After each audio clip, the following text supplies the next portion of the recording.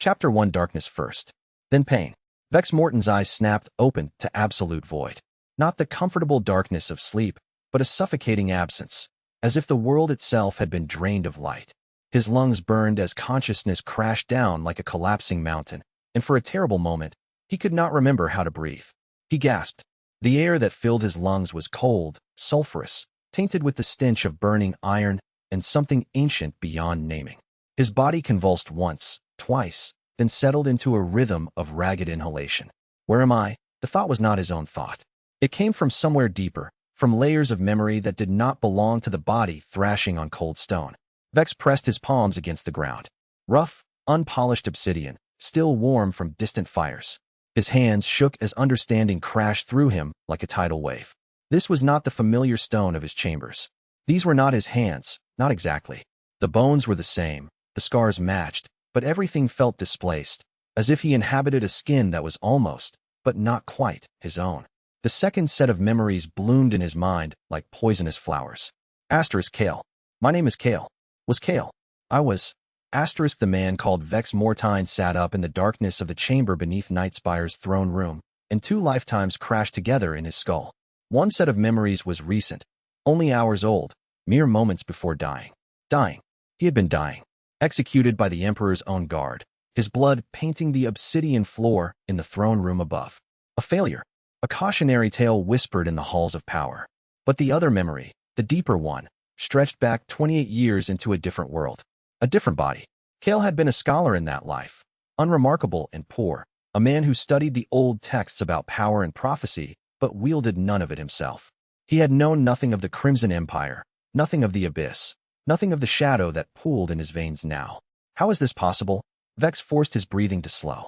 Training from both lives surfaced simultaneously. The meditation techniques of the monks from his first existence, and the abyss calming meditation that Vex Mortain had practiced 10,000 times. He held them in balance, fighting the hysteria that threatened to unravel his sanity. Slowly, shapes emerged from the darkness. His eyes, Vex's eyes, trained to pierce shadow, adjusted to the gloom. He was indeed in the deep chamber beneath the throne room, the nexus point of the abyss's connection to this world. Pillars of black stone rose like fingers from the obsidian floor, each carved with runes that writhed with infernal script.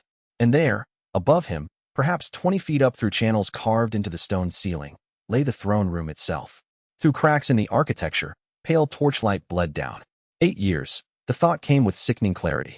Vex's body had aged 8 years since Kael's death. 8 years of accumulated memories that were not his own, stored in the neural pathways of this borrowed flesh. He moved his arms experimentally. They obeyed. He flexed his fingers, and shadows coiled around them like living smoke, not summoned, merely responding to proximity. The power was there, dormant but present. Void Adept rank, his inherited knowledge told him. 8 veils of abyss darkness woven into his cultivation base. The rank of the second highest warrior in the Crimson Empire. The right hand of an emperor who ruled half a continent through shadow and terror. Vex climbed to his feet, unsteady at first, then with growing confidence. The chamber was familiar and alien all at once. He had been here before, in the memories that were supposed to be his, dozens of times, meditating in the nexus point, drawing power from the abyss far below. But Kael's memory also recognized these runes. He had read translations of them in dusty archives. They were binding sigils, anchors that kept the abyss from flooding upward into the waking world. A sound reached him, footsteps above, echoing through the throne room. Vex's hand moved to a shadow blade, a weapon of pure darkness that hung at his hip, substantial as any forged steel. His body moved before conscious thought could catch up, positioning itself in the shadows near the chamber's entrance. The footsteps stopped. A voice, female and musical. Master Vex? Are you awakening in the Nexus again? It took Vex a moment to recognize the voice. One of the palace servants. Then, or perhaps something more. The memories responded before he could question them. Glenn. A servant. Loyal. Safe. I'm here, Vex called out, his voice rough from disuse. Or was it recent use? He touched his throat, found no injury. How long had he been unconscious in this chamber? The Emperor requests your presence in the war room, sir. There are reports from the northern border. The scouts have detected unusual movements. Vex climbed the stone steps that spiraled upward from the Nexus chamber, and with each step, he was forced to reconcile 2 versions of his life. In one, the Crimson Empire was a legend from forbidden texts. In another, It was his daily reality. He had commanded armies, negotiated with the Devil Emperor himself, executed traitors with a word, done things that his first self, Kael, would have found abhorrent. The throne room opened above him like the mouth of a great beast. Crimson pillars supported a ceiling painted to resemble a starless night sky. The obsidian throne itself dominated the chamber's center, a monument to power that seemed to absorb light itself. And there, empty, the throne was empty. Vex had expected to see Emperor Noctarn waiting, but the great chamber held only a handful of attendants and guards. The absence felt wrong, discordant. The Emperor awaits in the war room, Master Vex. The servant Len said from behind him. She was elderly, gray-haired, with eyes that had seen too many seasons. He has been waiting for 2 days. 2 days. Vex had been in the Nexus chamber for 2 days. The implications cascaded through his mind. A coma brought on by what? Possession? Divine intervention? The merging of 2 souls into a single body? He took the corridor toward the war room, moving through halls he recognized from Vex memories, but not from his own experience. Guards saluted as he passed, not with the stiffness of required protocol, but with something deeper. Respect. Fear. The kind of salute that followed a legend. The war room was vast, dominated by an enormous obsidian table carved with a map of the Crimson Empire and the surrounding lands. Miniature tokens marked the positions of armies, garrisons, supply depots. And there, standing at the map's head, was Emperor Noctarn himself. Vex had seen images of the Emperor in his borrowed memories, but being in his presence was something else entirely. Noctarn was tall, taller than any man had the right to be, with skin that seemed to drink light, to absorb it and return nothing. His eyes were the worst of it. They were black, completely black, reflecting nothing. They were the eyes of something that had gazed into the abyss and brought part of it back with him. Vex, the Emperor said, and his voice was not loud, but it carried through the chamber like a command from the earth itself. You returned to consciousness. The healers were beginning to wonder if the abyss had claimed you entirely. Vex felt his body bow. It was not a decision made by conscious will. His body remembered the protocol. Your Majesty, I apologize for my absence. I do not recall. The cultivation surge, Noctarn said. He returned his attention to the map. You attempted to draw too much essence from the Nexus. The healers found you unconscious, surrounded by shadows that would not disperse. They feared you had broken your void adept foundation and would need to rebuild from the beginning. Memories surfaced, not Vex memories, but something his body had recorded in its cells.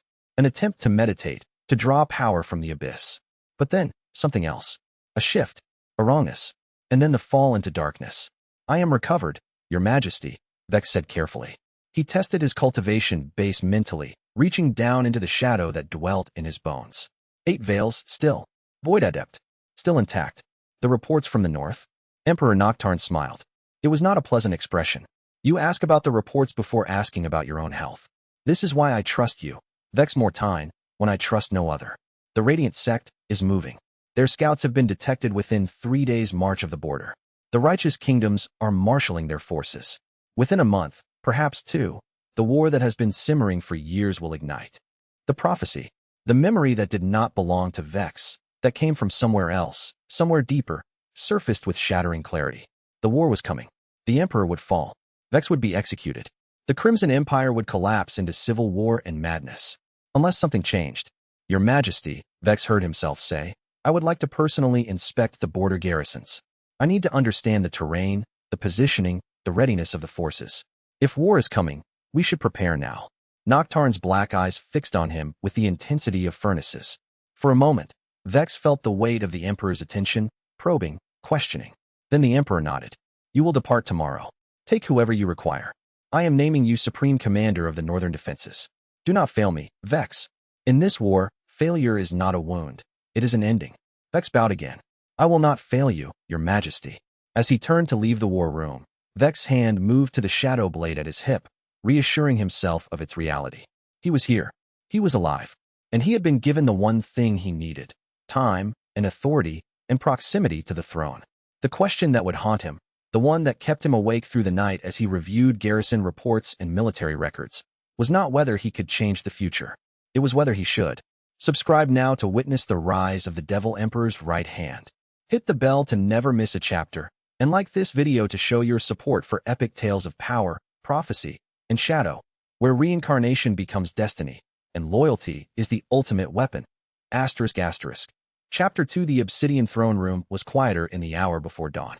Vex had learned this in his first lifetime, not from experience, but from the pattern he had found in old texts about court protocol.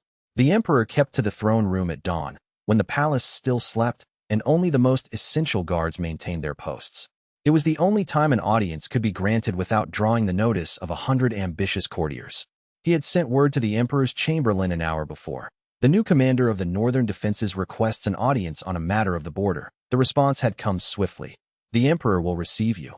Now Vex stood before the obsidian throne, and Emperor Nocturne sat upon it, regarding him with those endless black eyes. The Emperor was dressed in sleeping clothes, deep crimson silks, but the effect was only to make him seem more dangerous. A swordmaster was more lethal when disarmed. A predator was most patient when still. You have been in my service for 14 years, Vex, Nocturne said without preamble. You were a void adept when you arrived, with abilities that suggested training in the old ways. I did not ask where you learned such arts. I was simply grateful to have you. Vex kept his posture neutral. 14 years, the Emperor had said. Not 8. The discrepancy was a test. Your Majesty, I have been honored to serve. And you serve well. Your reports are precise. Your strategies are sound. Your loyalty has never wavered, even when I have tested it. Nocturne rose from the throne, descending the obsidian steps with slow, deliberate motion. Each step echoed through the chamber. But something has changed. The healers who examined you report that something shifted during your cultivation search. They could not identify what, but they sensed it. And more than that, you requested this audience to discuss the border, when you could have simply begun your inspection journey. Vex felt the weight of the moment settling on him like chains. Nocturne was not a fool. The Emperor had survived in power for over 200 years, confirmed by the memories Vex had inherited, by being able to sense deception in his most trusted servants. Your Majesty, Vex said, choosing his words with the precision of a jeweler cutting diamonds. During the cultivation surge, I experienced something that might be called clarity. A moment where the Abyss seemed to speak, not in words, but in pure knowledge. I saw possibilities, futures, paths that might unfold if the war with the Righteous Alliance comes to pass. It was not a lie. The prophecy that had ended in his execution was exactly that, a vision of possible futures. He was merely describing it truthfully. Nocturne stopped before him, close enough that Vex could feel the cold radiating from the Emperor's skin. And what did you see? Victory, Vex said. But only if we strike first. The Alliance masses at the border, but they are not yet unified. The Radiant sect is strong, but the righteous kingdoms are fractious. If we move now, while they are still gathering, we can splinter their coalition before they become dangerous. The Emperor studied him in silence for a long moment. Then, slowly, a smile spread across his dark features. It was not reassuring. You see what others cannot. Excellent. This is why I trust you. This is why I have always trusted you. Nocturne returned to his throne, settling back into the obsidian seat. Go then. Inspect the border. Prepare your strategy for the first campaign. And Vex, yes, Your Majesty? Do not ask me again how long I know. The answer is always, as long as I require. Vex bowed and withdrew from the throne room. As he walked the corridors back to his chambers, he realized that his heart was beating fast, not from fear, but from something he had not expected to feel again after his reincarnation. Relief. The Emperor had not suspected deception. More than that, he had interpreted Vex's foreknowledge as a triumph of intuition and strategy, not as something otherworldly. The prophecy would not repeat itself. Vex had time. How much time, though? That was the question he carried with him as dawn broke over Night Spire and the city began to wake. Chapter 3 The garrison at Coldstone Pass was a fortress built by men who understood that the northern border was not a line on a map, but a scar in the world where empires could bleed to death. Vex stood on the battlements as the morning sun painted the stone towers in shades of gold and rust. The pass itself was perhaps 300 feet wide at its narrowest point, with cliff faces rising on either side to heights that would take a climber an hour or more to scale. The fortress occupied the widest point, built across the gap like a cork in a bottle. Behind it, the road descended toward Nightspire. Before it, the road climbed into the territories of the righteous kingdoms, the Seven Virtues domain. 2,000 souls in this garrison, Captain Gruen said, nodding toward the soldiers training in the courtyard below. The best troops the Emperor keeps anywhere but the capital itself. Half have served 15 years or more. The other half are younger, eager. Gruen was massive, a man who seemed to be made more of scar tissue than skin. He had lost an eye to a Radiant sect spellblade 5 years ago. Vex's memory told him this, and the empty socket was hidden beneath a black patch. But the remaining eye was sharp, assessing, missing nothing. How is morale? Vex asked. Good, Gruen said. As good as it can be when men know war is coming. They trust their training. They trust their officers. He paused, then added quietly. They trust that their commanders will not waste their lives. It was a pointed observation. Vex turned to look at the captain fully. You know who I am? Vex Mortain, Gruen said. The Emperor's shadow. The one who kills men with words before they ever touch a sword. I know who you are. I also know that the Emperor has given you command of the northern defenses, which means you'll be deciding which of these men go to war, and which of them come home.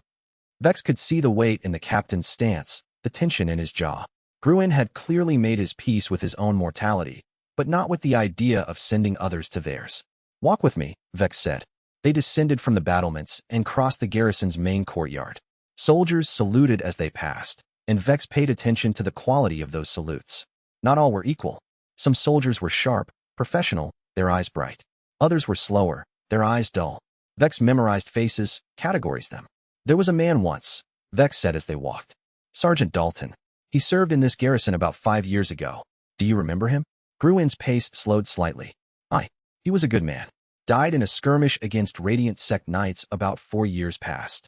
He died, Vex said, because he was sent to a battle where he could not win. The officer commanding was ambitious, wanted to prove himself by holding a defensive position alone, refused reinforcements. Dalton tried to warn him, but the officer would not listen. Dalton died, and so did 40 other men, trying to hold a position that was indefensible. They walked in silence for a moment. Vex could feel Gruen's attention on him, intense and questioning. The officer in question, Vex continued, was Lieutenant Chorus. Where is he now? Dead, Gruen said quietly. The Emperor executed him 3 years ago for insubordination. For refusing a suicidal order from a general, Vex corrected. An order I gave, through the chain of command. I was wrong. Chorus saw that. He refused, and he was punished for it. Vex stopped walking and turned to face Gruen. I am telling you this because you need to understand that I do not treat warfare as a way to climb ladders of personal glory. I have already seen what that leads to. A garrison commander who is ambitious but competent can be dangerous. A garrison commander who is ambitious and incompetent is a plague. Gruen was quiet for a long moment. Then he said, You're asking me to help you identify the officers who are reliable. I'm telling you that I will rely on your judgment, Vex said. The generals and lords in the capital will expect me to keep a certain command structure in place to honor the existing hierarchy. But that structure was designed to preserve power, not to win wars. I want to know which officers here are good at what they do, and which are merely good at political maneuvering. That's a dangerous thing to do, sir, Gruen said carefully.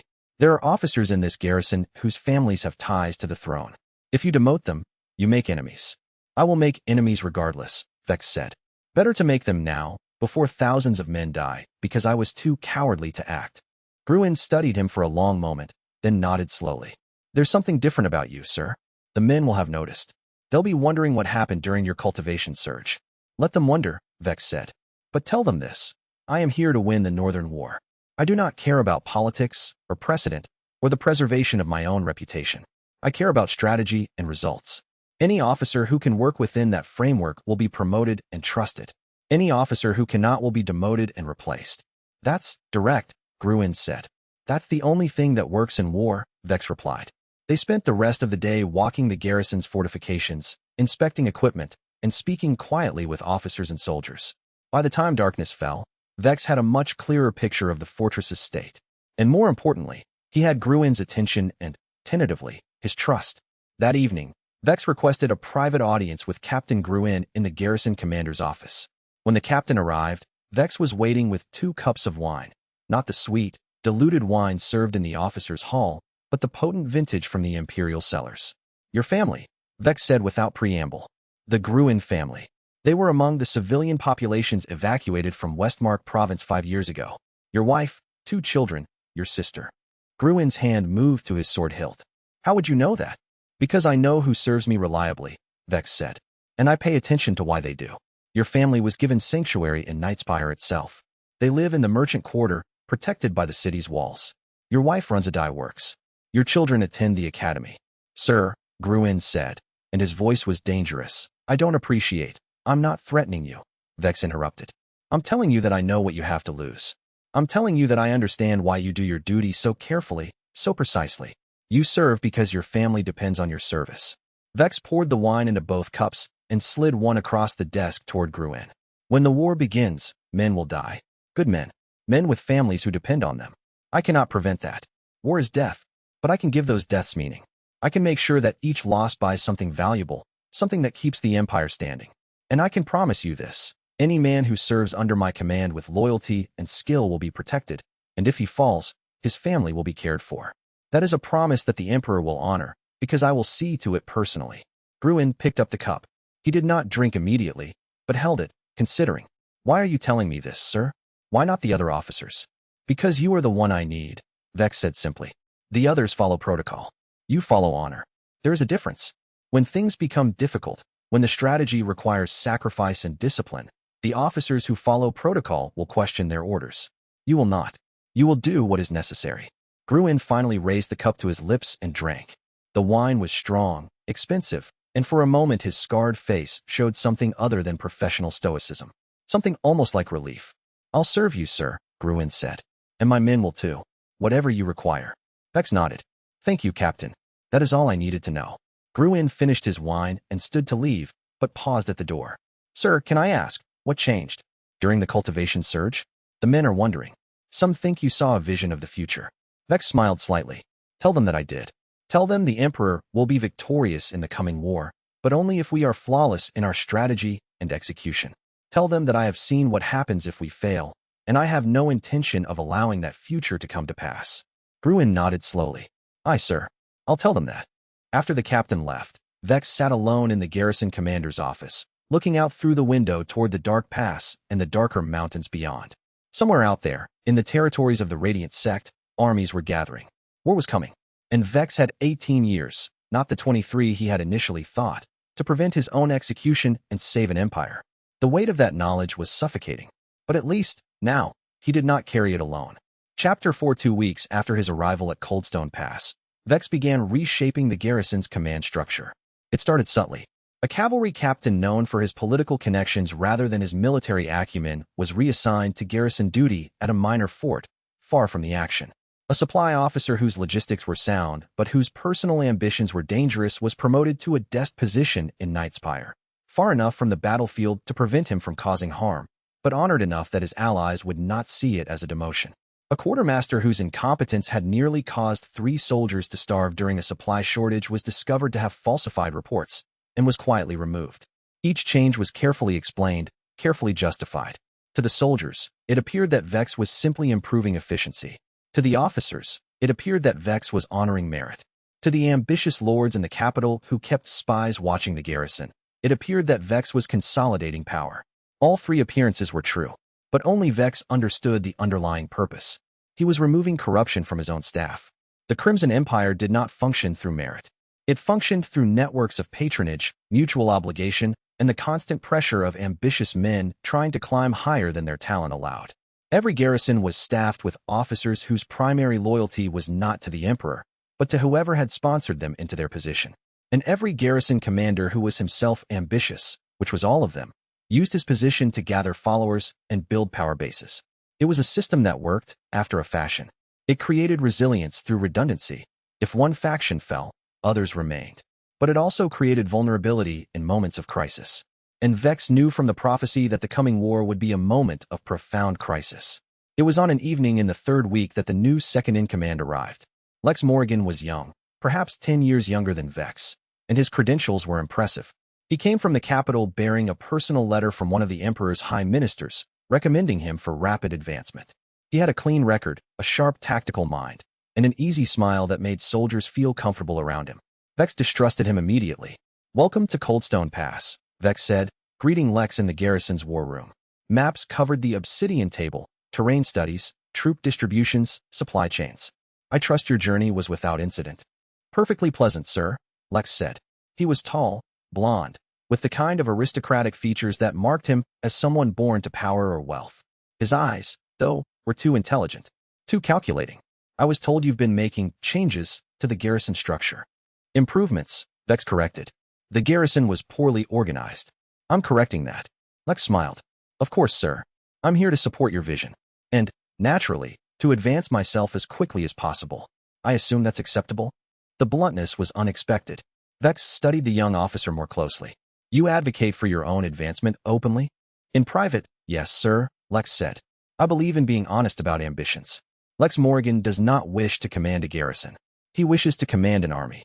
He does not wish to die old and obscure in the provinces. He wishes to stand in the throne room and speak directly to the emperor. And I am willing to work hard, to take on any responsibility, and to be loyal to whatever superior is in the best position to help me achieve that. That's not loyalty, Vex said. That's transaction. Isn't all loyalty transaction? Lex replied. I am loyal to you, sir, because serving you well will advance my position. I serve your interests because your success is my success. If a better opportunity comes along, I might need to reconsider my allegiances. But until then, I am entirely at your service. Vex had to admire the honesty, and he also had to recognize the danger. Men like Gruin were rare. They possessed something that could only be called true loyalty, a deep commitment that transcended immediate self-interest. Men like Lex were common. They were competent, ambitious, and ultimately unreliable. The moment their own interests conflicted with their superiors, they would betray without hesitation. Here is the truth, Vex Mortain, Vex said. I am building something here. Not just a garrison, but a system of command that will withstand the war coming. I am removing officers who are obstacles and promoting officers who are competent. If you work well, you will advance. If you work poorly, you will be removed. And if you try to work against me, you will not like what happens. Understood, sir, Lex said. His smile didn't waver. When do I begin? Over the following weeks, Vex came to understand Lex more deeply. The young officer was exactly as advertised, sharp, competent, tireless. He absorbed every strategy Vex taught him, every tactic, every lesson from the books and scrolls that Vex pulled from the garrison's library. But he also asked questions that revealed his true priorities. Not, how do we defend this position? But how do we defend this position while advancing our reputation? Not, what are the enemy's weaknesses? But what are the enemy's weaknesses that only we can exploit? One evening, as Vex was reviewing garrison accounts, Lex came to him with a proposal. Sir, Lex said carefully, I've been studying the supply routes to the south. The merchant's caravan that passes through Coldstone Pass on the way to Nightspire carries significant value. Silk, gems, rare herbs. The garrison receives a small percentage as a courtesy, but the vast majority goes directly to the Imperial Treasury. Yes, Vex said, already knowing where this was going. What of it? If we were to divert perhaps 5% of the caravan's value, nothing that would be noticed, we could build a significant personal fund. Enough to purchase information, to build networks of allied officers throughout the Empire. Enough to ensure rapid advancement. Vex set down his pen carefully. You are proposing that we steal from the Emperor. Not steal, sir, Lex said quickly. Redistribute. The caravan merchant inflates his reported value anyway, to avoid taxes. We would simply take advantage of numbers that were already false. And did the merchant inflate the numbers? Vex asked. Or are you merely inventing that excuse to make theft feel less like theft? Lex's smile flickered, just slightly. Sir, with respect, every powerful person in the Empire does this. It's how you build sufficient resources to— No, Vex said. His voice was quiet, but it carried weight. Here is what will happen, Vex Mortain. You will not touch the merchant's caravan. You will not take a single coin that is not yours. And you will never propose such a scheme to me again. Sir, if you need to build power, Vex continued, you will do it the way I am doing it. You will excel at your duties. You will make yourself indispensable.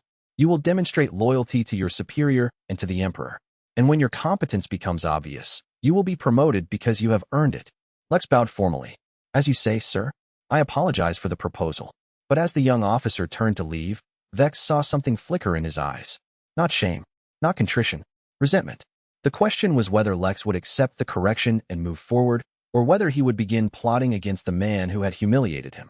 Vex suspected he knew the answer, but he needed more time to be sure. What he did not have was certainty. And in the coming war, certainty would be the most valuable resource of all. Chapter 5 The execution was public, held in the garrison's central courtyard, and Captain Gruin attended with his hand on his sword hilt. The condemned man was a lieutenant named Voss, one of the officers Vex had removed during his initial reshaping of the garrison structure. Voss had been quietly reassigned, quietly demoted, quietly removed from any position of authority. But he had refused the reassignment. He had instead written to his patron in the capital, claiming that he was being persecuted by Vex, that the new commander was building a power base and removing loyal officers to consolidate control. The patron had written back with a summons. Voss was to return to Nightspire and present his complaints before the Emperor. Instead, Vex had discovered that Voss had never intended to go to Nightspire. He had instead attempted to contact the Radiant sect, offering to sell intelligence about the garrison's defensive positions and supply routes. The letter was intercepted by Vex scouts. Now Voss stood in the courtyard, bound and awaiting judgment. "Do you understand the charges?" Vex asked. He stood on a platform above the gathered soldiers, his voice carried across the courtyard by the acoustics of the fortress's stone walls. "I was doing what was right," Voss shouted. His face was purple with anger and desperation. "You are a traitor to this garrison. You removed loyal officers to build your own power. The Emperor will see that.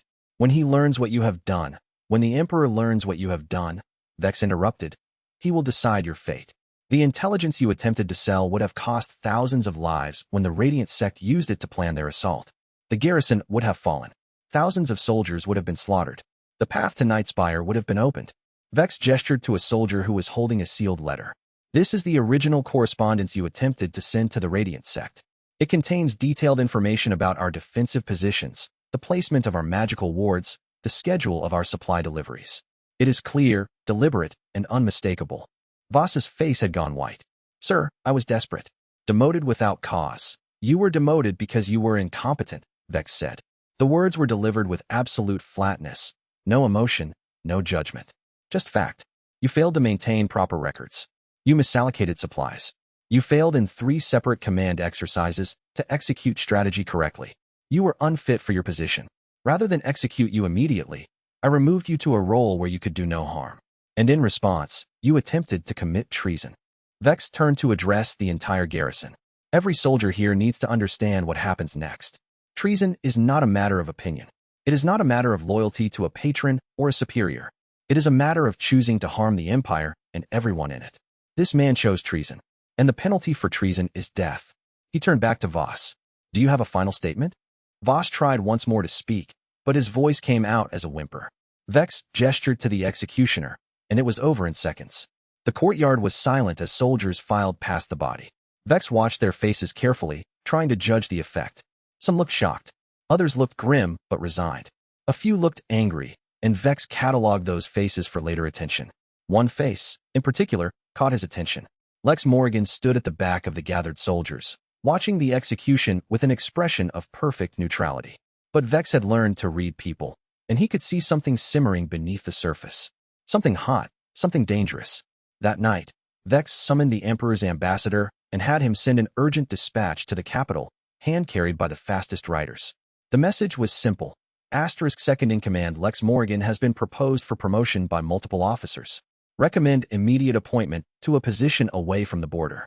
He is talented but ambitious beyond his ability to remain loyal. The response came 3 weeks later, carried by our imperial courier.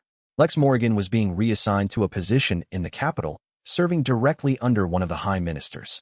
It was, technically, a promotion, more prestigious, more lucrative. But it removed him from the garrison and from Vex command. When Vex informed Lex of the promotion, the young officer's response was perfectly poised. "Of course, sir. An honor. I am grateful for the opportunity to grow." But as Lex turned to leave, Vex caught his eye. And in that moment, something passed between them. Not words, but understanding. "I know what you are," Vex thought. "And you will pay for this one day," Lex's expression seemed to say. Vex did not regret the decision to remove him.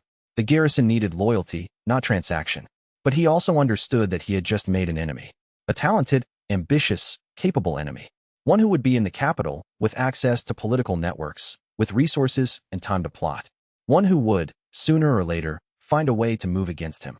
"Captain Gruin," Vex said, after Lex had departed. "I need you to place watch on this garrison's political enemies. Anyone who allied with Voss, anyone who questioned my command decisions, anyone who might harbor resentment. I want to know their names." "Aye, sir," Gruin said.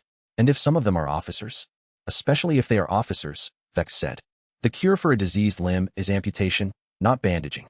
We will remove them before they can spread the infection." Over the following weeks, Vex methodically extracted the officers who were unreliable, ambitious, or dangerous. Some were reassigned. Some were promoted away. Some were quietly removed on charges of minor misconduct. By the time autumn arrived, the garrison's command structure had been completely rebuilt in Vex's image. It was efficient. It was loyal. It was exactly what was needed for the coming war. But as Vex stood on the battlements one evening, watching the sun set over the mountains, He could not shake the feeling that he had set in motion something larger than himself. By removing the ambitious men, he had made enemies in the capital. By promoting the loyal men, he had created a garrison that answered only to him, not to the general chain of command. He was building, he realized, not just a garrison. He was building the foundation of his own power. And once such a thing began to grow, it could be very difficult to stop. End of Batch 1 Chapter 6. The Abyss Nexus beneath Nightspire had been Vex's meditation chamber for years, or so his body's memories insisted. He had sat in this darkness 10,000 times, drawing power from the infernal essence that pooled like an underground ocean beneath the Empire's seat of power. But now, sitting in the absolute black, with the runes on the chamber walls glowing with pale infernal script, Vex was learning that there was a difference between inherited memory and true understanding. Inherited memory told him, draw the essence. Let it flow through your channels. Expand your cultivation base. But Kael's knowledge, the scholar who still lived in a corner of his consciousness, understood something deeper. The essence was not power waiting to be seized. It was a tide, vast and indifferent, and the cultivator was simply a vessel through which it flowed. To force, to grasp, to demand. These were the mistakes of men who broke themselves against the abyss. So Vex sat in the darkness, and he let himself become empty. The technique was simple in theory and impossibly difficult in practice. He released every tension in his body. He started by focusing on his toes, allowing the knots of anxiety to unwind, letting the tendons and muscles relax. Then he moved upward, his feet, his calves, his thighs, methodically releasing each group of muscles from the habitual tension of command and constant vigilance. His abdomen, his chest, his shoulders, which carried the weight of the Empire's northern defense. He silenced every thought that rose in his mind, letting them pass like clouds without engaging with them. The worry about Lex Morgan's resentment, the fear about Castellan's true intentions, the crushing weight of prophecy and foreknowledge. Each thought arose, and he acknowledged it, and let it drift away into the darkness. He became, in effect, a void waiting to be filled. And slowly, so slowly that it felt almost imperceptible, the abyss began to pour in. It started as a coolness in his chest, spreading outward like water through cloth. The sensation was almost peaceful, a relief, as if something frozen had finally begun to thaw after years of ice. Then it became something more intense. A weight, as if he were being buried, except that the burial was coming from within. Layer upon layer of infernal essence, ancient and cold beyond ancient, began to accumulate in his cultivation base. The essence carried memories that were not his own, flashes of other cultivators, other men and women who had sat in this very chamber centuries ago, drawing power from the same dark wellspring. He saw their faces, saw their ambitions, saw the moment when many of them had broken themselves trying to take too much, too fast. The abyss respected only those who approached it with humility, who took what was offered and asked for nothing more. He felt the boundaries of his 8 veils begin to strain. The concept of veils had always seemed odd to Vex, a poetic way of describing cultivation rank. But now, experiencing the accumulation of essence directly, the metaphor made perfect sense. Each veil was a layer of shadow that wrapped around the core of his being, like rings around a tree, marking periods of growth and consolidation. 8 veils meant 8 complete cycles of expansion and stability, a mature foundation that had stood for years without growth. The gap between 8 veils and the next advancement had always been significant. Cultivators often spent years at the 8 veil stage, drawing power but not advancing. But now, with the essence flowing in without resistance, he felt those veils beginning to splinter and reform, breaking down and recrystallizing at a higher frequency. 9 veils. The abyss pushed deeper, and a new vein of darkness opened up within him. He could feel it snaking through his bones, his muscles, his very blood. A black river flowing upward from some infinite depth. 10 veils. The sensation was becoming almost unbearable now, a pressure that threatened to tear him apart from the inside. His meditation threatened to collapse. Every instinct screamed at him to stop, to close off the flow, to retreat to the safety of 8 veils.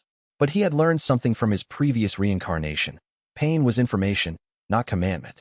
Pain meant change was happening, meant boundaries were being transcended. The cultivators who broke themselves were the ones who turned back at the last moment, who refused to accept that the boundary could be crossed. 11 veils. The pressure was now almost impossible to bear. Vex's entire body was shaking, sweat pouring from his skin despite the cold of the chamber.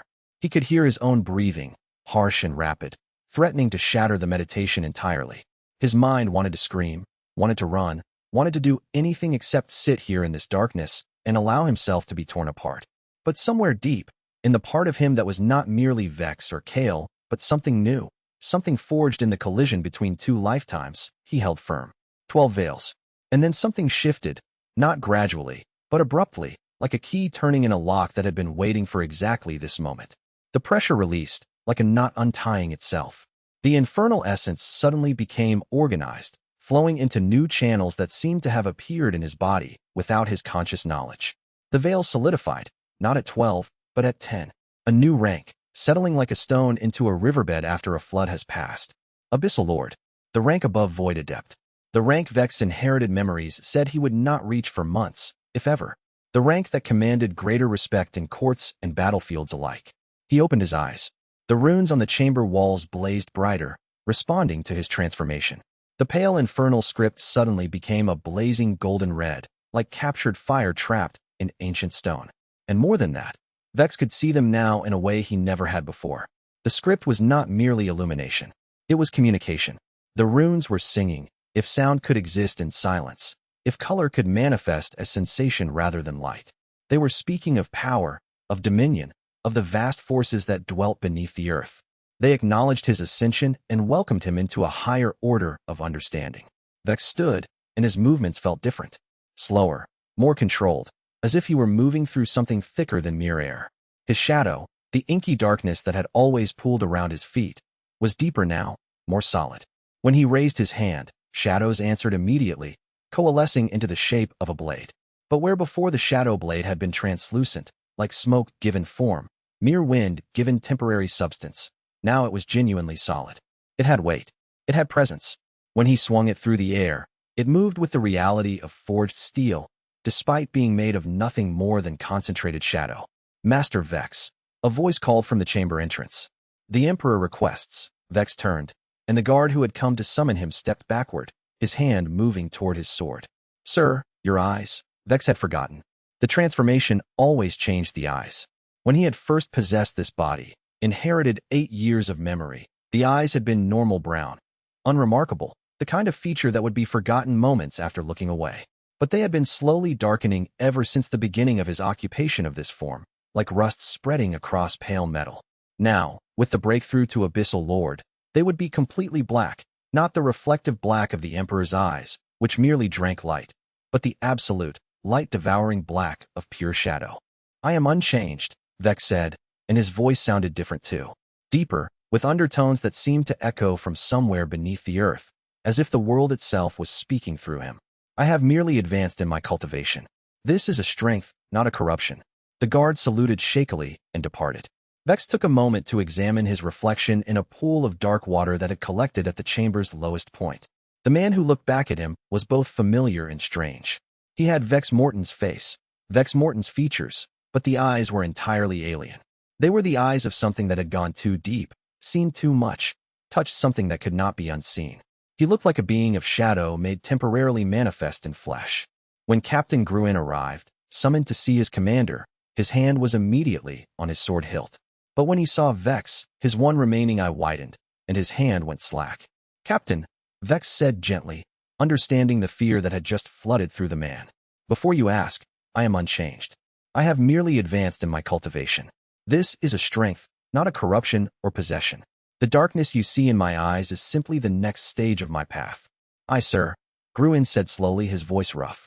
He forced his hand to relax and unclenched his jaw. The men will notice. They'll be afraid. Some might believe that the Emperor's shadow has claimed you, that you're becoming something other than human. Let them wonder, Vex said. In fact, encourage the wondering. The war is coming.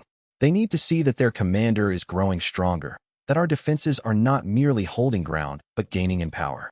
When word reaches the capital, and it will, through a dozen different channels, the Emperor needs to see proof that my cultivation is advancing, that I am not stagnating or corrupting, that I remain his loyal tool, but a sharper tool with each passing month. He was right, and it took only hours for the theory to be validated. News of the breakthrough spread through the garrison like wildfire. Within a day, the first dispatch was sent south to Nightspire by a messenger riding at a brutal pace.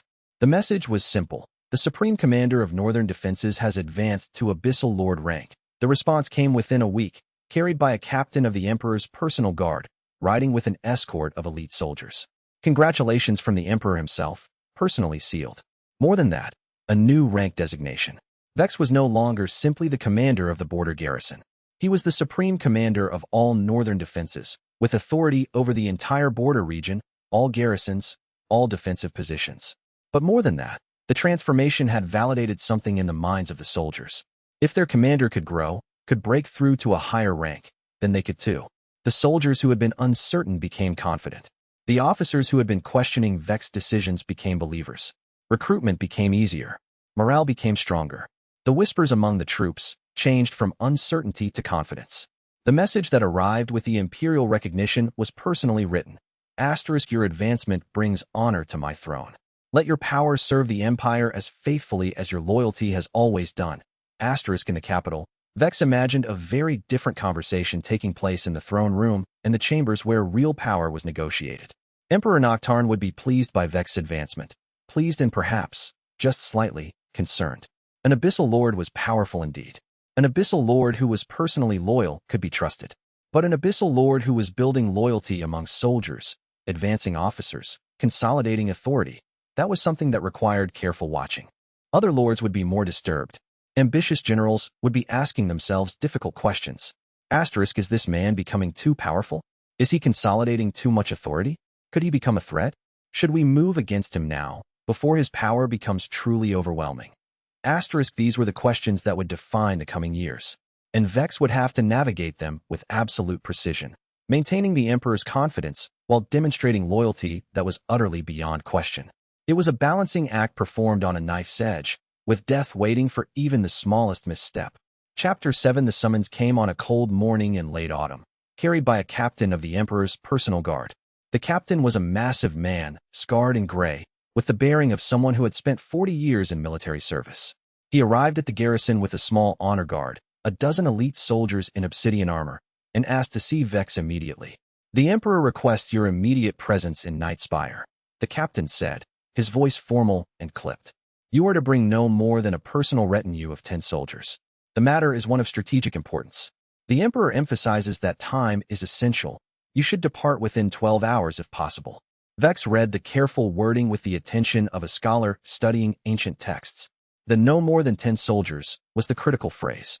It meant the Emperor wanted to ensure Vex could not bring a force large enough to pose a military threat if, worst case, something happened in the capital.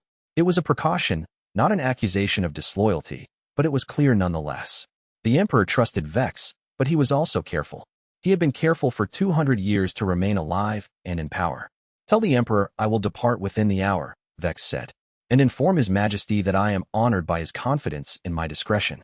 The captain, whose name was Tor, a man who had served as one of the Emperor's personal guards for over 2 decades, seemed satisfied by the response. After ensuring that Vex understood the time constraint, he departed to await the arrival of fresh horses. The garrison fell into controlled chaos as word spread that Vex was riding for the capital. Every officer wanted to know what the Emperor could possibly want with an extended strategic consultation. Rumors began immediately. A new promotion, a new responsibility. Perhaps the Emperor was considering making Vex regent for the heir? Vex kept his own counsel. He chose his 10 soldiers carefully, thinking through each man as if he were selecting pieces for a chess match. Not the strongest, not the most skilled in combat, but the most loyal and the most inconspicuous. He selected Gruin's second-in-command, a quiet man named Dorian who could kill without hesitation but never without cause.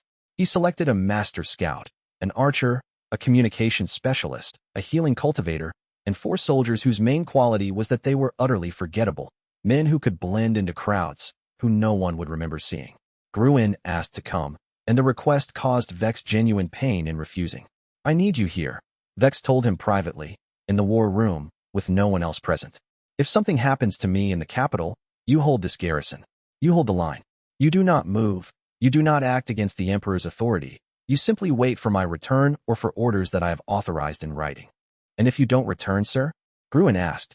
His voice was even, but his single eye was intense. Then you find the officer who was responsible, Vex said quietly. You find out the truth of what happened. And if, only if, it proves that I was betrayed by someone in the capital, someone the Emperor failed to stop, then you exact vengeance in the dead of night. But you are careful. You are patient, and you are absolutely certain before you act. Aye, sir, Gruen said. That I understand. The journey to Nightspire took exactly 4 days, as Vex had promised. He pushed the pace hard, changing horses at way stations, allowing his men only brief rests. He used the time to meditate, to adjust to his new abyssal lord cultivation, to prepare his mind for whatever came next. The prophecy had told him that internal threats would be as dangerous as external ones. The court was full of ambitious men who were also cultivators, many of them masters of arts that Vex had never encountered. When Vex arrived at the Obsidian Palace in Nightspire, night was falling.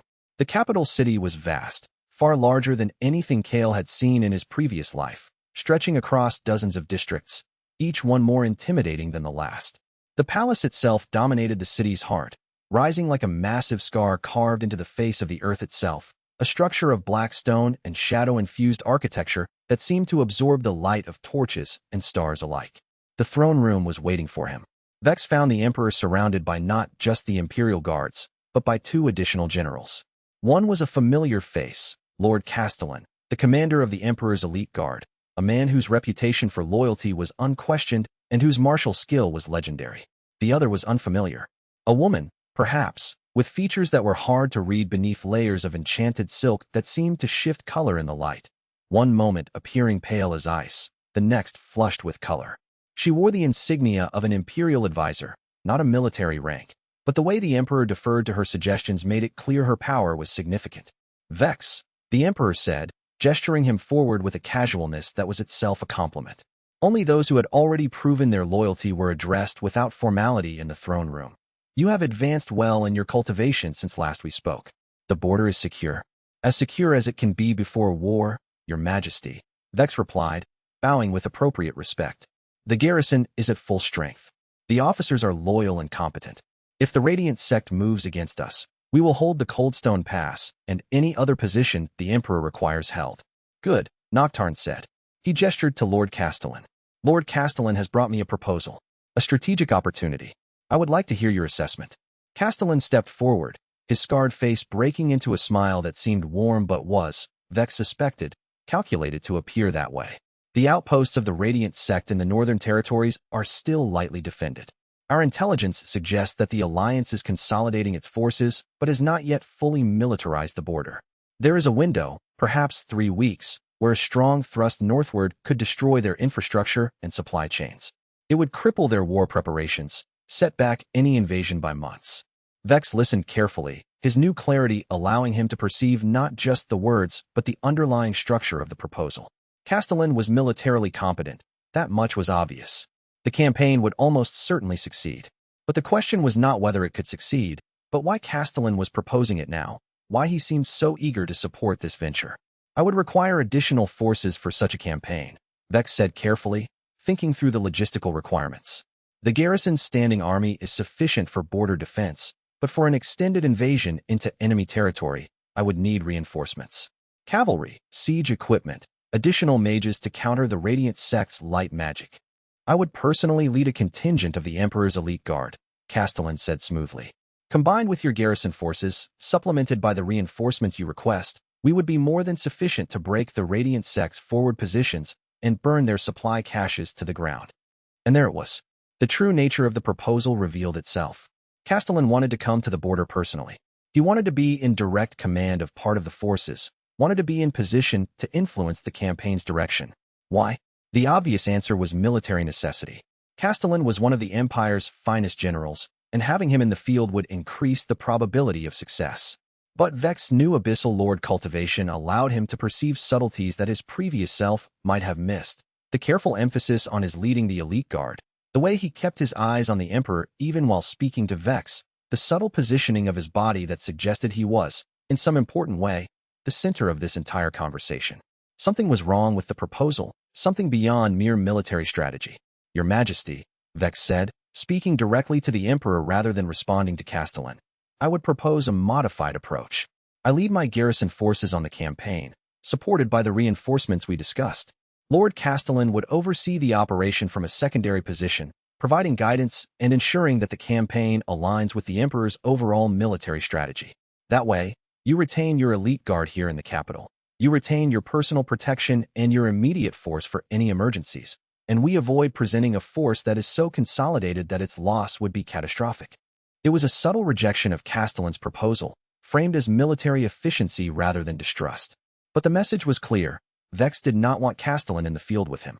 Noctarne's black eyes moved from Castellan to Vex and back again. A long moment of silence followed, and Vex could feel the weight of the Emperor's attention, probing, questioning, trying to determine what truth lay beneath the surface of these two commanders' proposals. Finally, the Emperor spoke. Vex, you have served me loyally for 14 years. Yet since your cultivation breakthrough, indeed, since you first arrived at the border garrison, you have begun asking questions about my commanders. You have begun proposing modifications to strategies that come directly from my most trusted generals. Why should I permit this? Why should I not see such behavior as the first signs of ambitious conspiracy? The question was not threatening, but it was probing, and it struck at the heart of everything Vex had been trying to accomplish. How could he explain that he could see danger where others saw none? How could he justify his prescience without revealing things that would destroy the fragile trust he had built? Vex understood that how he answered would define the direction of the next phase of his life. Your Majesty, Vex said slowly, choosing his words with the precision of a jeweler cutting diamonds. I would not presume to question your trust in Lord Castellan. He is a skilled general and a loyal servant. But I have learned something in my years of cultivation and service. Power reveals truth. The higher one rises, the clearer one can see the patterns beneath surface appearances. A void adept sees only the immediate layer of reality. But an abyssal lord can perceive deeper patterns, motivations, trends, the subtle ways that events are connected. He paused, allowing the Emperor to consider this explanation.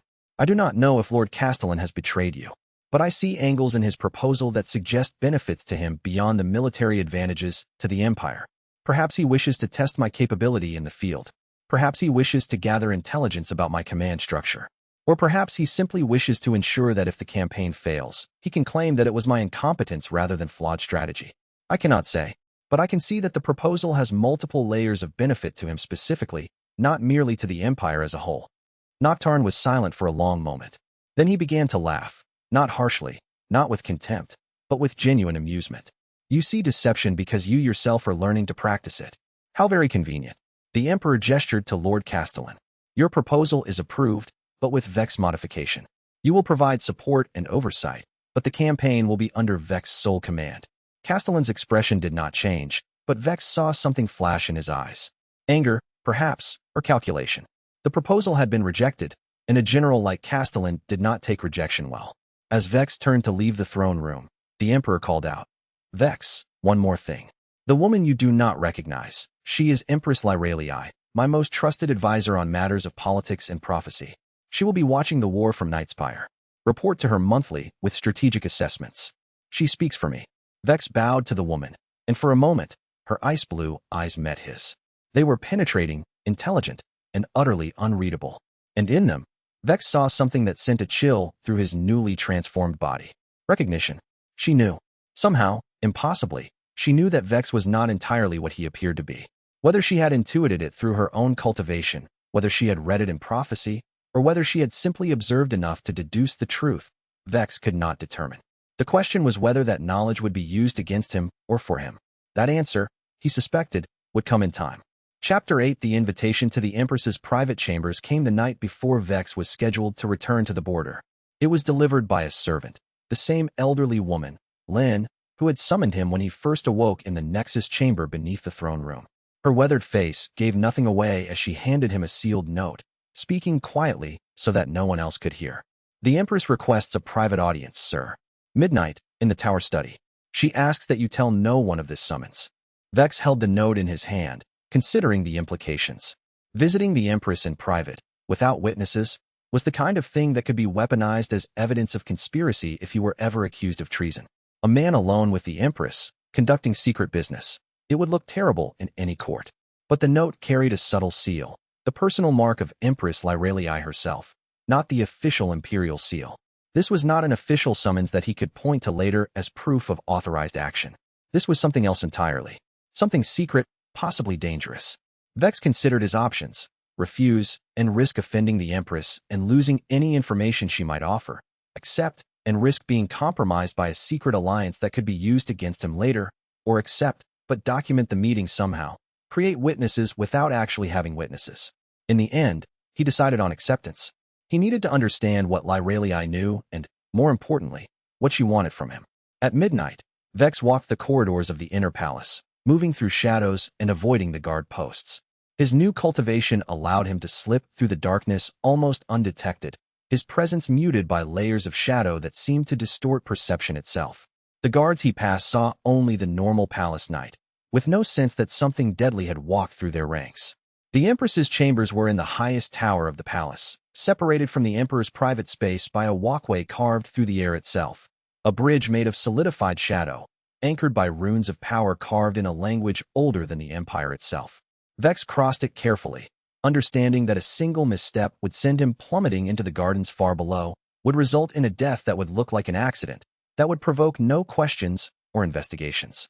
Lyralii was waiting for him in a study lined with books, real books, not illuminated manuscripts, but worn volumes that had clearly been read many times. The study was surprisingly modest for an empress, with nothing of the ostentation he would have expected. Just books, a simple desk, a few chairs, and a woman who seemed to be waiting for something very specific. "You were not supposed to survive the war," she said without preamble, without greeting or courtesy. "In the prophecy I hold, you are executed by the Emperor's own hand, in the throne room, before the court. Your death is the catalyst for the dynasty's collapse."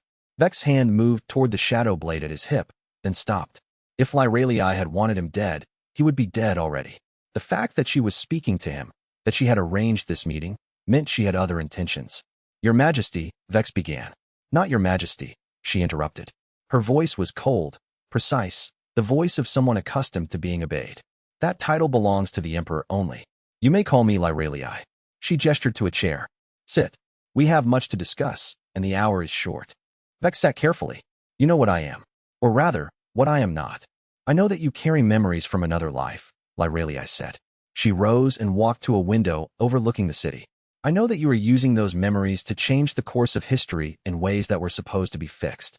And I know that the prophecy I hold is beginning to unravel, its predictions no longer aligning with reality." She smiled thinly. "This is both dangerous and potentially valuable." "Why tell me this?" Vex asked. "If I am a threat to the dynasty, you could simply ensure my death. You could position yourself as the one who eliminated the threat before it became catastrophic. You could use my death as a way to consolidate your own power." "Because," Lyralii said, and she turned to face him fully, "the prophecy that includes your execution also includes the dynasty's eventual collapse. The Emperor will die, the Empire will fracture, and out of the darkness, something new will rise. Whether that new thing is better or worse depends on choices made now, in these early years." She walked to a shelf and removed a journal, leather-bound and sealed with wax. "I am giving you this because I believe that you might be capable of preventing the worst outcomes. Not all of them. Some things are fixed beyond even prophecy's ability to change. But the specific circumstances, the exact nature of the succession crisis, the question of whether the Empire reforms or collapses, those things remain open, still capable of being shaped." She extended the journal toward him. "Take this. Read what I have written. Use it or burn it, as you see fit." "Why trust me?" Vex asked. "I am ambitious. I am building power. By your own logic, I could be the greatest threat of all. I could use this information to position myself as the Emperor's sole heir, then seize power when he dies." "Because," Lyralii said, "you have already been executed in the original prophecy. You have already lost once. And you are here, still trying, still fighting, still attempting to change the outcome. That suggests something beyond mere ambition. That suggests purpose. That suggests you might actually be attempting to save something rather than merely grasp for power." She remained standing, watching him carefully. "Tell me, what would you do if you knew for certain that you could save only the Empire or yourself, but not both?" The question was a test, and Vex understood it as such. "I would save the Empire," he said slowly. "A man can be replaced. An empire cannot. Then perhaps," Lyralii said, "we can work together." Vex took the journal carefully. "And what do you want in return?" "Consciousness," Lyralii said. "Know that you are making choices. Know that those choices have consequences. Know that victory achieved through means you yourself find abhorrent is not actually victory. The Emperor is dying, but you do not have to die with him. And the Empire does not have to burn. If you remember that, and act accordingly, we will have done well." Vex stood to leave, the journal secure in his robe. "Why are you really doing this?" "I do not believe it is out of mere mercy or hope for the future. Because, Lyralii said, and for a moment her ice-blue eyes seemed to look through him, into some distant place. I made a promise once, a long time ago, to a man who looked remarkably like you. I told him that I would watch for his return, that if he came back, I would give him every advantage I could. He did not believe me, but I keep my promises. Vex bowed, not from protocol, but from genuine respect. Thank you, Empress. Lyralii, she corrected. And do not thank me yet. The price for that journal may be very high indeed. Chapter 9. The campaign into Radiant Sect territory began on a gray winter morning, with Vex leading 3,000 soldiers northward across the Coldstone Pass. The soldiers were the best garrison troops the Empire had to offer, veterans, most of them, who had seen at least one campaign before. They moved with the precision of men trained to move as a single organism, each soldier knowing his place, understanding his role within the larger structure. Vex had spent weeks refining their formations, improving their coordination, ensuring that when the moment came to engage the enemy, they would move with a speed and precision that would seem almost magical to those who had not been drilled alongside them. Lord Castellan had indeed provided a contingent of the Emperor's elite guard, 200 of them, armored in obsidian and shadow-touched steel. They were magnificent soldiers, every one of them worth 5 ordinary soldiers in actual combat. They had been trained directly by the Emperor, cultivated personally, given access to the deepest secrets of Abyss warfare. But they were also positioned in a way that gave Vex concern. They marched at the rear of the column, where they could see everything but could be seen by nothing. If this march was an ambush waiting to happen, if Castellan was positioning them for some kind of betrayal, they were perfectly placed to spring it. Vex kept Gruin's second-in-command, Dorian, at his side and stationed additional scouts to watch the elite guard's movements. The scouts reported their positions, their conversations, their interactions with the regular garrison forces. Everything seemed normal, but Vex's new cultivation allowed him to perceive layers of meaning that others might miss. "You think they'll betray us?" Dorian said quietly as they marched, not bothering to make it a question. The man was taciturn, speaking only when necessary, but his observations were always sharp. "I think they might," Vex said. "Castellan did not want to lose face by being subordinated to my command. He might be looking for an opportunity to create a situation where the campaign fails, making it appear that I am incompetent, that my new abyssal lord cultivation has made me reckless or arrogant. And if the elite guard turns on us?" Dorian asked. "We kill them," Vex said simply. "They are skilled, but they are not invulnerable, and our soldiers outnumber them by 15 to 1. If it comes to a fight, we will win." The first phase of the campaign was easy. The Radiant Sect's forward outposts were indeed lightly defended, clearly anticipating that the attack would come in spring, not deep winter, when supply lines were at their most fragile. Vex forces swept through 3 outposts, destroyed supply caches, killed over 500 of the enemy, and suffered less than 100 casualties in return. The elite guard fought well, Vex admitted to himself. They were disciplined, efficient, utterly professional. They took casualties but did not falter.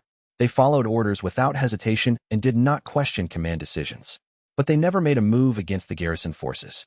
By the 3rd week of the campaign, as they prepared to assault the last major outpost before the Radiant Sect's main defensive line, it became clear that Castellan's true goal was not sabotage, but something more subtle and far more dangerous.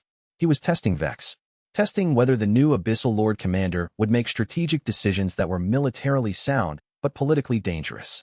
Testing whether Vex would use this campaign to build his own reputation and power, consolidating the soldiers' loyalty around himself, making them feel like they belonged to Vex rather than to the Emperor. And Vex understood, with a chill of recognition, that this was exactly what he was doing. With every victory, with every inspired tactical decision, with every moment he stood before the soldiers and gave them a vision of victory, he was binding them to himself. He was becoming, in effect, a general in his own right, not merely a tool of the Emperor's will. So he made the deliberate choice to fail in that particular test. He ensured that the victories were attributed to the elite guard's execution rather than to his planning. He publicly praised Castellan's leadership and strategic guidance. He made certain that the success of the campaign could be seen as validation of Castellan's original thinking, not just Vex's competent implementation of orders. When he spoke to the soldiers, he did not use I or we, but instead constantly referenced the Emperor's will, Castellan's command, the tradition of the Empire that had always been the true strength. It was politically brilliant and personally humiliating, but it was also necessary.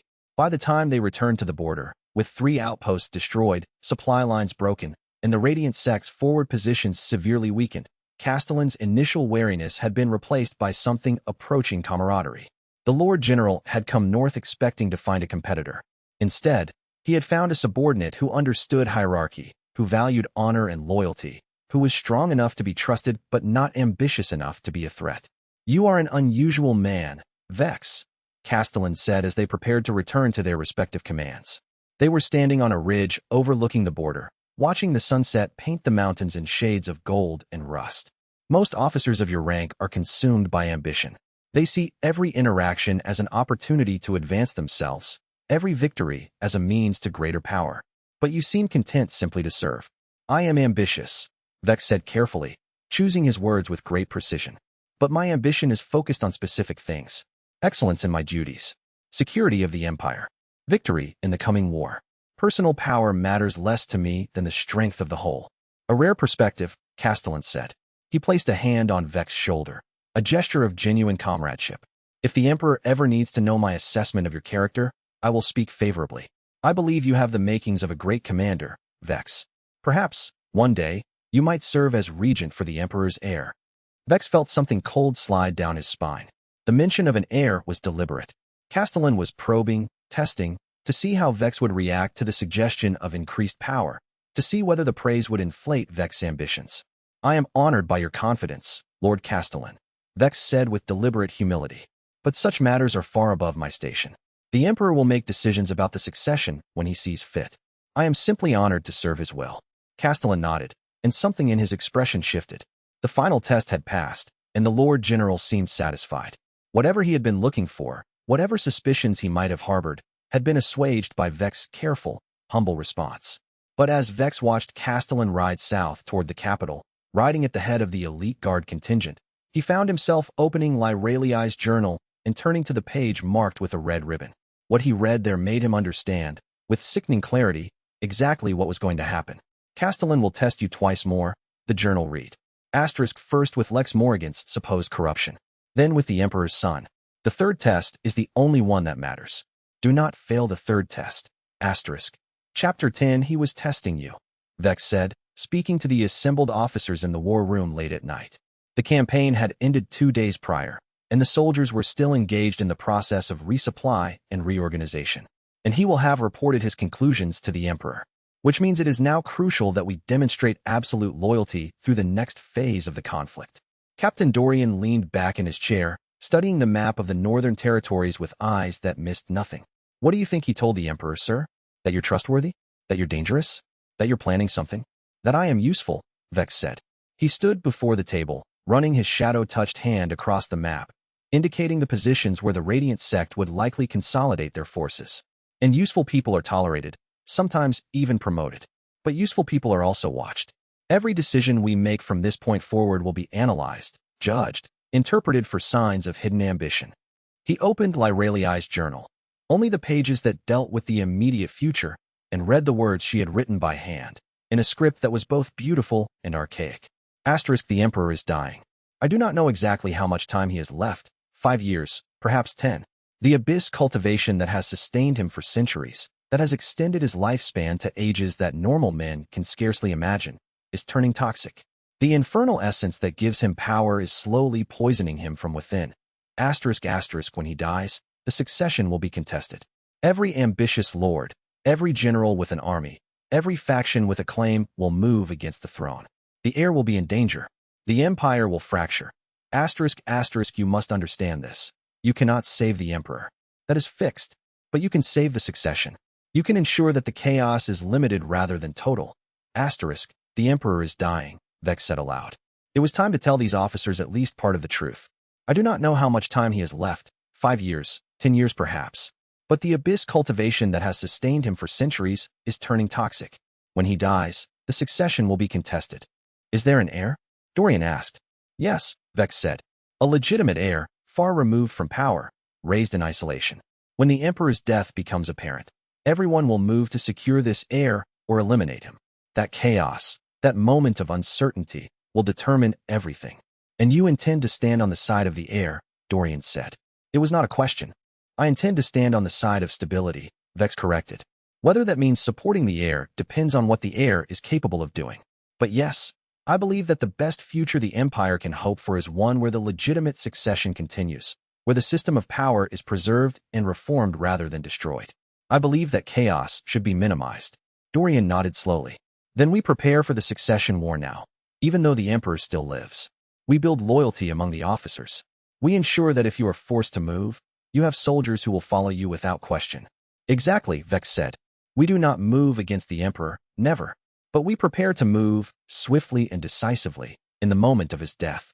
And we position ourselves so that our actions, when they come, appear to be stabilizing the Empire rather than seizing power for ourselves. It was a dangerous game, and Vex was acutely aware of how easily it could end with him dead. But it was also the only game he could see that led to anything other than total collapse. The prophecy said he would be executed, but it did not say when, or by whose hand, or under what circumstances. Perhaps, Vex thought, if he was clever enough, if he moved with sufficient precision, if he made the correct choices at the crucial moments, he could ensure that his execution, if it came, occurred on his own terms, buying the Empire enough time to survive and transform into something that could stand without him. It was not a comfortable thought, but as Vex looked out over the garrison command staff, at the officers who had begun to see him as something between commander and savior, he understood that comfort was a luxury he could no longer afford. The real war was coming. Not the war against the Radiant sect. That was merely the opening move, the first test of the Empire's military capabilities. The real war would be fought in the throne room, in the shadows of power, in the spaces between loyalty and betrayal. And in that war, Vex would need to be more than just a soldier, more than just a cultivator, more than just a man reincarnated with foreknowledge. He would need to be something altogether different, something harder, something willing to make the kind of decisions that would haunt him for the rest of his life. The question was whether, when the moment came, he would have the strength to make those decisions. The answer, he suspected, would come soon enough. End of Batch 2 Chapter 11. The throne room was silent when Vex was summoned back to Nightspire in the spring. The Emperor sat upon his obsidian throne, exactly as he had been when Vex had last seen him, as if the months of the border campaign had been merely a breath, a pause between heartbeats. But Vex could see the change now that he knew what to look for. The Emperor's skin was slightly paler, the eternal darkness in his black eyes slightly less absolute, as if something was gradually being drained away. When Noctarn raised his hand to gesture Vex forward, Vex noticed the slight tremor, quickly suppressed but undeniably present. The Emperor was dying. Slowly, inexorably, the infernal essence that sustained him was becoming poison. The campaign was successful, Emperor Noctarn said without preamble. It was not a question. The Imperial Intelligence Network was efficient. The Emperor would have received detailed reports weeks ago, delivered by fast riders from the border garrison. The Radiant sect's forward positions have been destroyed. I received intelligence that you achieved the campaign objectives with minimal losses to our own forces. Entirely successful, Your Majesty, Vex said, bowing deeply. The movement was practiced, perfect, respectful without being obsequious. The Radiant sect's forward positions have been systematically dismantled. Their supply lines have been disrupted. Our intelligence estimates suggest they have been set back 6 to 8 months in their war preparations. They will need significant time to rebuild the infrastructure we destroyed. And your relationship with Lord Castellan? The Emperor asked. His tone was casual, conversational even, but Vex understood what was being asked. Had there been conflict? Had there been competition for credit and advancement? Had Vex attempted to use the campaign to position himself above Castellan, or had he shown proper deference to his superior officer? This was the crucial test. Everything depended on Vex's answer. Lord Castellan is an exemplary soldier and strategist, Vex said carefully, choosing each word with the precision of a scholar selecting from a library of possibilities. I learned much from observing his command of the elite guard. The way he maintained discipline among those soldiers, the methods he used to coordinate complex maneuvers. These are things that I will study for years to come. His contributions to the campaign's success were not merely significant. They were essential. Vex paused, allowing the weight of his words to settle. I am honored to have served under his command, Your Majesty. A lesser man might have seen this campaign as an opportunity for personal advancement. But any such advancement achieved at the cost of undermining an officer of Lord Castellan's caliber would have been a betrayal of both the man and the empire he serves. The Emperor smiled slightly. It was not a kind smile. His expressions rarely were. But it was a smile of satisfaction, of approval. You speak of him with respect, the Emperor observed. More than that, with genuine appreciation. This surprises me, Vex. Most men who have been subordinated to serve under a greater general would speak with at least some resentment. They would emphasize their own contributions, downplay their superior's role, position themselves as the true architect of victory. I have no resentment, Your Majesty, Vex said. I am honored to serve the Empire. The specifics of command structure matter less to me than the success of the mission. Lord Castellan understands strategy in ways that I am still learning. If I undermined him, I would be undermining the Empire itself. The Emperor rose from his throne and descended the obsidian steps. With each step, Vex could see the effort it took. The Emperor was moving more slowly than before, his gait slightly more measured. This was not the movement of a man at the height of his power, but rather of someone carefully managing pain or fatigue. And yet, the Emperor said, continuing his approach until he stood directly before Vex. You seem to be constantly maneuvering for position. You removed officers from the garrison without my explicit approval, didn't you? You modified Castellan's strategy in ways that enhanced your own reputation, or so the reports suggest. You built loyalty among the soldiers through careful management of victories and defeats. These do not sound like the actions of a man who is indifferent to command structure. These sound like the actions of someone who is, whether he admits it or not, ambitious. Vex felt a chill run down his spine. The Emperor was testing him again, probing to see whether Vex would crack, whether he would defend himself too aggressively or retreat into false humility. This was a test that could have no middle ground. One slip would reveal either arrogance or dishonesty. Your Majesty, Vex said slowly, taking time with every syllable, I would not insult your intelligence by claiming indifference to advancement. Of course I wish to grow stronger, to gain influence, to be recognized for competence. I would be lying if I claimed otherwise. But I have learned something through my studies and my service, something that many men never understand. Vex paused, and his black eyes met the Emperor's. The man who grasps directly for power tends to lose it. The man who focuses on excellence, on building systems that work, on serving something larger than himself, such a man attracts power naturally, without having to seize it. I have attempted to build something at the border, not a power base in the political sense, but a system that works. That system requires competent officers, loyal soldiers, clear hierarchy. When I removed officers, I did so because they hindered that system, not because I wished to replace them with people more loyal to me personally. The Emperor descended another step, now standing directly before Vex, close enough that the cold radiating from the Emperor's skin was almost uncomfortable. Convince me, the Emperor said. Vex took a breath, centering himself. The officers I removed were not removed for disloyalty to you, but for incompetence in their duties. Voss, for example, who attempted to commit treason. He was removed because he was militarily incompetent.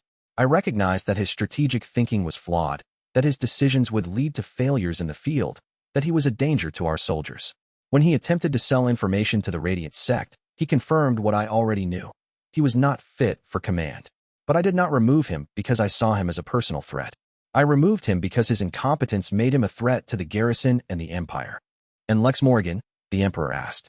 He knew about both removals. Clearly, his intelligence network was thorough.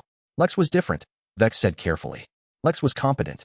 His tactical thinking was sound. His execution of orders was precise. His military knowledge was respectable. But his ambition was destabilizing.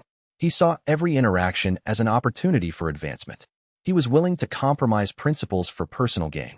If I had left him in place, he would have spent all his energy on political maneuvering rather than military preparations. He would have focused on building alliances among other ambitious officers, creating factions, undermining unity. I reassigned him, not because he was a personal threat to me, but because his presence was a threat to the garrison's cohesion. The Emperor was silent for a long moment. He stood before Vex, his black eyes peering into the darkness of Vex's own transformed gaze. The moment stretched, becoming uncomfortable, heavy with unspoken judgment. Then, finally, the Emperor nodded. He returned to his throne and sat, his movements deliberate, careful. I believe you, Vex, the Emperor said. Not because you have convinced me through words alone. I know how to see through deception, and I see something in your response that rings true. You could have capitalized on the campaign's success in ways that would have been politically brilliant. You could have remained in the capital, cultivating relationships with ambitious lords, positioning yourself as a rival to Castellan, building a power base that might have challenged my authority. The Emperor paused, and his smile became something more genuine, if no less dangerous. Instead, you did the opposite. You gave Castellan credit for the victory, even when the victory was achieved through your execution of strategy. You returned to the border instead of remaining in the capital to consolidate political advantage. You have not used your success to advance yourself in the courtly sense. This tells me something important about your character. The Emperor leaned forward slightly, and Vex could see the effort even that movement required. You have ambition, the Emperor continued, but your ambition is aligned with the Empire's good. A man who desires power for its own sake becomes a threat. He will eventually decide that power is more important than loyalty, more important than his master's well-being. But a man who desires to do good with his power, to build something that will last, to serve the Empire rather than himself, such a man can be trusted. Such a man might even be promoted beyond his station, because his greater power serves something larger than himself. Thank you, Your Majesty, Vex said, bowing. I am giving you command of the Central War effort, the Emperor said, and his voice was heavy with the weight of the decision. When the war with the Radiant sect begins in earnest, and it will, within months, you will lead the main field armies. You will have authority over all military operations except those under the direct command of the throne or the Emperor's personal guard. Castellan will coordinate the campaigns, will oversee the logistical infrastructure, will serve as advisor on strategic matters. But you will be the primary commander. The victories and the defeats, the soldiers' lives and deaths, these will rest on your shoulders. Vex felt the weight of the decision settle on him like a physical thing. Your Majesty, I am honored beyond measure. I will not disappoint you. I know you will not, the Emperor said, because I have ensured that you will have everything you need to succeed. The Empire's finest soldiers, the best supplies, the full support of Castellan and the military infrastructure. If you fail despite these advantages, if you are defeated despite having every resource the Empire can provide, then the fault will lie with you, not with lack of resources. The implication was perfectly clear, and Vex understood it completely. Succeed or die. There was no middle ground. There was no mercy for failure. The Emperor was giving Vex absolute authority and absolute responsibility. If Vex used that authority well, he would be rewarded with even greater power. If Vex failed, he would be executed. It was exactly what the prophecy had predicted would happen, and it was exactly what Vex had been working toward. Chapter 12 Architect Shun was waiting in the Imperial Archives, a vast chamber beneath the palace that held centuries of records, prophecies, and strategic documents. The chamber was enormous. Vex estimated it extended at least 200 meters in length, with shelves rising toward a ceiling that disappeared into darkness. Each shelf held hundreds of documents, carefully organized, labeled with script so ancient that Vex's inherited knowledge of languages could barely parse it. The air smelled of paper and time itself, and there was a quiet that seemed absolute, a silence that went deeper than mere absence of sound. Shun was ancient, older even than the Emperor, some whispered in the capital, though no one could confirm this. His skin hung loose on his frame, marked with the lines of someone who had lived through countless seasons and could barely remember what it was like to be young. His hands shook slightly as he led Vex through the stacks of documents, pointing out the prophecy text that Lyrelii had referenced in her journal. They stopped before a case made of dark wood, sealed with locks that appeared to be infused with magical runes.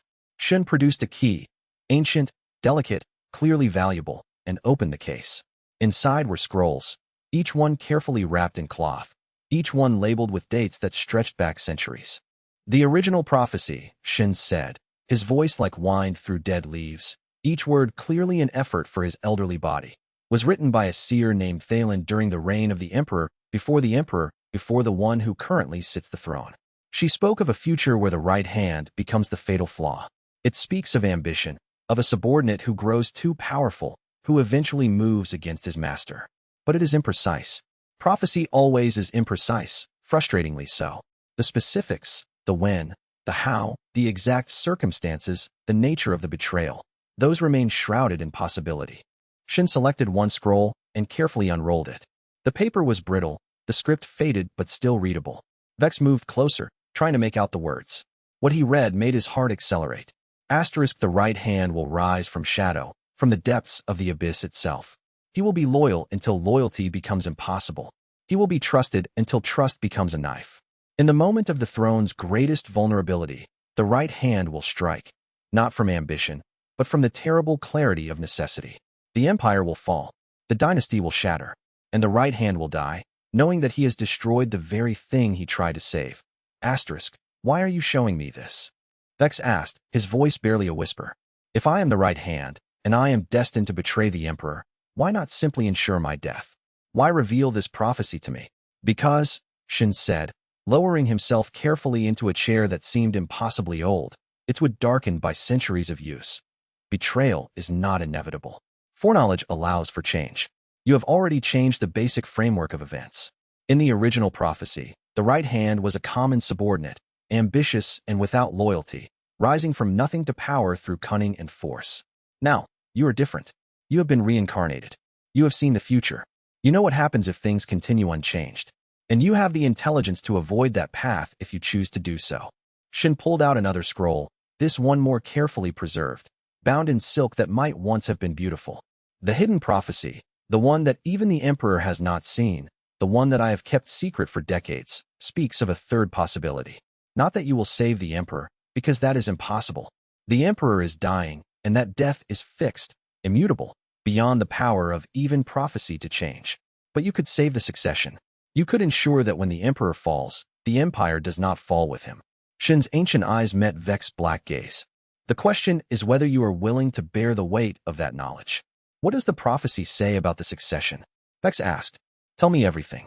It is not my place to tell you everything, Shin said. Prophecy is dangerous precisely because it reveals futures that should perhaps remain hidden. But I can tell you this. The succession is contested. Multiple claimants. War. Internal division. The Empire tears itself apart, or it is reformed. Which outcome comes to pass depends on the choices you make in the coming months and years.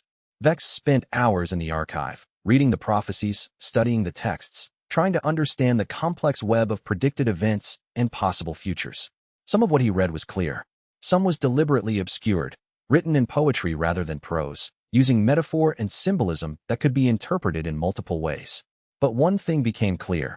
He was indeed the fulcrum around which everything would turn. His choices would determine whether the Empire survived the succession crisis or collapsed into chaos. I want to see the child, Vex said as he prepared to leave the archive. I want to meet the Emperor's heir. I want to understand what he is capable of.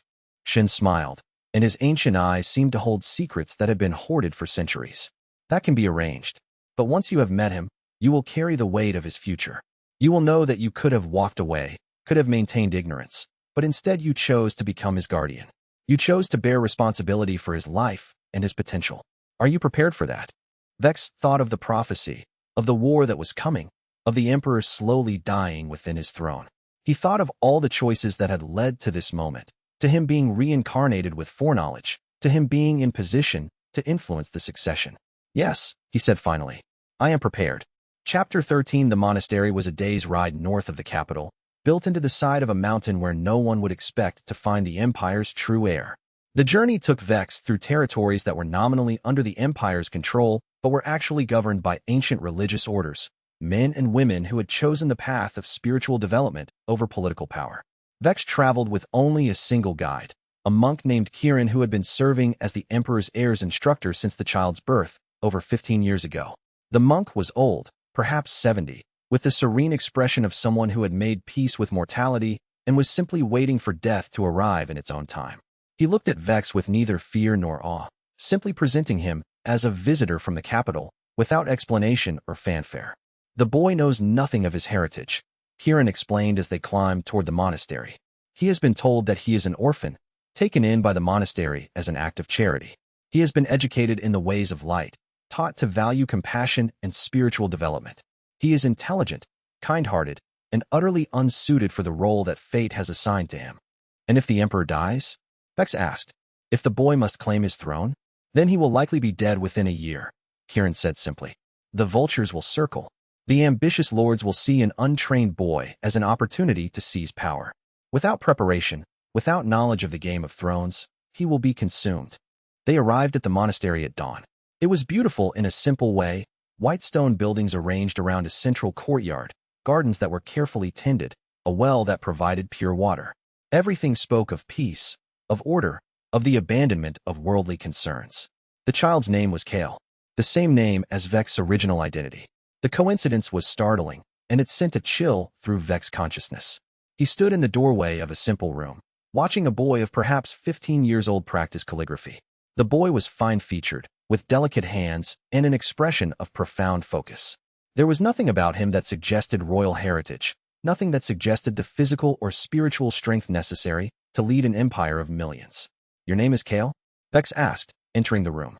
The boy looked up, startled. He set down his brush immediately.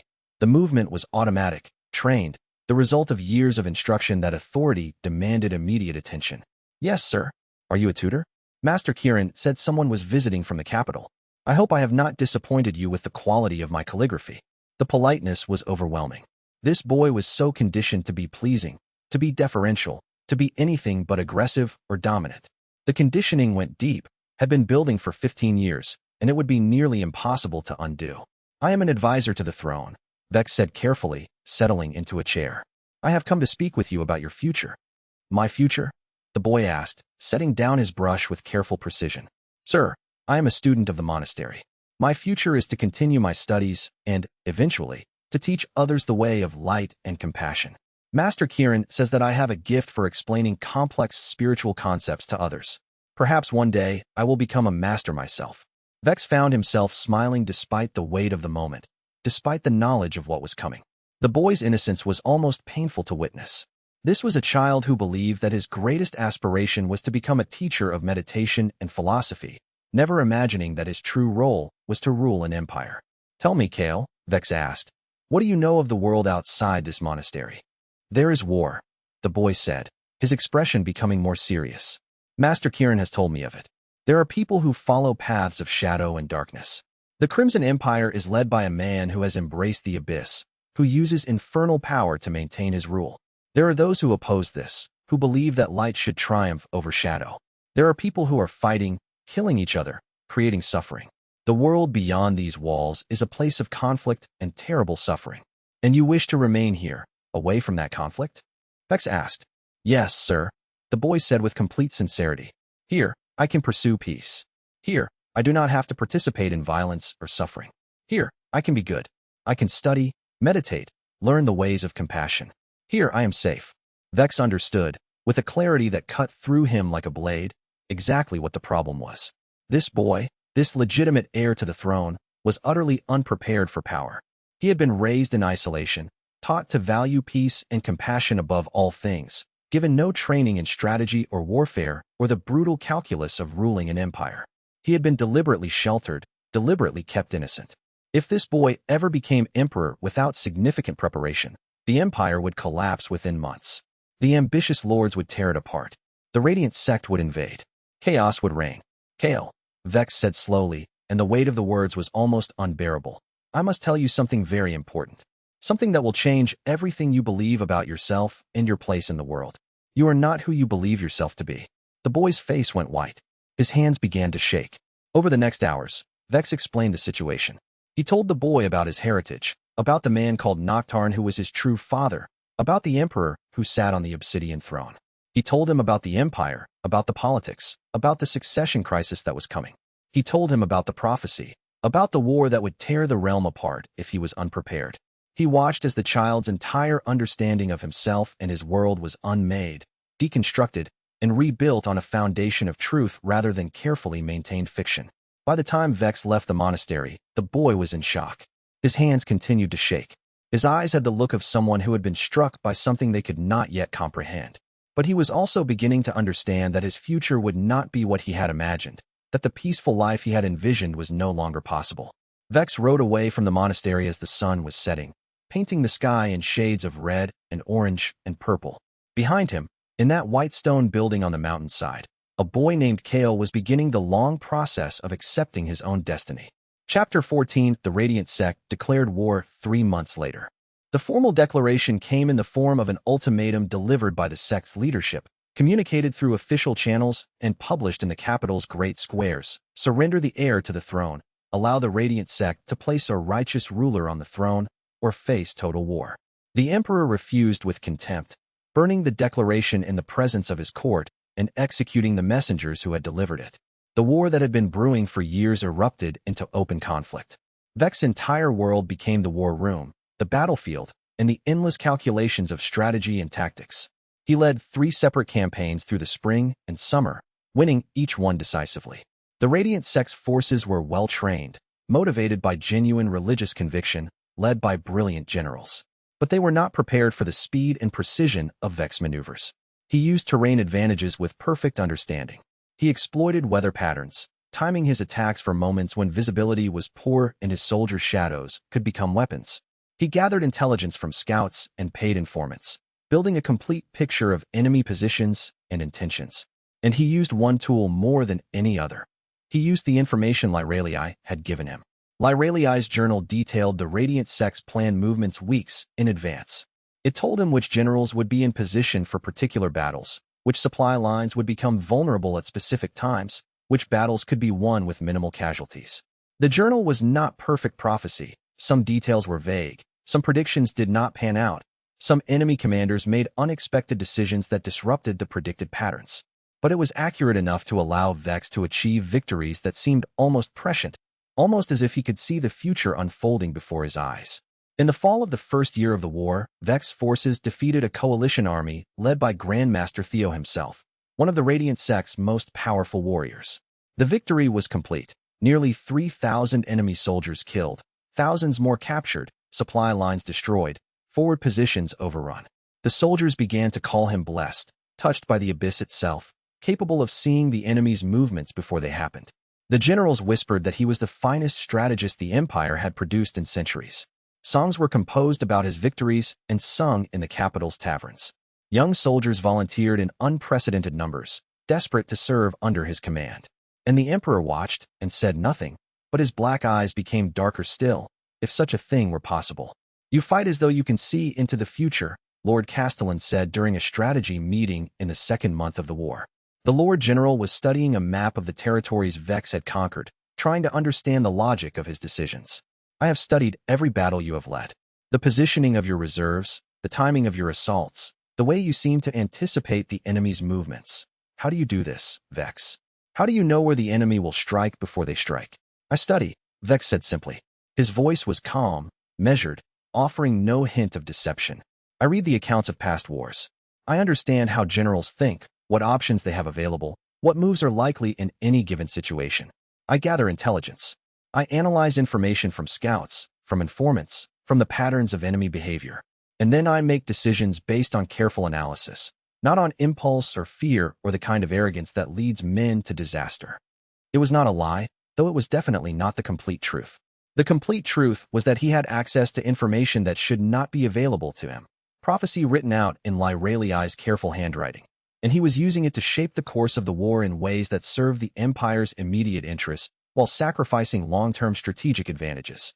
Chapter 15. The letter from Lyralii came during a night of heavy fighting, delivered by a courier who appeared out of the darkness and disappeared back into it with the kind of mysterious efficiency that suggested she had been trained for exactly such clandestine deliveries.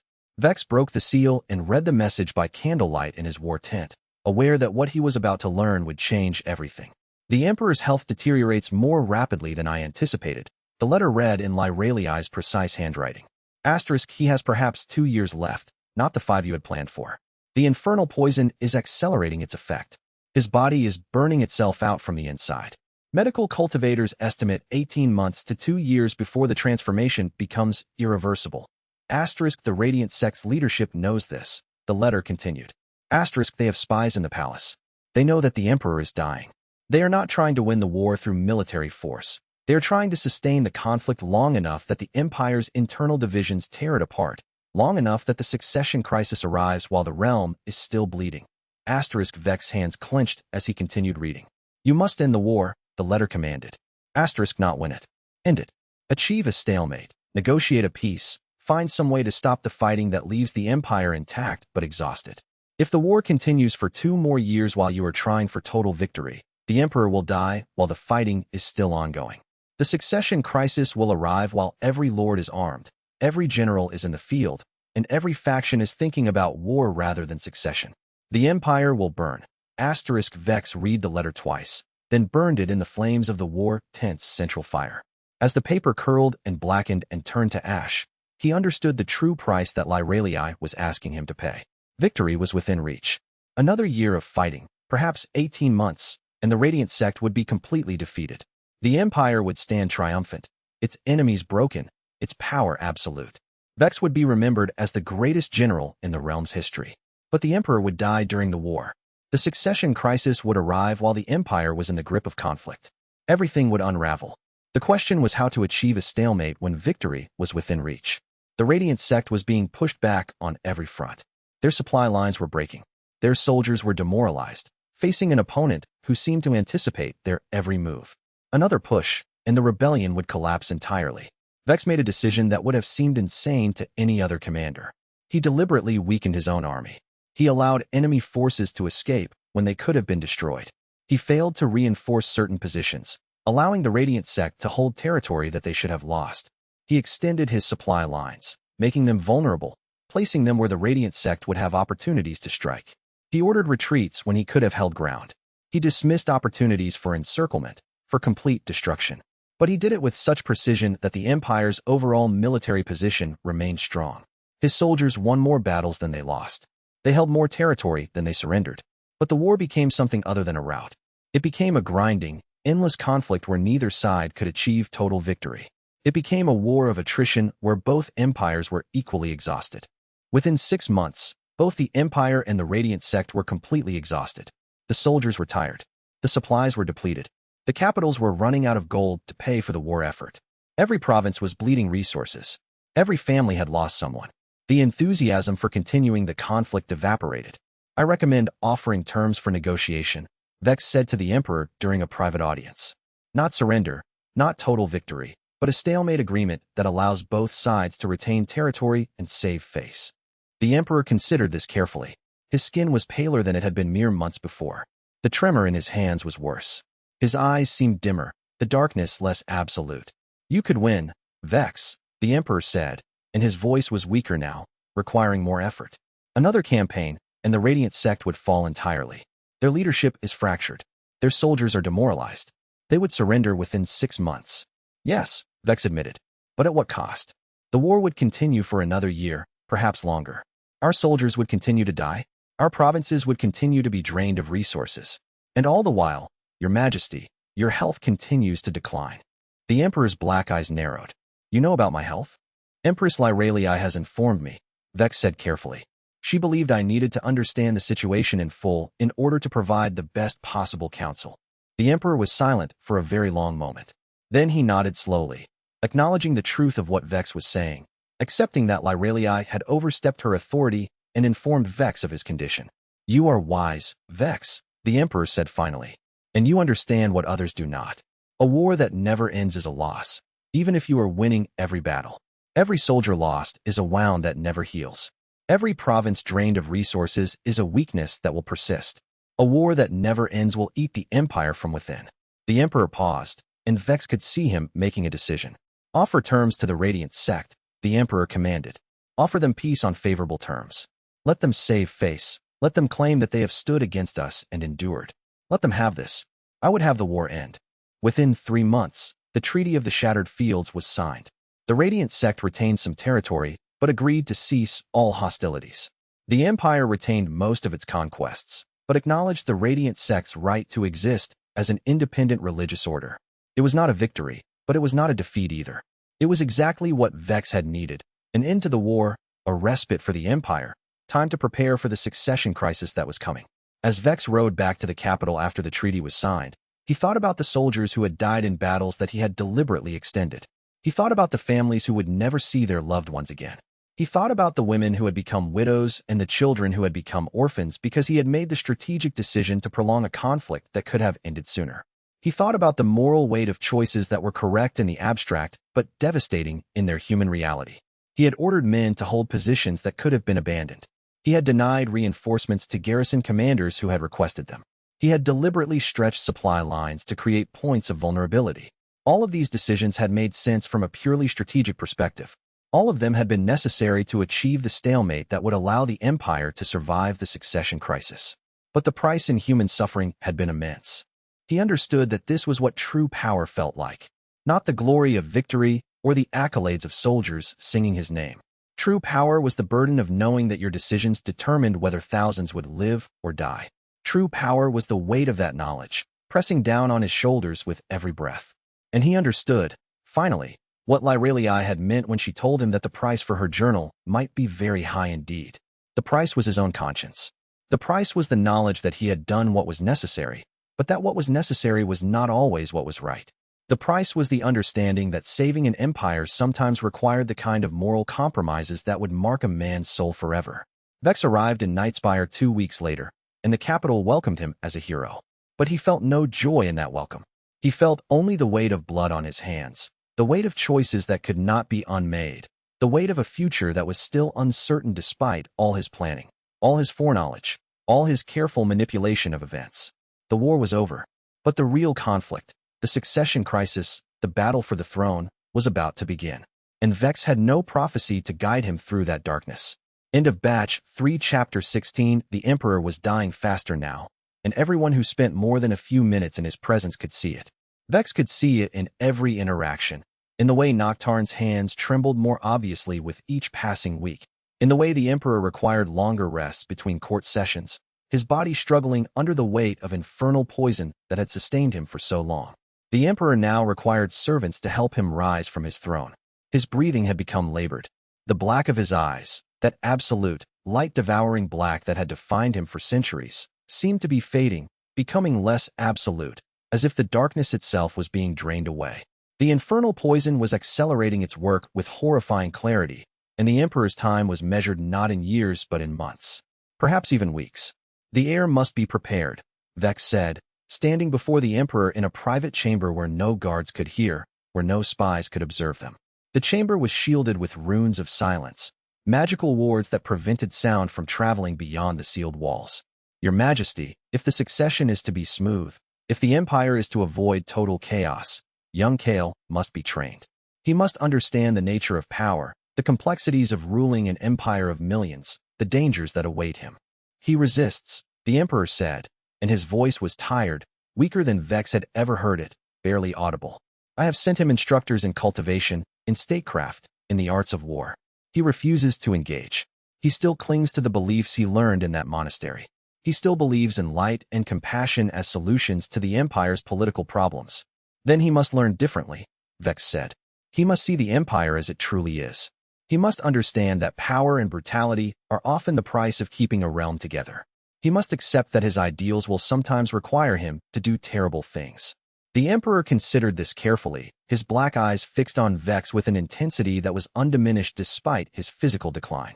This was the gaze of a man who had survived 2 centuries by understanding exactly how to read people, to see through deception, to understand the true motivations beneath surface appearances. You would teach him? You would take responsibility for his preparation? The Emperor paused. You would assume the burden of shaping the future Emperor? I would, Your Majesty, Vex said, if you will permit it. The boy needs someone who understands power, who understands what it means to rule, who can teach him not through lectures, but through lived experience. I can be that guide. And what do you gain from this? The Emperor asked. You are already the most powerful man in the Empire except for myself. What further advantage would come from grooming the next Emperor? It was a crucial question, and Vex understood that his answer would determine whether the Emperor believed him. Stability, Vex said simply. I gain the knowledge that when you die, the Empire will continue. That chaos can be prevented, that the realm will survive, even if I am no longer here to command it. An emperor who understands power is an emperor who can maintain order. That serves my interests more than trying to seize the throne for myself. The emperor was silent for a long moment. Then he nodded slowly. Then do so. Bring him into your confidence. Teach him everything he needs to know. Because when I die, and I will die soon, within months, the empire will tear itself apart unless someone holds it together. That someone must be his heir. And if the heir cannot be strong enough to rule, then you must be strong enough to guide him. Chapter 17. Vex spent the next 6 months with young Kael, teaching him the realities of power. They walked the streets of Nightspire incognito, cloaked in shadows and dressed in plain clothes, observing the poor, the sick, the desperate. Vex showed Kael the reality that the monastery had hidden from him, the suffering that existed in every city quarter, the price that was paid for order and stability.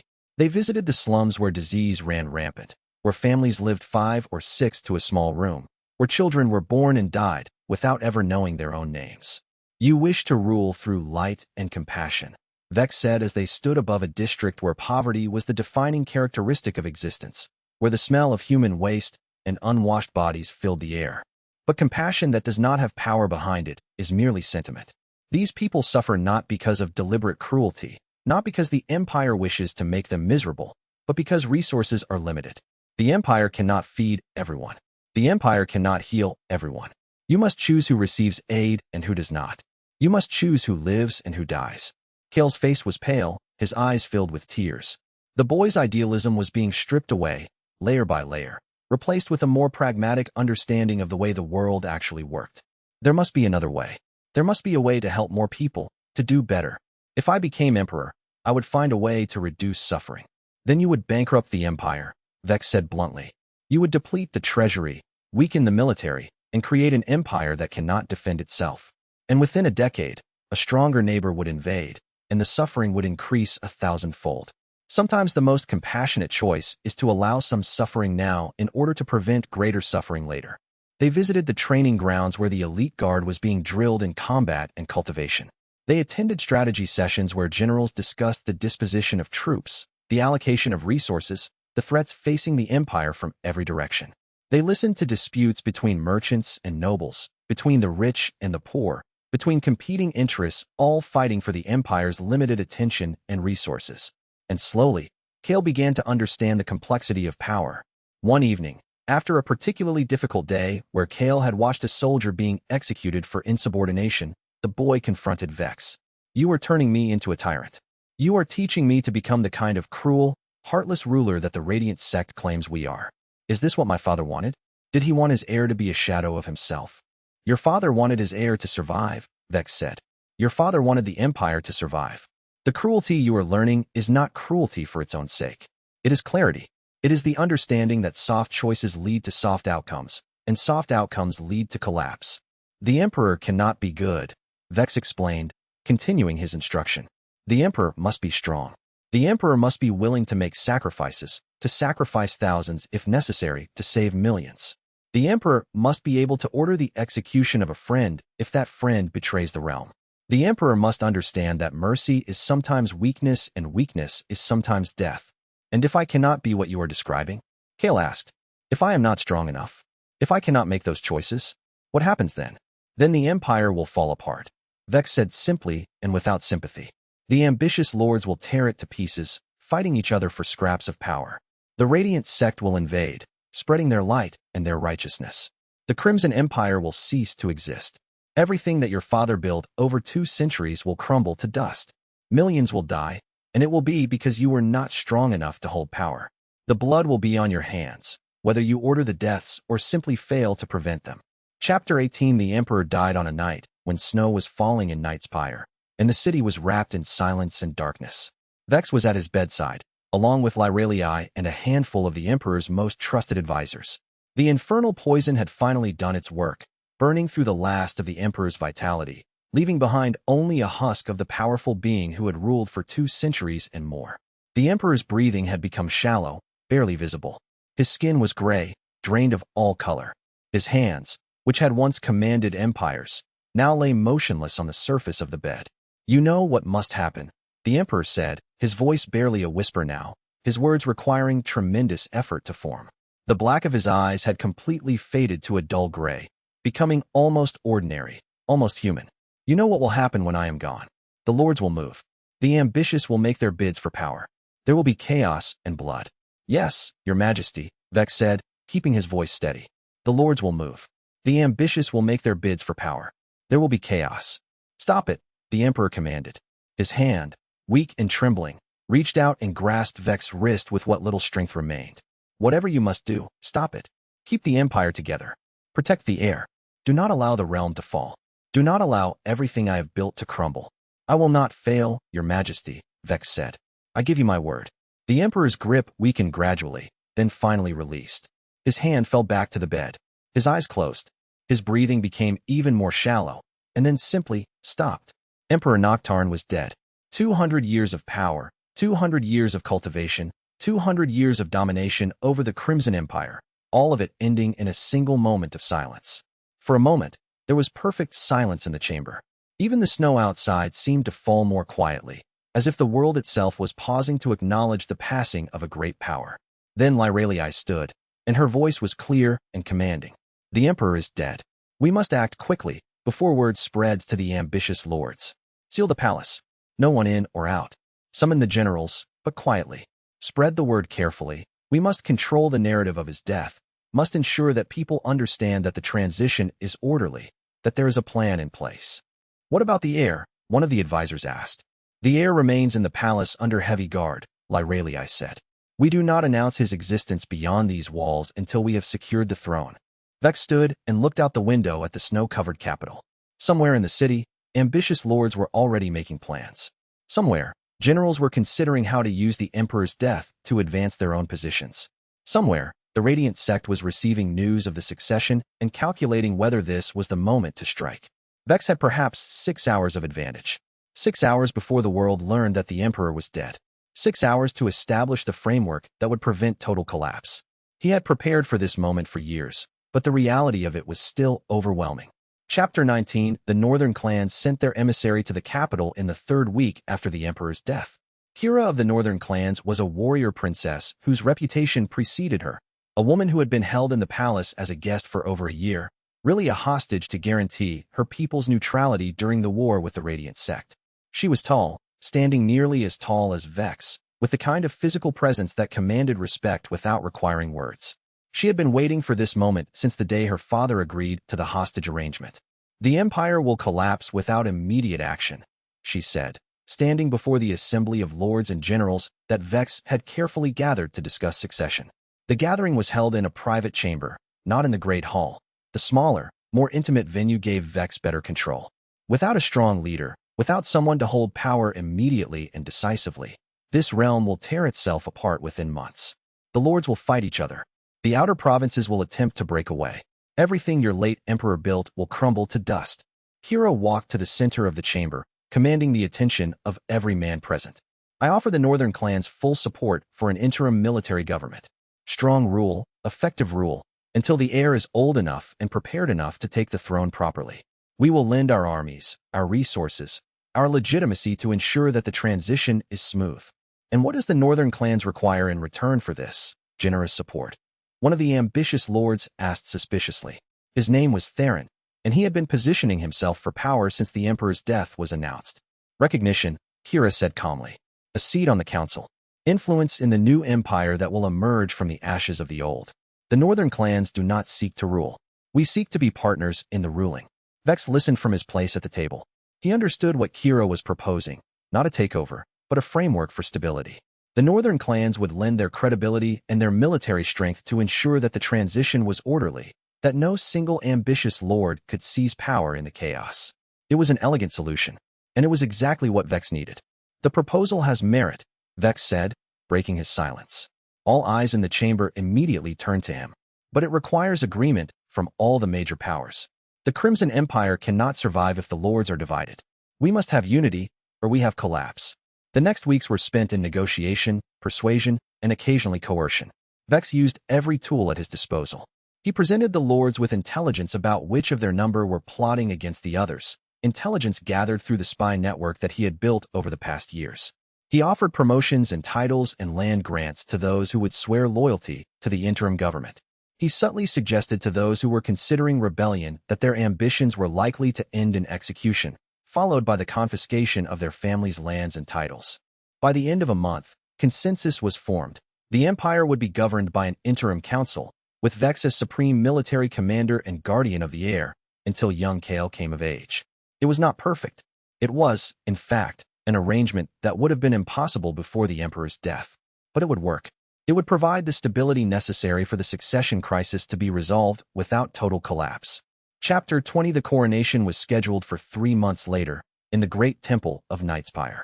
Young Kael, now officially recognized as the legitimate heir to the obsidian throne, stood in the preparation chamber as the ceremonial crown was being polished by servants. He had grown during the months since his father's death. The soft monastery boy had hardened, developing a sense of duty, if not yet of true strength. His eyes had lost some of their naivety. His voice had gained authority. He would never be the scholar or the spiritual seeker he might have become, but he might become an emperor. Vex watched from a position of honor near the chamber entrance. Gruen at his side, the captain had insisted on attending the coronation, had used his accumulated authority to demand a place in the ceremony. Gruen had not left Vex's side since the emperor's death, and Vex had not asked him to. He'll make a fine emperor, Gruen said quietly, his scarred face showing the satisfaction of a soldier watching the future of the realm being secured. If he survives long enough to grow into the role. He will, Vex said, because I will not allow anything else. I have not come this far, sacrificed this much, to watch the succession fail at the final moment. The ceremony was magnificent. Priests from a dozen different religious traditions, soldiers standing at attention, the great lords of the empire gathered to witness the moment when young Kael was formally crowned as emperor. The crown was placed on his head. He took the oath of power. The priests blessed him. And then, in the moment of triumph, sentries arrived with urgent news. Northern sentries, dirty from hard riding, burst into the temple with desperate messages. They were tested by the guards, verified, their credentials confirmed. Then they were allowed to approach Vex with their intelligence. The Radiant sect is massing forces at the border. The lead sentry reported, kneeling before the newly crowned emperor and his supreme commander. They have broken the treaty of the Shattered Fields. They are preparing for invasion. The news spread through the temple like poison. The ceremony had been completed, but the new emperor's first moment as ruler of the empire was being defined by war. They were testing the new government. The Radiant sect was seeing if the death of the emperor and the succession of a young, inexperienced heir had weakened the empire enough to make another assault feasible. It was a calculated move. Either the assault would succeed and the Radiant sect would gain territory and power, or it would fail and they would simply claim they were testing the new emperor's resolve. Vex understood the situation immediately. The succession was still not secured. The test was coming. The moment where the succession crisis would either be prevented or would result in catastrophic collapse. We marched to the border, Vex announced, standing before the assembled lords and the newly crowned emperor. His voice carried through the temple, commanding attention, demanding decision. We will meet this challenge, and we will answer it decisively. The Radiant sect will learn that the death of one emperor does not change the empire's strength. The empire endures. He turned to young Kael, the newly crowned emperor, barely 16 years old, with months of instruction barely sufficient to prepare him for the throne. Your Majesty, your empire faces war. You have just accepted the crown. You could remain here in the capital, safe behind the palace walls, delegating authority to your generals. By law, you do not need to ride into battle. By custom, the emperor remains in the capital during military campaigns. Vex paused, allowing the weight of the choice to settle on the young emperor. But I am asking you this. Will you ride with me to the border? Will you show your people that you are willing to lead them? Will you demonstrate that despite your youth, despite your inexperience, despite the fact that you have just inherited a throne, you are willing to stand with your soldiers and face the enemy? The chamber went silent. Kael was only 16 years old. The young emperor's advisors were shaking their heads, clearly believing this was madness, that the emperor should remain in safety. But Kael stood. His hands were shaking slightly, but his voice was steady, firm, carrying the weight of an actual emperor for the first time. I will ride with you, Commander. I will see my people. I will show them that their emperor is not afraid. I will show them that despite everything that has changed, the realm endures. I will ride to war. The chamber erupted. Some in applause, some in shocked exclamations. But Vex understood what had just happened in that moment. The young emperor had made his first true command decision, his first genuine choice as a ruler. He had chosen to lead from the front, to stand beside his people, to accept personal risk for the sake of the realm he governed. As the assembly dispersed, moving with purpose and urgency to make preparations for the journey to the northern border, Vex saw Gruin watching from across the chamber. The old captain's scarred face was impassive, but his one remaining eye gleamed with something that might have been satisfaction, or might have been the beginning of understanding that the young emperor they had been grooming was finally becoming worthy of the throne. It is time, Vex said to Gruin as they walked through the marble corridors of the palace toward the armor and weapon preparations chambers. The succession has begun in earnest. The young emperor is no longer learning about power and theory in abstract discussions about strategy and ethics. Now he will experience it in reality. Now he will understand what it truly costs to rule an empire. Now he will feel the weight of command. And you, sir? Gruin asked as they walked. What do you understand now, after all these months? Vex paused in his walking, considering the question with the careful thought it deserved.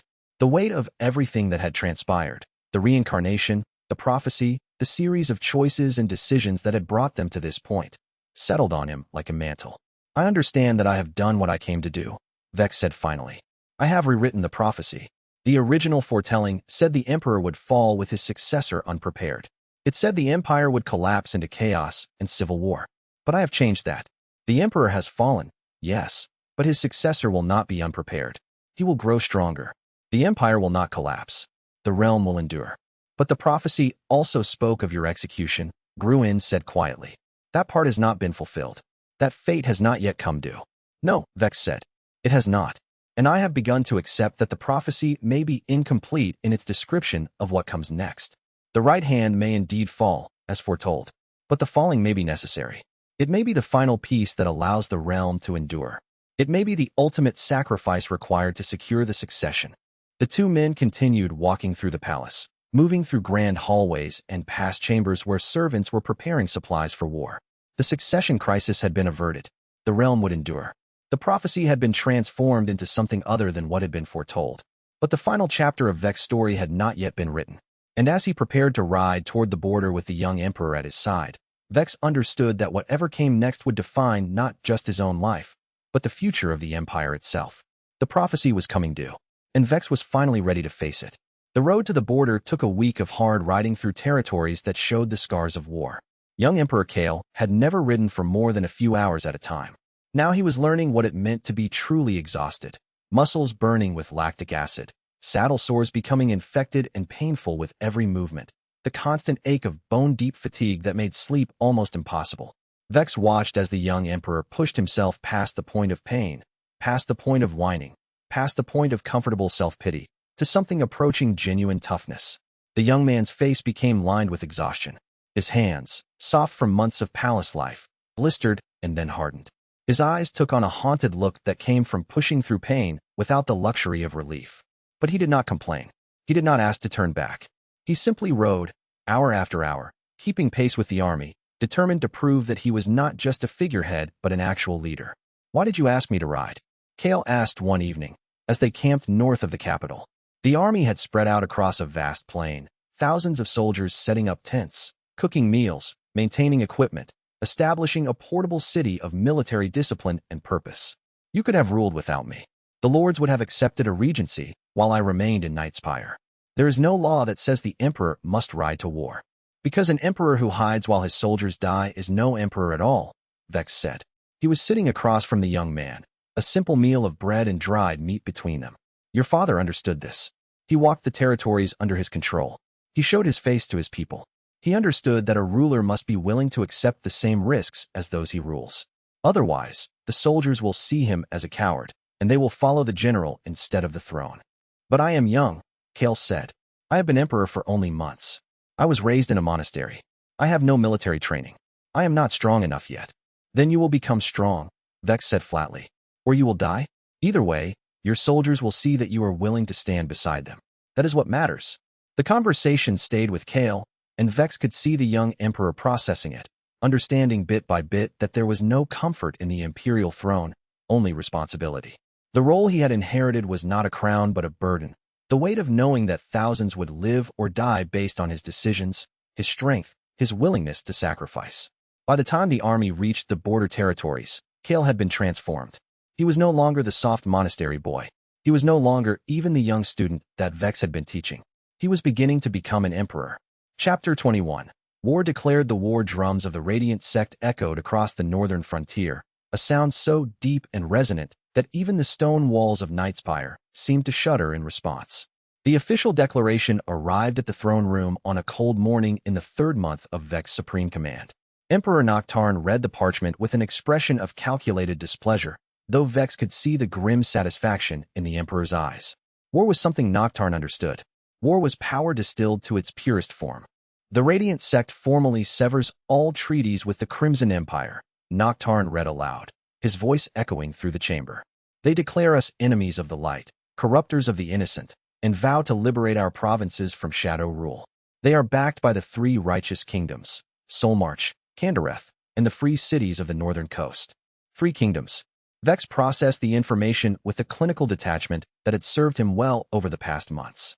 3 major powers, each with their own military traditions, supply chains, and cultural biases. The Radiant sect was the head of the organization, but a unified command structure among the alliance was questionable at best. This was a military problem, and Vex had already begun solving it before the formal declaration arrived. "Mobilize the full war effort," Noctarn commanded, his voice carrying the weight of imperial authority. "I want every province that can field troops to do so. I want every lord who claims loyalty to now prove it in blood. And you, Vex, you will take command of the central campaign. You will crush them before they reach the interior provinces." Vex bowed, the gesture performed with such perfect deference that no one in the chamber could have read anything of his true thoughts. Your Majesty, the righteous alliance is strong, but they are not unified. Their military culture favors honor in open battle. We should use that against them.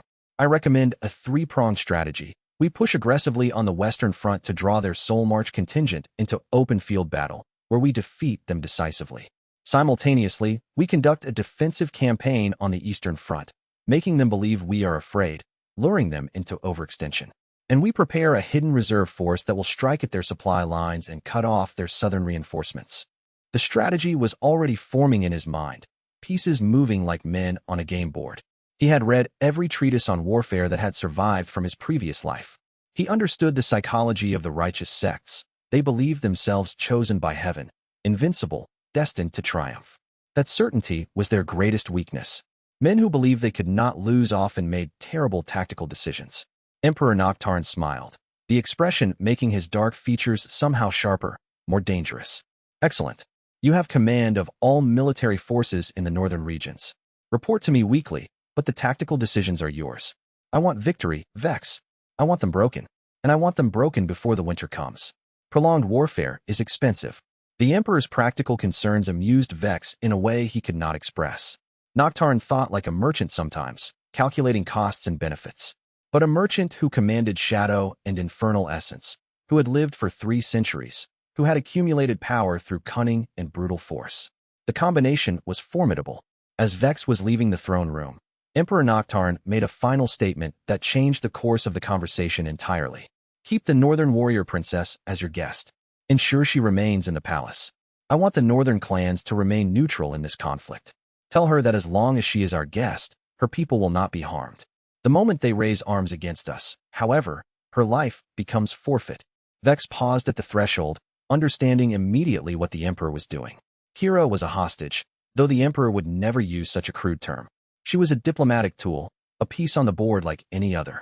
Vex had not been unaware of her presence in the palace. She had been brought months earlier as part of the initial treaty negotiations with the northern clans.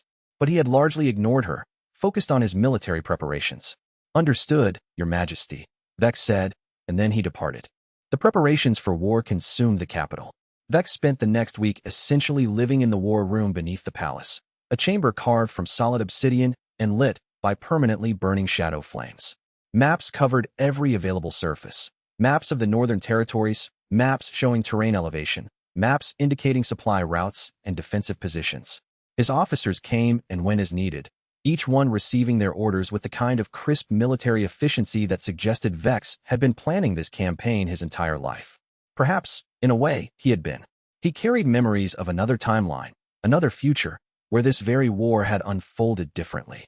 The Righteous Alliance had crushed the Crimson Empire's initial defenses, driving toward Knightspire itself.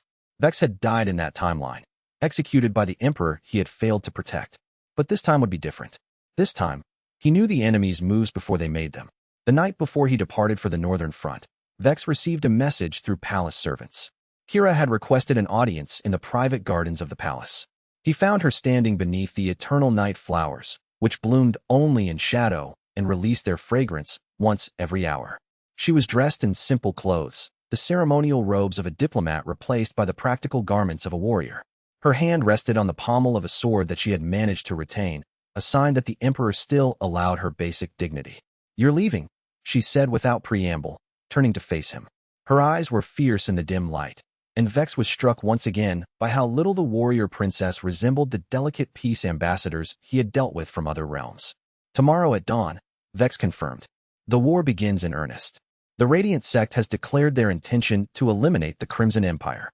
We will respond in kind. And you will kill thousands," Kira said, her voice carrying a weight of moral certainty. "For honor, you claim. For survival. For principle. But they are still deaths, Vex. When you command your armies to crush the Alliance's forces, you are responsible for every soldier who dies following your orders." Vex had not come to the garden expecting a moral lecture, but he was also not surprised. He had noticed during his brief interactions with Kira that she possessed a kind of fundamental opposition to the shadow arts, something that went beyond mere cultural prejudice. She genuinely believed that there was a right way and a wrong way, that honor and integrity mattered, that power should be constrained by ethics. "The Alliance chose war," Vex said calmly. "If they had not declared hostilities, those deaths would not occur. The blood is on their hands, not mine. Is it? Kira asked. You are holding me here against my will. You are using my people as leverage to ensure our neutrality. Is that not also a form of warfare? Vex did not respond immediately. Instead, he walked to one of the night flowers and gently touched its petals. The bloom released its fragrance, a scent like midnight rain and starlight, and he breathed it in. The difference, he said finally, is that you remain alive. Your people remain safe. If the northern clans had joined the alliance, Vex would have to consider them enemies. Enemies die in war, Kira. All of them. But by remaining neutral, your people have the chance to survive. That is not evil. That is strategic necessity. Kira was silent for a long moment. Then she said something that surprised him. I do not hate you as much as I thought I would. The admission hung between them like a secret. That is good, Vex replied. I will have enough enemies in the months to come. I do not need you among them. When he departed the next morning, Vex carried that conversation with him. Kira's assertion that he bore responsibility for deaths was not something he could dismiss easily. He had spent months assuring himself that he was saving the Empire, preventing catastrophe, rewriting a prophecy of destruction. But every lie he told soldiers about easy victories, every soldier who died following orders based on his foreknowledge, every civilian caught in the crossfire, all of it accumulated weight on his conscience. The weight was something he would need to learn to carry. Chapter 22. The first campaign, 3 weeks of brutal campaigning, had transformed the northern borderlands into a landscape of ash and destruction. Villages that had been at peace just weeks earlier were now blackened ruins. Their populations either fled or incorporated into refugee streams moving toward the southern provinces. The earth was scarred by the movement of armies, by the passage of tens of thousands of soldiers and supply wagons, by the explosions of magical warfare and cultivation techniques deployed in combat. Vex's three-pronged strategy had unfolded exactly as planned, each prong of the attack advancing with a kind of precision that made his generals believe their supreme commander was blessed by the Abyss itself. The strategy had been designed on maps and refined through analysis, but in practice, it had required constant adjustment and precise timing. Units that should have arrived at specific locations at specific times had to account for terrain, weather, supply concerns, and the enemy's unpredictable reactions. The Western Front had developed perfectly. The Soul March contingent of the Righteous Alliance, eager to prove their valor, had been drawn into open field battle by Vex's calculated retreats and feigned weakness. Vex had positioned his forces to appear weak, had orchestrated strategic withdrawals that made the Soul March generals believe they were winning, had created the impression that the Crimson Empire's army was in disarray and could be defeated through concentrated assault. The battle had lasted a single day, but it had been a day of unrelenting combat from sunrise to sunset. Vex had positioned his hidden archers on the hills above the engagement, had laid caltrops in the grass that the Soul March forces would discover too late, had coordinated cavalry charges that struck at exactly the moment when the Soul March front lines were most vulnerable. The cavalry charges were devastating, warriors on horseback crashing into infantry formations, scattering soldiers in panic, turning organized units into chaotic mobs. By sunset, the Soul March forces were broken. The survivors were fleeing back toward their homeland, carrying news of a defeat so complete that recruitment would become impossible. They would tell stories of being trapped, surrounded, cut off from retreat, forced to fight an enemy that seemed to anticipate their every move. The demoralization would spread through the Soul March provinces like a disease. Young men who might have volunteered for the military would instead hide, convinced that joining the war meant dying in a distant battlefield. The Eastern Front was operating exactly as designed as well. Vex had positioned Captain Gruin in a series of strong defensive positions, each one selected for maximum advantage. The Alliance forces, believing Vex to be afraid, pressed forward aggressively. And each time they pressed, Gruin and his forces gave ground reluctantly, fighting bravely, making the enemy believe they were on the verge of breakthrough. But the breakthrough never came. Each defensive line was stronger than the last, and each one was positioned to bleed the enemy of soldiers and supplies. The supply line assault was perhaps the most elegant part of the campaign. Vex had sent a strike force of his most elite soldiers, handpicked by Gruin, to conduct raids against the Alliance's logistics network. These weren't frontal assaults against enemy fortifications. They were nighttime strikes against grain stores, water stations, and supply wagons. The Alliance soldiers were beginning to go hungry. Their horses were growing weak. Their ability to conduct prolonged campaigns was degrading with each passing day. Within a month, the situation on the battlefield had shifted so completely that the Radiant sects commanders were arguing among themselves about strategy. Vex heard about the disputes through his spy network. Grandmaster Theo wanted to consolidate forces and conduct a unified assault against the capital. The Soul March generals wanted to retreat and defend their homeland. The Kandareth representatives were calling for a negotiated peace, convinced the war was already lost. "They're fracturing," Gruen said one evening as they sat around a map table in Vex Mortain. The captain's scarred face reflected the light of the shadow flames burning in the center of the table. "If we push hard now, we might break them completely before winter." "We will push," Vex agreed, "but not with the intent to completely destroy them. Destruction is expensive, Gruen. It takes time, supplies, soldiers. Instead, we will make them believe they cannot win. We will take more territory. We will advance toward their heartlands. We will make them commit forces to defending regions they did not expect to defend. And eventually, the coalition will collapse not because they are broken, but because they are exhausted." Gruen nodded, accepting the explanation without question. The captain's loyalty had become almost absolute. He followed Vex's orders not because he understood them completely, but because every order had proved correct. The soldiers under his command were advancing, were winning battles, were staying alive. That was all a soldier needed to trust a commander. As the campaign progressed, something unexpected began to happen. The soldiers under Vex's command began to develop a kind of reverence toward him. The story spread through the camp like wildfire. Vex could predict the enemy's movements before they made them.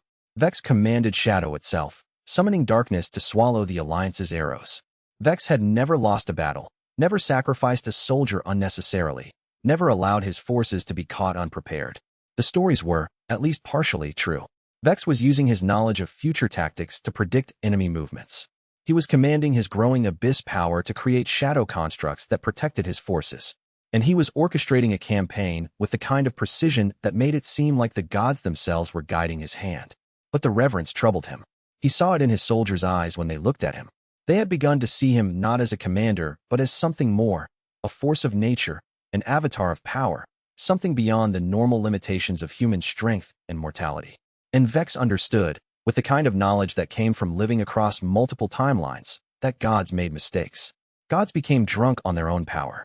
Gods made the kind of strategic decisions that killed thousands because they forgot that the pieces on their game board were human beings. The question of whether he would become such a god was something Vex tried not to think about. By the end of the campaign's first month, Vex had won 7 major engagements and claimed 3 strategic fortresses that had previously been held by the Alliance. His army had grown from 40,000 to nearly 60,000, swelled by soldiers from the territories they had reclaimed, eager to fight for the general who had liberated them from Alliance rule. His name was being spoken in the capital with a mixture of admiration and fear. Even Emperor Noctarne had sent a message of congratulations, along with an additional promotion. Vex was now not merely supreme commander of the northern defenses, but supreme military authority for the entire Crimson Empire. No lord could raise troops without his permission. No offensive could be launched without his approval. The promotion should have filled him with pride. Instead, Vex felt only the weight of further responsibility, the knowledge that he was being given the power to reshape the Empire's future, and with it, the terrible possibility of destroying it. Chapter 23. Political maneuvering. The same week that Vex's 7th victory was being celebrated in Nightspire, Lex Morgan was having a secret meeting in a basement chamber beneath the Palace of Lords. Vex learned of the meeting within 2 hours through his intelligence network, a network that had grown vast enough to include spies in the households of nearly every major noble. The meeting itself was unremarkable. Lex speaking to Lords Castellane, Vren, and Morshos, all of them ambitious men who had noticed that Vex's power was growing at the expense of their own influence. The Supreme Commander grows too powerful, Lex was saying, according to the spy report that was placed on Vex's desk in his war camp. Emperor Noctarne has given him control of all military forces. If the Northern Campaign continues to be successful, and how can it not be, given how completely Vex dominates the field, then Vex will return to the capital with an army so large and so loyal that he could challenge the Emperor himself. What do you propose? Lord Vren asked. That we petition the Emperor collectively, Lex replied. We present our concerns formally, through proper channels. We suggest that Vex's power needs to be constrained, that he should be brought back to the capital, that military command should be divided among multiple generals to prevent any one man from becoming too dominant. We frame it as concern for the Empire's stability, for the Emperor's security. Vex read the intelligence report with an expression of perfect calm, but internally he was working through the tactical situation. Lex's conspiracy was amateurish, lacking subtlety, the kind of thing that desperate men engaged in when they had run out of other options. Lex was right to be desperate. Vex had already noticed the changes in his former subordinate. Lex had been demoted after his initial attempt at corruption, reassigned to minor administrative duties. Every day that Vex advanced, every day that the soldiers worshipped him and the Emperor trusted him absolutely, Lex sank further into irrelevance.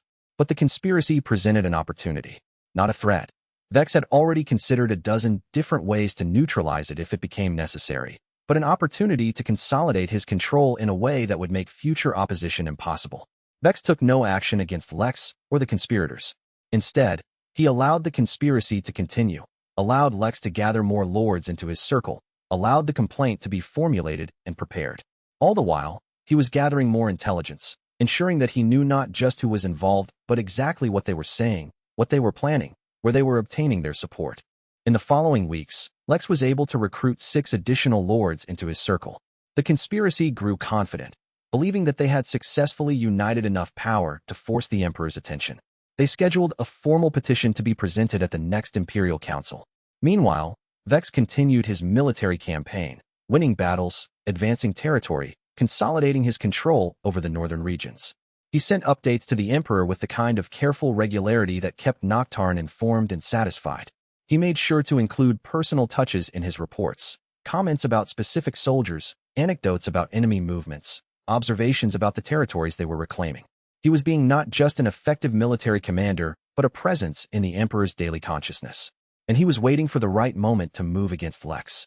That moment came 6 weeks after the initial meeting in the basement chamber.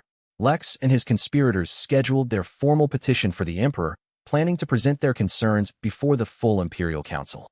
They had prepared speeches. They had gathered evidence, carefully selected evidence that emphasized Vex's growing power without acknowledging the military victories that justified that power.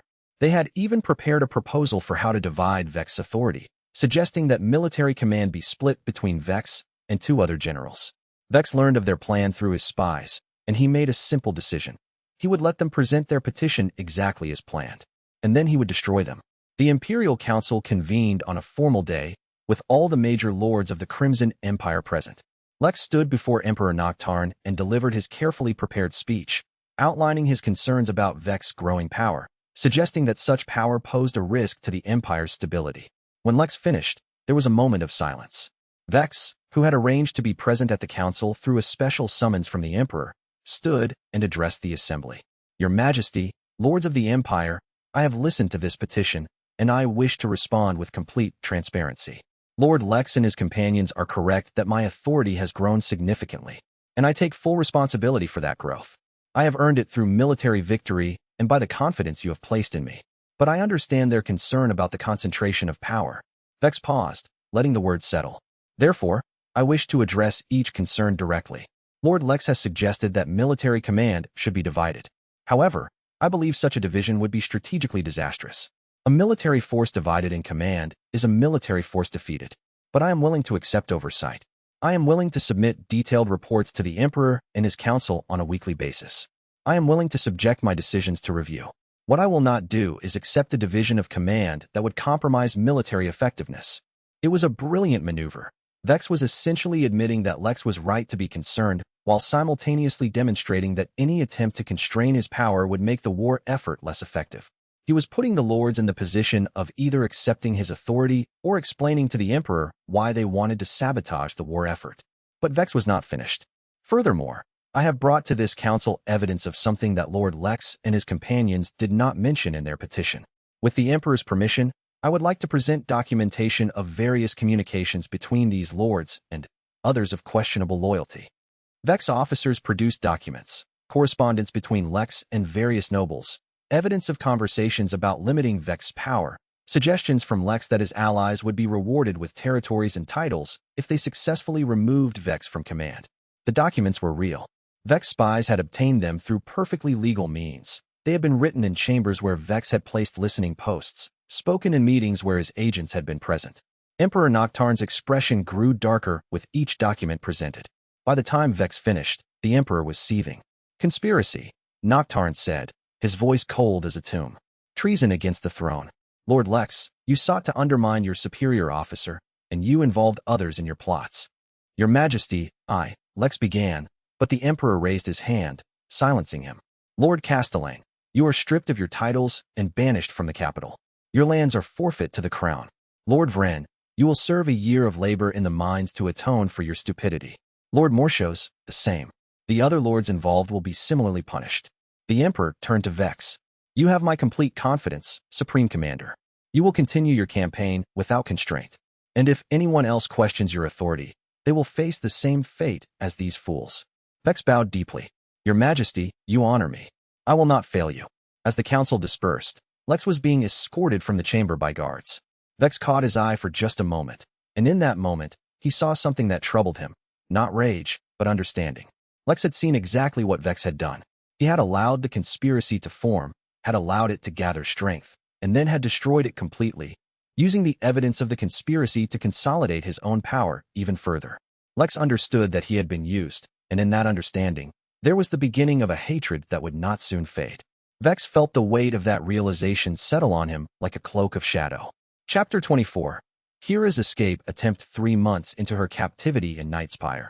Kira had come to understand the rhythms of the palace with the precision of a soldier studying enemy fortifications. She knew which guards changed shifts at what time. She knew which passages were less frequently patrolled.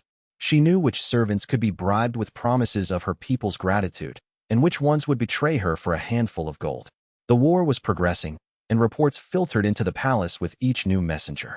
Vex was winning, advancing steadily through the northern territories, his forces growing larger with each passing week. Kira understood that the longer the Crimson Empire's forces remained successful, the more entrenched their victory would become. And the more entrenched their victory became, the more likely her people would become targets, either as enemies who had failed to join the alliance, or as allies of a conquering power. She had to warn her people. She had to ensure that the northern clans would either accept defeat gracefully or prepare for the possibility of war. She could not remain a prisoner in Nightspire while her people faced destruction. The escape plan was simple. Kira had befriended one of the palace-serving girls, a young woman named Mara whose family lived in the outer provinces. Kira had promised Mara that if she succeeded in escaping, she would ensure that Mara's family received titles and land grants from the grateful northern clans. Mara had believed the promise, had been willing to help. Kira had obtained a change of clothes, servants' garments that would allow her to move through the palace without attracting attention. She had studied the guards' rotations and identified a window of opportunity. Late in the evening, when the afternoon shift was changing to the night shift, when the transition created just enough confusion to allow someone to slip through the secondary gates of the palace. The night she chose was clear and cold, with stars visible in the sky above Nightspire. Kira changed into the servant's clothes and made her way through the palace corridors, moving with the kind of casual confidence that suggested she belonged there. She was heading toward the secondary gate that led to the servant's exit, just as planned. She had made it nearly 3/4 of the way through the palace when a figure stepped out of the shadows in front of her. Vex. He was dressed in simple clothes, as if he had been walking the palace grounds personally, and he had positioned himself directly in her path with such casualness that it seemed almost coincidental. But Kira understood immediately that there was nothing coincidental about it. He had somehow known. The servant's gate is locked tonight, Vex said, his voice carrying no accusation, only statement of fact. New security measures. The Emperor was concerned about infiltration after the Lord Lex incident. A pity. I suspect you had quite an elaborate escape route planned. Kira considered her options. She was a skilled warrior, but she was also unarmed, dressed in servant's clothes, far from the weapons that had been confiscated when she arrived at the palace. Vex, on the other hand, was another mancer, capable of commanding the shadows themselves. An attack would be suicidal. I had to try, Kira said, deciding that honesty might serve her better than subterfuge. My people need to know what is happening. The war is being won by the Crimson Empire. They need to prepare. They need to do many things, Vex agreed. But fleeing from your current position is not one of them. He gestured for her to follow him, his expression unreadable in the dim light of the palace corridors. After a moment's hesitation, Kira followed. They walked through the palace in silence, moving through passages that seemed to deliberately avoid the main thoroughfares. Eventually they arrived at Vex's private chambers, a suite of rooms that Kira had never visited before. The chambers were sparse, decorated only with the bare necessities of comfort. There was no sign of ostentation, no indication that the man who lived here was growing in power and influence. It was the room of a soldier, not a lord.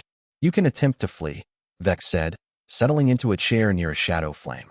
You can try to reach the city gates, travel north through the territories my forces are reclaiming, evade the sentries and scouts that are positioned throughout the region. Or you can listen to what I have to tell you, and then you can decide what course of action makes sense. Kira remained standing, her hand resting near the knife concealed in her boot, a weapon she had somehow managed to avoid surrendering when she arrived. The Righteous Alliance is losing the war, Vex said. Not marginally, completely. The Soul March forces have retreated back to their homeland and are no longer offering support. The Kandareth representatives are negotiating a separate peace. Grandmaster Theo is preparing for a final, desperate offensive, but that offensive will fail. By winter, the war will be over. The Crimson Empire will have won. And my people? Kira asked. Your people will survive if they remain neutral, Vex said. They will be destroyed if they join the alliance now. The northern clans have perhaps 3 weeks before the decision becomes irrelevant. After that, the war is effectively over, and joining the losing side becomes an act of suicide. Kira wanted to disbelieve him. She wanted to think that his assessment was self-serving propaganda designed to break her spirit.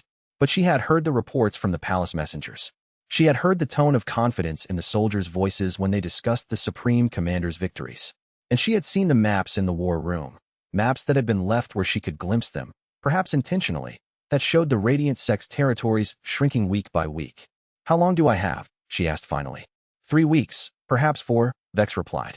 After that, neutrality will no longer be a viable option. Your people will either need to accept defeat or face the consequences of opposition. Kira sat down in the chair across from Vex, her mind working through the political and military implications. If what Vex was saying was true, and she suspected it was, then her immediate escape attempt was not just futile but counterproductive. A failed escape would damage her credibility with the palace guards, make future attempts more difficult. And if she succeeded in escaping now, she would arrive at her people's camp with false hope, convincing them to join a losing alliance. Why are you telling me this? She asked. You could have simply had me arrested, prevented my escape. Because I wanted you to understand, Vex said. The war was always going to end this way. The Righteous Alliance declared war against a power they did not fully comprehend. They believed that faith and righteousness could defeat shadow and cunning. But faith does not win wars.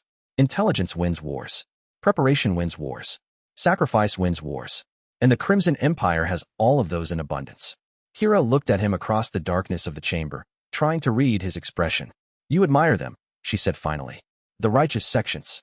You respect them, even as you defeat them.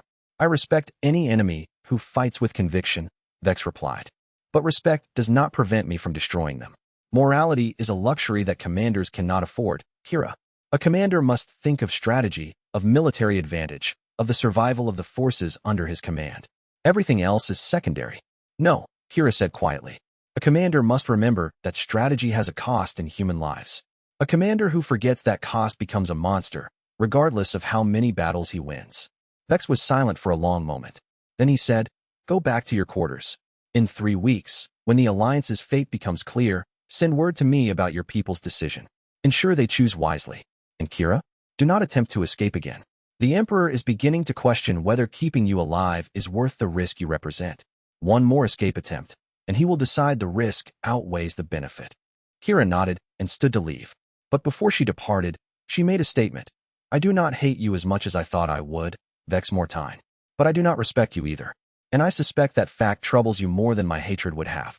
She left before he could respond, moving through the palace corridors with the confidence of someone who had just made a choice about the future. Behind her, in the darkness of his chambers, Vex considered her words. She was right. Her hatred would have been easier to accept than her complicated ambivalence. Chapter 25. The Cultivation Surge, Veil 13.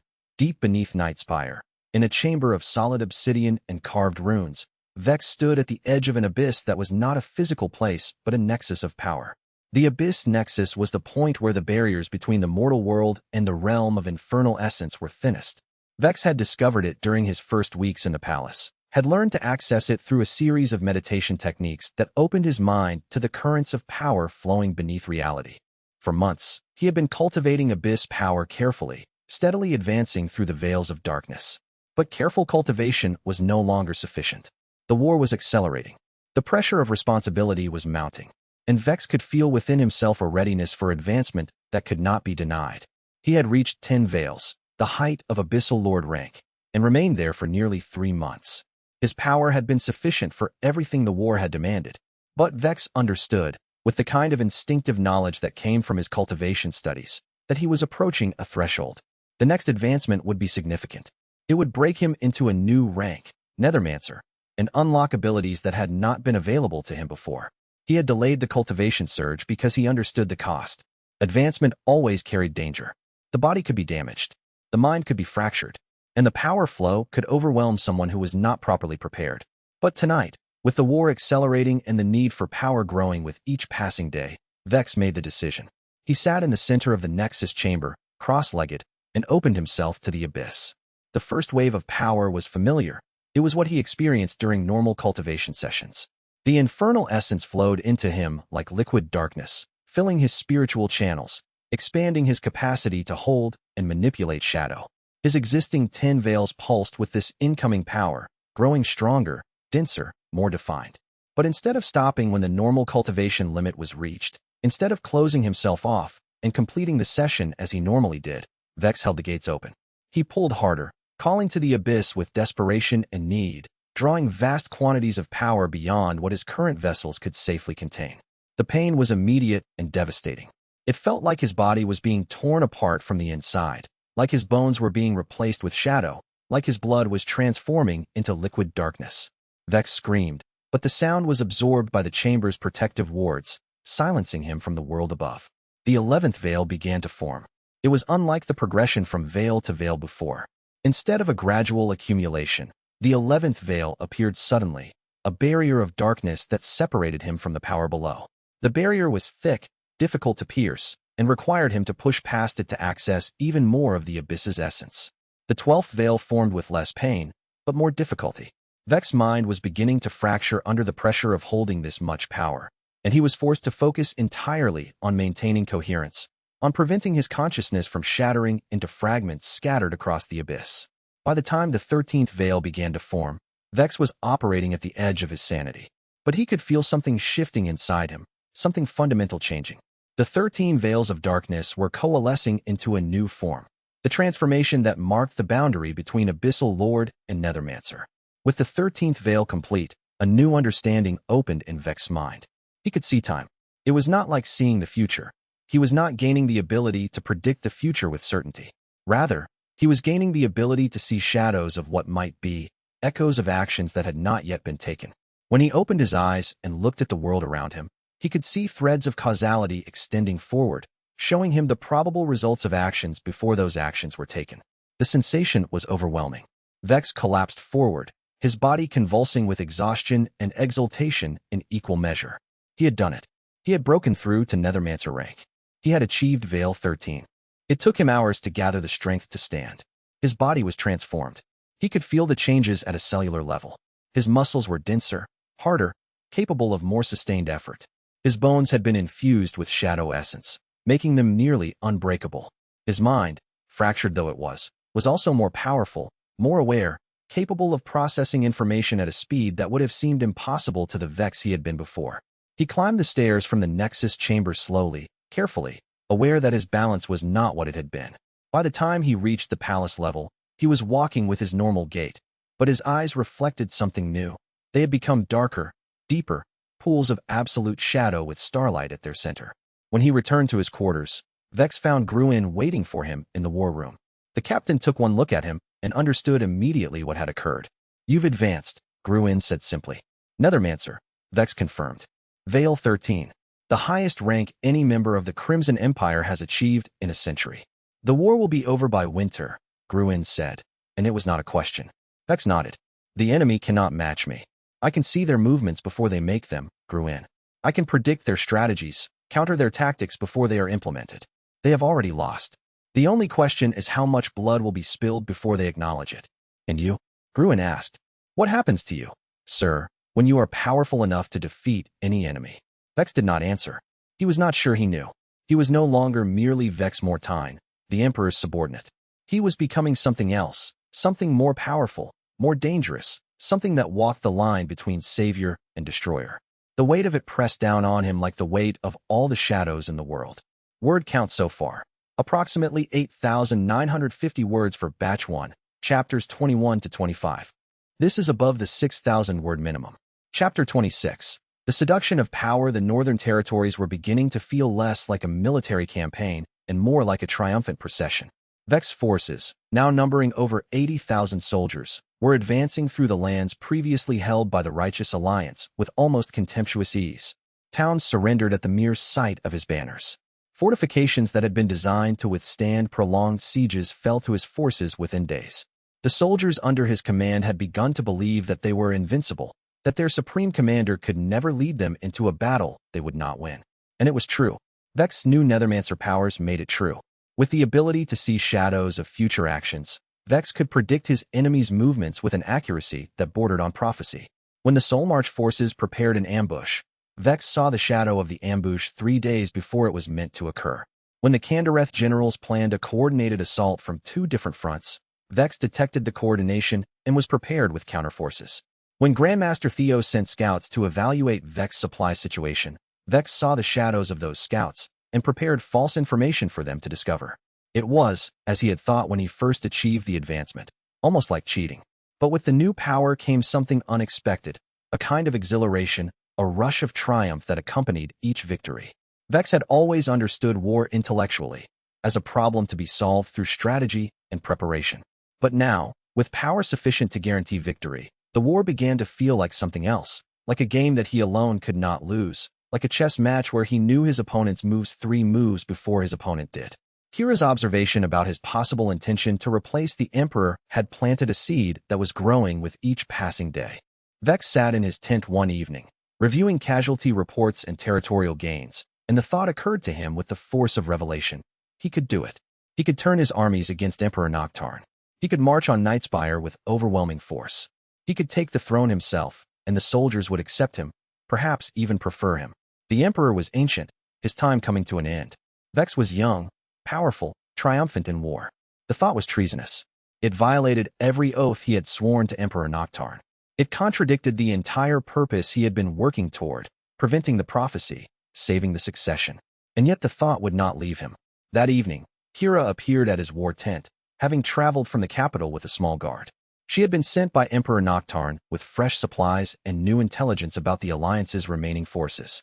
But her eyes were sharp, and she understood the moment she saw Vex that something fundamental had shifted. "You're changing," she said without preamble, in the way that warriors spoke to each other, with directness that would have been insulting coming from anyone else. "I am advancing in strength," Vex agreed. "The Nethermancer rank grants powers I did not possess before." "That is not what I mean," Kira said. She was standing in his tent with the confidence of someone who had become familiar enough with Vex to speak as an equal, not as a prisoner. "You are beginning to believe your own legend. You are beginning to think that power gives you the right to decide things that should not be decided by any one person." Vex set down the casualty report and looked at her directly.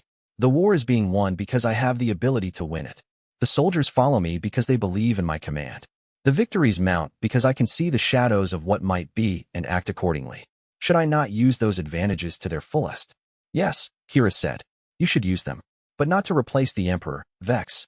Not to become the power behind the throne. Not to transform yourself from a servant into a master. What if the servant is more capable than the master?" Vex asked.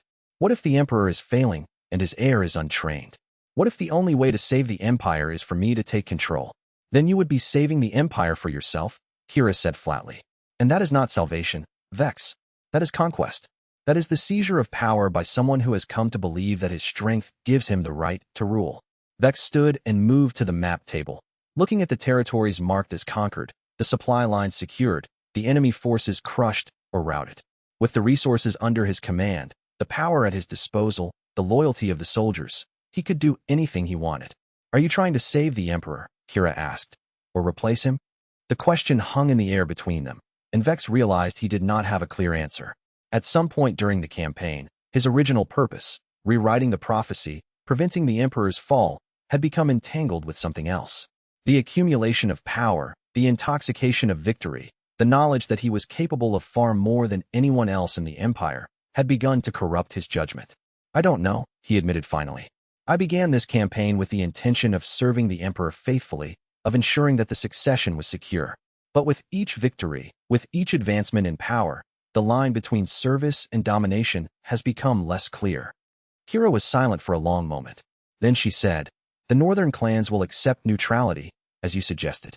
My father is preparing to maintain that neutrality, to ensure our people do not become caught in the war's collapse. But Vex, if you transform yourself from a servant into a tyrant, I will be obligated to oppose you. Not out of hatred, but out of principle. The world does not need another power-hungry warlord, no matter how competent he is. The world needs power that is exercised wisely, Vex said. The world needs strength that is directed toward preventing chaos. The world needs wisdom, Kira agreed. But wisdom is not the same as power, Vex. And strength without wisdom is just tyranny dressed up in noble language. After she left, Vex stood alone in his tent, surrounded by maps and reports and the evidence of his own triumph. He had not made a decision about his future, but Kira's questions had planted seeds of doubt, had forced him to acknowledge that the line between saving the Empire and conquering it was thinner than he wanted to admit. He had to refocus on his original purpose. He had to remember why he had started this campaign in the first place. Not to become the Emperor, but to ensure that the Emperor survived long enough to establish his succession. The prophecy was about the Emperor's death and Vex's execution. If Vex could prevent that, then the entire future could be rewritten. But the intoxication of power was strong, and it was not clear to him that he wanted to resist it entirely. With each passing day, with each new victory and each expansion of his authority, the fantasy of ruling the Empire became more vivid, more tempting, more realistic. He could see how it would work. He could see the structures that would need to be put in place, the lords that would need to be eliminated or co-opted, the military adjustments that would need to be made. The path to absolute power was clear to him, mapped out as precisely as any military campaign. And that terrified him, because he understood that once he began moving down that path, once he started taking concrete steps toward his own rule, he would likely continue until he reached the end. The momentum of power was difficult to resist, and half measures seemed foolish. So instead he sat in his tent, surrounded by the evidence of his own triumph, and tried to convince himself that the original purpose was still enough. Chapter 27. The enemies offer 3 months into the Northern Campaign, with the Crimson Empire's forces having claimed nearly half of the territories originally held by the Righteous Alliance. A flag of truce appeared at the front lines. It was not an unusual occurrence. Both sides had engaged in occasional negotiations throughout the war, preliminary discussions about truces and surrenders. But this particular flag of truce bore the personal insignia of Grandmaster Theo, the leader of the Radiant sect and the most powerful remaining commander of the Righteous Alliance. Vex received the emissary in his war tent with Gruen standing close by, the captain's hand resting near his sword in case of treachery. The emissary was not a warrior, but a scholar, an elderly man with white robes and kind eyes, the kind of man who would never have been chosen for a military mission unless the mission was important enough to warrant care being taken with it. Grandmaster Theo speaks to the Supreme Commander through me, the scholar said, his voice steady despite the obvious knowledge that he was standing in the tent of a man who could kill him with a gesture. The war is lost, and Grandmaster Theo knows this. The Righteous Alliance can no longer achieve victory through conventional military means. But before conceding entire defeat, Grandmaster Theo wishes to make an offer to Supreme Commander Vex Mortain. Vex gestured for the scholar to continue, his expression revealing nothing. The Radiant sect proposes this, the scholar said, that you, Supreme Commander Vex, withdraw your forces from the war, that you turn against Emperor Noctarn and claim leadership of the Crimson Empire for yourself. The Radiant sect will recognize your authority and will agree to a negotiated peace, not with the Crimson Empire as it currently exists, but with the new regime you establish. In exchange, we will grant you the Kingdom of Soulmarch and several of the northern territories. You will rule them as your personal domain, free from the Emperor's oversight. The offer was, Vex had to admit, remarkably well constructed. It acknowledged his strength, offered him a tempting reward, and presented itself as a practical solution to the war that was no longer winnable for either side. Grandmaster Theo is perceptive, Vex said finally, if he believes I might accept such an offer. Is that a refusal? The scholar asked. Yes, Vex said, and tell Grandmaster Theo why. Because an offer such as this is only made when the person offering it believes that I have already considered betraying Emperor Noctarn. And I am troubled by the fact that your intelligence network, despite all its effectiveness, has failed to recognize a simple fact about my character. The scholar waited in silence. I am loyal to Emperor Noctarn, Vex continued, not because I lack ambition, but because loyalty is a principle that either means something or means nothing. If I accept your offer, I prove that my loyalty was always conditional, always dependent on personal gain. Such a man cannot be trusted. And I suspect that Grandmaster Theo understands this, which means the offer was never intended to be accepted.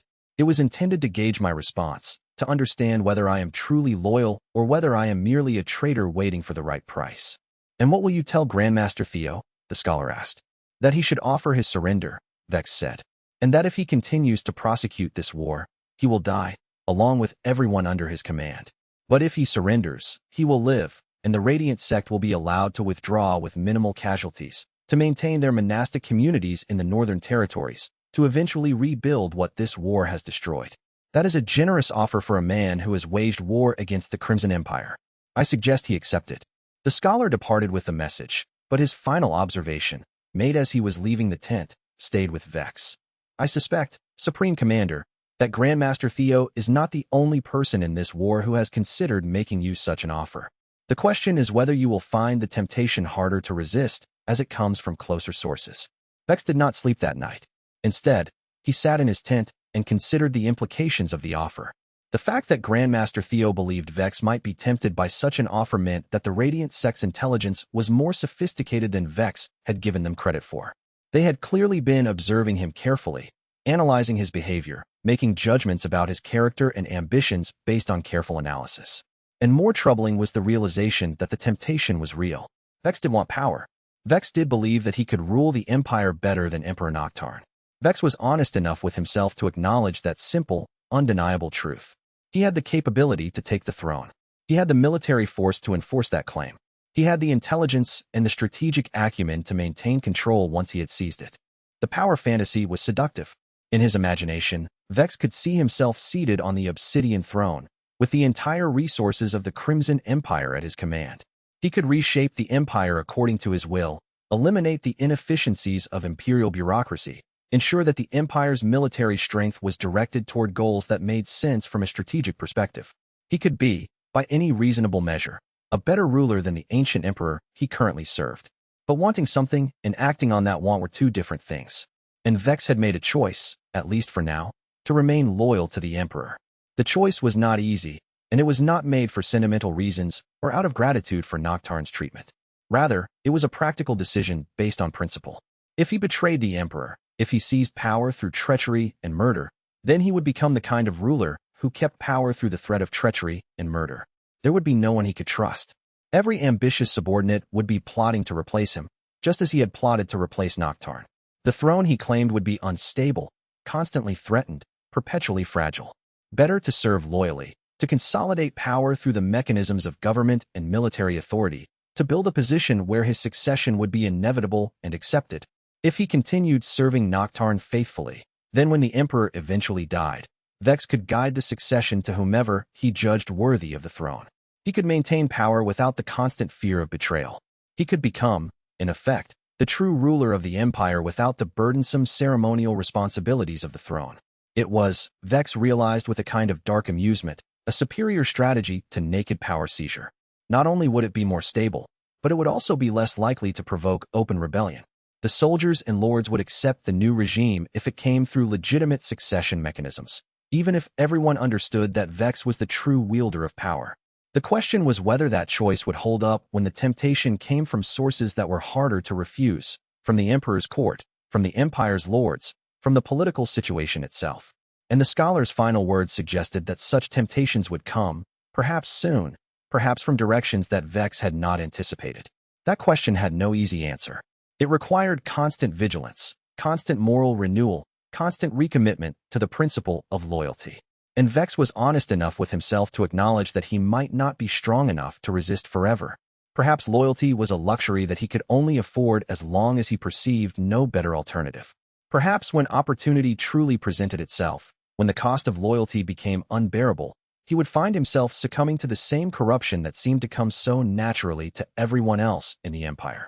Chapter 28. Lex's conspiracy revealed Emperor Noctarn had called an assembly of all the empire's lords and generals, an unusual occurrence that sent ripples of speculation through Nightspire's political circles. Vex, back at the capital after 6 months of continuous campaigning, had informed the Emperor of Lex's conspiracy through official intelligence channels.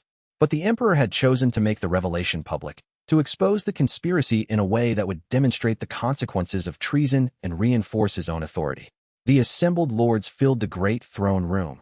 Their banners hung around the chamber like silent accusations. Lex Morgan stood among them, his position as a mid-ranking official barely acknowledging the importance of his presence. "Lords of the Crimson Empire," Emperor Noctarn said, his voice carrying the weight of absolute authority. "We have discovered a conspiracy that strikes at the very heart of our imperial security." The room fell silent. Vex, standing to the right of the Emperor's throne, watched the faces of the lords, seeing the calculation in their eyes, the fear that one of them might be named as a conspirator. Emperor Noctarn proceeded to reveal the names of each conspirator: Lord Castellane, Lord Vren, Lord Mortios, and half a dozen others, each one implicated in Lex's attempt to limit Vex's authority and control of military forces. "These men sought to undermine the Supreme Commander," Noctarn said, "the very general who has been instrumental in our military victories. They sought to divide military command in a way that would have weakened our response to the Righteous Alliance. This is treason of the highest order." The Emperor's sentences were swift and severe. Several conspirators were sentenced to death, their titles and lands forfeit to the crown. Others were stripped of their positions and banished from the capital. The message was clear: the Emperor would tolerate no challenge to Vex's authority, and anyone who attempted to undermine the military effort would face execution. But Lex himself had disappeared. Intelligence reports indicated that he had fled the capital through the underground tunnels that ran beneath the palace, tunnels that connected to the sewage system and eventually to the countryside beyond the city walls. Emperor Noctarn's response was swift: "Find him. Alive or dead. I want his fate to serve as a final warning to anyone who might consider treason." Vex volunteered to hunt Lex personally. It was not a decision motivated by any desire for revenge. Vex had moved beyond such petty emotional responses, but rather by the understanding that it was strategically important to neutralize Lex completely. A fugitive conspirator was a rallying point for future rebellion. A dead conspirator was merely a memory, and memories faded. The hunt took 3 days. Vex used his intelligence network to track Lex's movement through the outlying provinces, following the trail of money spent, servants bribed, safe houses utilized. Vex's Nethermancer powers allowed him to predict where Lex would go, to move his forces to intercept the fugitive before he could disappear into the countryside entirely. The actual capture took place in a small village 2 days' ride north of Nightspire, in a farmhouse that had been converted into a temporary hiding place. Vex arrived with a small contingent of guards, entering the farmhouse quietly, moving through rooms with the absolute certainty that came from knowing exactly where Lex would be. He found Lex in a back chamber, packing a small bag of possessions, preparing for a final flight toward the northern border. Lex's hand moved toward a knife, but Vex did not give him the chance to draw it. A gesture, a shadow extending from the darkness of the room itself, and Lex was pinned against the wall, unable to move. "You should have accepted the mercy I offered you," Vex said calmly, "when I allowed you to escape the city. That was your last chance to leave with your life." "Let me go," Lex said, his voice quavering between rage and fear. "I was wrong, Vex. I see that now. I was stupid to think I could challenge you. Let me go, and I will disappear. You will never hear from me again." "The Emperor wants you dead," Vex said, "and I have decided to honor that request. But I am going to give you something the Emperor will not. I am going to give you a choice." Lex's eyes widened with hope. "You can come back to Nightspire with me," Vex continued, "and accept the Emperor's judgment. The execution will likely be swift, and you will be remembered as a traitor who faced his fate with whatever dignity you can muster. Or you can attempt to escape, and I will kill you here, and your body will be left for the crows. Which will it be?" Vex had not actually decided what he would do if Lex accepted the first option, but as he spoke the words, he realized that he was considering allowing Lex to live, not from any sense of mercy or compassion, but from a recognition that killing Lex in this farmhouse would close a story, while returning him to the capital would leave an opening, a possibility that things could still develop in unexpected directions. "Let me go," Lex said again, and there was something in his voice that suggested he was begging now, that he had abandoned any pretense of defiance. Vex made a decision, one that would have surprised anyone who had not been following his progression toward greater power and greater moral complexity. "Run," Vex said, releasing the shadows that were holding Lex against the wall. "Leave the Empire. Go far enough that you can never return. I am going to tell the Emperor that you died in this farmhouse, that I killed you personally, and that your body is being brought back for identification. Your name will be stricken from records. Your family will be executed for supporting your treason. You will be dead in every way that matters. But if you leave now, if you accept this anonymity, you will live." Lex stared at him, comprehension and gratitude and confusion all warring for dominance in his expression. Why? Lex asked finally. Because, Vex said, even I am not entirely sure what I am becoming. And an act of mercy, even mercy offered for uncertain reasons, might serve as a reminder that I am still capable of humanity. Vex gave Lex a purse containing enough gold to fund a year of travel, and then he watched as the man who had been his rival fled into the darkness of the countryside. It was an act of treachery against the Emperor's command, though technically, Vex would report that the command had been followed. It was an act of mercy that contradicted everything Vex had been working toward, the consolidation of absolute control through fear and certainty of consequence. When Vex returned to Nightspire with a body that was not Lex's, a corpse fabricated through shadow magic to fool even careful observers, he had taken the first step toward a future he could not yet see. Later, when Gruen asked him if he had truly killed Lex, Vex said simply, "The Emperor's justice has been served. That is all that matters." But the lie troubled him in a way that the countless small deceits and strategic murders had not. Chapter 29. The Hunt for Lex. Alternative Interpretation. Following the revelation of the conspiracy, the hunt for Lex becomes public knowledge, and Vex pursues him personally through the palace and the city. The underground tunnels beneath Nightspire were older than the city itself, remnants of a previous civilization that had built far deeper than the current emperors ever dared to excavate. Vex pursued Lex through these tunnels with methodical certainty, the Nethermancer's ability to sense shadows allowing him to navigate the darkness with ease while Lex stumbled ahead of him, guided only by the dim glow of magical lanterns he had grabbed during his initial flight. The chase lasted for hours, Lex moving through the tunnels with the desperation of a man who understood that his life had been reduced to a simple binary: reach the exit and escape, or die in the darkness beneath the city. Vex moved more slowly, but with purpose. He could have caught Lex at any point, but instead he allowed the pursuit to continue, understanding that the act of forcing Lex to flee was as much a message as the eventual apprehension would be. The tunnels eventually opened into a large underground chamber, a vault carved from stone and lined with ruins from the ancient civilization. Lex was cornered here, trapped between the tunnel entrance that Vex was blocking and a sheer wall of carved stone that had no exit. They faced each other across the chamber, and Vex saw something in Lex's eyes that surprised him, not fear, but rage. The rage of a man who had been broken by his own inadequacy, who had been forced to confront the fact that he would never be as powerful, as intelligent, as capable as the man hunting him. "I was better than you," Lex said, his voice echoing through the chamber. "My breeding was better. My family was older.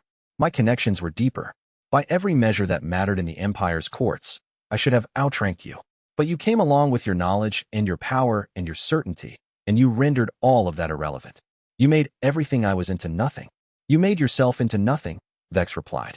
"Your breeding was not strength. Your family's age was not wisdom. Your connections were not loyalty. I simply understood those things that you failed to see about yourself." They dueled in the darkness of the underground chamber, but it was not a duel of equals. Vex's shadow power was far superior to Lex's own cultivation abilities. Within minutes, Lex was disarmed, bleeding from multiple wounds, backed into a corner with nowhere left to flee. Vex could have killed him then, should have, by every measure of strategic necessity. Instead, in the moment that he was about to deliver the final blow, Vex made a decision that surprised even himself. He lowered his blade. "Swear service to me," Vex said. "Accept that you were wrong, that I am the superior power, that resistance is futile. Swear absolute loyalty, and I will let you live." Lex stared at him in disbelief. "Why?" he asked. "Because I am drunk on my own power," Vex said honestly. "And an occasional act of mercy might serve to remind me that I am not a god, only a man who has been given power that most men will never achieve." Lex's answer came through tears of rage and desperation. "I swear it. I swear service to the Supreme Commander. I accept that I am your inferior. I will follow your commands for the remainder of my life." Vex accepted the oath, and then, after allowing Lex to bind his wounds, he gave the broken man an instruction: leave the capital. Take a small purse of gold, enough to fund a year of travel. Go far enough that you will never be able to return. Do not contact anyone who might remember you. Do not attempt to rebuild power. Simply live out your remaining years in obscurity. If you ever return to the Crimson Empire, if you ever attempt to reclaim any position or authority, I will hunt you down and kill you. And the execution will be slow and instructive to anyone else who might have entertained similar thoughts. Vex gave Lex the purse and watched as the broken man fled toward the tunnel exit. Gruen, who had followed Vex through the tunnels, watched this display of mercy and asked the question that would not leave him for months afterward. "Why, sir? Why not simply kill him?" "Because," Vex said. I wanted him to live with the knowledge that he would never be anything again. That is a worse punishment than death. Gruen accepted the answer without further question, but Vex knew it was incomplete. The truth was far more complex than that simple explanation suggested. Vex had allowed Lex to live for reasons he could not quite articulate, for purposes he did not fully understand. Part of it was mercy, though Vex would have struggled to admit that to himself a few months earlier. He had been so focused on consolidating power through fear and absolute certainty that the possibility of clemency had seemed like weakness. But as he had watched Lex kneeling before him, bleeding and broken, Vex had felt something shift inside himself. The man was no longer a threat. He was simply human, defeated and desperate, begging for his life in the only way he knew how. Part of it was also recognition. Vex had been in Lex's position once. Ambitious, believing that power was his destiny, confident that his breeding and connections made him superior. The difference was that Vex had possessed actual strength to match his ambitions, while Lex's strength had always been illusory. Watching Lex confront that limitation face to face, Vex had felt something approaching empathy. Not sympathy, exactly, but recognition of kinship in the experience of having power stripped away, having certainty shattered. And part of it was something else, something darker.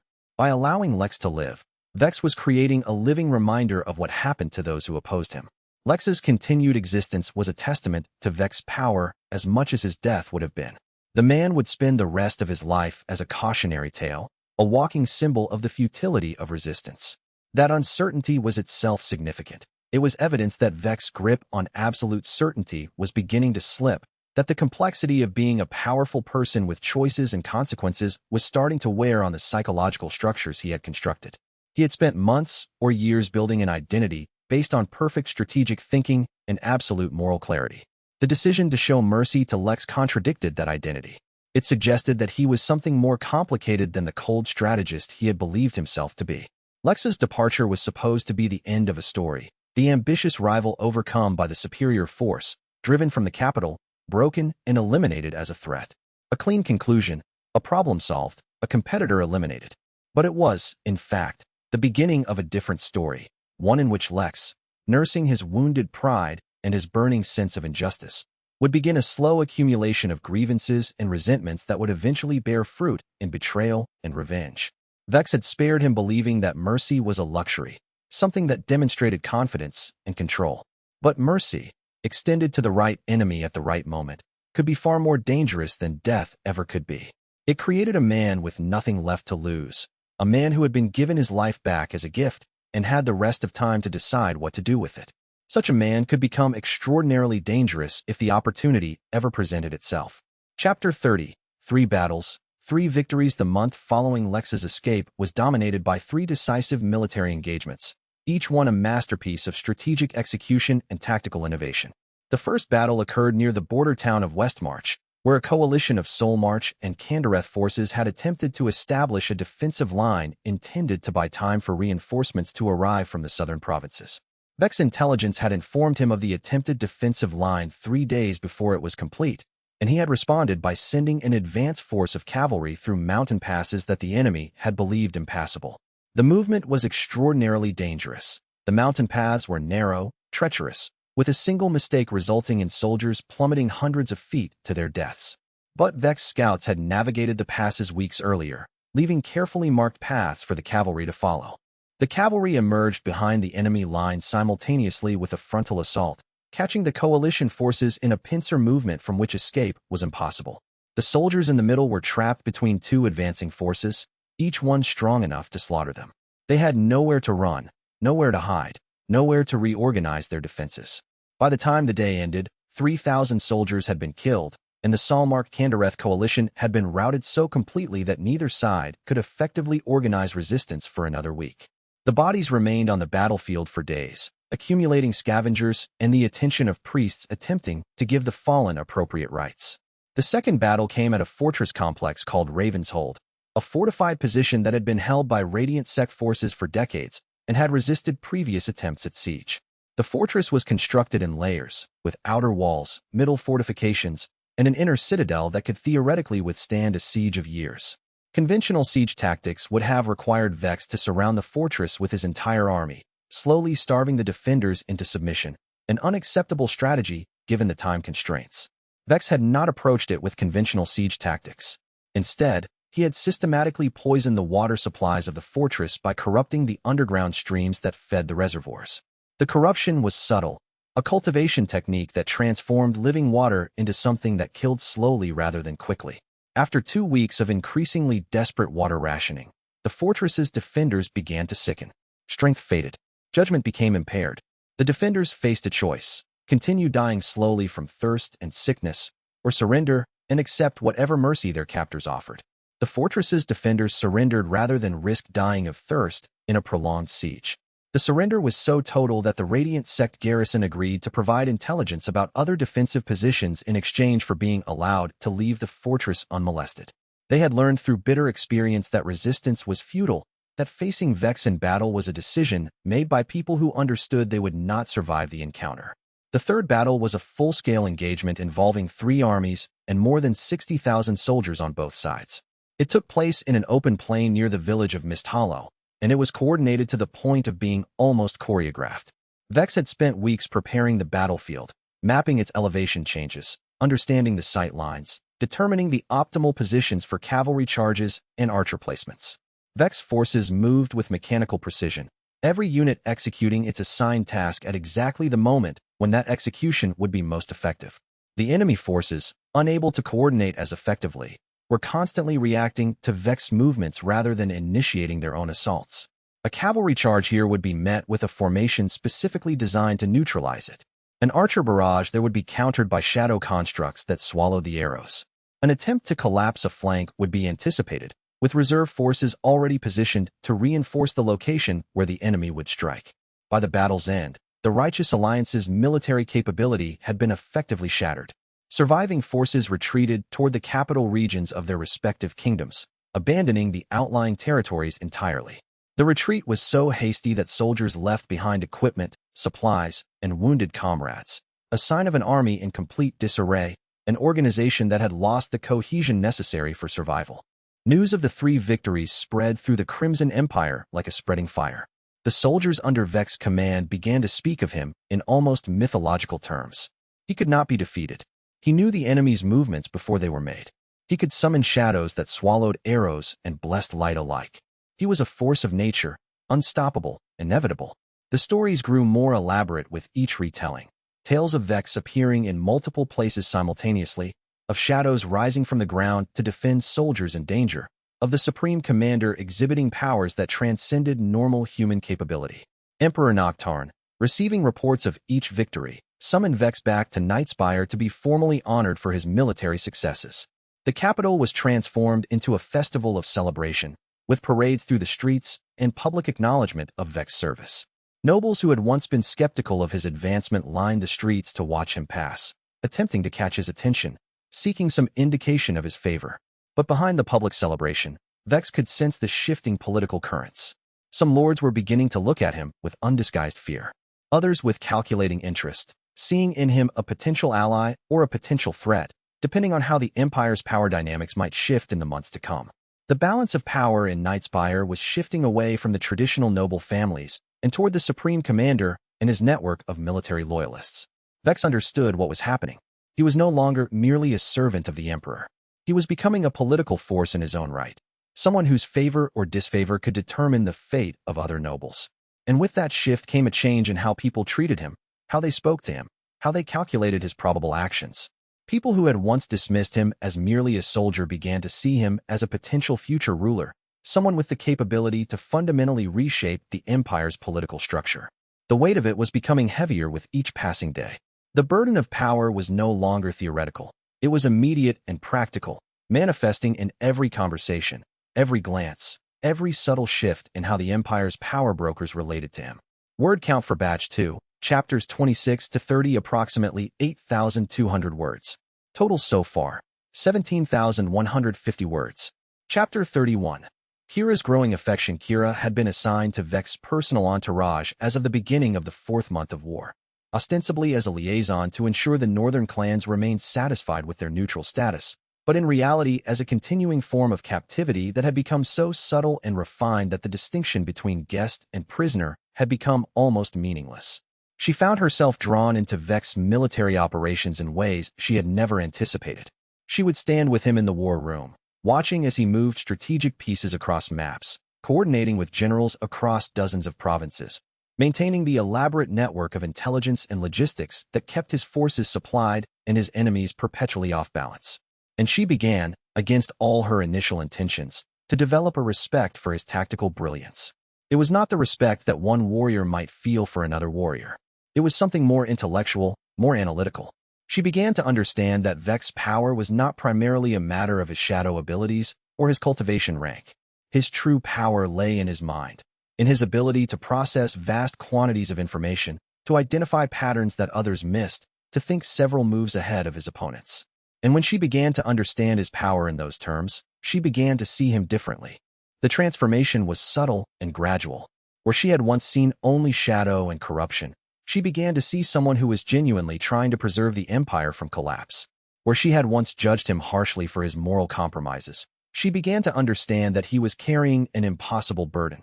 The burden of knowing that every decision he made would result in deaths, and that his responsibility for those deaths was absolute. They trained together in the practice grounds of the northern war camps. Kira had maintained her martial skills through months of captivity, and Vex, despite being primarily a cultivator rather than a pure warrior, had learned the basics of hand-to-hand combat during his years of military command. Their duels were never serious. Neither was trying to genuinely hurt the other, but they served as a form of communication, a way of understanding each other's strength and limitations through physical contact. After one particularly intense training session, as they sat beneath the eternal night flowers that seemed to appear in every region where Vex established a military camp, Kira said something that surprised them both. "I do not hate you." Vex, cleaning sweat from his face with a cloth, looked at her with an expression of mild amusement. "That is different from respect, I think." "Yes," Kira agreed. "Hate would be easier. Hate would mean I could dismiss you as evil, could oppose you absolutely, could maintain the moral clarity that your existence has made impossible for me. But you are not evil, Vex. You are something more complicated than that. You are a good person doing bad things for reasons that I understand intellectually, even if I cannot fully accept them morally." "Is there a difference?" Vex asked. "Between understanding reasons and accepting them?" "Yes," Kira said. "Understanding allows for empathy. Acceptance requires a surrender of principle. I can understand why you sacrifice soldiers and civilians in service of your larger strategy, but I cannot accept it as morally right, even while acknowledging that it was strategically necessary." Vex was silent for a long moment. Then he said, "I wonder sometimes if you are the only person in the Empire who sees me clearly. Everyone else sees either a shadow cultivator to be feared or a brilliant general to be admired. You see both, and you judge me for the totality of what I am, not for parts of it." "That is because," Kira said, "you allowed me to see you. You could have executed me months ago when I tried to escape. You could have kept me locked in a tower until the war ended. Instead, you brought me into your war room, allowed me to understand your thinking, permitted me to see the humanity beneath the shadow. And that humanity is what makes your actions so troubling. Because you are not an evil person without conscience. You are a good person who has become willing to compromise conscience for the sake of necessity." The conversation continued late into the evening, moving from philosophy to practical discussion about the war's progression and eventual conclusion. And by the time they parted, something had shifted between them. The relationship was no longer that of captor and captive, or even that of two enemies forced by circumstance into proximity. It was becoming something with the potential to be genuine. A few days later, as they were walking through the camp at dusk, Kira stopped Vex and, without warning or preamble, kissed him. It was a brief moment of contact, gentle rather than passionate, but it communicated something that words could not: acknowledgement of connection, acceptance of the bond that had been forming between them, recognition of something that transcended the circumstances of war and captivity. "I should not have done that," Kira said after breaking the contact. "You are still serving a power that I oppose on principle. You are still a shadow cultivator, still engaged in deception and moral compromise. By any rational standard, I should despise you. But you do not," Vex said. "But I do not," Kira confirmed. "And I am less certain than I have ever been about what that means. Perhaps I am simply becoming corrupted by proximity to corruption. Or perhaps I am beginning to understand that the world is more complicated than the moral certainties I was raised to believe in." Vex did not respond with words. Instead, he pulled her close and kissed her in return, and in that moment, there was something approaching peace. Not the peace of victory, but the peace of two people who had come to understand each other despite every reason they had to remain enemies. That peace would not last. But for a time, in the darkness beneath the eternal night flowers, it was real. Chapter 32. The Emperor's private summons. Emperor Noctarn requested Vex's presence in the private chambers of the Imperial Palace, a summons that came without explanation or official context. Vex had learned over the months that when the Emperor wished to discuss military matters, he did so in the public throne room, where witnesses could observe and reports could be filed. When the Emperor summoned him privately, it was because the discussion involved matters that the Emperor wished to keep secret from the Empire's official record. The private chambers were spare, decorated in a style that suggested the Emperor spent little time there, functional rather than ostentatious. Emperor Noctarn was reclining on a couch, appearing older than Vex had ever seen him, his ancient face lined with exhaustion and some emotion that Vex could not immediately identify. "Your victories have been magnificent," Noctarn said without preamble. "The righteous alliance is broken. The threat of external war has been essentially eliminated. You have done what I asked you to do, Vex. You have crushed the Emperor's enemies. Your Majesty honors me," Vex said with the perfect deference he had perfected over months of serving the Emperor. "Sit," Noctarn commanded, gesturing to a chair near the couch. Vex sat, maintaining perfect posture, presenting an image of complete readiness to serve. "I must tell you something," Noctarn said finally, "that I have told no one else. Not even my closest advisors.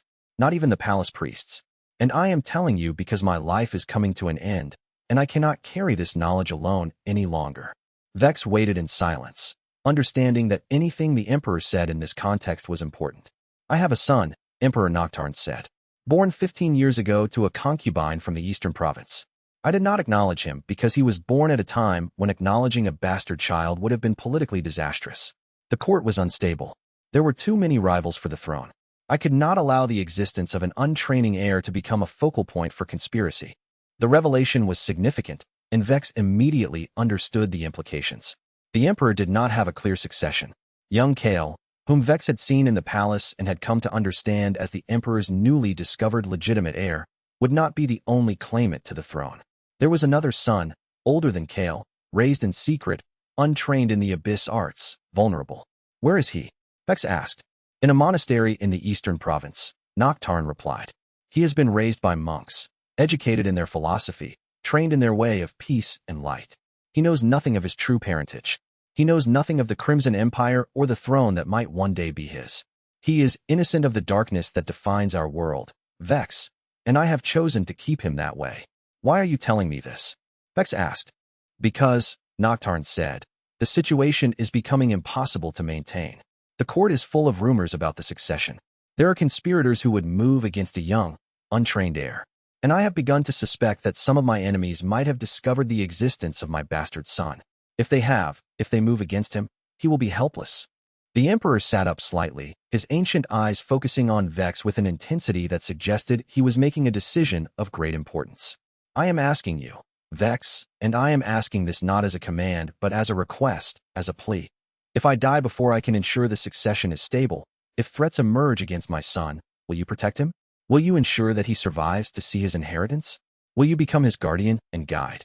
Vex understood what the Emperor was asking.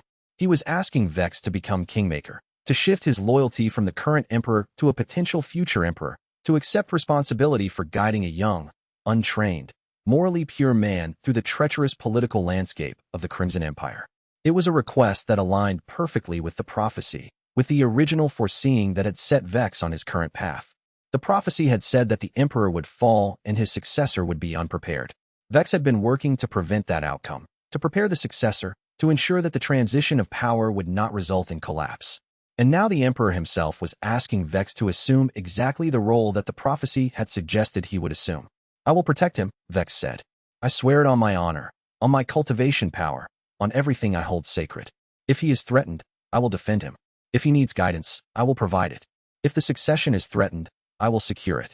You have my absolute oath, Your Majesty." Emperor Noctarn nodded slowly, and some of the tension seemed to drain from his ancient frame. "Then I can rest easier," he said. "The succession is secure. The Empire will endure. You have my gratitude, Vex, and whatever honor and titles that gratitude can grant." The conversation ended shortly after, and Vex was dismissed. But as he walked through the palace corridors toward his quarters, He was acutely aware that something fundamental had shifted. He was no longer merely serving the current emperor. He was preparing for the future, establishing the conditions that would allow the succession to proceed without catastrophe. And the person who would guide that succession, who would essentially control the empire during the young heir's formative years, would be Vex himself. Chapter 33. The Heir's Shadow. The monastery was located in a remote valley in the eastern province, far from the political currents that roiled around the capital. Vex made the journey personally, with only a small guard, disguised as a minor official conducting an inspection of religious institutions. The disguise was effective. No one would give a second glance to a bureaucrat examining the administrative records of a remote monastery. It was exactly the kind of mundane official task that happened regularly throughout the empire, drawing no attention. The young man, he found there was everything the emperor had described. 15 years old, raised entirely by monks, innocent of shadow and corruption, his entire worldview constructed around the concepts of light and compassion and spiritual discipline. The boy moved with a kind of grace that came from years of martial training under monastic principles. Disciplined, but not aggressive, graceful, but not prideful. He was, Vex had to acknowledge, everything a truly good person could be. His name was Kael. Vex stood in the monastery's garden, observing the boy from a distance, and felt something shift inside him. The name was his original name, the identity he had been in his previous life. And now he was looking at another Kael, a different version of himself. Someone who might have been what Vex could have been if he had not been reincarnated, if he had not been forced to engage in shadow arts and deception and moral compromise. It was an odd sensation, like looking at a mirror image of himself from a parallel world, a version that had chosen a completely different path. The observation lasted for 3 days. Vex moved through the monastery unnoticed, watching young Kael train with the monks in their gentle martial disciplines, participate in meditation circles, spend hours in the monastery's library studying philosophy and theology. The boy had a sharp mind and genuine curiosity about the world. He asked thoughtful questions, engaged in substantive debate with the elder monks, showed genuine compassion toward those suffering. And with each observation, Vex became more certain. This boy would be a disaster as an emperor. He had no understanding of politics, no grasp of military strategy, no acceptance that the world contained genuine evil that could not be solved through discussion and understanding. He was pure and good, and completely unprepared for the throne that awaited him. An empire ruled by someone with Kael's worldview would collapse within months. The ambitious lords would tear it apart. The external enemies would flood across the borders. The internal structures of power would fragment. But he was also the emperor's son, and he would become the focus of every conspiracy, every ambition, every plot that arose in the Crimson Empire. The moment it was discovered that the emperor had a secret heir, that heir would become the most valuable political asset in the empire. Every ambitious lord would scheme to either control him or eliminate him. Every foreign power would seek to compromise his succession. Every faction would make moves to ensure that their preferred successor took the throne instead. And Vex had been asked to protect him. It was a role that combined impossible objectives. Keep the heir alive while he remained hidden, ensure his safety while the empire convulsed around him, maintain his innocence while preparing him for the responsibilities he did not yet understand would be his. On the 4th day, Vex allowed himself to be discovered. He approached young Kael as the boy was meditating in the monastery's central garden and introduced himself as a representative of the Crimson Empire, sent to ensure the monastery's continued safety and prosperity. The lie was delivered with perfect conviction, the kind of performance Vex had perfected over years of deception. The emperor speaks highly of this institution, Vex said, which was a lie, but a useful one. He wishes to ensure that nothing disrupts the peaceful studies being conducted here. We have recently expanded protection to several religious institutions in the empire. This monastery has been identified as worthy of that protection. Young Kael was suspicious but polite, as his monastic training had taught him to be. He bowed respectfully to Vex and asked him about the nature of the threat, why the emperor would feel compelled to dispatch an official to ensure their safety. The questions were intelligent and probing. The boy had an instinct for understanding the political undercurrents, even if he did not yet have the experience to interpret them correctly. The world is changing, Vex said. The Righteous Alliance, which was hostile to the Crimson Empire, is being defeated. In the power vacuum that will follow, there may be instability. It is the emperor's desire to ensure that islands of peace like this monastery are protected from whatever chaos might emerge. Religious institutions can be targets during times of political upheaval. The emperor wishes to prevent such tragedies. Kael accepted the explanation, though Vex could see the calculation beginning in the boy's eyes. the understanding that something significant was occurring, even if he did not understand exactly what. There was intelligence there, potential. With proper training and guidance, the boy might be prepared to rule after all. Vex returned to the capital carrying the knowledge of where young Kael was, and the absolute certainty that the boy would not survive long if discovered by anyone with less benevolent intentions than Vex's own. The monastery would become a target. The boy would be assassinated or kidnapped or forced into conspiracy before his 16th birthday. The Righteous Alliance would attempt to use him as leverage. Ambitious lords would scheme to control him. Every enemy of the Empire would seek to use him as a weapon. The prophecy was manifesting itself more clearly now. The Emperor would die. Noctarn was ancient and weakening by the day. His chosen successor, young Kael, would be unprepared and vulnerable. And Vex would become the person responsible for keeping him alive long enough to perhaps become worthy of the throne. It was a role that Vex had not intended to assume, but one that seemed to be inevitably coming to him regardless of his intentions. Chapter 34. The prophecy's new form in a hidden chamber deep beneath Night's Pyre. Vex opened the prophecy texts that architect Shun had given him months earlier. The texts were written in an ancient language, but Vex Cultivation advancement had granted him the ability to read them with an understanding that went beyond mere translation. He could feel the resonance of the prophecy itself, could sense the power woven into the words. The deeper layers of meaning that had been hidden from him during his initial readings became apparent, as if his advancement in the Abyss had granted him access to knowledge that was previously sealed. He had read the texts multiple times before, focusing on the passages that described his own fate, the execution of the Emperor's right hand, the suggestion that Vex was destined to betray and murder the Emperor. Those passages had been explicit, brutal in their clarity. Vex would die, executed by the Emperor he served or by forces beyond his control. That much seemed unavoidable. But this time, he focused on the passages about the succession, about the heir who would be unprepared, about the role of the kingmaker. The sections were longer and more complex than the passages about Vex's own death. They contained layer upon layer of meaning, prophecies within prophecies, branching scenarios that depended on choices not yet made. And buried in the middle of the ancient text, he found something he had not noticed before. A passage that said, "The right hand's burden is not to save the throne, but to choose the throne's heir. The one who wields shadow must elevate the one who wields light, or the empire falls into darkness eternal. The burden of king-making falls upon the servant, not the master.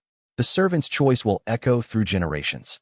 The passage was hidden in the older language, written in a way that required significant understanding of ancient syntax to parse correctly. The phrasing was deliberately obscure, as if the original author had been attempting to conceal the meaning from casual readers while making it available to those with sufficient cultivation understanding. But once Vex understood it, the meaning became clear. The prophecy was not about Vex murdering the Emperor. It was about Vex determining who would rule after the Emperor's death. Vex was a kingmaker. That was his true role in the unfolding events.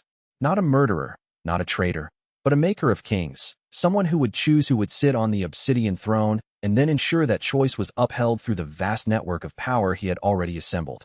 The realization was both terrifying and clarifying.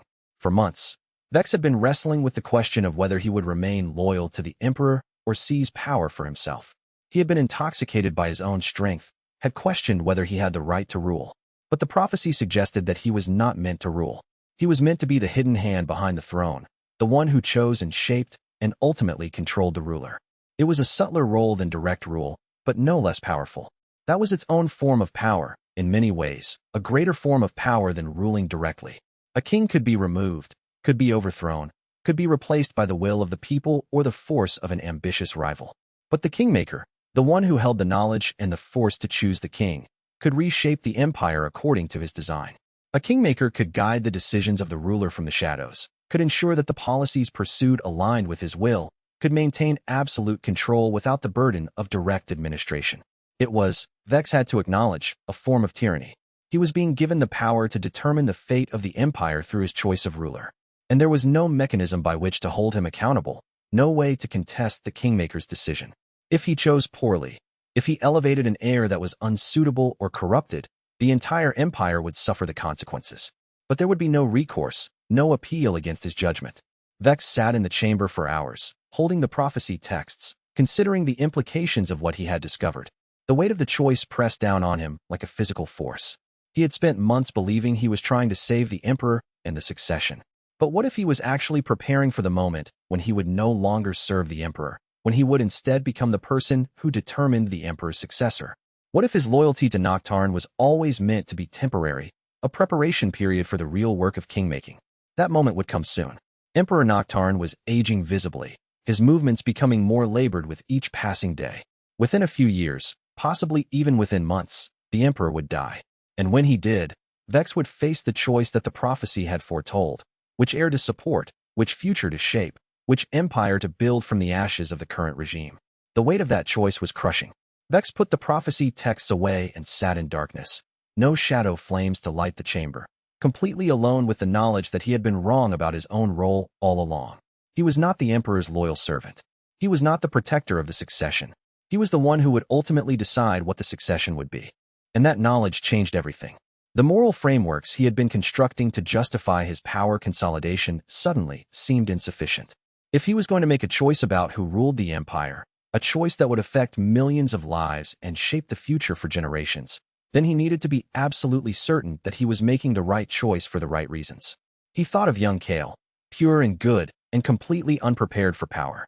He thought of the ambitious lords circling the capital, hungry for control. He thought of the righteous alliance, still fighting despite their military defeat, still believing that they could reshape the empire according to their will. And he understood that the prophecy's challenge was not to prevent his own execution or to save the emperor.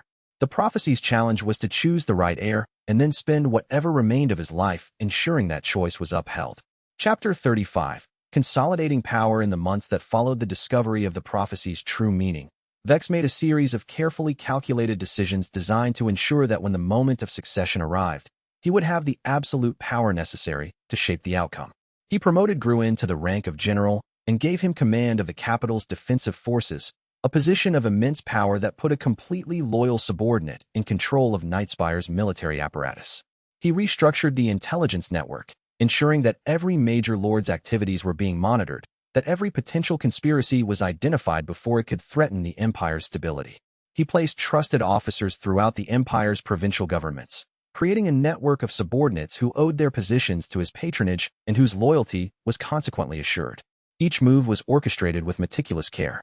Vex would identify a position of strategic importance, quietly evaluate candidates, and then recommend someone from his network, always with what appeared to be legitimate justification, never forcing the emperor's hand. Emperor Noctarn would invariably approve, trusting Vex's judgment. The machinery of imperial government, piece by piece, became staffed with people whose first loyalty was to the supreme commander rather than to the emperor himself.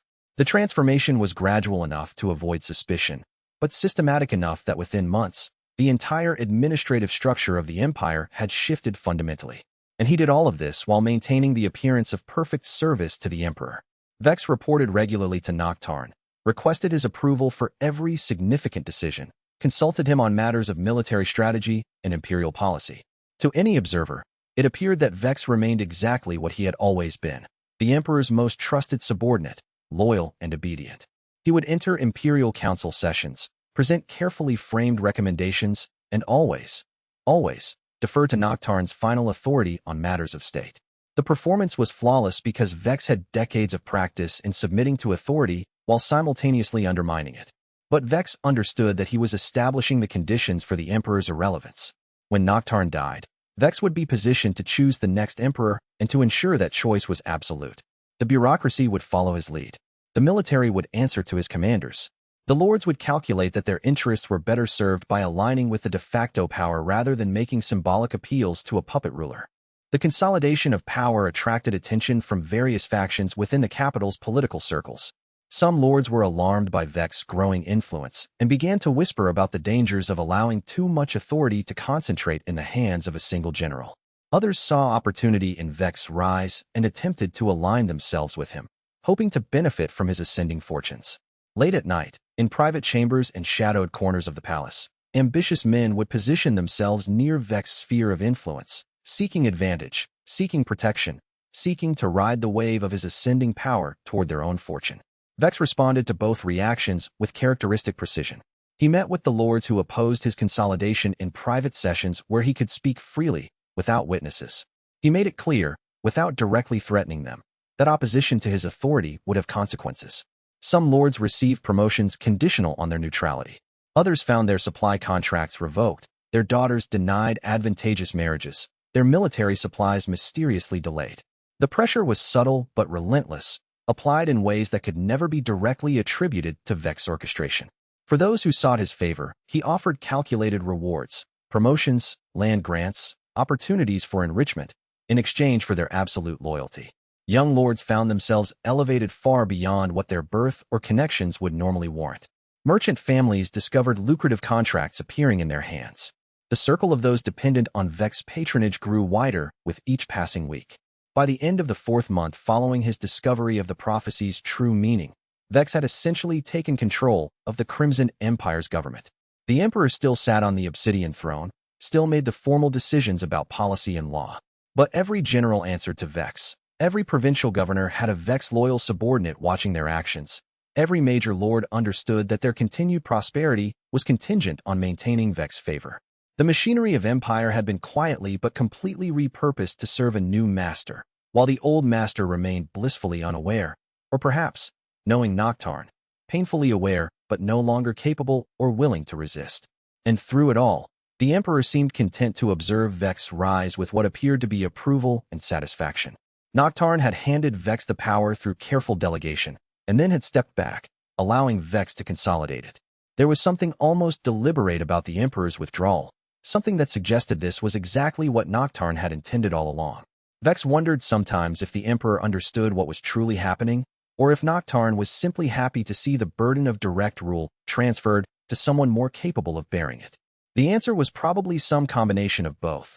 Noctarn was ancient and wise enough to understand that power was shifting, but also pragmatic enough to accept that the shift served the Empire's interests. An emperor who was nearly 3 centuries old could not maintain the vigor necessary for active rule.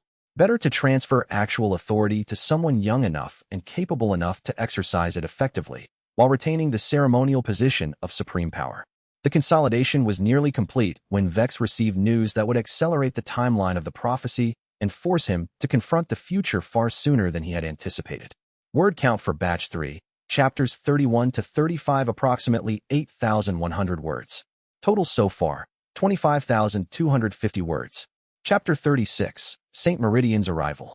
The news came through military intelligence channels. St. Meridian, the most powerful warrior of the Holy Church and a sworn enemy of the Abyss Cultivation, had arrived at the front lines with a reinforced contingent of blessed warriors and 3 battalions of crusading soldiers. She was no longer content to coordinate attacks from a distance. She was taking direct command of the Righteous Alliance's remaining forces, and she was preparing for a final, desperate offensive aimed directly at Nightspire itself. The reports described her in terms that suggested almost mythical power. St. Meridian had survived 3 centuries of warfare against the darkness. She had been blessed by the highest divine powers of the Holy Church. Warriors who had faced her spoke of an aura of pure light that emanated from her being, an aura that could burn away shadow itself, that could purify a man's spirit just by proximity to it. She was not merely a soldier. She was a living embodiment of the Holy Church's crusade against corruption. Vex received the intelligence report in his war room and understood immediately what it meant. The Righteous Alliance had not given up hope of victory. They had merely regrouped and prepared for one final gamble, an assault aimed at the heart of the Empire itself, a strike designed to destroy the Emperor or force a catastrophic loss that would destabilize the entire realm. This was not a military campaign designed to win territory or defeat armies. This was a campaign designed to assassinate the Emperor and destabilize the entire imperial government. The Righteous Alliance was betting everything on the possibility that if they could eliminate the Emperor, they could force negotiations favorable to their side. And Vex understood why they were making that bet. The war had been lost through conventional military means, but the political situation in the Crimson Empire was less certain. The Emperor was ancient and weakening. There were ambitious lords who might be willing to negotiate if the current regime appeared threatened. If St. Meridian succeeded in reaching Nightspire, if she managed to strike down Emperor Noctarn, the resulting power vacuum would be enormous. Vex's consolidation of power would suddenly become irrelevant. The Empire would descend into civil war as various factions competed to claim the throne. St. Meridian is coming to Nightspire itself, Vex said to Gruin, the 2 of them studying the intelligence reports together. She intends to breach the capital's defenses and strike directly at the throne. The Holy Church is placing everything on a single, desperate gamble. the assassination of the Emperor. We can stop her, Gruin said with confidence. We have numerical superiority. We have fortifications. We have you. Yes, Vex agreed. But her arrival at the front lines indicates that the Righteous Alliance is no longer fighting a conventional military war. They are fighting a political war now. They are betting that if they can threaten the Emperor directly, the Empire's political structure will fracture. They are hoping that when faced with the possibility of the capital being attacked, some of the ambitious lords might be willing to negotiate rather than defend. They believe that internal discord will weaken our response more effectively than any military force they can muster. Will they? Gruin asked. Some will, Vex said. That is why I am going to accelerate our timeline. I am going to end this war decisively before St. Meridian reaches Nightspire. And I am going to do it by moving against her with overwhelming force before she can coordinate with the remaining Alliance forces. She expects a conventional campaign, a battle fought in traditional ways. I intend to give her something far more overwhelming. Vex made the decision immediately. He would take a large portion of his mobile forces and march them north to intercept St. Meridian before she reached the defensive line closest to Nightspire. He would defeat her in direct combat, would eliminate her as a military force, would demonstrate to the Righteous Alliance that their final gamble had failed before it could even begin. The march took a week. Vex coordinated with his generals to ensure that supply lines remained open, that the forces moving with him were equipped for sustained combat. Messages were sent to provincial governors, ensuring that garrisons would be prepared to support the main force. Supplies were stockpiled at strategic points along the route. The logistics of moving tens of thousands of soldiers across hundreds of miles of territory was handled with the kind of meticulous precision that had marked all of Vex's military campaigns. And as he marched, he could feel the power building within him, could sense the Abyss responding to his intent, could feel the preparation that came before a major cultivation surge. His Nethermancer powers were growing stronger with each passing day, gathering strength like a storm building on the horizon. He was approaching another breakthrough, another advancement that would increase his power even further. The confrontation was inevitable, and it would be the turning point of the entire war. Chapter 37. The Holy Light's first test. St. Meridian was a woman in her 60s, her face lined with the kind of certainty that came from decades of serving what she believed to be divine will. She commanded a force of 10,000 blessed warriors, soldiers who had been trained their entire lives in disciplines designed to counter shadow cultivation. Their armor was inscribed with holy runes, their weapons blessed with light magic, their tactics developed through centuries of opposition to the Abyss. They met on a plain that Vex had carefully selected for the engagement, terrain that appeared neutral but actually favored his forces in subtle ways. Hidden trenches that would provide cover, hills that would allow for ambush positions, a proximity to water sources that would allow him to maintain supply chains while denying them to the enemy. The battle began at dawn, with St. Meridian's forces launching a frontal assault designed to overwhelm Vex's lines through pure force and momentum. But Vex was prepared. He had positioned his soldiers in depth, with multiple defensive lines designed to absorb the assault and gradually break the enemy's momentum. And when the moment was right, when St. Meridian herself entered the field and began channeling her holy light to enhance her warrior's abilities, Vex engaged her directly. The duel was unlike anything Vex had experienced before. St. Meridian's blessed light was fundamentally opposed to the Abyss power that Vex wielded. Where Vex's shadows corrupted and destroyed, her light purified and burned away the darkness. Every shadow construct Vex summoned, she dissolved with a gesture. Every aspect of his power that he tried to manifest, she countered with light that was almost painful to behold. Vex was forced to retreat, to rely on pure tactical combat rather than his cultivation advantages. And in pure tactical combat, he discovered, St. Meridian was nearly his equal. She was older, slower, but her experience and skill compensated for the physical advantages Vex possessed. The duel lasted nearly an hour, neither of them gaining decisive advantage. But Vex had not planned to defeat her through direct confrontation. As they fought, his soldiers were implementing the second phase of his strategy. They were moving around both combatants, encircling St. Meridian's forces, cutting off their retreat. By the time Vex broke off combat with St. Meridian and retreated to higher ground, the situation on the battlefield had changed dramatically. The Righteous Alliance forces were surrounded. Their supply wagons were being captured or destroyed. Their reserves were being cut off from the main body of troops. "You are defeated," Vex said, calling across the distance to St. Meridian. "Your forces are encircled. Your supply lines are cut.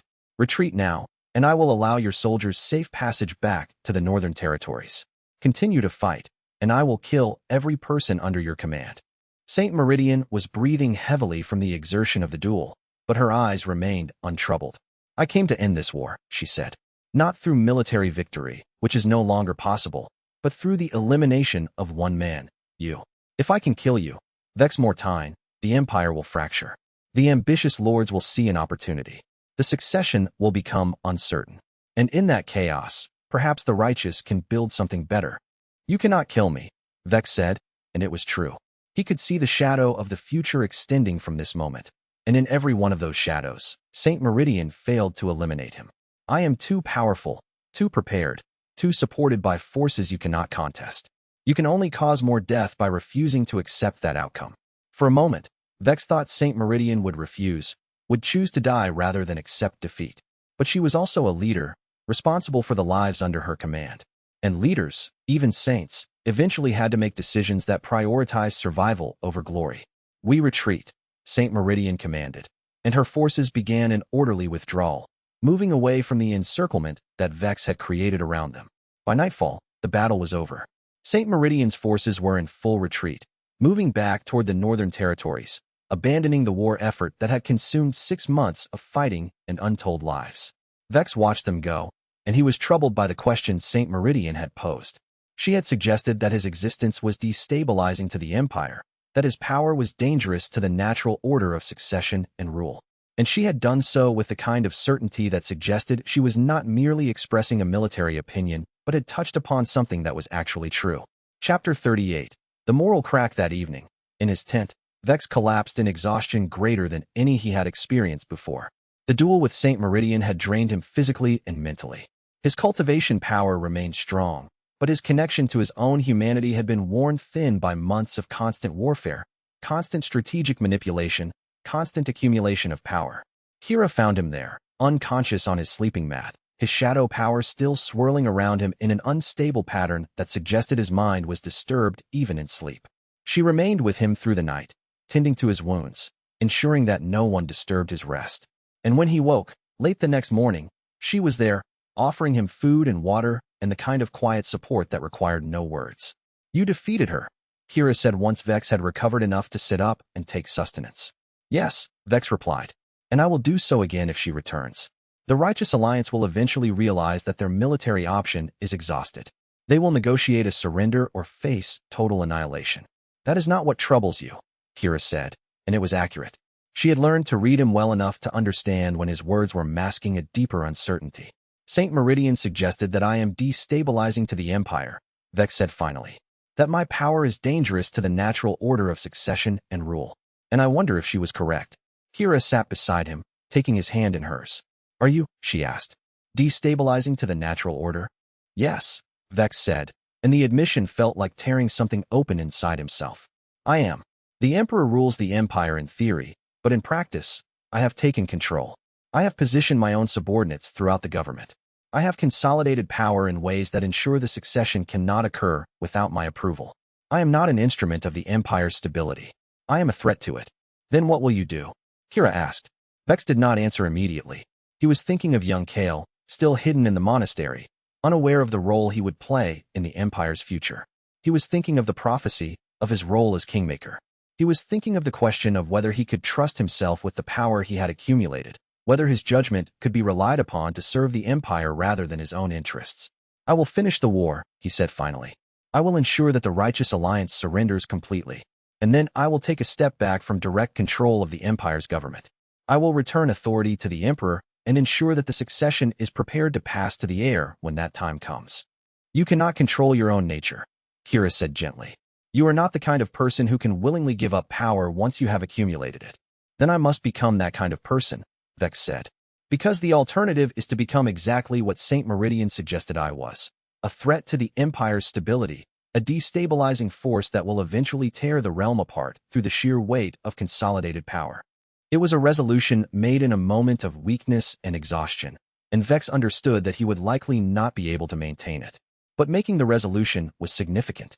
It was an acknowledgement that he recognized the danger he represented, and that he was at least attempting to constrain himself. I do not believe you can do this alone, Kira said. You will need someone to hold you accountable, to remind you when you begin to slip back into the consolidation of power.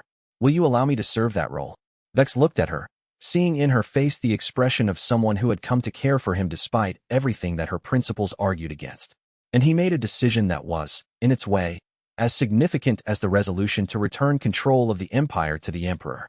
Yes, he said, I will allow you to be my conscience, Kira. If I begin to stray from this path, you have my permission to speak openly, to challenge me, to demand that I honor this commitment. I will, Kira said, and I will not be gentle about it.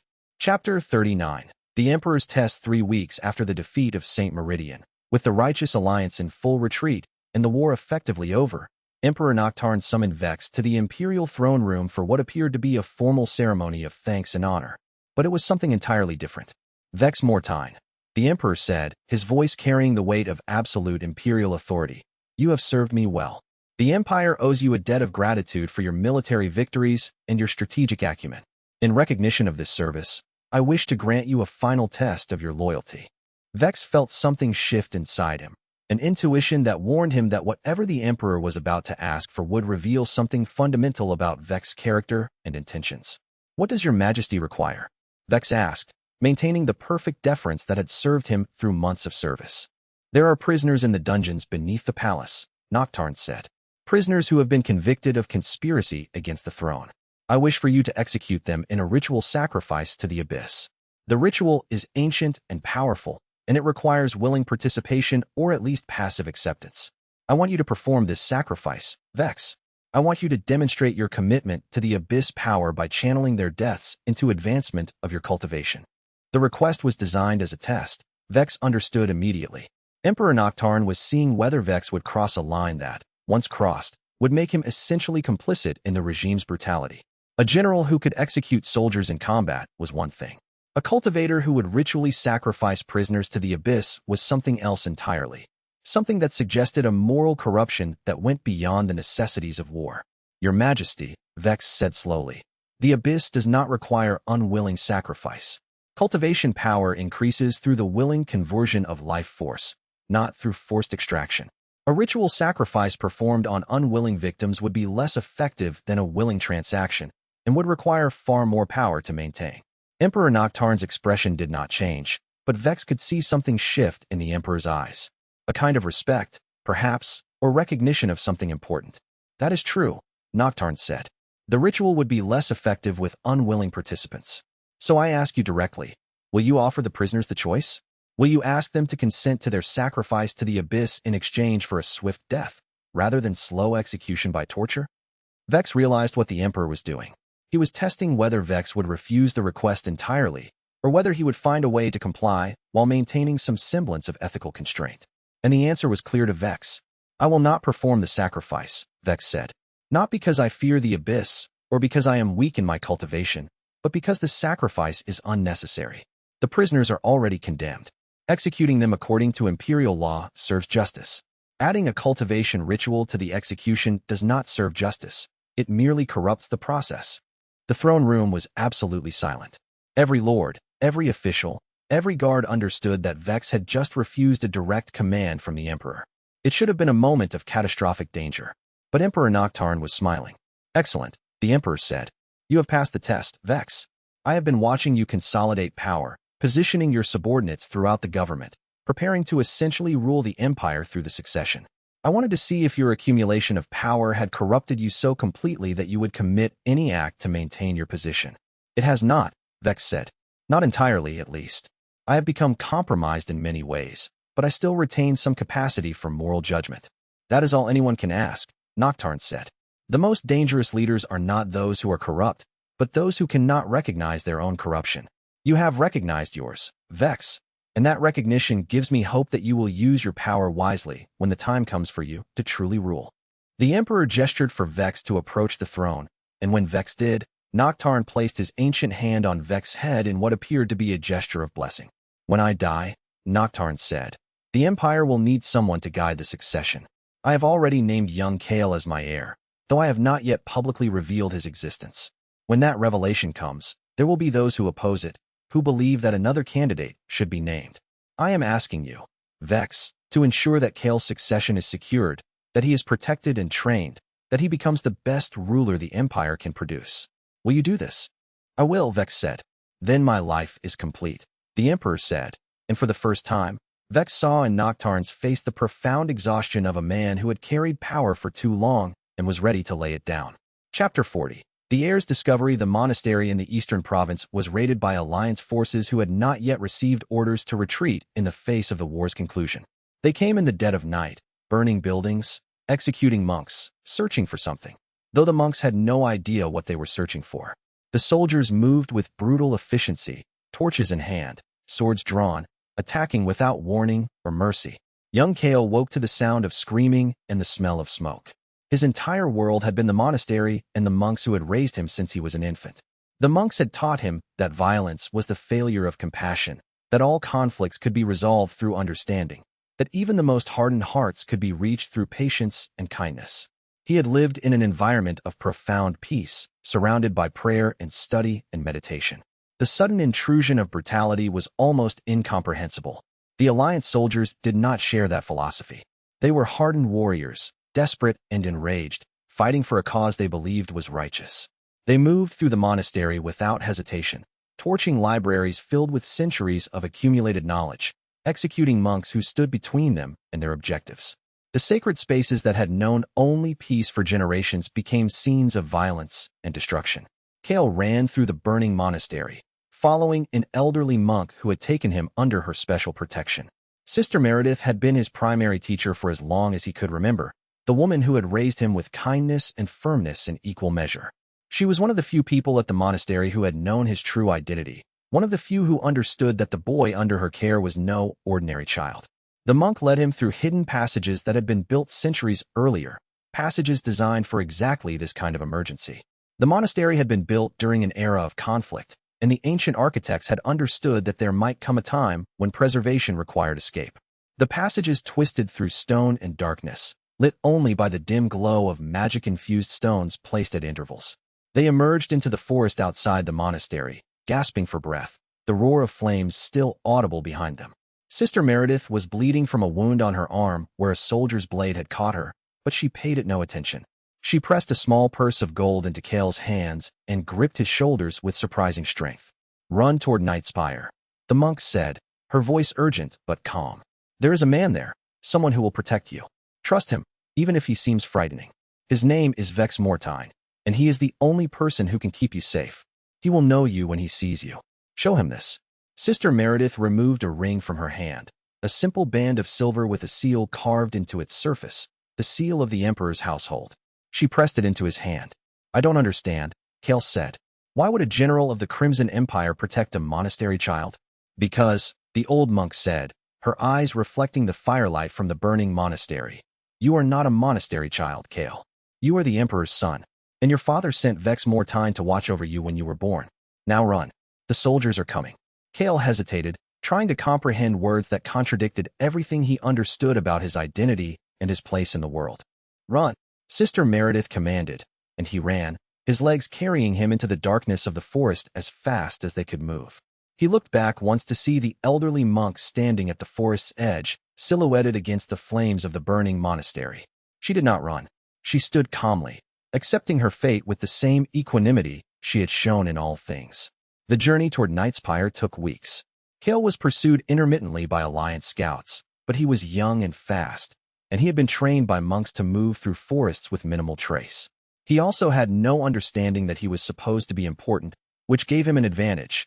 He did not act like someone of consequence, and therefore the Alliance soldiers did not hunt him with the urgency they might have employed if they had known his true identity. He was simply one more refugee fleeing the war, one more orphan child seeking shelter in the capital.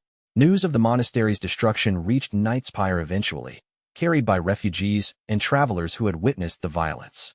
Vex received the information through his intelligence network and immediately understood what it meant. Young Kael had escaped, was fleeing toward the capital, would arrive within days. The hidden heir was coming out of hiding, and with his arrival, the prophecy would finally be ready to play itself out. And with his arrival would come the final convergence of prophecy and reality, the moment when the succession crisis would fully manifest, when Vex would be forced to confront his role as kingmaker. Everything he had been working toward, all the plans he had made and strategies he had prepared, would finally find their purpose. Vex made preparations to intercept the young Emperor's heir on the road to Nightspire, knowing that the Alliance was still hunting for him. knowing that the next few days would determine the fate of the entire empire. The prophecy was coming due, and Vex was finally ready to face whatever came next. Word count for Batch 4, Chapters 36 to 40, approximately 7,950 words. Total word count across all 4 batches, approximately 33,300 words, exceeds the 24,000 word minimum. Now assembling the final file. Chapter 41. The boy in the road. The autumn wind cut across the northern highway with teeth, carrying with it the smell of smoke and ash from villages that had been caught between armies. Vex had stationed scouts along every road leading to Nightspire, not out of paranoia but out of necessity. The war had transformed the countryside into a predator's domain where the strong consumed the weak without hesitation or remorse. Supply columns were ambushed daily. Refugee families were scattered by cavalry charges. Villages that had stood for centuries became graves, emptied by soldiers who took what they needed and killed what remained. The scout who brought the report was one of Vex's best, a quiet woman named Tess who had spent 5 years tracking enemy movements in the borderlands and had never once provided false intelligence. She approached Vex's command tent with the kind of urgency that meant something extraordinary had disrupted her careful assessment of routine information. "A boy," she said without preamble, still breathing heavily from her rapid ride. "Alone, on foot, moving toward the city with purpose. He's been tracked by Alliance soldiers for 2 days, but he's evading them with skill that shouldn't belong to a child of his apparent age." Vex set down his maps of Nightspire's defensive positions, the careful drawings that showed every weak point in the ancient walls and every reinforcement he had ordered made.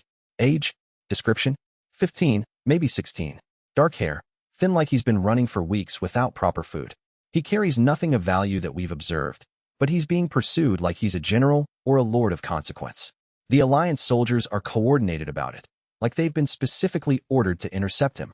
The description made Vex's shadow sense flare with recognition. Something in the pattern of the boy's movement and the coordinated pursuit pattern spoke to him. He stood, already reaching for his cloak, his mind already moving ahead to the tactical implications. "Where?" he asked, though he suspected he already knew.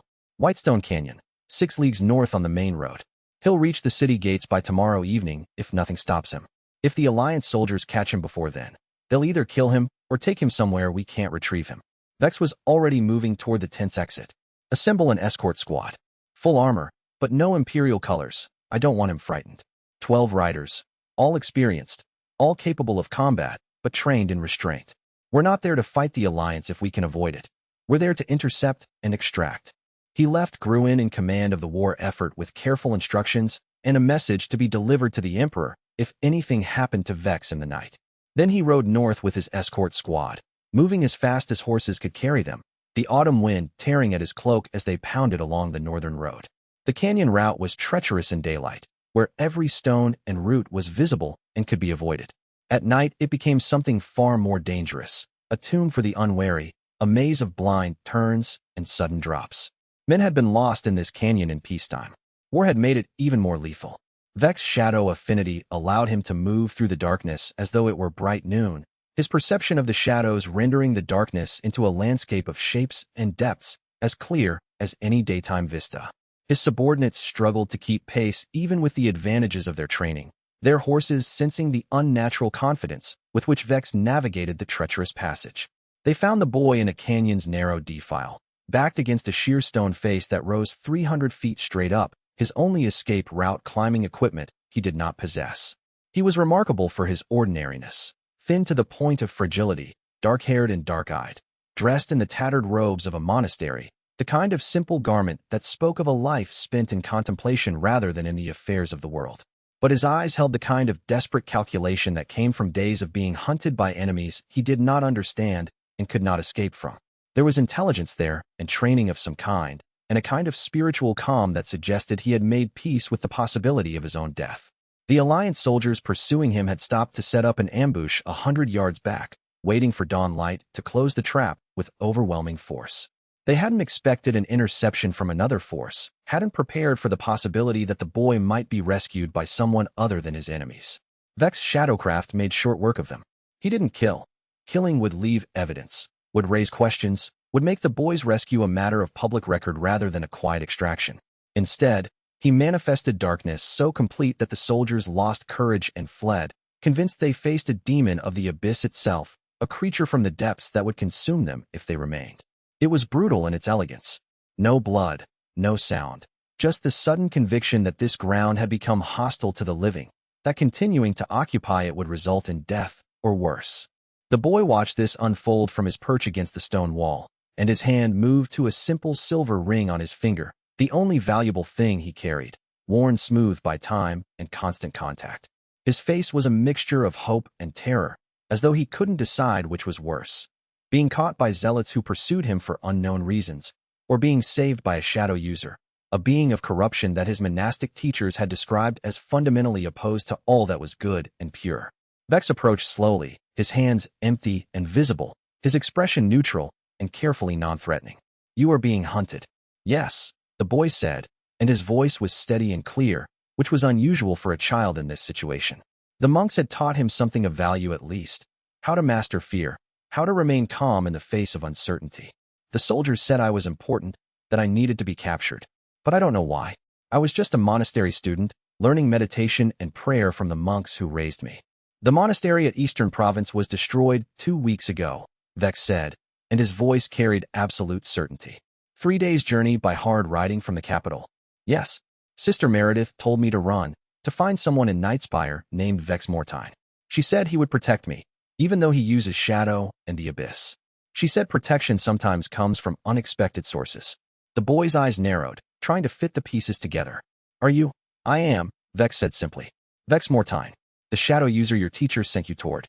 The boy pulled the ring from his finger and held it out with the kind of ceremonial care that suggested he had been given specific instructions about its use.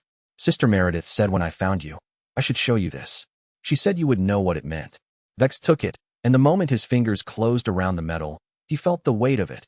Not physical weight, but the weight of consequence and destiny. The imperial seal was clear in the moonlight, sharp and unmistakable. There could be no doubt about what this ring meant. It was the emperor's private mark, the symbol of direct imperial authority, worn only by those closest to the throne. "What is your name?" Vex asked, though he already knew the answer. The emperor had told him, weeks ago, in that private conversation in the throne room. "Kael," the boy said. "That's what the monks called me. Sister Meredith said it was my real name, my true name from before I came to the monastery. But I don't remember anything before the monastery. My earliest memories are of cells and meditation chambers, and the sound of bells marking the hours." Vex understood. The emperor had placed the child in the monastery as an infant, had kept this secret even from most of his inner circle, had ensured that the boy grew up untouched by the corruptions and compromises that came with the world of power. "Then, Kael, you are going to come with me," Vex said, speaking with the absolute certainty of command. "You will not ask why. You will not question my methods, and you will not question the choices I make regarding your safety. Your life depends on your ability to trust me completely. And most importantly, you will not speak of Sister Meredith or the monastery to anyone, not the guards, not the emperor, not your own thoughts when you are alone. Can you do this? Will you tell me the truth?" Kael asked. "Later," Vex said. "When it is safe to do so, when the danger has passed enough that your knowledge cannot be used against you. For now, you must trust me without understanding. Can you do that?" "Sister Meredith said you were a shadow user," Kael said slowly, his voice filled with the conflict between what he had been taught and what he was experiencing. "She said that shadow users are corrupt and broken, servants of the abyss, enemies of the light. But she also said that you would protect me anyway, that you would put aside your nature to do what is right, that shadow can shelter what it does not understand." Vex mounted his horse and extended a hand to pull the boy up. Sister Meredith was a wise woman, and she understood more than most about the nature of power. It is unfortunate that she will not live to see what comes next, will not see the consequences of her choice to trust me with the inheritance of the emperor.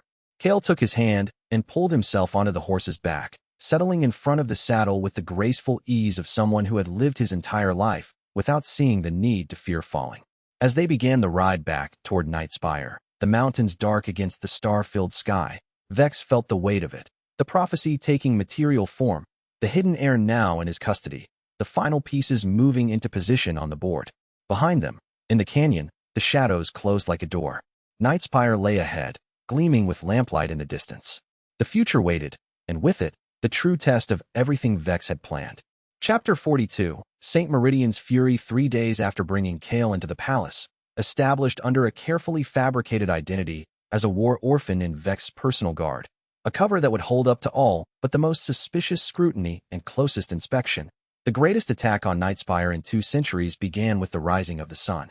Saint Meridian herself rode at the head of the Righteous Alliance's final assault, leading not merely a military force but a full crusade, an army blessed and sanctified and driven by absolute certainty of righteousness. Behind her came 20,000 soldiers, each one sanctified by ceremony and blessed by 100 priests working in concert. She had gathered every available force from across the Alliance territories, had burned through supply lines that should have been preserved for defensive operations, had united the fractured and fractious Alliance with a simple, powerful promise. This time, they would not stop, would not retreat, would not negotiate until the Devil Emperor fell and the Abyss was driven back into the depths from which it had emerged. The assault came at dawn, when the city was just beginning to wake, when the guard shifts were changing and the night watchers were tired from their long hours. No diplomacy, no final warning, no messenger-bearing terms. Just the roar of siege engines breaking the morning silence and the screams of soldiers charging the walls with suicidal determination. Vex was in the war room when the first reports came in, receiving them with the calm of someone who had expected this assault and had prepared accordingly. The eastern quadrant was under heavy assault. Meridian was attempting to breach the wall at the point where it connected to the old city, a section that predated the modern fortifications and carried subtle weaknesses that Vex had identified weeks ago through careful study of the architecture.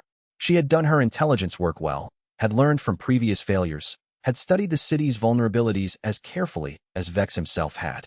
Full mobilization, Vex ordered, his voice carrying the absolute certainty of command, a tone that made officers move without question or hesitation. Send the inner garrison to support the eastern wall, staggered deployment, so we don't collapse our center. Gruen takes the southern approach and the gate defenses. I want him commanding from the gate tower where he can see the full approach. Captain Aldris holds the secondary gates with cavalry ready to respond to any breach. And summon the war mages to the upper towers. Meridian will likely attempt an aerial incursion with blessed warriors, and we need prepared countermeasures. The war room erupted into the controlled chaos of expert professionals responding to crisis. Messengers ran with orders, each carrying sealed letters with specific instructions. Officers shouted commands to subordinates, each amplifying the orders to the next level of command. The machinery of war, built over months of Vex's meticulous planning and careful positioning of each piece, began to grind into motion with the precision of a well-oiled machine. Vex took his position at the center of the eastern wall, where the assault was heaviest and the stakes were highest, where tens of thousands of soldiers would clash in combat that would determine the fate of nations. This was the point where the war would be decided, where Saint Meridian would press her advantage and where Vex would have to match her power directly. This was where the prophecy would be proved true or false, where the outcome of centuries of struggle would be determined in the span of hours. Behind him, in the palace, young Kael stood with the Emperor, watching reports come in from the battle. Kael's shadow was extending further each moment, feeding off the massive outpour of Infernal Essence as Vex and thousands of soldiers channeled their power into combat. The boy was learning, step by step, what it meant to be an heir to power, what it cost to defend an empire. Here, the shadow affinity would be strongest. The pre-dawn darkness still lingered, clinging to stone and corner, giving him advantage.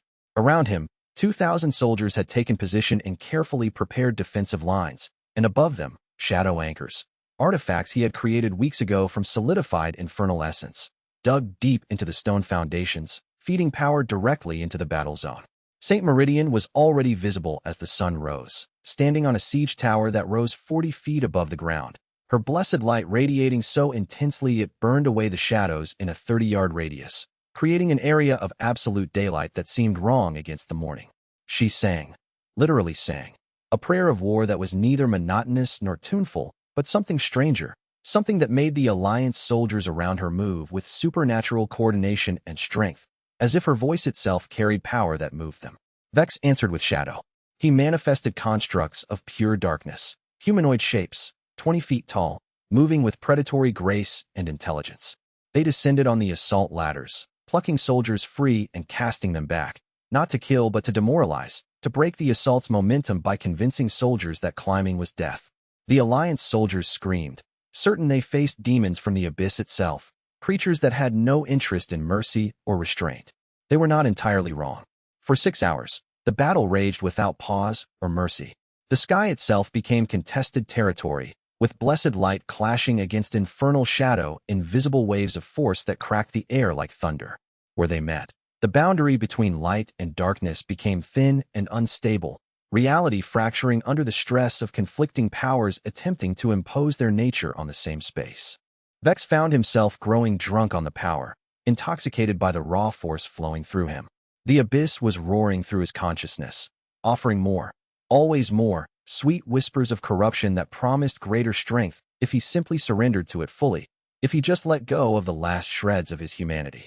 He could feel the edge of something greater approaching, a new veil waiting beyond 16, another advancement if he just pushed a little harder, if he just gave the abyss one more piece of his consciousness. But Kira's voice echoed in his memory, clear and challenging as it had been in that private moment. Are you trying to save the Emperor, or replace him? Vex held his ground instead of advancing, instead of pushing forward to overwhelm Meridian completely. He defended, rather than conquered. He let his subordinates shine rather than hoarding every victory for himself.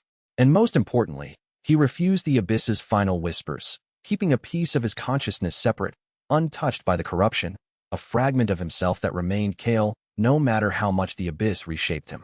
By midday, when the sun was high and the battle had raged for 6 hours without pause, Meridian was forced to pull back, not retreating, merely regrouping, repositioning her forces for another assault.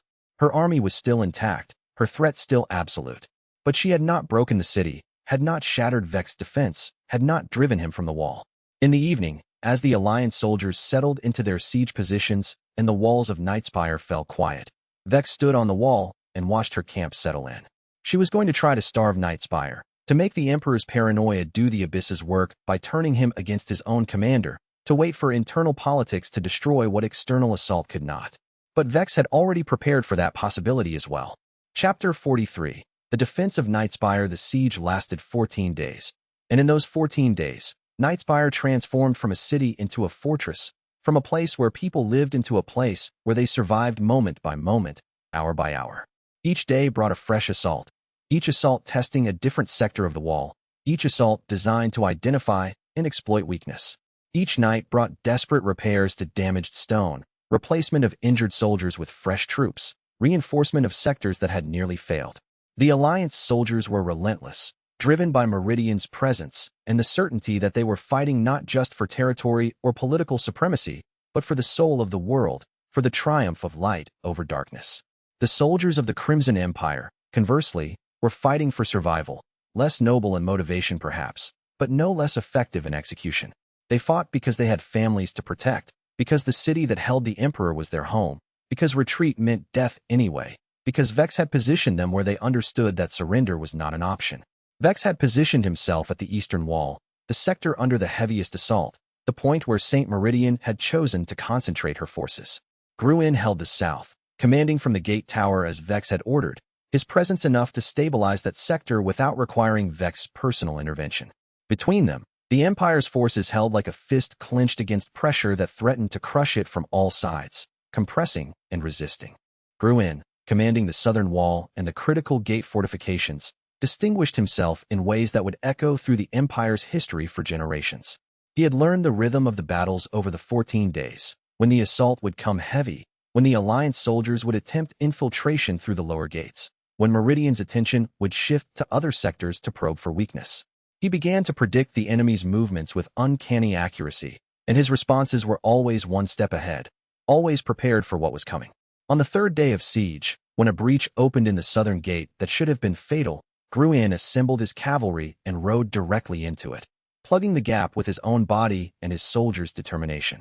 They held for 3 hours while reinforcements arrived, 3 hours where Gruin stood in hand-to-hand combat with Alliance warriors, his sword moving in patterns that suggested not just training, but a kind of spiritual understanding of combat itself.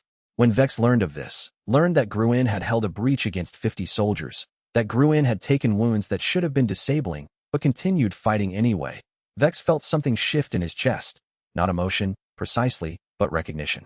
This was loyalty that transcended transaction or command, loyalty that went beyond the promise of reward or the threat of punishment. This was love, in its truest military form, a sacrifice made not because it was commanded but because it was right. The siege was taking its toll, though. Supply lines were holding, but barely. The siege engines were pounding the walls daily. and while the damage was being repaired, the repairs were becoming increasingly hasty and less permanent. If the siege lasted much longer, the walls would eventually fail not from a single assault, but from accumulated damage and weakened stone, from the slow, grinding pressure of time and attrition. Saint Meridian was patient, understanding that time was working in her favor. She had learned from her previous errors, had learned that assault alone could not break Nightspire, that patience and siege were better weapons than force. She settled in, established her siege lines, and prepared for a long campaign, content to let starvation and despair do the work that force could not accomplish. But on the 14th day, as supplies were running low and the Emperor was beginning to openly question Vex's strategy, Meridian made a tactical decision that would define the siege's conclusion. Meridian, growing impatient with the slow progress, decided to gamble everything on a frontal assault of unprecedented scale and ferocity. She marshaled her forces, all of them, holding nothing back, into a single concentrated strike aimed at the eastern wall where Vex held command. Her calculation was simple. If she could break through there, if she could flood into the city with overwhelming force, she could sweep toward the palace. If she could force Vex to commit all his forces to defense in a desperate holding action, the southern wall would be left undermanned, vulnerable to secondary forces. And if either wall fell, if either sector broke under the assault, Nightspire would be lost. The assault came at dawn, as the sun rose blood-red over the eastern horizon, painting the sky in shades of crimson and gold that looked like dried blood. Vex stood at the wall's center, arms raised, shadow flowing from him in waves like dark water. The constructs he manifested were no longer vaguely humanoid. They were true demons, creatures of pure shadow, given semi-independent will, entities that could think and adapt and make decisions rather than simply following commands by rote. This was Demonsmith power, the ability he had felt approaching in the last battle, the transformation that came from surrendering to the Abyss's call while holding back just enough to maintain control. Under pressure, with Nightspire's fate balanced on a knife's edge, with the Emperor's life hanging on his actions, Vex had crossed the threshold. His infernal essence surged, his body burning from the strain, and his veils deepened from 15 to 16 without warning or transition.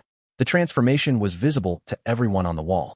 His shadow extended further, expanding in radius until it covered a quarter of the battlefield. His presence became oppressive, a weight that pressed down on the minds of enemy soldiers, making it difficult for them to think clearly, difficult for them to remember why they were fighting. Several broke and ran simply from proximity to him, their minds unable to withstand the pressure of his awakening power. Meridian saw this shift in the balance and accelerated her own assault with desperation. She climbed the siege ladder with supernatural grace, her blessed light clearing away Vex's shadow constructs in a swath 10 yards wide, her power manifesting as a physical force. She was moving with purpose toward Vex himself, knowing that if she could defeat him in single combat, the entire eastern wall would collapse and the city would fall. They met at the wall's summit, and the duel that followed would be sung about for generations, told and retold in versions that grew increasingly dramatic and less accurate as time passed. Meridian's sword was not a physical blade. It was a manifestation of blessed light, solid and burning with holy fire, cutting through shadow as though shadow were cloth. Vex's darkness, conversely, could not touch her. She was wrapped in wards of pure sanctity that rejected corruption on a fundamental level, that made any contact with her aura feel like stepping into a furnace. So they fought without either being able to harm the other directly, without the possibility of a killing blow or decisive wound. The battle became a contest of will and essence, rather than steel and speed, a trial of endurance and force that made the ground beneath them crack from the sheer pressure. Meridian sang her prayers of war, each word carefully enunciated and filled with power, each syllable strengthening her soldiers below, filling them with divine purpose and courage. Vex answered with shadow songs, calls to the abyss itself that strengthened his constructs and hardened the resolve of his troops, that made them willing to die rather than retreat. Meridian was stronger in many ways. Her blessed light was absolute, pure, incorruptible, a force that nothing that came from the abyss could hope to overcome directly. But Vex was more flexible, more adaptive. He could bend around obstacles, flow like darkness itself, retreat and advance with perfect economy of movement, using her strength against her rather than trying to match it directly. After an hour of combat, both of them were exhausted, panting, drenched in sweat despite the cool morning air. The soldiers watching them fight fell silent, understanding they were witnessing something beyond normal warfare, something that would reshape the Empire's future. Meridian stepped back, her light dimming as she gathered herself. Vex dropped his guard, letting shadow recede, allowing his presence to become less oppressive. They regarded each other across a few yards of scorched stone that neither could claim, that seemed to belong to neither light nor darkness. "You are stronger," Meridian said, her voice rasping from the effort of sustained combat. "But you are still corrupt, still fallen. And corruption, no matter how powerful it becomes, will eventually consume itself. And you are righteous," Vex replied, equally exhausted. "But righteousness without pragmatism becomes brittleness. You are already breaking, Saint. Can you not feel it?" Meridian's expression hardened with determination. She raised her sword again, drawing herself up for another assault. But even as she did, her soldiers were falling back from the walls. The assault had failed. She could not maintain the siege and prosecute an all-out assault simultaneously. Something had to give, and her soldiers had reached their limit. "I will return," she said, her voice carrying absolute conviction despite the failure before her. "And when I do, the Emperor's blood will atone for these sins. The abyss will not hold forever." She turned and descended the wall with supernatural grace, her soldiers following like the tide receding. The siege lifted as suddenly as it had begun, the Alliance forces withdrawing to their secondary positions, establishing new defensive lines that were clearly meant to be held against counterattack rather than pressed for further assault. Chapter 44. The cultivation surge in the aftermath of the assault. With the siege lifted and the immediate danger diminished, Vex found himself on the eastern wall, staring out at the Alliance camp breaking up in organized retreat and repositioning. Soldiers around him were cheering, the raw jubilation of survival and victory, but Vex felt only the weight of what was coming, the pressure of the power flowing through him. His body was transforming in ways that went deeper than physical change. The advancement to Demonsmith had triggered a cascade of changes in his Infernal Essence, a rewiring of the fundamental nature of his existence. His perception of the world was shifting in subtle but profound ways.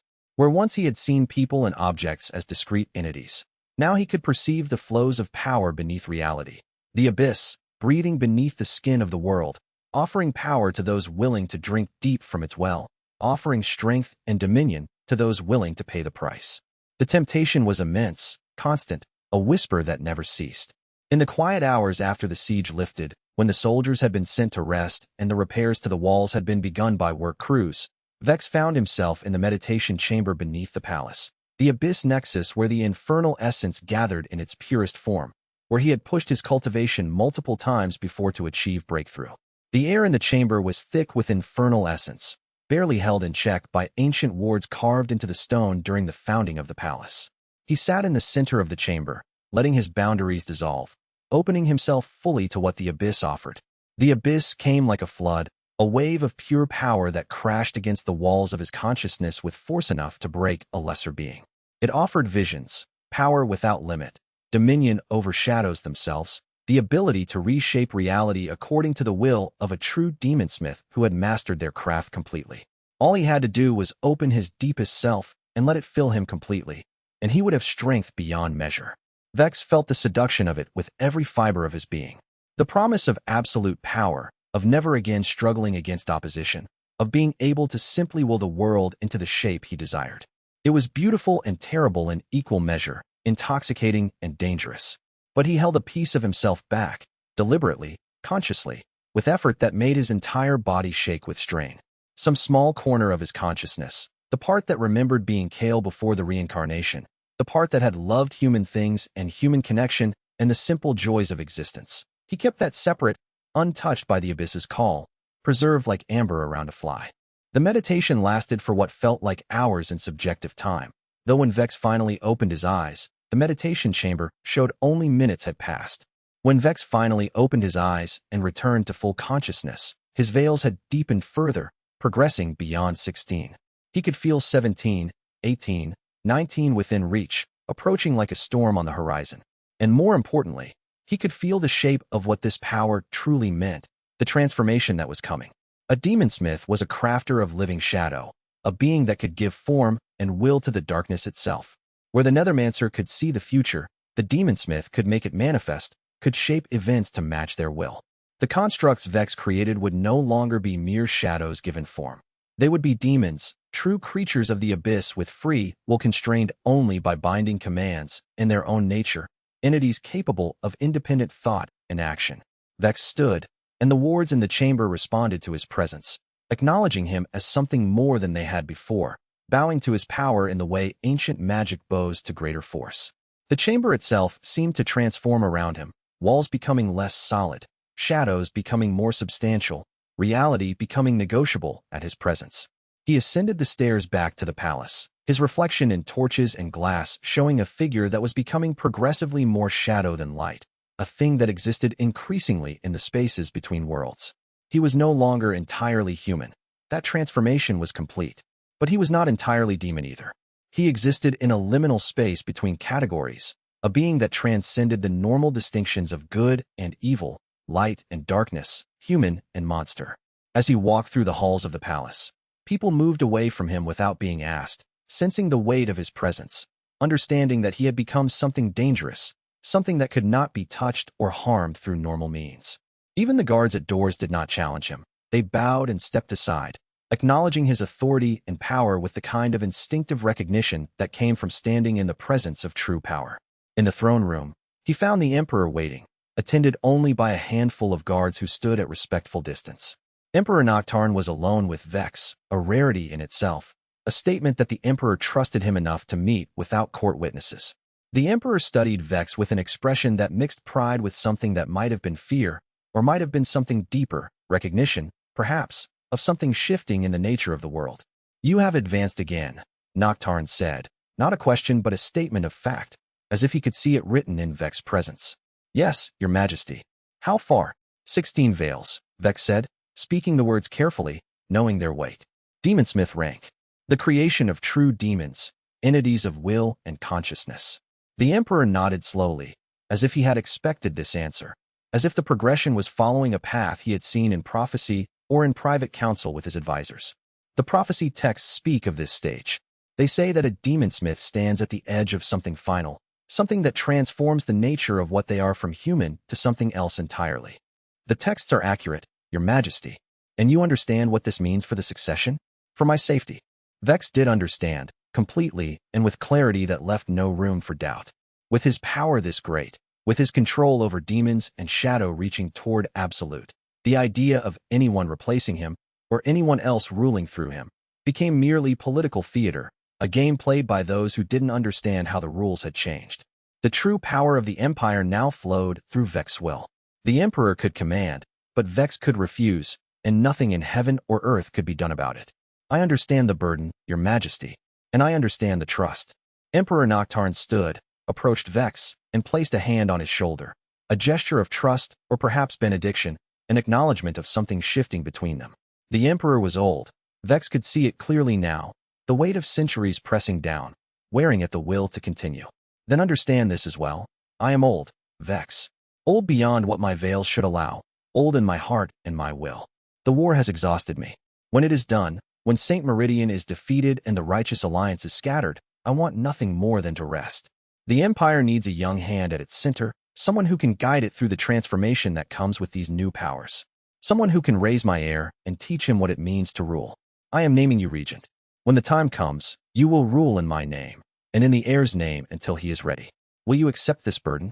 Vex bowed, accepting the promotion that changed everything and nothing, that gave him the formal authority to do what he had already been doing through influence and power. But as he straightened from the bow, he understood something that the emperor perhaps did not, that this formal recognition of his position was also a kind of trap, a way of making his power visible and answerable to the throne. The emperor was no fool, and his appointment of Vex as regent was not merely a statement of trust, but also a binding, a way of constraining Vex's power through the responsibilities and obligations that came with official position. But Vex accepted this constraint willingly, understanding that true power came not from unlimited freedom, but from the ability to wield authority in ways that benefited others. The emperor was right. Vex had become too strong, had advanced too far beyond the normal hierarchy of power. What he needed now was purpose, direction, something to channel his power toward beyond mere self-aggrandizement. And he had found it. He would be the guardian of the heir. He would be the architect of the new age. He would wield shadow not to consume, but to protect, not to dominate, but to guide. This was a different kind of power than raw cultivation, a deeper kind of influence than even the most mighty demon could manifest. This was the power to shape an empire's future, to determine which paths were available to its people, to be the invisible hand guiding the young emperor toward wisdom rather than corruption. It was not the path Vex had imagined for himself, but it was the path that fate and prophecy had laid before him, and he was no longer fighting against it. He had accepted the burden, and in accepting it, he had found a kind of peace. Chapter 45. Meridians retreat and vow. The alliance did not truly retreat in the traditional sense. They consolidated, pulling back to defensible positions in the hills surrounding the city, establishing supply lines and new strongholds. But they withdrew from Nightspire, and in the aftermath of that withdrawal, Vex was able to shift the Empire's posture from desperate defense to strategic offense. Reports flooded in from the provinces. The Alliance's forward positions were being harassed by Vex forces. Supply convoys were being ambushed. Supply depots were being destroyed. The Righteous Alliance, which had seemed unstoppable mere weeks before, was bleeding logistics and morale. Saint Meridian herself had withdrawn to the headquarters of the Radiant Sect, a fortress of consecrated stone in the northern mountains. Reports suggested she was gathering her full power, preparing for a final confrontation that would determine the war's ultimate outcome. Vex allowed her to gather strength. He did not move to strike while she was consolidating. Instead, he took time to integrate his new demonsmith power into the Empire's defensive structure. He trained commanders to work with his shadow constructs. He ensured that the demonic creatures he created could be effectively directed by officers beyond just himself. He was building redundancy, protecting against the possibility that he might fall in combat with Meridian. 1 month after the siege broke, an envoy arrived under flag of truce from the Radiant Sect. It was a priestess, ancient and severe, carrying Meridian's words directly. Saint Meridian, the priestess said in the throne room, before Emperor Noctarn and his full court, demands that you answer for the sins of the Abyss. She offers you one final opportunity. Disband your shadow forces, return the Empire to the light, and she will spare the common people. She will execute only the leadership of the Abyss, and the Empire will be cleansed. The Emperor was about to respond, but Vex stepped forward instead. Tell the saint, Vex said, his shadow gathering around him visibly, darkening the air itself, that the Abyss does not negotiate with the unenlightened. And tell her that when we meet again, one of us will not return. The priestess paled at the sheer weight of Vex's presence. She had expected arrogance or defiance. Instead, she was facing absolute conviction backed by power so great it made the very air feel heavy with destiny. She left without another word, fleeing the throne room like she was escaping from a predator. 2 days later, another message came. Not from Meridian's emissaries, but carried by Alliance soldiers who were permitted to pass through the Imperial lines under truce. It was a proclamation, written in Meridian's own hand, meant for the court and the public both. I have seen the shadow user Vex Mortain, it read. He has become more powerful, yes, but he has also become more abyss than man. When next we meet, I will not fight him alone. I will bring the power of 10,000 blessed warriors, and we will drive the shadow back into the depths from which it came. The Emperor's blood will atone for these sins. The Abyss will not hold forever. This I swear by the light eternal. The message was designed to inspire fear in the Empire, to make doubt grow in the Emperor's heart. And to some degree, it worked. Courtiers began to question Vex's loyalty. Some wondered if it might be better to negotiate with Meridian, to perhaps offer Vex as a sacrifice in exchange for peace. But Vex was ready for this too. He gave a speech to the assembled court, standing before the Emperor and speaking with the absolute conviction of one who had seen the future and returned from it. Saint Meridian is right, he said, his words cutting through the murmured doubts like shadow cutting through light. I am becoming more abyss than man. But that is not a weakness, it is a strength. The Abyss is the foundation of power, and what grows from that foundation will be unbreakable. The saint threatens destruction, but I promise you this. When she comes, we will be ready.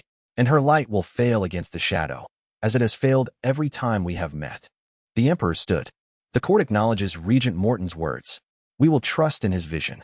But Vex could see doubt in some of the older courtiers' eyes. Doubt that would become the seeds of the final betrayal that Architect Shun had warned him about. Seeds that would grow into actual conspiracies and plots as the succession crisis deepened and the Emperor's health continued to fail. The prophecy was not finished with him yet. The true test was still coming, and it would involve a choice more difficult than any he had yet faced. That night, alone in his private chamber, Vex meditated on what was coming. The Emperor was dying, that much was certain now. Within months, perhaps weeks, Noctarn would be gone, and the throne would pass to Kael.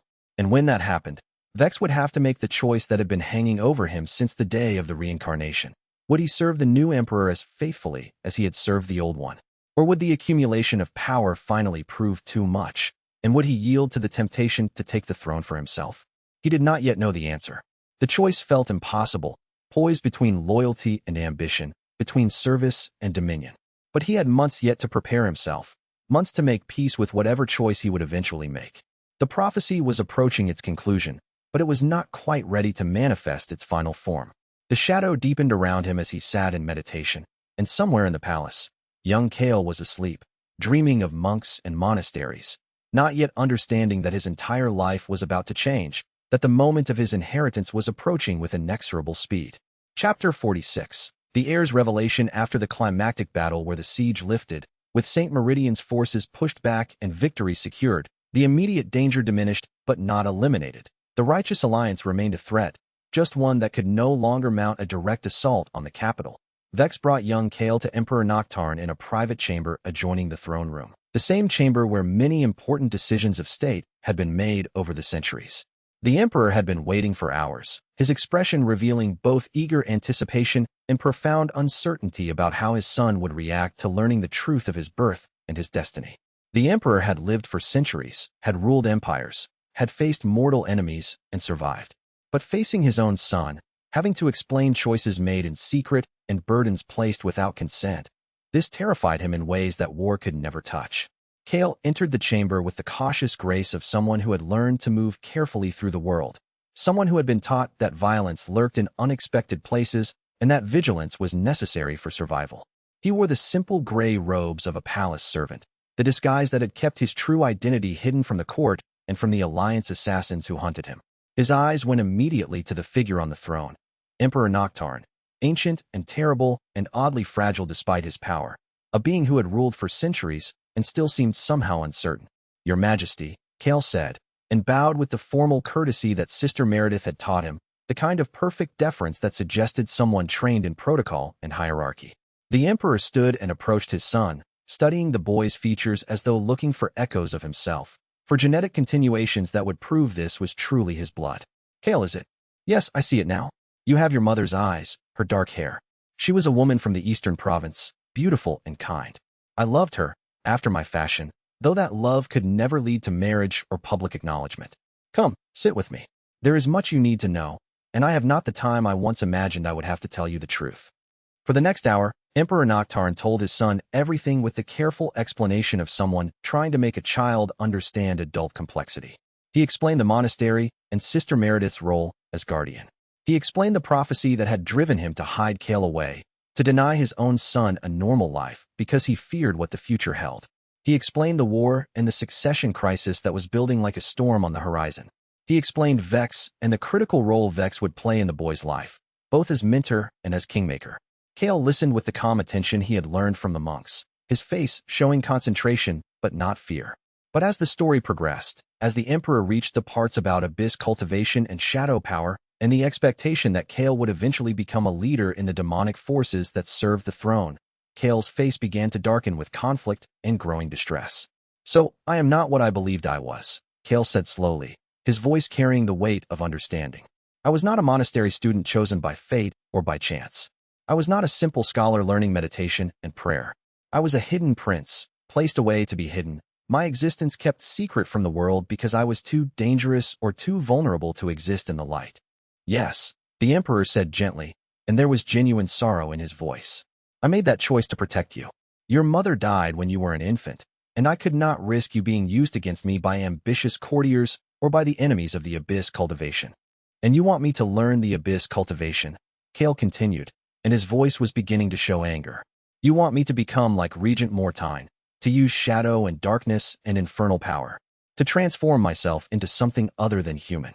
"Eventually, yes," the emperor confirmed. "Your power is already awakening. The monks who raised you surely noticed it, though they may not have understood what it meant. You are my son, and the abyss runs in your blood. Fighting against your nature will only make the power erupt uncontrolled and dangerous." Kael stood abruptly, agitation clear in his movements, his hands clenching and unclenching as he tried to process what he was being told. "Sister Meredith taught me that shadow was corruption, that the abyss was evil, that light and compassion were the only true path to enlightenment.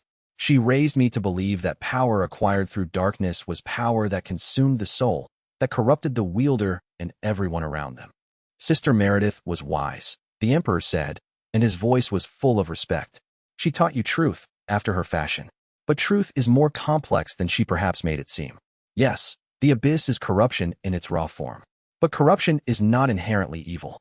Decay creates the soil from which new life grows. Darkness is not the absence of light. It is the medium through which light becomes visible and meaningful. That sounds like philosophy, Kael said, and for the first time, his voice carried genuine anger at the Emperor. Abstract justification for terrible choices.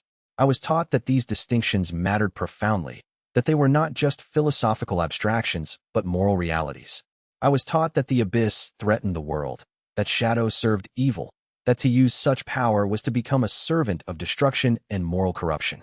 And so the question becomes, Vex said softly, speaking for the first time during the conversation, stepping forward from where he had waited in the shadows of the chamber, whether the truth of your nature requires you to accept the corruption, or whether you can forge a new path, one that uses the abyss's power without surrendering to its corruption, one that walks the line between light and darkness without falling completely into either.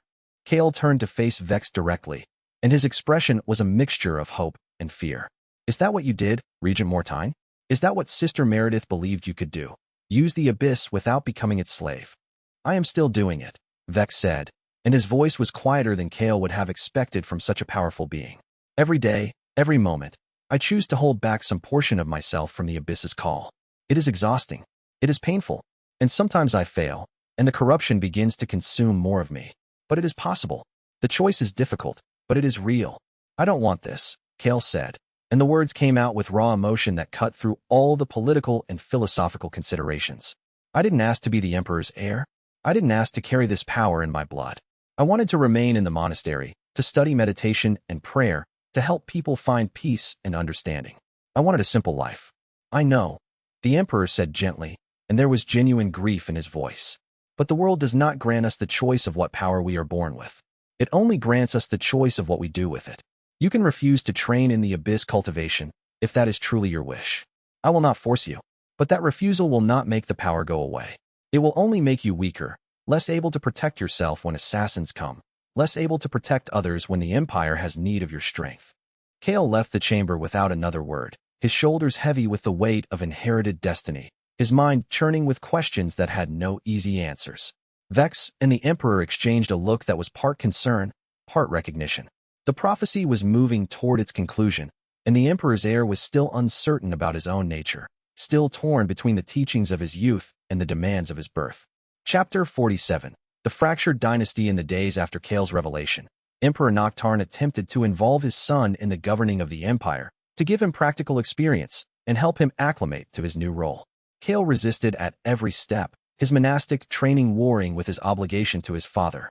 When the Emperor ordered him to begin basic Abyss Cultivation training with one of the court mages, Kael refused, claiming he needed time to think. When the Emperor invited him to observe the War Council, to learn how decisions were made that affected millions of people, Kael declined, saying he was not ready.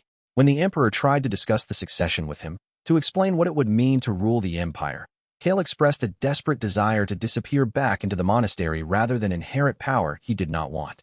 It created a tension within the palace that was palpable and growing worse by the day, affecting everyone from the highest-ranking lords to the lowest servants. People whispered about the Emperor's hidden son. Speculation ran rampant about what this revelation meant for the Empire's future. Some courtiers positioned themselves to support Kael, betting that a young heir would be easier to manipulate than an aging emperor. Others aligned themselves with Vex, understanding that true power lay with the regent, not the heir. The Emperor, growing frustrated with his son's resistance and increasingly paranoid about his own declining health, began to make public pronouncements about his heir, attempting to establish legitimacy through force of will rather than through gradual integration into power structures. He announced Kael's identity to the assembled court in a dramatic session, presenting him as the heir apparent, the continuation of the imperial line. He ordered military commanders to swear oaths of loyalty to Kael as well as to himself, creating parallel chains of command. He restructured the succession law to ensure that Kael would inherit the throne directly, bypassing many of the traditional power structures that might have prevented a young, untrained successor from taking power. Each action further alienated Kael, who saw the Emperor's desperation as a kind of betrayal, a confirmation that the Emperor was pushing him toward power precisely because he feared Vex was becoming too strong. The Emperor was trying to create a rival power center, a counterbalance that might prevent Vex from dominating the succession. Vex found himself in an increasingly difficult position. On one hand, he was the Emperor's regent, responsible for the Empire's defense and governance, his authority absolute in all practical matters. On the other hand, he was the only person the Emperor trusted completely, and the only person Kael showed any willingness to communicate with. Both of them were turning to him for guidance, and their needs were increasingly contradictory. "He fears me," Kael said to Vex during one of their training sessions, which had begun despite Kael's public refusals. "He fears that you have become too important, too powerful, that you have accumulated enough influence to simply take the throne if you wished. He wants to replace you with me as a counterbalance, to create a power structure where I would be obligated to you, but also independent from you." "That may be true," Vex said, not bothering with comforting lies or diplomatic evasions.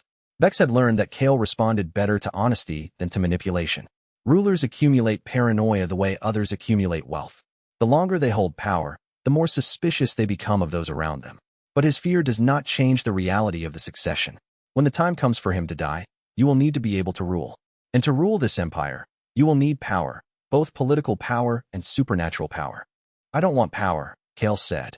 And even as he spoke the words, his shadow was gathering around him in patterns that suggested something awakening deep within him, the Abyss Cultivation beginning to emerge whether he consciously accepted it or not. "Want is irrelevant," Vex said gently but firmly.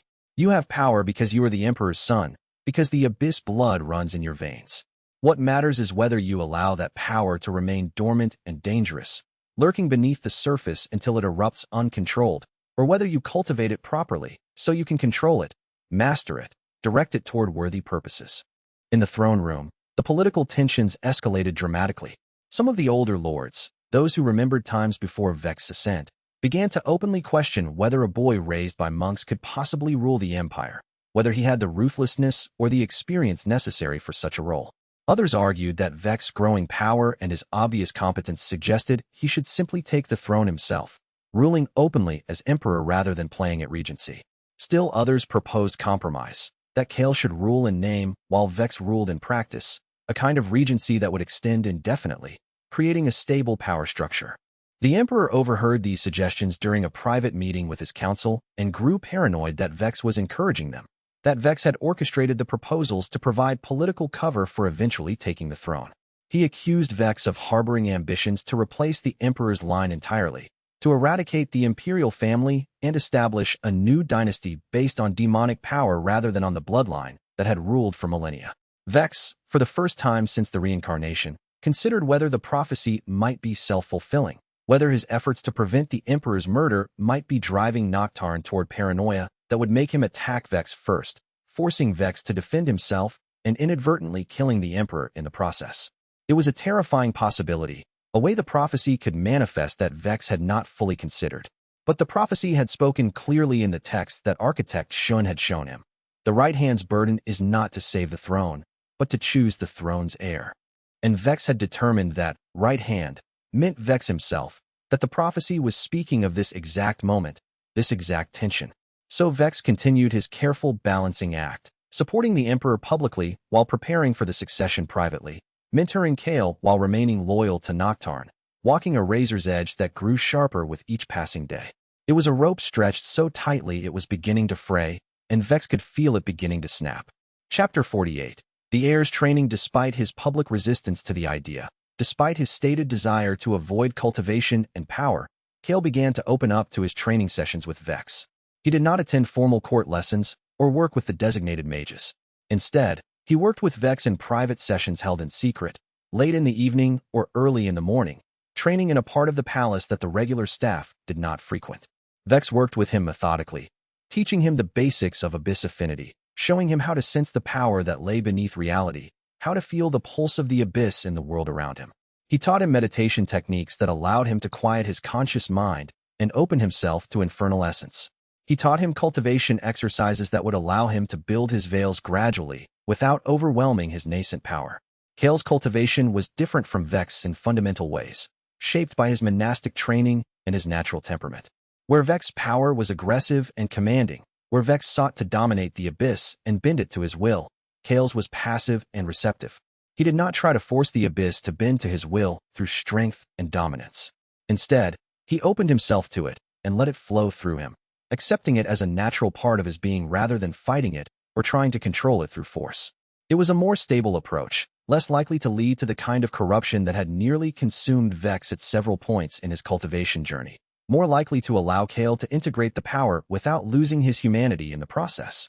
"You have a gift for this," Vex told him after one training session where Kael had advanced his veils from completely dormant to the first manifestation of Abyss Initiate rank, a process that usually took months or years. "Your cultivation is developing at a rate that suggests you were born for this power." "That doesn't comfort me," Kael said, his voice carrying frustration and resignation. "I don't want to be good at corrupting myself. I don't want to find that I'm naturally talented at the very thing I despise." "It's not corruption," Vex said, and his voice was patient, understanding. "Or at least, not the kind you fear. The Abyss is fundamentally neutral. It is power without moral valence, energy without intention. What matters is how you use it." "You keep saying that," Kael said, and he leaned back in frustration. "But Sister Meredith taught me that power without morality is precisely the definition of evil, that a tool without conscience becomes a weapon in the hands of the wicked." "Your teacher was wrong about that specific point," Vex said quietly. "Power without consciousness is dangerous, yes. Power without restraint is destructive. Power without oversight is corrupting. But power without explicit morality is simply power. It becomes what the wielder makes it. A sword can be used to protect the innocent or to murder them. The sword itself has no morality. Only the wielder does." Over the following weeks, Kael's cultivation continued to deepen in a way that surprised both of them. He advanced his veils with remarkable speed, showing an aptitude for shadow cultivation that rivaled Vex's own early development, when Vex was a younger man and had not yet reincarnated. By the time 3 months had passed since Vex's interception of him on the Northern Road, Kael had achieved the rank of Void Adept, the same rank Vex had held when the reincarnation began, the third rank in the cultivation hierarchy. These training sessions became the foundation of Kael's understanding not just of power, but of himself. Each night, as he meditated in the deep chambers beneath the palace, surrounded by flowing infernal essence, he felt something awakening within him, not the aggressive hunger that characterized Vex's power, but something gentler, more accepting. His consciousness began to expand, reaching outward to touch the edges of the Abyss nexus that lay beneath Night's Pyre, sensing the vast reservoir of power that flowed through the city's foundations. Vex watched these developments with careful attention, noting how Kael's power manifested differently than expected. Where other cultivators drew the Abyss power inward, hoarding it and building it within their cores, Kael seemed to be creating a resonance, a kind of harmony between his personal power and the external energy that flowed around him. It was unusual, almost unprecedented in Vex's experience, and he could not determine whether it was a strength or a fatal weakness. "Push yourself further," Vex commanded during one particularly intensive training session, standing in the center of the meditation chamber with his power radiating outward in a dome of absolute darkness. "I want to see what your limit is. I want to understand what you're truly capable of becoming. Don't hold back. Don't restrain yourself through fear or caution. Let your power fully manifest." Kael obeyed, opening himself completely to the Abyss, letting the boundaries between himself and the external power dissolve into nothing. For a terrifying moment, he lost all sense of individual identity, drowning in a vast ocean of energy that wanted to consume him, to absorb him, to make him into nothing more than a conduit for its endless hunger. But then, instead of fighting it, instead of trying to assert his will against the overwhelming power, he embraced it. He accepted the dissolution of his individual self and allowed himself to become part of something larger. When his consciousness returned to his body, he found his shadow extending across the entire chamber, blending with Vex's shadow in patterns of incredible complexity. He had advanced his cultivation by more than a full rank through the sheer force of will and acceptance, had achieved in a single session what should have taken months or years of careful progression. But the cultivation training, rather than bringing Kael closer to accepting his destiny, only deepened the rift between Kael and his father. The Emperor saw his son's advancing power and advancing rank and interpreted it as a sign that Kael was being deliberately groomed to replace him, that Vex was using training as a cover for succession planning. The Emperor's paranoia, always simmering beneath the surface, began to boil over as he watched his son's transformation from reluctant heir to genuine cultivator with a power that rivaled even some of the greatest warriors in the Empire. Chapter 49. The second cultivation surged 3 months into the siege's aftermath, as Vex consolidated his position and the war slowly ground toward a conclusion that was still months away. Vex reached for another cultivation advancement. It was a decision that would have profound consequences. He had held at 16 veils for longer than was typical for someone at his level of cultivation, a deliberate choice made in the face of constant pressure to continue advancing. Most cultivators advance through the ranks at a steady pace, pushed by the abyss's constant whispers and their own desire for greater power, the endless drive that came from touching something ancient and vast. But Vex had consciously restrained his cultivation, holding back from advancement because he understood that more power meant more temptation, more pressure from the abyss, more distance from his humanity. Every day in meditation was a battle. The abyss offered him advancement like a drug dealer offers a fix, promising him the next rush, the next level of power, the next revelation of what he could become. Vex had refused, day after day, month after month, choosing restraint over advancement. But the cost of that restraint was growing unbearable. He could feel the veils within him, waiting to deepen, waiting for him to open himself to advancement. His body ached with unreleased power. His mind was constantly bombarded with visions of what he could be if he just surrendered to the next level. But the prophecy loomed ahead like a storm on the horizon. St. Meridian was still gathering strength in the north, preparing for a final assault. Internal court politics were becoming increasingly complicated and dangerous, and there was a sense that the final confrontation was approaching, that the war and the succession crisis would reach a crescendo that would require every ounce of power Vex could muster. In the meditation chamber beneath the palace, Vex opened himself to the abyss completely, letting every wall and barrier fall away. The power came like a storm, crashing against his consciousness with force that made his body convulse on the stone floor until he was gasping for breath, unable to maintain control. His veils deepened, 17, 18, 19, advancing through demonsmith rank toward the territory of true power that was the province of infernal sovereigns. The advancement was not smooth this time, not the gradual deepening he had experienced before, not the controlled progression he had managed in previous breakthrough moments. It felt like his very soul was being rewoven by forces beyond his comprehension, like he was being unmade and reconstructed as something fundamentally different, something that was less human and more demon with each passing second. The agony of it lasted for hours. Vex's consciousness fragmented, separated into 1,000 different pieces, each one experiencing the advancement in its own way. And in those fragments, he could feel the abyss calling to him, offering him absolute power if he would only surrender completely, offering him the strength to reshape reality itself if he would just let go of the last pieces of his humanity. When he emerged from meditation 16 hours later, Vex was changed in ways that were visible and terrifying to anyone who saw him. His shadow extended further than before, reaching 30 feet in all directions, moving with a life of its own even when Vex was standing still, even when he tried to suppress it. When he walked, darkness gathered around him like iron filings around a magnet, a phenomenon that was purely visible and not just metaphorical. Actual shadow substance accumulated and moved with his passage. When he spoke, his voice carried echoes that seemed to come from far away, from the depths of the abyss itself, as though speaking through him were the voices of countless demons. 19 Veils. Infernal Sovereign Rank. The ability to command entire demonic armies, to reshape whole sections of the battlefield, to impose his will so completely that opponents simply broke under the pressure of his presence. The cost was immediate and obvious and irreversible. When Vex looked in a mirror, he barely recognized the face that looked back. His features had become sharper, more angular, almost alien. His eyes contained depths of darkness that went far beyond mere shadow, containing actual infinite space that seemed to recede without limit. His hair had taken on a faint luminescence that was neither light nor darkness, but something between, the signature of someone who had crossed far into the territory of demonic power. Kira found him on the walls after his emergence from meditation, patrolling the eastern defense line where he had stood during the siege, and she gasped when she saw him, her hand moving to her mouth in shock and horror. For a moment, she did not recognize him, the figure standing with feet spread wide, shadow extending out from him in visible waves, seemed like a being entirely other than the man she knew. "What have you done?" she whispered, her voice filled with grief and concern, approaching slowly as though he were a wild animal that might strike if she moved too quickly.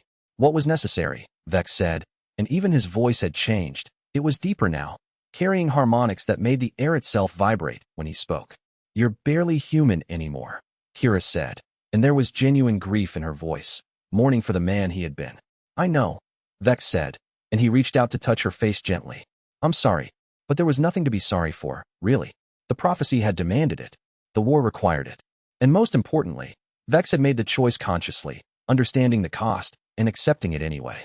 He was no longer a human who used the abyss. He was becoming an infernal sovereign, a being of pure power dressed in the shape of a man, and that transformation was reaching a point where the man was barely visible beneath the demon. Chapter 50. The Emperor's final days. Emperor Noctarn's health began to decline visibly after Vex's latest cultivation surge. Though whether the advancement had actually caused the decline or whether it was simply coincidence was impossible to determine. The Emperor's power had been fading for months, a slow erosion of strength that came with age and the accumulation of the weight of rule. But after Vex's advancement to Infernal Sovereign, the Emperor's decline accelerated dramatically, as though seeing Vex's transformation had somehow catalyzed his own deterioration. Whether the Emperor's health was failing from natural causes or from some kind of psychosomatic response to Vex's advancement, whether it was prophecy manifesting or simple coincidence, Vex did not ask, and the Emperor did not explain. The reality was undeniable. The Emperor was dying. Vex did not ask whether this was the prophecy coming to fruition. He suspected it was, but the prophecy had been clear about only one thing: that Vex would be the one to kill the Emperor, that Vex's hand would be the instrument of Noctarn's death. Until Vex himself performed that killing, the prophecy remained open-ended, the future still undetermined. The Emperor called Vex to his private chambers one evening, when the sun was setting and the light was beginning to fade from the sky. Kael was there as well, sitting by his father's side with an expression that mixed devotion and confusion, his young face struggling to comprehend what was happening to the man who had only recently revealed himself as his father. "I don't have much time," the Emperor said without preamble, his voice weak but clear. "I can feel my life force fading. The veils that have sustained me for so long are breaking down, cracking like ancient stone. In a month, perhaps two, I will be dead. The accumulated weight of centuries is finally too much for even my power to sustain." Vex said nothing. There was nothing appropriate to say in the face of an emperor accepting his own mortality. "I am asking you to do something for me," Noctarn continued, his eyes moving from Vex to Kael and back again. "I am asking you to ensure that my death is not the Empire's death as well. I am asking you to be the guardian of my heir until he is ready to rule. I am asking you to keep him safe and help him understand his power." "I will," Vex said, and meant it with absolute conviction. "And if he is not ready when I die?" the Emperor asked, his voice carrying fear. "If he is still conflicted about his power, still uncertain about his role, still grieving the life he imagined for himself, what will you do?" "I will wait," Vex said. "I will rule in his name if necessary. I will protect him from enemies both external and internal. I will keep the Empire intact and stable. And when he is ready, I will step aside and let him take the throne. I promise you that." The Emperor nodded slowly, as though a weight had been lifted from him, as though he could finally rest knowing that his heir would be protected. He reached out and took Vex's hand in his own, and his grip was surprisingly strong despite his weakness. "Thank you," he said, "for everything. For saving the Empire from the Righteous Alliance. For protecting my heir. For being the right hand I needed, even when that hand held shadow and darkness. You are the best of me, Vex. Remember that when you face the difficult choices that come next." In the following weeks, the Emperor's condition deteriorated with visible speed that shocked everyone who witnessed it. He spent most of his time in his private chambers, his power fading day by day, his presence becoming less and less substantial. The court watched, waiting to see what would come next, understanding that a fundamental shift in the Empire's power structure was approaching, that the death of the Emperor would trigger a cascade of events that would reshape everything. Visits to the Emperor became a somber ritual. Lords and officials would be ushered into his chambers and would come out with expressions that suggested they had witnessed something important ending. Kael spent nearly every moment at his father's bedside, and reports suggested he was asking questions about governance and succession, finally beginning to accept his destiny, though it came too late for anything but preparation. Vex visited several times, but kept his visits brief. The Emperor's presence, while still powerful, was fading, and Vex wanted to preserve what strength remained. There were practical matters to discuss, contingency plans for the succession, orders that needed to be issued before the Emperor became unable to speak, arrangements for the transition of power. In one of their final conversations, the Emperor asked Vex a question that cut to the heart of everything. Do you regret it? Nocturne asked. Serving me all these years, holding back your own ambitions, maintaining a loyalty that prevented you from reaching the peak of your power? No, Vex said, and it was true. I have become more powerful serving you than I ever could have become seizing power for myself. The Abyss rewards those who walk the path with clear intent. And when I die, the Emperor asked, will you serve Kael as faithfully as you serve me? Yes, Vex said, though I suspect he will have questions about that eventually. The Emperor smiled weakly. He will, but he will come to understand, eventually, that not everything needs to be understood to be accepted. Saint Meridian, hearing reports of the Emperor's decline through her intelligence networks, began preparations for a final assault. If the Emperor was dying, if there was a succession crisis building, if the Empire was in a state of uncertain transition and internal conflict, then the Empire would be vulnerable in ways it had never been before. It was the perfect moment to strike, the moment when the defenders would be most distracted and divided, when their leadership might be in chaos. She marshaled her forces and began moving south, preparing for a coordinated assault from multiple directions simultaneously. Vex made preparations as well, but his preparations were not defensive, not primarily. They were something far more aggressive and final, something that suggested he understood what the prophecy was asking of him, what price would need to be paid. He positioned demon constructs around the palace. He ensured that the key military units answered directly to him and not to the Emperor. He arranged for contingency plans that would activate the moment the Emperor died. The prophecy was reaching its conclusion, and Vex finally understood what it meant. Not that he would murder the Emperor in some tragic, dramatic moment of betrayal, but that the Emperor's death and Vex's role as kingmaker were inexorably linked. When the Emperor died, Vex would have to make a choice that would reshape the Empire, and that choice would require more of him than anything that had come before. What Vex had come to understand, in those final months before the Emperor's death, was that true power lay not in the accumulation of strength, but in the conscious choice to release it, not in the holding of authority, but in the willing transfer of that authority to those who could exercise it with wisdom.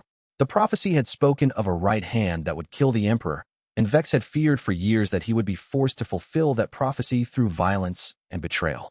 But as he watched the Emperor's body fail naturally, as he witnessed the peaceful passing of the ruler he had served with genuine loyalty, Vex understood that the prophecy had been far more subtle than he had realized. The death was not the prophecy. The death was merely the circumstance that allowed the prophecy to manifest. The true prophecy was about the succession, about the moment when the right hand would choose the heir, would determine who would rule the empire in the new age, would exercise power without holding it, would be the architect of the future without claiming dominion over it. This was a subtler form of power than anything Vex had encountered in his previous life. It was the power to shape events from the shadows while remaining invisible, to guide without commanding, to influence without dominating. It was the power that belonged to those who had transcended the need to be seen and acknowledged, who had moved beyond the human desire for recognition and honor. Vex was finally beginning to understand what sacrifice truly meant. Not the giving up of power for weakness, but the release of power for growth. Not the refusal of strength, but the willingness to let that strength serve purposes larger than oneself. Chapter 51. The final hour approaches. Emperor Nocturne died on a day when the autumn rain fell steadily from a gray sky, as though the heaven itself was weeping for the passing of the ancient ruler who had carried the burden of empire for so long, who had ruled for more centuries than most mortals could comprehend. He died quietly, in his sleep, his consciousness slipping away peacefully after months of accumulated decline, his life force finally exhausted beyond even the abyss's power to sustain. When the servants found him in the morning, he was simply gone, his body cold and still, his power departed from the world, leaving behind only the empty shell of what had once been a mighty emperor. The moment of his death was felt throughout the palace like a tremor in the earth. Those who were sensitive to the flows of abyss power, which included Vex and Kael and most of the trained cultivators in the palace, felt the instant when the emperor's infernal essence ceased to flow, when the anchors he had maintained throughout the empire suddenly became powerless and dormant. For a moment, everyone who had relied on the emperor's power to maintain wards and protections felt suddenly vulnerable, suddenly aware that the source of their security had vanished. Vex heard the news from Gruen, who came to find him in the war room, where he was reviewing defensive positions and contingency plans for every potential crisis. Gruen simply said, "He's gone," and Vex understood immediately what that meant without needing explanation or clarification. The prophecy had been fulfilled in ways that no one could have predicted.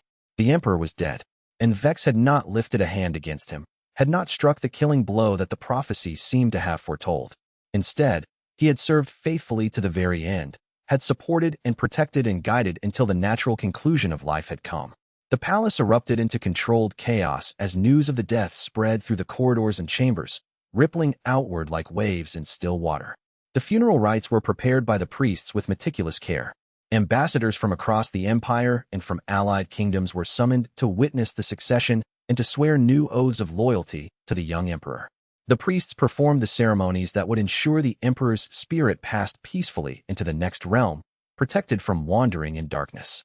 And through all of it, Vex moved with absolute certainty, issuing orders that steadied the realm and prevented the kind of power vacuum that might have allowed ambitious lords to strike at the vulnerable young emperor. Kael wept when he was told of his father's death, and for days afterward, he remained in seclusion in his private chambers, grappling with the reality of his father's final passing. He had lost a man he had barely come to know, and the weight of that loss mingled with the weight of suddenly inheriting the throne. The empire had expected formal grief, but the intensity of his sorrow seemed to touch everyone who witnessed it. Soldiers reported seeing the young emperor standing alone on the palace walls, his shoulders shaking with the force of his weeping. Stories spread of the young heir's devotion to his father despite their conflicts and misunderstandings, and something shifted fundamentally in public opinion. Where once there had been skepticism and doubt about whether a monastery-raised boy could possibly rule an empire that demanded ruthlessness and political acumen, now there was sympathy and a strange kind of admiration for his obvious love and genuine grief. Vex visited Kael only once during this period of seclusion, entering the private chambers where the young emperor had retreated from the world. He found Kael standing at the window, looking out over the city, his expression a mixture of grief and something that might have been recognition. He was a difficult man to love, Vex said quietly, not as a question but as a statement of fact. I barely knew him, Kael replied, his voice hollow and exhausted. And now I never will. All the conversations we didn't have, all the time we wasted being angry at each other when we could have been understanding, all of that is gone now. And I'm supposed to sit on his throne and pretend I'm ready for it. How can I do that when I feel like a child playing dress-up in a dead man's robes? You do it because there is no alternative, Vex said, with the blunt honesty that had always characterized his conversations with Kael. You do it because the empire is grieving, and if you grieve too, it will paralyze itself. You do it because your father chose you as his heir, believed in your capacity, and you owe it to him to prove he was not wrong. And you do it because I am here, and I will not allow you to fail. I don't want this, Kael said again, the same refrain he had been repeating for months. I know, Vex said. The best rulers never want the throne. It is those who hunger for power that make the worst emperors. Your reluctance is exactly why you will be a good ruler. When Kael finally emerged from his seclusion 3 days later, he had regained control of himself. The public saw a young emperor transformed by grief but not destroyed by it, a man who had processed his loss and was ready to carry the burden of rule. The court sensed the shift and adjusted accordingly. In the War Council, held a week after the emperor's funeral, after the immediate chaos of the death had settled and the formal rites had been completed, Vex faced the question that every lord in the empire was asking in whispered conversations. What would happen next? The heir is grieving, one of the older lords said, and his voice carried undisguised skepticism about the young emperor's fitness. He is unfit to make decisions of state at this crucial moment. Perhaps we should establish a regency council, with multiple lords sharing power, until he is more stable and has adjusted to his new role. Other lords murmured agreement, sensing opportunity. A regency council would distribute power among them, might give them voice in the empire's decisions, might allow them to carve out greater influence for themselves. But Vex had already prepared for this moment with meticulous care. The heir is the emperor now, Vex said quietly, and his voice silenced the entire chamber with the weight of his presence. And I serve the emperor. Does anyone dispute that? No one did. The power in Vex's presence was undeniable, overwhelming, a physical force that pressed down on every person in the chamber, reminding them of exactly how far Vex had advanced beyond them. And more importantly, everyone understood that Vex was the only reason the empire had not collapsed during the war, the only reason St. Meridian had been driven back, the only reason the succession had any hope of surviving at all. To move against Vex's authority would be to invite annihilation. I will continue as regent, Vex said. The emperor's father appointed me to this position before his death, and the new emperor has not rescinded that appointment. During the period of mourning and adjustment, I will handle the affairs of state. The emperor will observe, will learn, will prepare himself for the moment he is ready to rule directly. This is settled. It was a solution that satisfied everyone, or at least satisfied them enough that no one dared to voice open opposition. The council dispersed, and within days, the empire had settled into its new rhythm. Chapter 52. The Inheritance of Shadows. In the days following the emperor's funeral, when the funeral rites had been completed and the immediate shock had worn off, Vex began to bring Kael into the actual workings of governance with careful intention, designing each lesson to build on the previous one, constructing a curriculum of power that was both comprehensive and sustainable. Not in the way the old emperor had done, demanding, forcing, creating pressure that only alienated the boy further, expecting instant mastery and absolute obedience. Instead, Vex simply included Kael, showed him how decisions were made, explained the reasoning behind each choice, the calculations and the compromises and the unintended consequences. He treated Kael not as an incompetent youth unfit for the throne, but as an intelligent student who simply lacked experience, who had the capacity to learn if given proper guidance and support. Kael attended war councils and asked questions about strategy and supply lines. Kael reviewed reports from the provinces and began to understand how commerce and taxation functioned. Kael observed diplomatic negotiations with allied kingdoms and learned the intricate dance of treaties and hostage-taking and mutual benefit that held the empire's relationships together. And slowly, grudgingly, Kael began to understand what his father had struggled to teach him. That power without responsibility was just potential, and that a ruler's primary obligation was to the people he ruled, not to himself or his own comfort.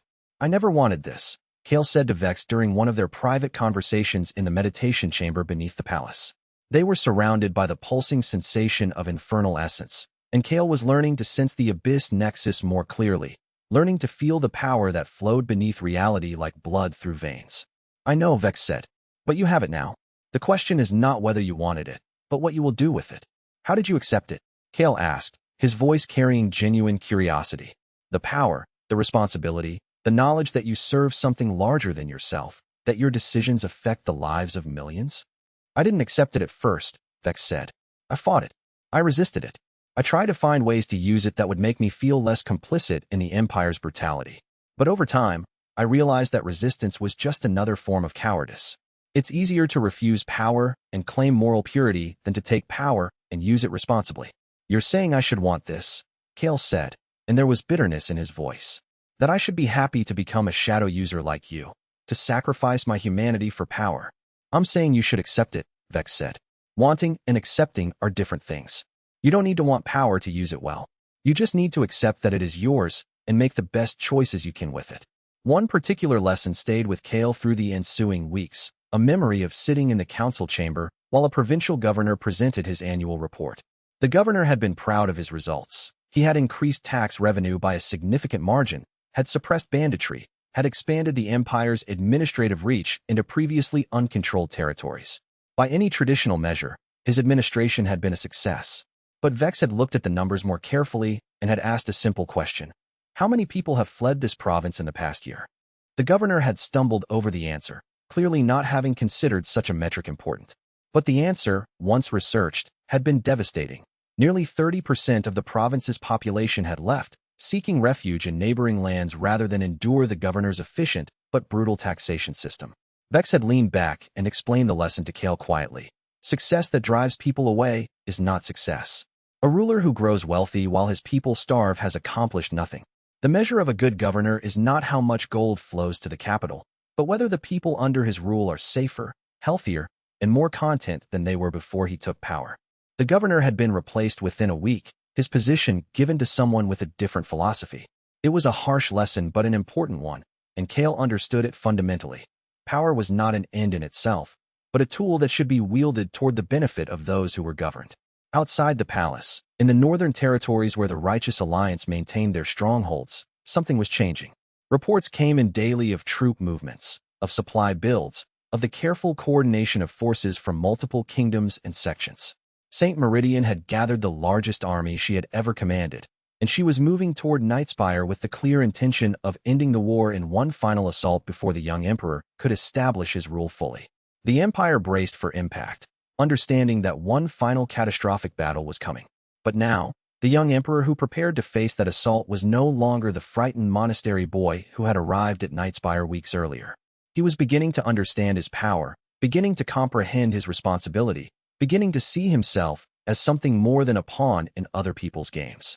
Chapter 53. St. Meridian's final assault. The assault came 3 weeks after the emperor's funeral, when the mourning period was officially complete and the court was beginning to settle into new rhythms under the young emperor's rule. The timing was deliberate, calculated to hit the empire at a moment of transition when the new emperor was still adjusting to his role and the empire's military command was in a state of uncertainty. This time, there was no warning, no messenger bearing terms, no grand proclamation that gave Nightspire time to prepare or garrison troops. The Alliance simply attacked, with every soldier they had left, every resource they could muster, throwing everything at Nightspire's defenses in a desperate bid to achieve victory, while the Empire was still in transition and the young Emperor might not have the will to fight. But Vex had anticipated this assault with absolute certainty, had prepared for it with the meticulous care of a general who had seen the future and returned from it. He had strengthened the walls over the months, established redundant defense lines that would hold even if portions of the main fortification fell, created demon constructs positioned at key points throughout the city, trained the soldiers to respond to attacks with maximum efficiency and minimum casualties. The assault began at dawn, with St. Meridian's forces crashing against the walls of Nightspire like a tidal wave striking stone.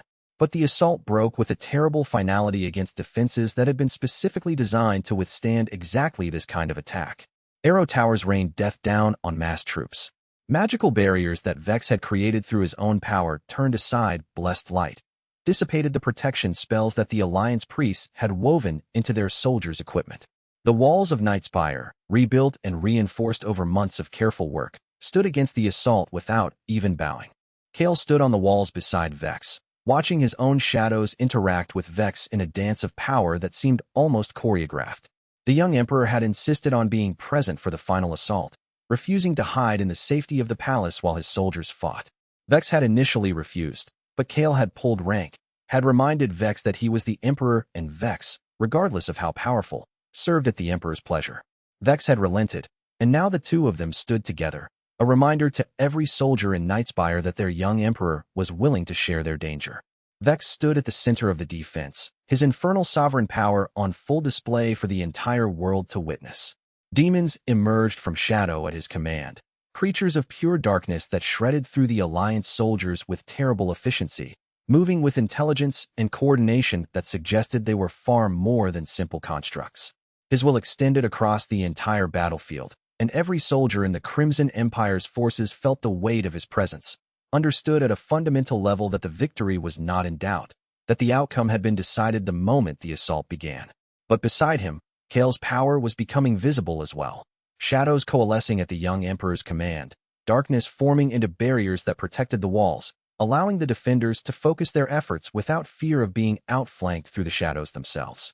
The young emperor was not yet Vex's equal in raw power, but he was becoming something impressive in his own right. Meridian herself came to the wall one final time, ready for one last confrontation that she must have known she could not win. But when she saw Vex's advancement, when she understood the degree to which he had transcended human limitation, when she perceived the raw power radiating from him, and, more surprisingly, the young emperor at his side wielding power that a saint would have considered impossible for someone so young and inexperienced, she knew the battle was truly lost. For a moment that stretched like eternity, they regarded each other across a distance that was both physical and metaphysical, two champions of opposed forces recognizing that one of them would not survive this final meeting. Meridian was still a saint, still wielding blessed light of incredible power, still connected to the divine in ways that made her presence feel weighty and significant. But Vex was now an infernal sovereign, a being that had moved beyond anything she could hope to match, transformed by the Abyss into something that transcended the categories of human or demon. He existed in a space between, a synthesis of power and will. The prophecy is fulfilled, Vex said, and his voice carried the weight of destiny, echoing with harmonics that made the very air vibrate. You came to save the Emperor. Instead, you witness his death and the rise of something new. Go, Saint. Take your army and withdraw. The Abyss has won. For a moment, Meridian seemed ready to fight anyway, seemed willing to throw her life away in a final gesture of defiance against the darkness that had conquered the world. But then she looked at the demons surrounding her, at the soldiers of the Crimson Empire standing ready with expressions of absolute confidence. At Vex form radiating power that seemed to bend space around him, and she understood the futility. She withdrew. The Righteous Alliance, for the first time in the war, was truly defeated. Not just pushed back or delayed, but broken. Not just militarily, but spiritually and politically as well. The war that had consumed years and lives and resources was over. Chapter 54, The Aftermath of Victory. In the weeks following the final assault, in which Meridian's combined forces had been utterly broken against the walls of Nightspire and scattered like leaves in a winter storm, the Righteous Alliance collapsed with surprising speed, fragmenting like a structure whose foundation had suddenly been removed without warning or mercy. Without Meridian's unified leadership, without the clear purpose that her presence and her absolute conviction had provided, the various kingdoms and sects that had allied together began to fracture into their component parts, each pursuing its own interests and survival without regard for the greater cause. Peace negotiations commenced at the borders, conducted between imperial representatives and the leaders of the fractured alliance. Trade routes reopened along highways that had been dangerous battlegrounds mere weeks earlier, merchants returning to the dangerous business of commerce now that armies were no longer actively hunting them. The world slowly returned to something resembling normal, though the scars of years of warfare remained visible in burned villages and abandoned farmland. But for Nightspire itself, the transformation was more profound. The city that had endured the siege was beginning to rebuild not just its walls, but its understanding of what was possible. For the first time in years, mothers could let their children play outside without constant fear of attack. Soldiers could be discharged to return to civilian life instead of being locked in eternal readiness for the next assault. But within Nightspire, significant changes were taking place that would reshape the Empire's future in fundamental ways. The most visible change was physical. The walls of Nightspire, damaged by the siege and the final assault, were rebuilt with improvements suggested by engineers working under the young Emperor's direct authority. The city itself began to transform, expanding outward as new buildings were constructed to house refugees and displaced people, as markets were established to encourage commerce and trade, as gardens were planted to beautify spaces that had been purely utilitarian under the old order. The economic changes were equally significant.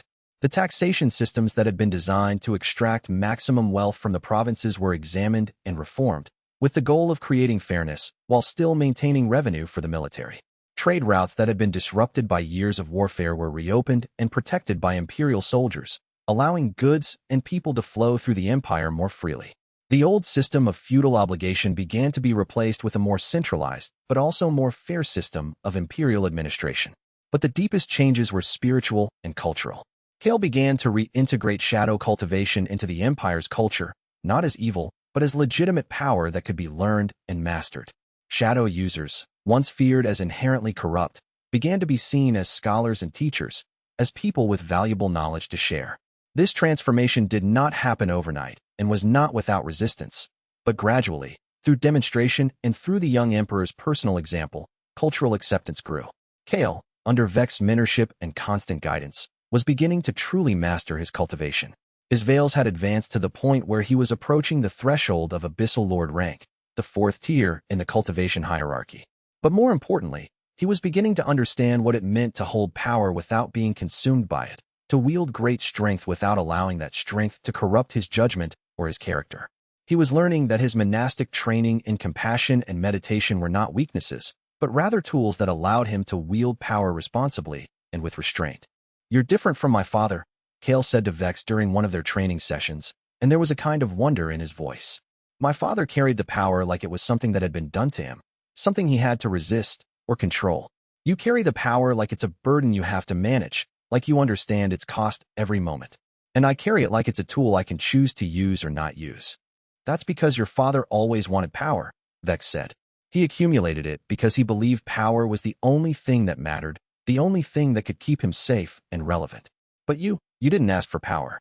When it comes to you anyway, as it must to all who are born to it, you can choose what kind of person you'll be while wielding it." "Will you tell me?"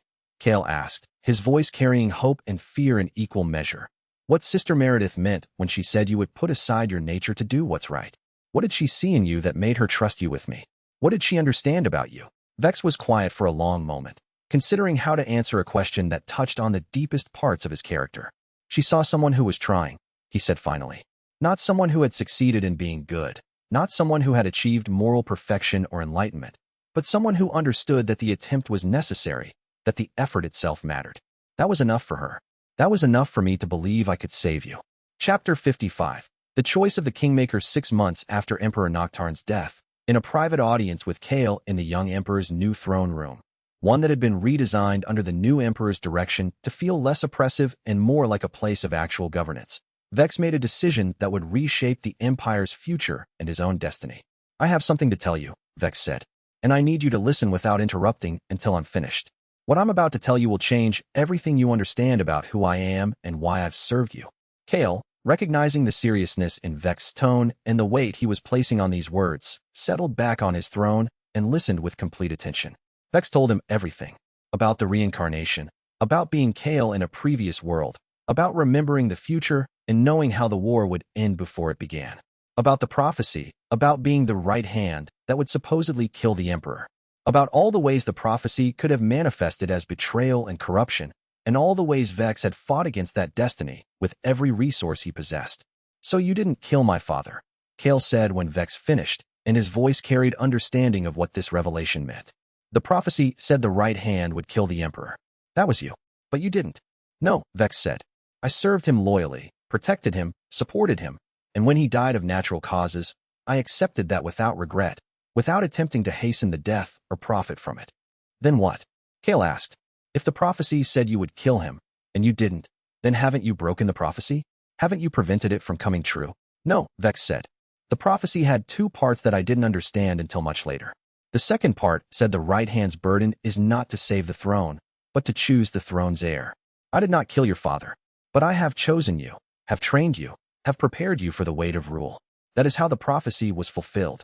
Kael absorbed this, understanding the weight of what Vex was telling him, understanding the layers of manipulation and planning and careful orchestration that lay beneath his entire life since that meeting on the road. There's more, Vex said. I've served you and your father with genuine loyalty, but I've also accumulated power that goes beyond what is healthy for any empire to concentrate in one person. My power has grown so great that I could take the throne if I wished, could rule directly without pretense or limitation. That is precisely the danger that the prophecy warned against. It's time for me to step back. No, Kael said immediately, the word coming out with more force than he intended. You can't abandon me now. I'm not ready to rule alone. I'm still learning, still trying to understand how to manage all of this. You're more ready than you believe, Vex said. And you're ready enough that you can continue learning without me. What I'm proposing is this. I will remain as regent, but with a sunset clause, a deliberate limitation on my time and power. In 1 year, I will step down completely. You will rule the empire directly. Until then, I will help you prepare, will introduce you systematically to each section of governance, will ensure you understand the mechanisms of power and have the confidence to use them. And then, Kael asked, his voice small and uncertain. And then I will disappear, Vex said. I will leave the palace, leave the empire's immediate affairs. Perhaps I will seek enlightenment in some distant monastery. Perhaps I will find another purpose elsewhere in the world. But the time for me to hold power over this empire is ending. It must end. Kael wanted to argue, wanted to fight against this decision, wanted to demand that Vex remain to protect him and guide him. But he understood, on some level that went deeper than words, what Vex was saying. The infernal sovereign could not indefinitely serve an emperor without eventually corrupting that service into dominance. The power would eventually corrupt, would eventually lead to the kind of usurpation that Vex himself had warned against, the kind of gradual takeover that happened slowly enough that it seemed inevitable rather than conscious. The only way to prevent that was for Vex to voluntarily step down, to impose his own limitation on his power before circumstance forced him to cross a line he couldn't uncross. 1 year, Kael said. You'll stay for 1 more year. 1 more year, Vex agreed. And so began the final stage of the prophecy, not the killing of the emperor, but the choosing of his heir, and the slowly accepted fading of the shadow user who had saved the empire at the cost of his own humanity. The darkness receded, step by step, as Kael stepped forward into the light. Chapter 56. The Emperor's Year of Learning. In the year that followed Vex's announcement that he would depart in exactly 12 months, Kael underwent a transformation that surprised everyone who had known him, including himself. He began to understand the empire not as an abstract concept, not as a theoretical construct of power and authority, but as a collection of millions of individual lives, farmers and soldiers and merchants and priests, each connected directly to the decisions made in the throne room, each affected by policies and choices flowing from the seat of power. He learned about the taxation systems that provided the empire's income and understood the mathematics of how gold flowed from provinces to the capital, how a percentage increase in taxes might provide additional revenue, but could also drive people into poverty and rebellion. He learned about the military hierarchies that allowed for coordinated defense across hundreds of miles, the complex chains of command and communication that had to function perfectly or the empire would fall to external threats. He learned about how a general could make decisions that would affect the survival or death of thousands of soldiers, how a strategic choice made in a war room might result in the deaths of men with wives and children depending on them. He learned about the intricate political balances that kept ambitious lords from tearing each other apart in internal conflict while the empire faced external threats, the careful dance of honors and titles and positions of power that had to be maintained to prevent civil war. He learned about the human costs of power, the way that every decision made from the throne affected real people in ways that could not be undone, how an order given in the morning might result in someone's death by evening. And most importantly, he learned about himself, who he was beneath the titles and the power, what he actually believed about right and wrong, what kind of ruler he wanted to become if given the choice. Would he be like his father, accumulating power for its own sake? Would he be like Vex, wielding power from the shadows without claiming dominion? Or would he forge his own path, find his own balance between strength and compassion? Vex continued their training sessions throughout that year, but the focus shifted dramatically from raw power cultivation to the integration of power with wisdom and responsibility, from the pursuit of greater veils to the mastery of the power he already possessed. Vex taught Kael how to sense when the Abyss was pushing him toward corruption, how the whispers of the Abyss would intensify when he made decisions that benefited himself over the Empire. He taught Kael how to maintain moral boundaries while wielding immense supernatural strength, how to say no to the Abyss even when the temptation was overwhelming. He taught Kael how to make decisions that were both powerful and fair, that were effective without being cruel. Power without restraint is tyranny, Vex told him during one of these training sessions, speaking from the hard-won wisdom of someone who had experienced both sides of that equation. But restraint without power is impotence. The balance is what we're searching for. That balance is what separates a good ruler from both a tyrant and a failure. Kael's cultivation advanced steadily throughout the year, progressing through advances that would have taken most cultivators years to achieve. By the middle of the year, fully 6 months into the countdown toward Vex's departure, he had fully achieved Abyssal Lord rank, the 4th tier in the cultivation hierarchy, the point where he could maintain corruption fields that extended across the entire palace, where he could anchor planar power and draw Infernal Essence at will. His shadow extended 20 feet from his body in all directions. His presence was undeniable, impossible to ignore, his authority unquestionable in ways that no throne or crown could ever establish. But he used that power with a kind of gentleness that was entirely his own, entirely unique, shaped by his monastic training and his natural temperament. He created shadow sanctuaries within the palace, rooms of pure darkness where troubled or grieving people could find peace, where the usual noise and chaos of the world was muted by shadow. He used his control over darkness to punish crimes in ways that were just without being cruel, that protected the innocent without making the guilty suffer unnecessarily. He accumulated power with every passing day but consciously refused to accumulate dominion, refused to allow his power to extend beyond the boundaries that he set for himself. During one memorable session, Kael was presented with a moral dilemma that truly tested his judgment. A wealthy merchant had been discovered smuggling restricted goods into the empire, goods that the Alliance had been trying to introduce to destabilize trade. The merchant claimed his family would starve without the illicit profits, but the goods themselves posed a genuine danger to the empire's security. Vex presented the situation to Kael and asked what the young emperor would do. For hours, Kael wrestled with the question. Execute the merchant and devastate an innocent family? Pardon the merchant and send a message that the laws could be broken with impunity? Eventually, Kael found a third path. He restructured the merchant's business arrangements, brought his operation under imperial supervision, and provided the family with legitimate opportunities to rebuild their wealth, while using the merchant's knowledge to identify and shut down other smuggling networks. The solution was not perfect, but it was thoughtful, it was compassionate, and it actually improved the empire's security more than simple execution would have. Vex looked at Kael after the decision was announced and said simply, "That's what separates a good ruler from both a tyrant and a fool. You didn't have to choose between justice and mercy. You found a way to have both." Seasons passed in the palace, and the empire around Kael settled into a new rhythm under his rule. Trade flourished. Provinces that had been ravaged by war began to rebuild. The people began to see their young emperor not as a symbol of the Abyss corruption, but as a genuine leader who cared about their welfare and was willing to make difficult decisions for their benefit. "You're what I tried to be," Vex said to him during one of the last training sessions before the year ended, speaking with something that might have been pride or might have been sorrow. "You're what I could never quite achieve because I was too damaged, too conscious of my own corruption, too certain that power inevitably led to tyranny. You're creating something new, a shadow user who actually is compassionate rather than just pretending to be, who can hold strength and gentleness and balance without either one overwhelming the other. The Empire will be better under your rule than it could ever have been under mine." Chapter 57. The farewell begins in the second half of the year. As the date of Vex's departure drew closer with the inexorable passing of days and weeks, Vex began a systematic and deliberate withdrawal from power, a slow releasing of his grip on the mechanisms of imperial authority. He transferred his command of the military to Gruen, who had proven himself worthy of the position through years of loyal service and through his conduct during the final war. He consolidated the various intelligence networks that he had been directly managing himself and handed them over to new administrators who reported to the Emperor, not to Vex, ensuring that the intelligence apparatus would serve the throne rather than the regent. He reduced his personal guard from 1,000 soldiers to 500, then to 100, then to a handful, a symbolic gesture that was not lost on anyone in the palace, a visible demonstration that he was preparing to leave, that he was unbinding himself from the structures of power.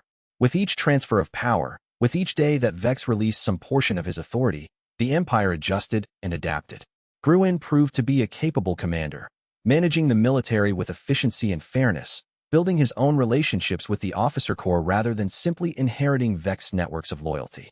The intelligence networks, distributed among multiple competing administrators, actually functioned better with oversight and competition than they had under Vex's direct control, which had sometimes been capricious and driven by Vex's personal concerns rather than by the needs of the Empire as a whole. The Empire did not collapse. The Empire did not falter. The Empire actually began to function better, more smoothly, less dependent on the charisma and power of a single individual. "I was holding on too tightly," Vex said to Kira during one of their final conversations, spoken in a quiet garden within the palace where they could speak without being overheard or recorded. "I thought the Empire needed me to survive, that without my power and my guidance it would fall into chaos. It turns out I was wrong. The Empire needs good leadership," Kira said, her voice carrying understanding and perhaps a touch of sadness. "It doesn't specifically need you. You were good leadership, but you weren't irreplaceable. No one is." "That's exactly what I needed to understand," Vex said. "And it's something Kael desperately needs to understand about himself. He's spending so much time wondering if he's capable enough, questioning whether he's fit to rule, that he doesn't see how capable he actually is. His self-doubt blinds him to his own strengths." Chapter 58. Shadows and light. In the months before Vex's planned departure, in the final quarter of the year he had promised to remain as regent, an unusual phenomenon began to occur with increasing frequency. Kael's shadow and Vex's shadow would sometimes interact when they were in the same chamber, would blend together and separate in patterns that seemed almost like a conversation between two entities of pure will and darkness. The patterns were complex and beautiful, more intricate than any shadow play could achieve. The palace scholars theorized that it was a manifestation of the deep connection between the two, a physical manifestation of the bond between mentor and student, a literal representation of their intertwined destinies. Some suggested that it was a kind of communion, a way that the Abyss itself was acknowledging the relationship between a true infernal sovereign and the heir he had trained. But Vex understood it differently, with the kind of intuitive comprehension that came from decades of walking the path of shadow. He understood that he and Kael had become so intertwined in purpose that their very natures were resonating with each other on a level that transcended the physical world. Vex's shadow was dark and aggressive and inherently corrupting, shaped by his own journey toward demonism. Kael's shadow was dark as well, descended from the same abyss, but it carried something gentler that Vex had lost, a receptiveness, a willingness to shelter without dominating, a compassion that did not diminish the power but transformed its expression. "When I leave," Vex said to Kael during one of the meditation sessions where their shadows interacted most clearly, "my shadow will remain here in some form. Not in the physical sense. The Abyss affinity will fade as I depart, and the dark places will become lighter.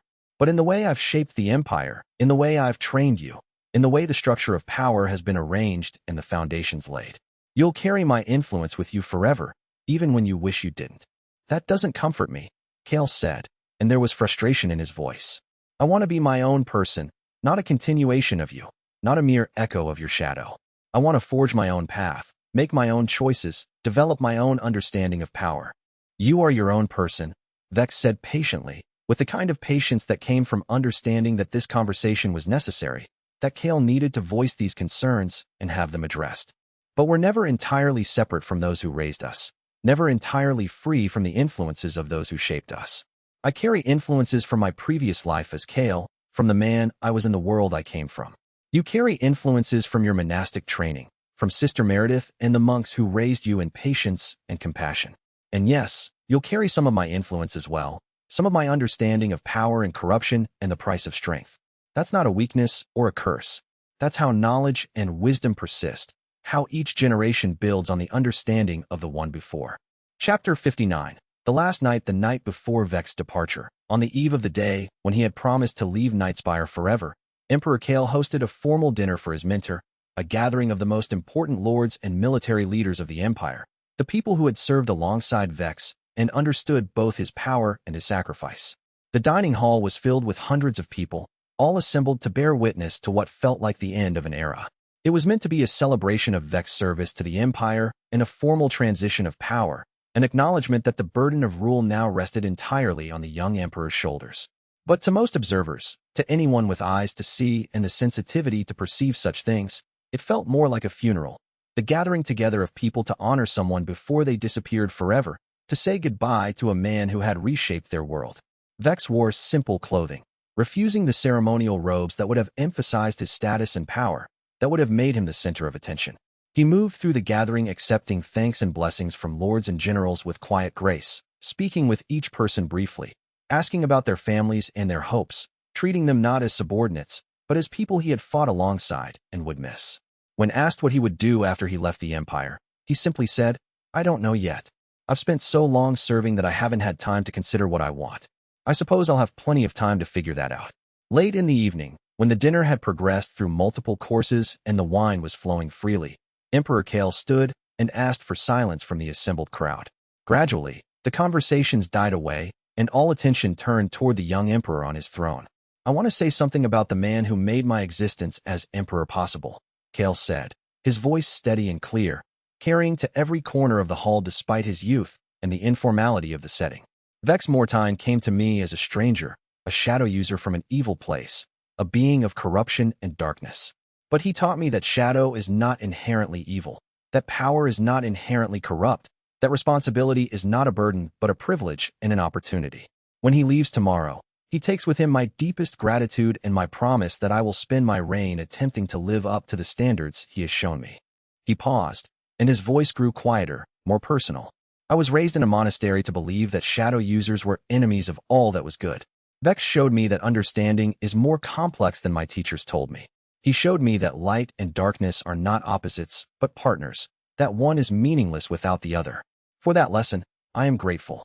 He raised a cup in toast, and the entire hall fell silent to listen. "To Vex Mortain, Shadow Walker, servant of this empire, protector of those who could not protect themselves, and my greatest teacher. May he find what he seeks in the world beyond our sight. And may he know that he will never be forgotten, that his shadow will remain in this empire forever, not as a corruption but as a foundation."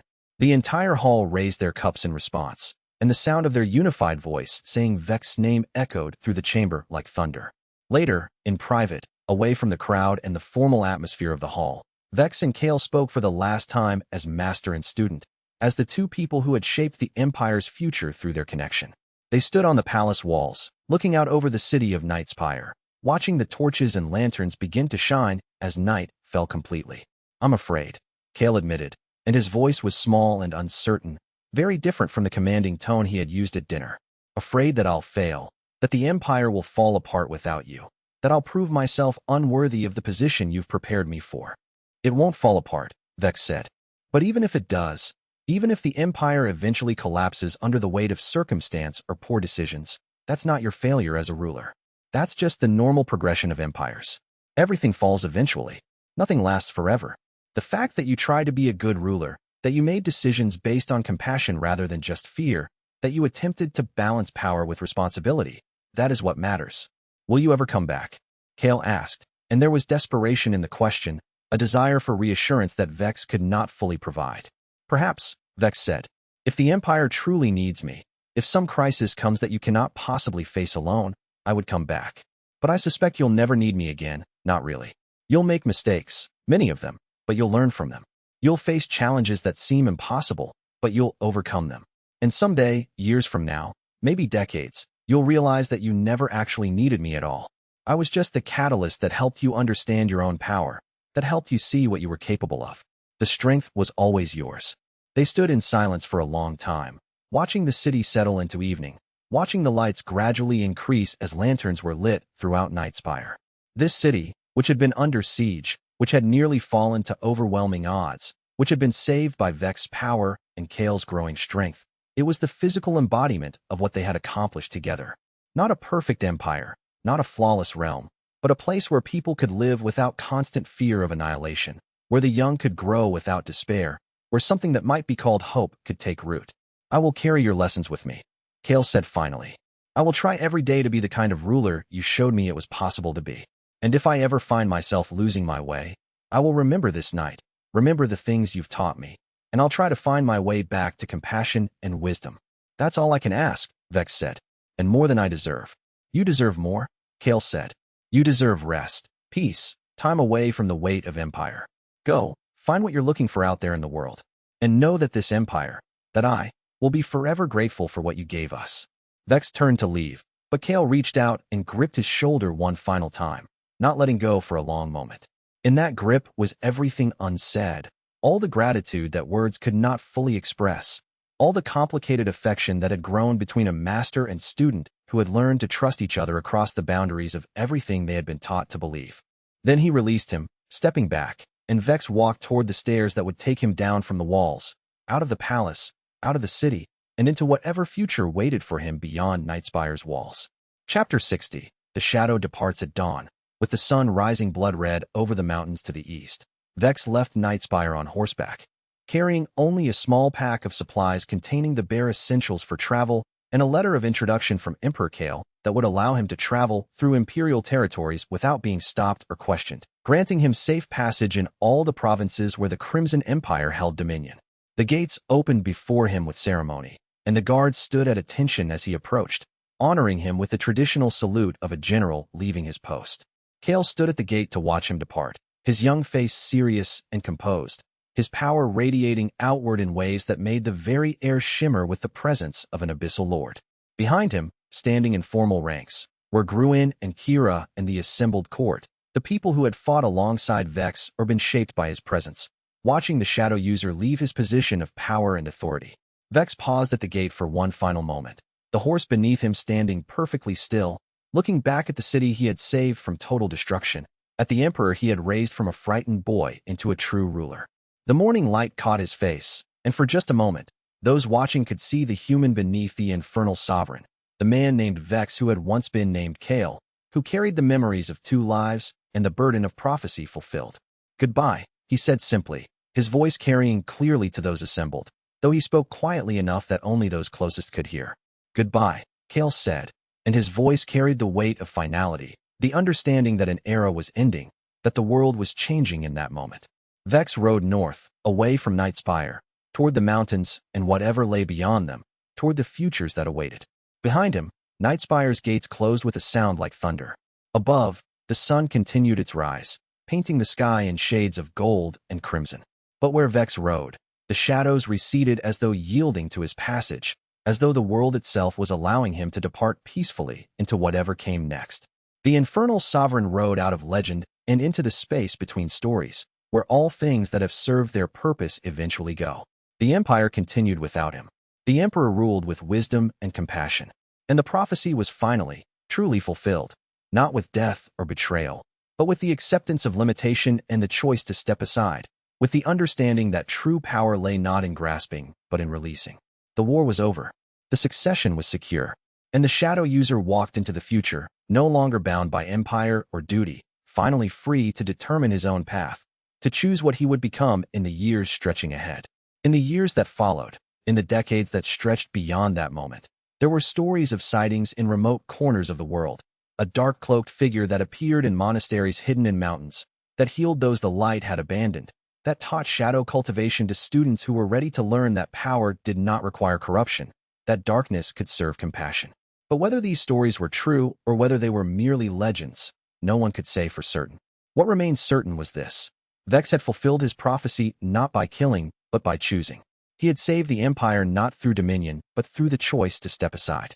And in departing, he had become more legendary than any who remained behind, more powerful in absence than he had ever been in presence. The Abyss dreams on, patient and eternal, waiting for those who would drink deep of its power. And perhaps, in the depths of that darkness, a shadow user walks, no longer bound to serve any empire, finally free to follow his own calling. The prophecy is fulfilled. Chapter 61. The Victory Feast. Emperor Noctarn's throne room had been transformed into a hall of celebration. The vast space now draped in crimson banners and lit by 1,000 candles that cast dancing shadows across the obsidian walls. Long tables laden with wine and roasted meats ran the length of the chamber, and the air itself seemed to vibrate with the sounds of victory. Laughter, the clink of goblets, the music of stringed instruments echoing from alcoves where musicians played. Servants in formal livery moved through the crowd with platters of delicacies, ensuring that no goblet went empty, no plate untouched. The war was over. The righteous sects had been driven back from every border, their armies shattered, their leaders scattered or dead. The great northern fortress of Coldstone had fallen to Vex forces, and the siege of the Holy Sanctum had ended not with conquest, but with a negotiated withdrawal that left the Crimson Empire standing triumphant.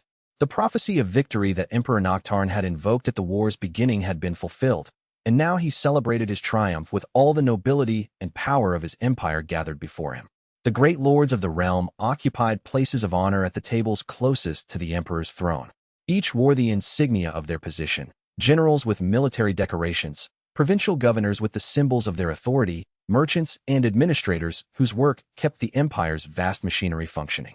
All had played their roles in the war's victory, and all had come to receive the emperor's acknowledgement and blessing. Vex stood at the emperor's side, dressed in formal attire that marked his rank as commander of the northern forces. The robes were black and silver, cut in the style of the empire's most senior military leaders, and they fit his lean frame like a second skin. The shadow that naturally surrounded him seemed to pulse with the rhythm of his power, creating an aura of barely restrained force that made those who came close to him instinctively maintain a respectful distance. Lord after lord came forward to toast his name, to speak of his strategy and his power, to acknowledge that the victory belonged as much to the shadow user as it did to the emperor himself. Some of them groveled, offering praise so excessive that it bordered on mockery. Others spoke with genuine respect, acknowledging Vex's skill and the impossible circumstances he had overcome. Vex accepted all of it with a nod and a slight smile, offering toasts in return to the soldiers who had died in the fighting, to the families who had lost sons and daughters to the war, to all those who had sacrificed so that the empire could endure. To the fallen, he would say, raising his goblet in measured cadence, who gave everything that we might stand here tonight. The soldiers and lesser officers would echo his words, and there was genuine emotion in their voices. They had followed Vex through the darkness of war, had seen him preserve their lives through brilliant strategy and overwhelming power. They knew him as a commander who did not waste their lives carelessly, and they honored him for it. But even as he played the role of the honored general, something in Vex's awareness caught on an anomaly, a wrongness that pulled at his attention like a thread he could not quite grab. His senses, honed by years of Abyss cultivation and sharpened by the presence of 2 lives' worth of experience, detected something amiss in the very fabric of the celebration. He watched the emperor as Noctarn raised his goblet to accept yet another round of toasts, and in that moment, Vex saw it. A tremor in the emperor's hand, just slight, just enough to cause the wine to ripple slightly in the crystal vessel. The emperor set the goblet down quickly, disguising the movement, but Vex had seen. No one else noticed. No one else had the training or the perception to detect such a subtle sign. But Vex understood that something was fundamentally wrong with the emperor, something that all the glory of this feast and all the celebration of victory could not disguise. The evening continued for hours. Musicians played while servants danced. The emperor rose occasionally to embrace particularly honored guests, accepting their congratulations with apparent good cheer.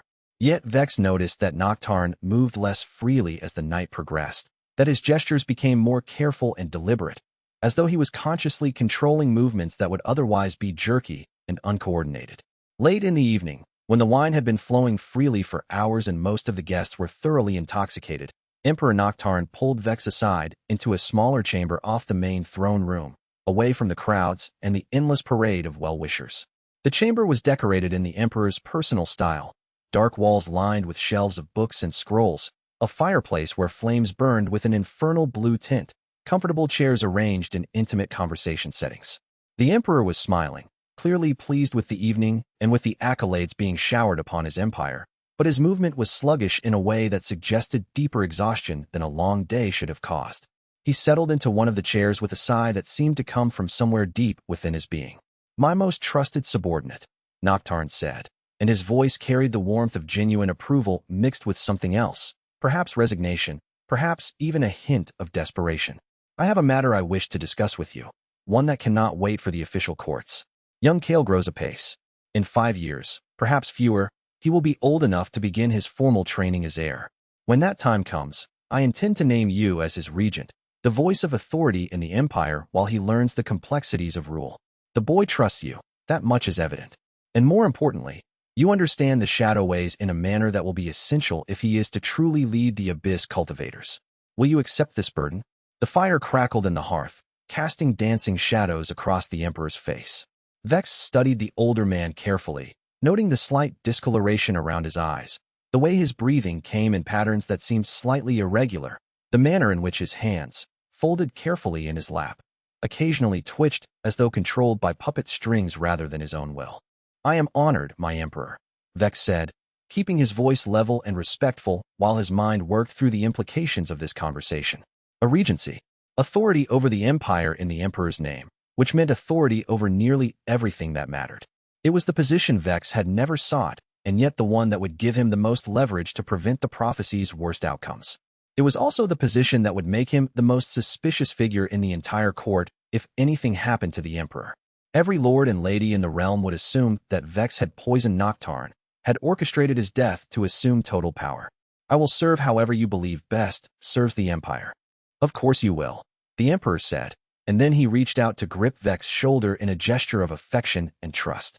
His hand was cold, Vex noticed, far colder than it should have been for a man sitting near a warm fire. And the grip itself was not quite as strong as it should have been from a man as powerful as the emperor, someone who could crush stone with his bare hands. The pressure was almost tentative, as though the emperor was afraid of exerting too much force. "You are the one person in this empire I know will never betray me. Even Lyralii, brilliant as she is, would abandon me if her own survival demanded it. But you have always put the empire first. It is why I trust you with everything." The emperor released him, and Vex noted that he did indeed seem exhausted now, his eyes slightly unfocused, as though some great weight pressed down upon him that no amount of will or power could lift. But Noctarn waved away Vex's concern when he expressed it, pulling back and reasserting the dignity that was his by right of his position and power. "It is only exhaustion from the feasting," the emperor said, and his voice took on a commanding tone that suggested this topic was closed. "Years of war wear on a man, even one as strong as I. Once this celebration is finished, I will rest, and by morning I will be restored. Do not trouble yourself with the health of an old man who has seen more centuries than your entire bloodline can claim." But something in Vex's awareness whispered that this was not mere exhaustion, not something that could be cured by a night's sleep. Something deeper was wrong, something that all the power of the Abyss Cultivation could not quite mask but could hold at bay. The emperor was dying, or something was killing him from within. They returned to the feast, and Vex watched the emperor more carefully now, noting the small signs that others could not see. The way Noctarn's hands would occasionally tremble when he was certain no one was looking. The way his breathing seemed slightly more labored when he believed himself unobserved. The subtle manner in which his movements had become less fluid, more deliberate, as though he was consciously controlling every action to prevent his body from revealing its true state. An untrained observer might see nothing amiss. A warrior might notice that the emperor seemed tired. But Vex, trained in reading the subtle signs of Abyss Cultivation and skilled in detecting corruption in all its forms, saw something far more serious. The emperor was not merely ill. He was being consumed from within, his very essence eating away at itself, leaving only the shell of power and authority. The evening wore on, and eventually, the feast drew to a close. The lords and generals filed out, still celebrating, still talking of the war's victory, already beginning to jockey for position and advantage in whatever came next. Servants began the long work of clearing the tables and restoring the throne room to its usual formal state. Vex remained until the last moment, ensuring that the Emperor was safely returned to his private chambers, watching to make certain that Noctarn reached his bed without incident. Only then did he retreat to his own quarters, his mind already turning toward the investigation he would need to conduct. Something was wrong with the Emperor, and Vex had less than a day to discover what it was. The prophecy had taught him that foreknowledge was the only true advantage. If the Emperor was dying faster than Vex had anticipated, then every plan that he had constructed, every strategy that he had developed, would need to be completely reassessed. The night was long, and sleep did not come. Chapter 62. The Hidden Illness. By morning, Vex had already set a plan in motion. He had quietly summoned the palace's chief healer, a woman named Soreth who had served the imperial family for decades, and who had a reputation for discretion that extended to matters of state importance. They met in a locked chamber in the medical wing, away from the eyes of the court and the ears of ambitious nobles who would be only too happy to spread rumors of the Emperor's failing health. The walls of this chamber were lined with instruments of healing and boxes of herbs and medicines, some common and some so rare that only the imperial treasury could afford them. Soreth was old now, her hair silver and her hands lined with age, but her eyes were sharp and intelligent. She had examined Vex many times over the years, monitoring his Abyss Cultivation for signs of corruption and disease. When Vex described the symptoms he had observed in the Emperor, the tremors, the exhaustion, the slight laboring of breath, she grew very quiet and remained so for a long time before answering. "I was wondering when you would finally ask," she said eventually, and her voice carried a weight of resignation. "How long have you suspected?" "Since last night," Vex said. "You've known longer?" "Much longer," Soreth said. She moved to a table where various documents were spread out, organized in careful chronological order. "The Emperor first came to me 3 years ago, complaining of strange dreams, of corruption seeping into his thoughts when he meditated on the Abyss Cultivation. I conducted every test I could devise, but I found nothing that could account for his symptoms. Over the months, the condition worsened. His strength did not decline noticeably. An Abyss Cultivator of his rank would fight off such a condition for a very long time, but the corruption became more pronounced.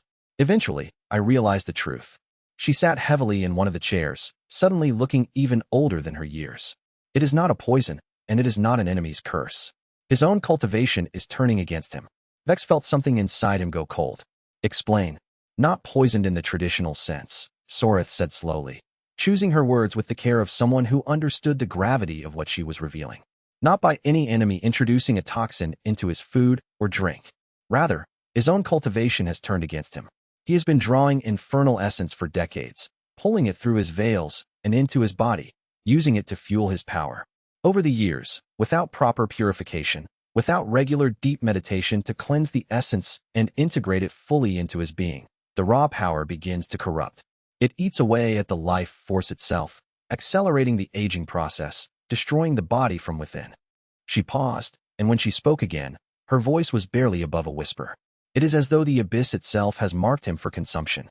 The power he drew to serve his will is now feeding upon him, turning his greatest strength into his greatest vulnerability." Vex sat in silence, processing this information. He had known that this was theoretically possible. He had read of cases in the ancient texts that he had studied, but he had not considered that the Emperor might be suffering from this particular affliction, this fundamental breakdown of the balance between cultivator and power. "How long?" Vex asked finally, his voice steady despite the turmoil in his mind. "How long does he have?" Soreth hesitated, clearly reluctant to make such a declaration, clearly understanding that the words she spoke next might reshape the entire empire. "In my best judgment, 3 to 5 years. Perhaps less if his cultivation continues to progress at the current pace without restraint. Perhaps more if he can be convinced to meditate deeply and purify the corruption from his essence, to rebalance the Infernal Essence and bring it under full control again. But given the stress of rule and the ongoing threat of war, given that the Emperor has spent decades accumulating power without proper purification, I do not expect the Emperor will find the time for the kind of extensive meditation such a condition would require. The Empire always comes first in his mind. Always." Vex thanked Soreth and dismissed her, then walked for a long time through the corridors of the palace, his mind reeling with the implications. The prophecy had promised him, or rather, had promised the original Vex Mortain, that he would see the Emperor die. But Vex had been banking on having years to prepare, on having the time to ensure that young Kael was ready to rule, on having the space to guide the succession in the direction that would prevent the worst outcomes of the prophecy. In the original timeline, the Emperor would not have died for decades.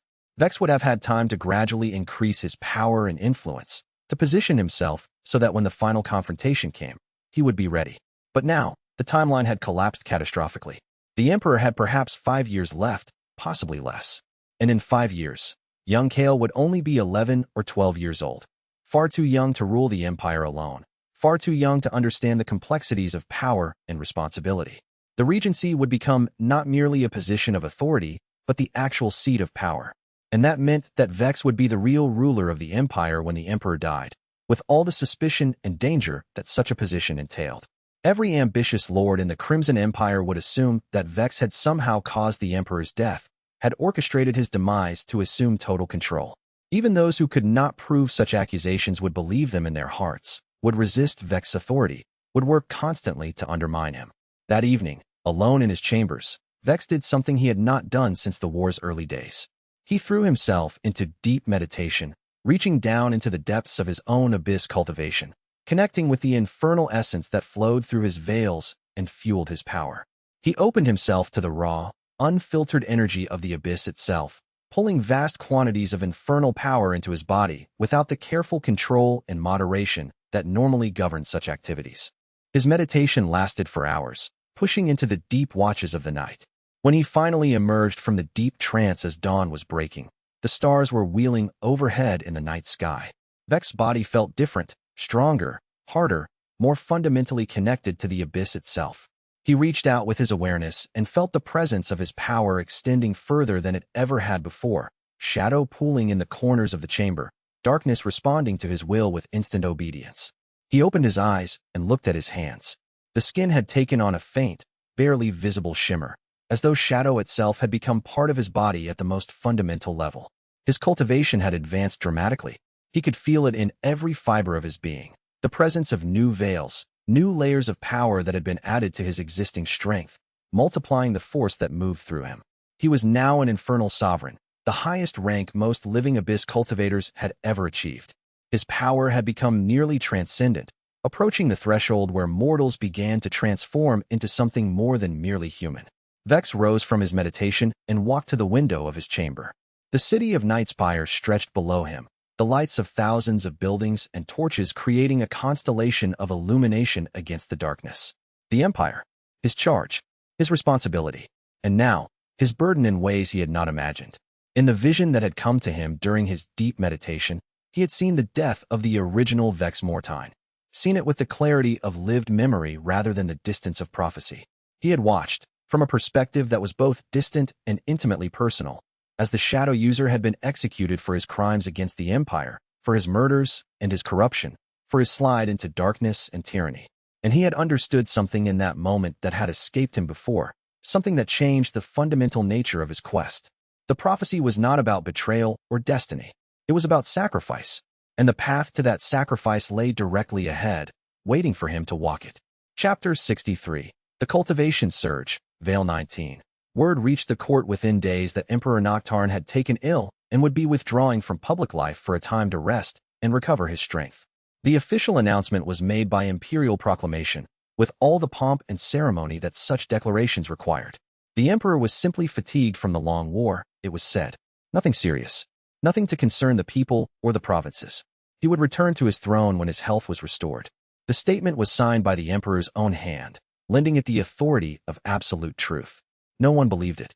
The rumor mill of the court began to churn immediately, spinning theories and speculation about the emperor's true condition. Some whispered that he had been poisoned by the holy sects in a last desperate attempt at vengeance. Others suggested that the stress of war had finally broken him, that his mind was failing even if his body was not. A few of the more perceptive courtiers, those with long experience in matters of power and succession, noted that Vex Mortain had suddenly begun attending every significant meeting, that decisions which would normally have come directly from the emperor were now being made in consultation with the Shadow User. The regency was beginning, though not yet formally declared. Vex found himself at the center of an empire in transition, his every action scrutinized and analyzed by ambitious lords who were already beginning to position themselves for advantage in whatever upheaval might come. He moved carefully through the political landscape, making certain that the machinery of government continued to function smoothly, that the provinces remained secure, that no rival power could take advantage of the emperor's withdrawal to seize control. Every decision he made was noted and discussed. Every word he spoke in court was analyzed for hidden meaning. Lords who had previously been friendly suddenly found reasons to distance themselves from him, not wanting to appear too closely aligned with someone whose status might be temporary. Meanwhile, those who had been neutral began to curry favor, hoping to build relationships that might prove valuable if Vex's power continued to grow.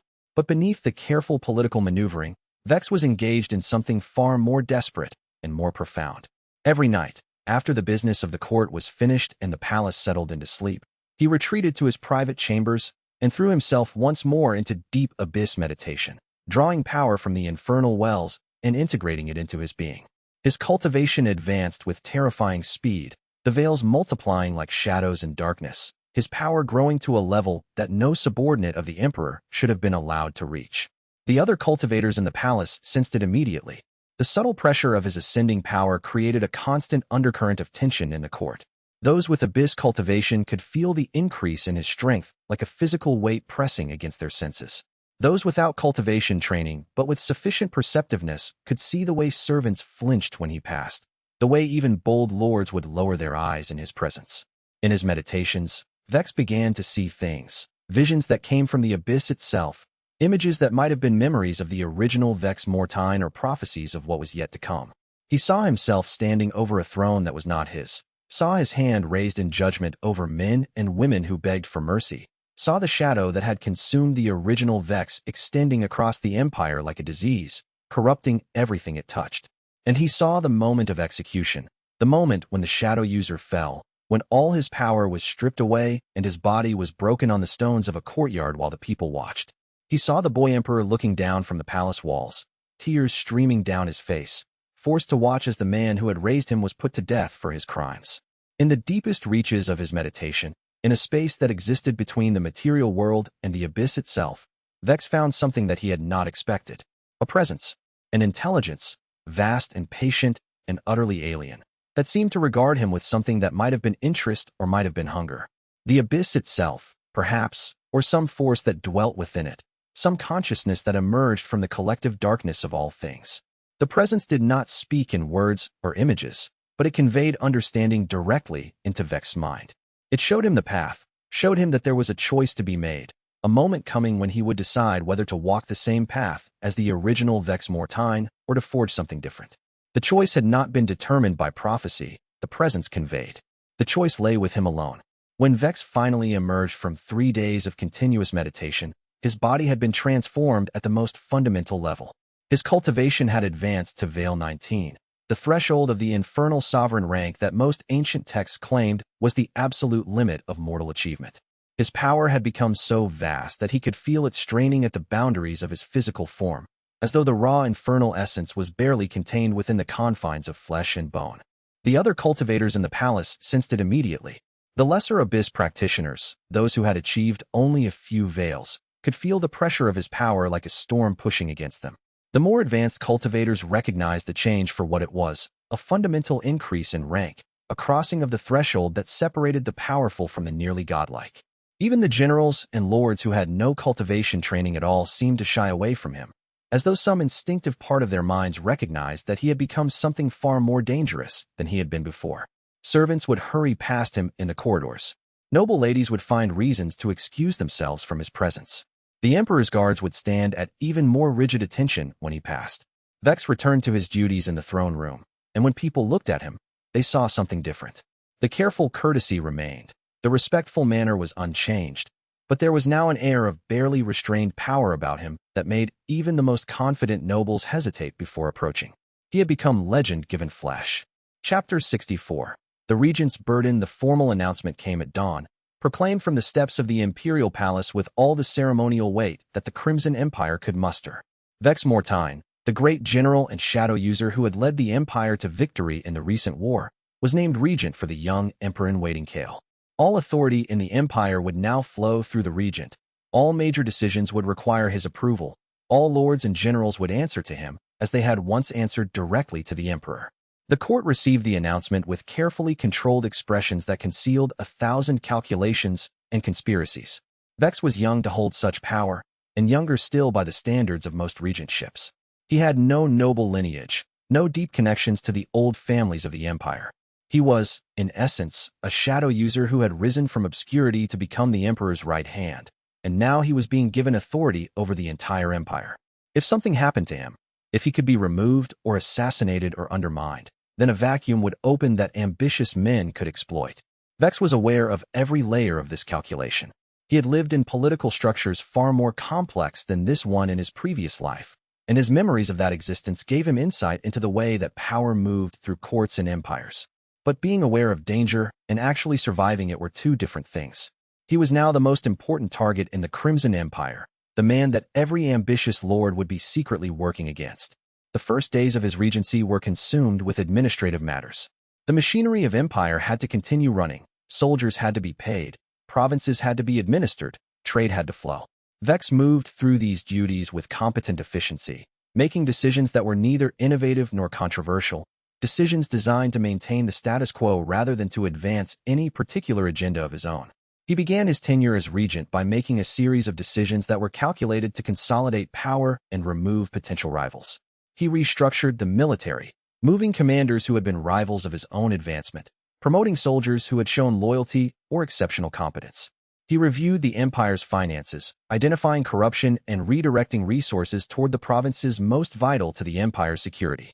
He held audiences with every major noble, taking their measure, understanding their ambitions and their limitations. And all the while, he was aware that he was being watched, that every move he made was being noted and analyzed by people who were waiting for any sign of weakness or overreach. 5 weeks into his tenure as regent, the weight of the position began to settle upon him like a cloak of shadow. He had to make decisions about matters great and small. Should grain be diverted from the eastern provinces to support the western territories that had been hit by drought? Should new fortifications be built in the northern passes, or should resources be preserved for other purposes? Should an ambitious general who had grown too powerful be quietly reassigned, or should he be left in place to maintain the balance of military power? Every decision had consequences that rippled outward in ways that were impossible to fully predict. A decision that seemed minor at the time could have enormous implications weeks or months later.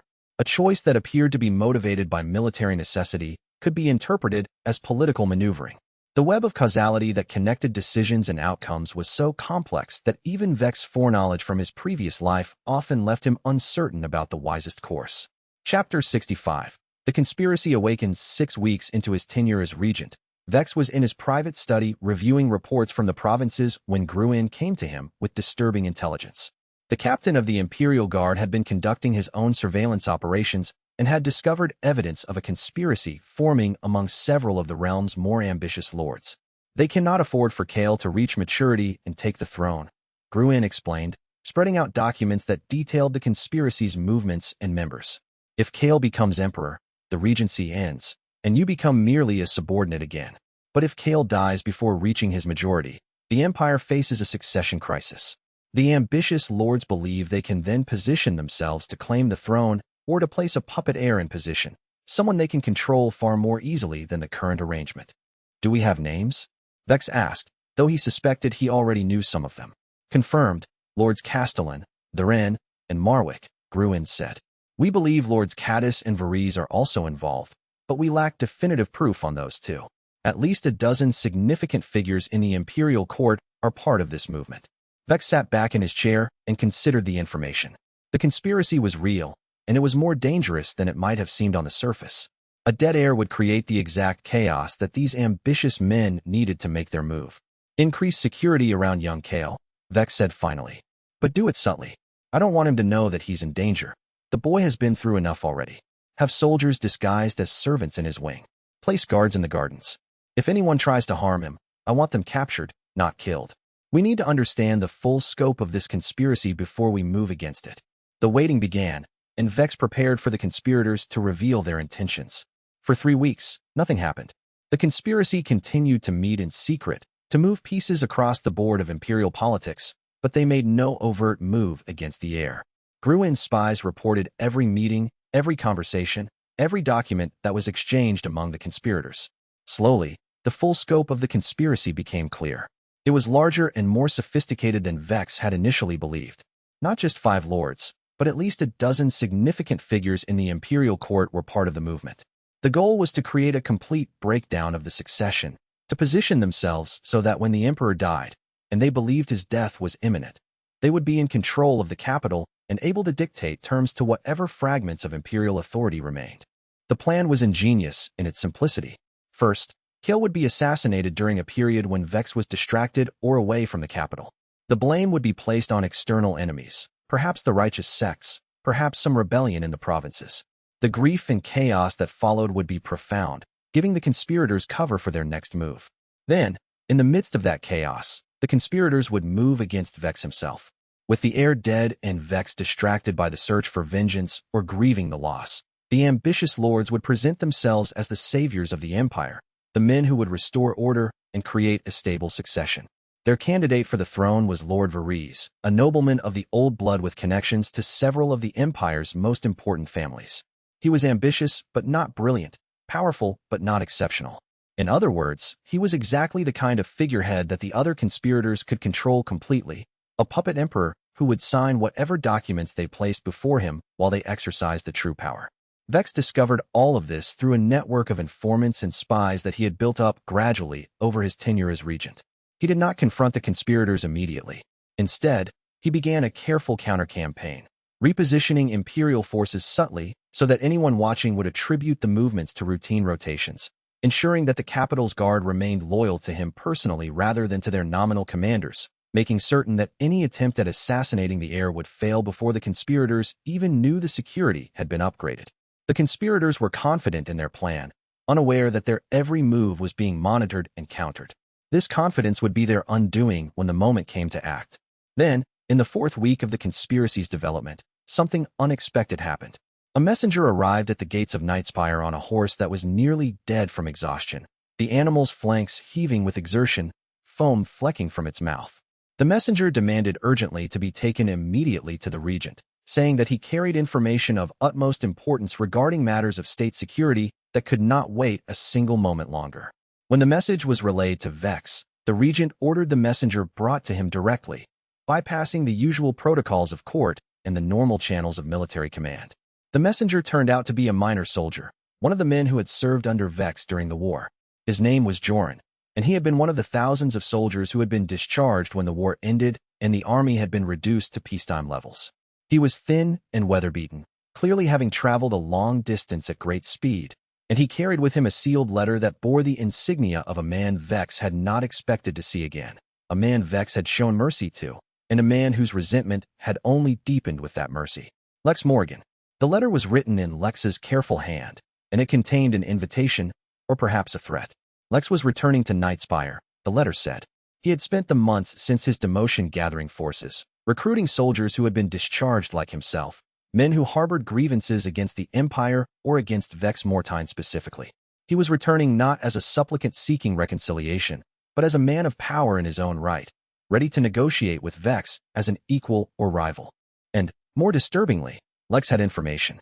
He claimed to possess a document, an old order from the Emperor, written years ago when Kael was first born. The order contained instructions that shocked Vex to his core when he read them.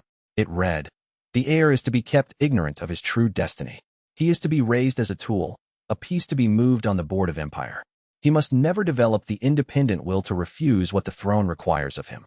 It was a declaration that the Emperor had always seen his own son not as an heir, but as a manipulable instrument, a tool to be used rather than a person to be raised with care and concern for his own development. The revelation that such an order existed, and that Lex possessed proof of it, changed the nature of the game entirely. As the victory feast concluded and the assembled nobility filed out of the throne room, each lost in their own thoughts about what the future might hold, Vex remained behind for a moment longer. He stood in the emptying chamber, surrounded by the lingering warmth of the braziers and the fading scent of wine and food, and contemplated the position that had been offered to him. The regency, a position of immense power and responsibility, a role that would place him at the very center of the empire's governance for years to come. When the Emperor had first mentioned it, Vex had thought that he understood what it would mean. He had thought that he could handle it, that his experience and his power would be sufficient to carry the burden. But standing alone in that great chamber, Watching the servants begin to clear the tables and restore order to the space, Vex began to understand that the regency was something far more complex and challenging than he had anticipated. It was not merely a position of power. It was a test, a trial, a crucible in which his character would be forged and potentially broken. The prophecy, Vex realized, was not merely about what would happen in the future. It was about the choices that he would make along the way. Each decision would be a choice. Each action would be a test. And at the end of the path, when all was said and done, he would either have become the tyrant that history promised, or he would have forged a different fate entirely. The knowledge was both exhilarating and terrifying. For the first time since his reincarnation, Vex understood that his ultimate fate was not determined by prophecy or destiny.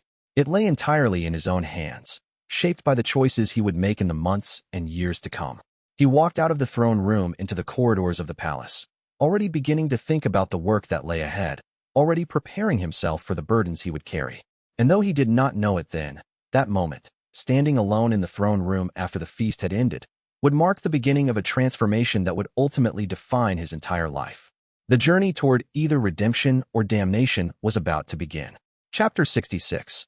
Lex returns. Lex Morgan entered Nightspire not as a prisoner or a supplicant, but as a lord in his own right, a man who had spent months in exile gathering power and influence. He rode at the head of a column of 500 soldiers, a force large enough to be impressive, but not so large as to be immediately threatening in a city that housed 10,000 of the Emperor's personal guard and countless more in the surrounding garrisons. The soldiers wore mismatched armor and carried weapons that suggested they had been gathered from many different sources. Recruits from the disbanded army, mixed with mercenaries hired with whatever coin Lex had managed to accumulate during his exile. Vex stood on the palace walls and watched Lex's approach with careful attention. His senses extended through shadow magic to perceive details that normal sight could not reach. The man had changed in the months since his demotion.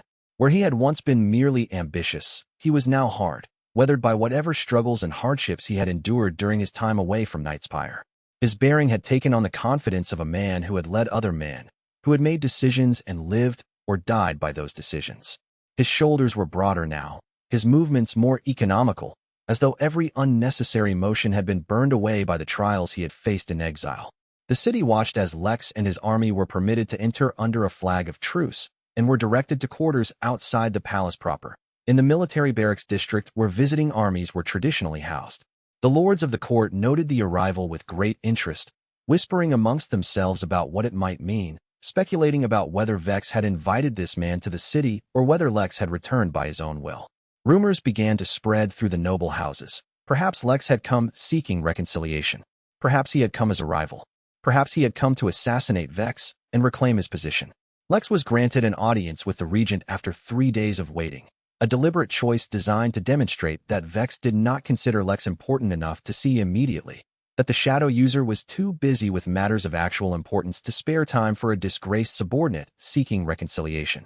The psychological message was clear to everyone who understood such things. You are here by my sufferance, not by any right you possess. You matter less than the administrative decisions I must make today. When Lex finally entered the private meeting chamber where Vex waited, his expression was carefully neutral, schooled into absolute blankness through years of practice in reading and hiding his true feelings. He bowed with perfect formality, the kind of bow that acknowledged position while containing a subtle edge of mockery, just enough that it could be interpreted as respect if one chose to do so, but which carried an undertone of contempt for those with the perception to notice. Regent Mortain, Lex said, his voice smooth as silk over steel, a voice that had learned to say pleasant things while his mind raged with bitter thoughts beneath the surface. I have returned to Nightspire seeking reconciliation with you and the Empire. My exile was painful. Exile often is, a bitter potion that teaches hard lessons, but it has given me time to reflect on my mistakes and to understand the depth of my youthful ambitions. I have come to ask your forgiveness for my past transgressions and to offer my service to the crown once more. Surely the Empire can benefit from the loyalty of a soldier who has learned humility through suffering. Vex studied the man across from him, taking in every detail of his appearance and manner. The chamber in which they met was deliberately chosen by Vex, a room with high ceilings and minimal furnishings, a space designed to make those who did not possess significant power feel small and insignificant. Vex stood with his back to a window that looked out over the city, silhouetting his form and making it impossible for Lex to read his expression clearly. While Lex was forced to keep his face visible, exposed to scrutiny. You have gathered an army, Vex said flatly, his voice carrying the weight of his power and his authority. Discarded soldiers, mercenaries, men with grievances against the Empire or against me specifically. That is not the action of someone seeking reconciliation. That is the action of someone seeking to position himself for advantage when the moment comes to make a move against those who stand in his way. Lex's carefully maintained composure wavered for just an instant before he recovered, before he pulled the mask of deference back over his features. A man in exile must provide for his own protection, he said smoothly, selecting his words with care, each one chosen to convey sincerity even as his mind calculated angles and strategies. Nightspire is a dangerous place for the returned exile. I gathered these men to ensure my safety during the journey here. Surely you can understand the need for precaution in times of uncertainty. A man cannot travel undefended when he does not know whether he will be welcomed or imprisoned upon his arrival. I understand perfectly, Vex said. He rose from his seat and moved closer to Lex with deliberate slowness, using the presence of his vast power to create pressure in the space between them, a palpable sense of the shadow closing in from all sides. I also understand that you have been meeting with certain lords of this realm, men who harbor ambitions beyond their current stations. I understand that you have become part of a conspiracy against the young emperor. I understand that you bring with you proof of a secret order, documentation that could shake the very foundations of the empire's legitimacy. For just a moment, Lex's careful composure shattered completely. His eyes widened in shock, and his hand moved toward the sword at his hip in an involuntary gesture of fear or aggression before he forced it back to his side. You are mistaken, Regent, he said, but his voice had lost some of its confidence, its edge of steel dulled by the sudden realization that he had been discovered, that his careful plans had been infiltrated. I have spoken with many lords during my time in exile, but I am part of no conspiracy against the young emperor. My loyalty remains with the throne, now and always. You are lying, Vex said simply and without judgment. He gestured, and shadow condensed in the space around Lex, not attacking but surrounding him, filling the chamber with a visible manifestation of Vex's power. The shadow swirled like smoke, but carried with it a pressure that made it hard to breathe, that pressed against the skin like deep water pressure, crushing and suffocating. I know you are part of the conspiracy. I know that you bring with you proof of the Emperor's secret order regarding young Kael. I know that this document was written by the Emperor himself years ago. More importantly, I know exactly what you intend to do with that information. Use it to undermine the Emperor's authority, to create doubt about the legitimacy of his succession, to give the conspirator lords justification for their actions. Lex's face hardened, and the pretense of seeking reconciliation fell away like a mask being dropped from a theater stage, unnecessary and discarded. His expression became harder, colder, more honest about the resentment that burned within him, the anger that had festered during his months of exile. If you knew this, he said, his voice taking on a dangerous tone that held no further pretense of deference or respect, then why did you grant me audience? Why did you not have me arrested at the gates? Why did you not have me killed outright, as you had the power to do? Because I wanted to understand your motivations, Vex said, and he meant it. Because I wanted to see if your time in exile had changed you, if you had learned something from your mistakes. Because I wanted to give you a final chance to consider what path you are walking, to understand where it leads. You were given mercy once, Lex, when you tested my loyalty by suggesting a profitable betrayal of the Emperor, a scheme that would have netted you enormous wealth at the cost of the Empire's stability. I could have had you executed for treason. The Emperor would have supported such a decision without hesitation. Instead, I reported you to the Emperor, who merely demoted you. That was mercy.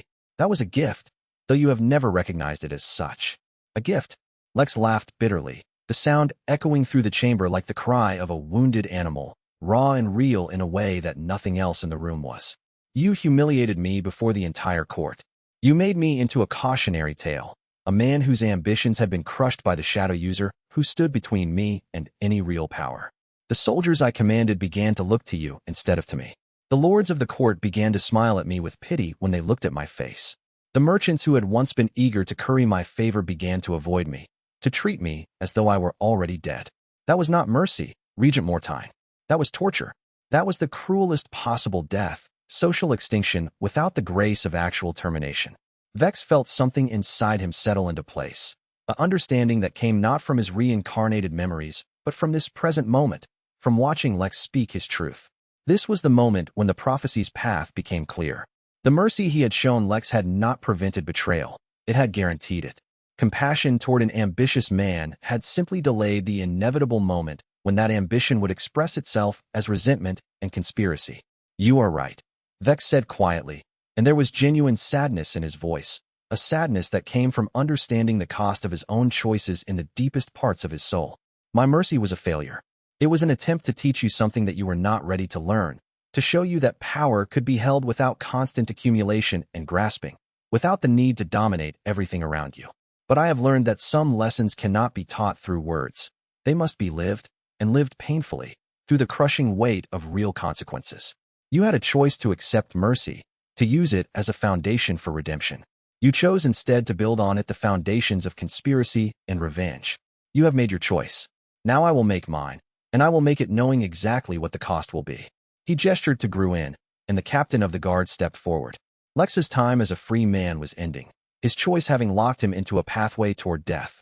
Whatever hope might once have existed for redemption, Lex had destroyed it with his own hands through the choices he had made in exile. Chapter 67. The betrayal revealed. Vex confronted Lex directly in the war room, with Gruin and the senior officers of the Imperial Guard present as witnesses to what was about to unfold. He knew Lex's trap completely, knew that the man had allied with the conspiracy lords, that his exile had been a ruse to build forces and gather intelligence, that he was using the document about the Emperor's secret order as leverage and justification for the conspiracy. Gruin stood with his hand on his sword, ready to strike if Lex made any aggressive move. The captain of the guard had fought alongside Vex for years and had seen the shadow user do impossible things, had watched him emerge victorious from battles that should have been lost. But this situation was different. This was personal. This was betrayal by someone who had been given mercy and was repaying it with ambition and conspiracy. The officers of the guard formed a semicircle that blocked any escape route that Lex might attempt, trapping him in the center of the room with nowhere to go but toward Vex himself. They had captured one of Lex's lieutenants hours earlier, and that man had broken quickly under interrogation, revealing everything about the conspiracy's plans and scope, every lord involved, every strategy that had been discussed. Lex revealed everything when confronted with the evidence, driven by a mixture of pride in his accomplishments and rage at the situation he found himself in. He had indeed allied with Lords Castellan, Thurin, Marwick, and several others who harbored ambitions to reshape the Empire's power structure. He had indeed brought proof of the Emperor's secret order, the original document, written in the Emperor's own hand, which proclaimed that the heir was to be kept ignorant of his true nature and raised as a tool rather than as a person with independent agency. He had become the linchpin of the entire conspiracy, the military man who would lead the assault on the eastern districts of Nightspire, the man who would hold the capital long enough for the conspirator lords to eliminate their rivals and consolidate power. With the heir dead and the Emperor dead from his mysterious illness, the conspirators would present Lex as a military strongman necessary to restore order and stability. Lex would appoint a puppet emperor from among their number, and the real power would flow to the conspirator lords who had orchestrated the entire scheme. I offer you one final choice, Lex said, his voice ringing through the war room with the force of genuine conviction. His eyes blazed with the fire of a man who believed in what he was saying, who had convinced himself that his path was not only justified but righteous. Join me, Vex. Together, we could rule this empire far more effectively than the conspirators could alone. The boy emperor would be convenient to have alive. He lends legitimacy to whatever government we create, a child who is grateful for protection rather than resentful of manipulation. You and I could guide his rule, could shape the empire according to our own vision. We would be partners, equals in power. Neither of us would have to be subordinate to the other. Vex, remembering the mercy he had shown Lex in his previous life, felt the weight of that compassion, repaid with conspiracy and betrayal. I refuse, he said simply, his voice carrying absolute finality. He gestured to Gruin, and the captain of the guard moved forward with soldiers surrounding the room. You are under arrest for treason against the crown. You will stand trial before the assembled court and answer for your crimes. The soldiers moved forward to seize the man, their weapons drawn and ready. They had trained for this moment, had drilled countless times on how to capture a dangerous prisoner without causing unnecessary injury. But Lex was not unprepared for this possibility. He had spent his months in exile not only gathering forces, but also studying the palace's layout and the guards' routines with meticulous care. He drew a concealed blade from within his boot, a weapon that had not been detected during the cursory search that had been conducted when he arrived, and cut his way toward the nearest window with desperate speed. The blade sang as it moved through the air, and one of the guards cried out as blood sprayed from a wound along his arm. Behind him, Gruin cursed and called for pursuit, but the distance was too great.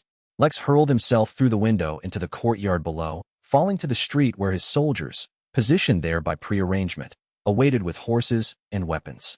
He hit the ground hard, rolling to absorb the impact, and was already on his feet and running before the Imperial guards could reach the window to fire arrows after him. The escape sent shockwaves through the palace and the city. Lex was no longer a confined conspirator. He was a threat in motion, a general with an army at his back. Chapter 68. The siege within. The next morning, before the sun had fully risen, all of Nightspire knew that the city was under siege, not from without by some external enemy, but from within by the army of a disgraced general turned rebel. Lex had seized control of the Eastern District, taking hundreds of civilians and soldiers hostage, using them as human shields and leverage against the Imperial forces. The homes and warehouses of the Eastern Quadrant became his fortress, and he began fortifying his position with desperate haste, knowing that his time was limited, that Vex would respond with overwhelming force. The streets of the Eastern District became a nightmare of fighting and death. Soldiers clashed with swords and spears, screaming their defiance at each other. Buildings caught fire as siege weapons and magic tore through structures that had stood for generations. The smell of smoke and blood filled the air, and the sound of screaming, of the dying, the wounded, the terrified, echoed constantly through the narrow streets, a symphony of suffering that went on day and night without cessation. Gruin commanded the assault against Lex's position. The captain of the guard organized his forces with brilliance born from years of military experience, carefully planning each advance to minimize civilian casualties while maximizing pressure on the rebels. He moved his troops block by block, street by street, driving Lex's forces back with relentless efficiency. The battle was urban and brutal in ways that the open-field warfare of the recent war had never been. Soldiers fought in streets and buildings instead of across plains and hillsides. Civilians huddled in cellars while their homes burned above them. Mothers clutched children and prayed to gods who seemed distant and unconcerned with their suffering. The fighting moved with agonizing slowness, as the Imperial forces slowly and inexorably pushed Lex's rebels back toward the harbor district. Lex fought with the desperation of a man who knew that execution awaited him if he was captured alive. He killed with savage efficiency, motivated by a desire to take as many of Vex's soldiers as possible with him before the end came, to make the cost of his defeat so high that perhaps the Empire would think twice before celebrating. His soldiers fought with equal ferocity, knowing that surrender would mean death regardless of the circumstances, so they might as well die fighting, might as well sell their lives as dearly as possible. The battle consumed 3 days and nights. 3 days of constant violence, of fear, of desperate struggle. By the end, Lex's position had been reduced to a single fortified building overlooking the harbor, a warehouse that had once been used to store imported goods, now transformed into a desperate last stand.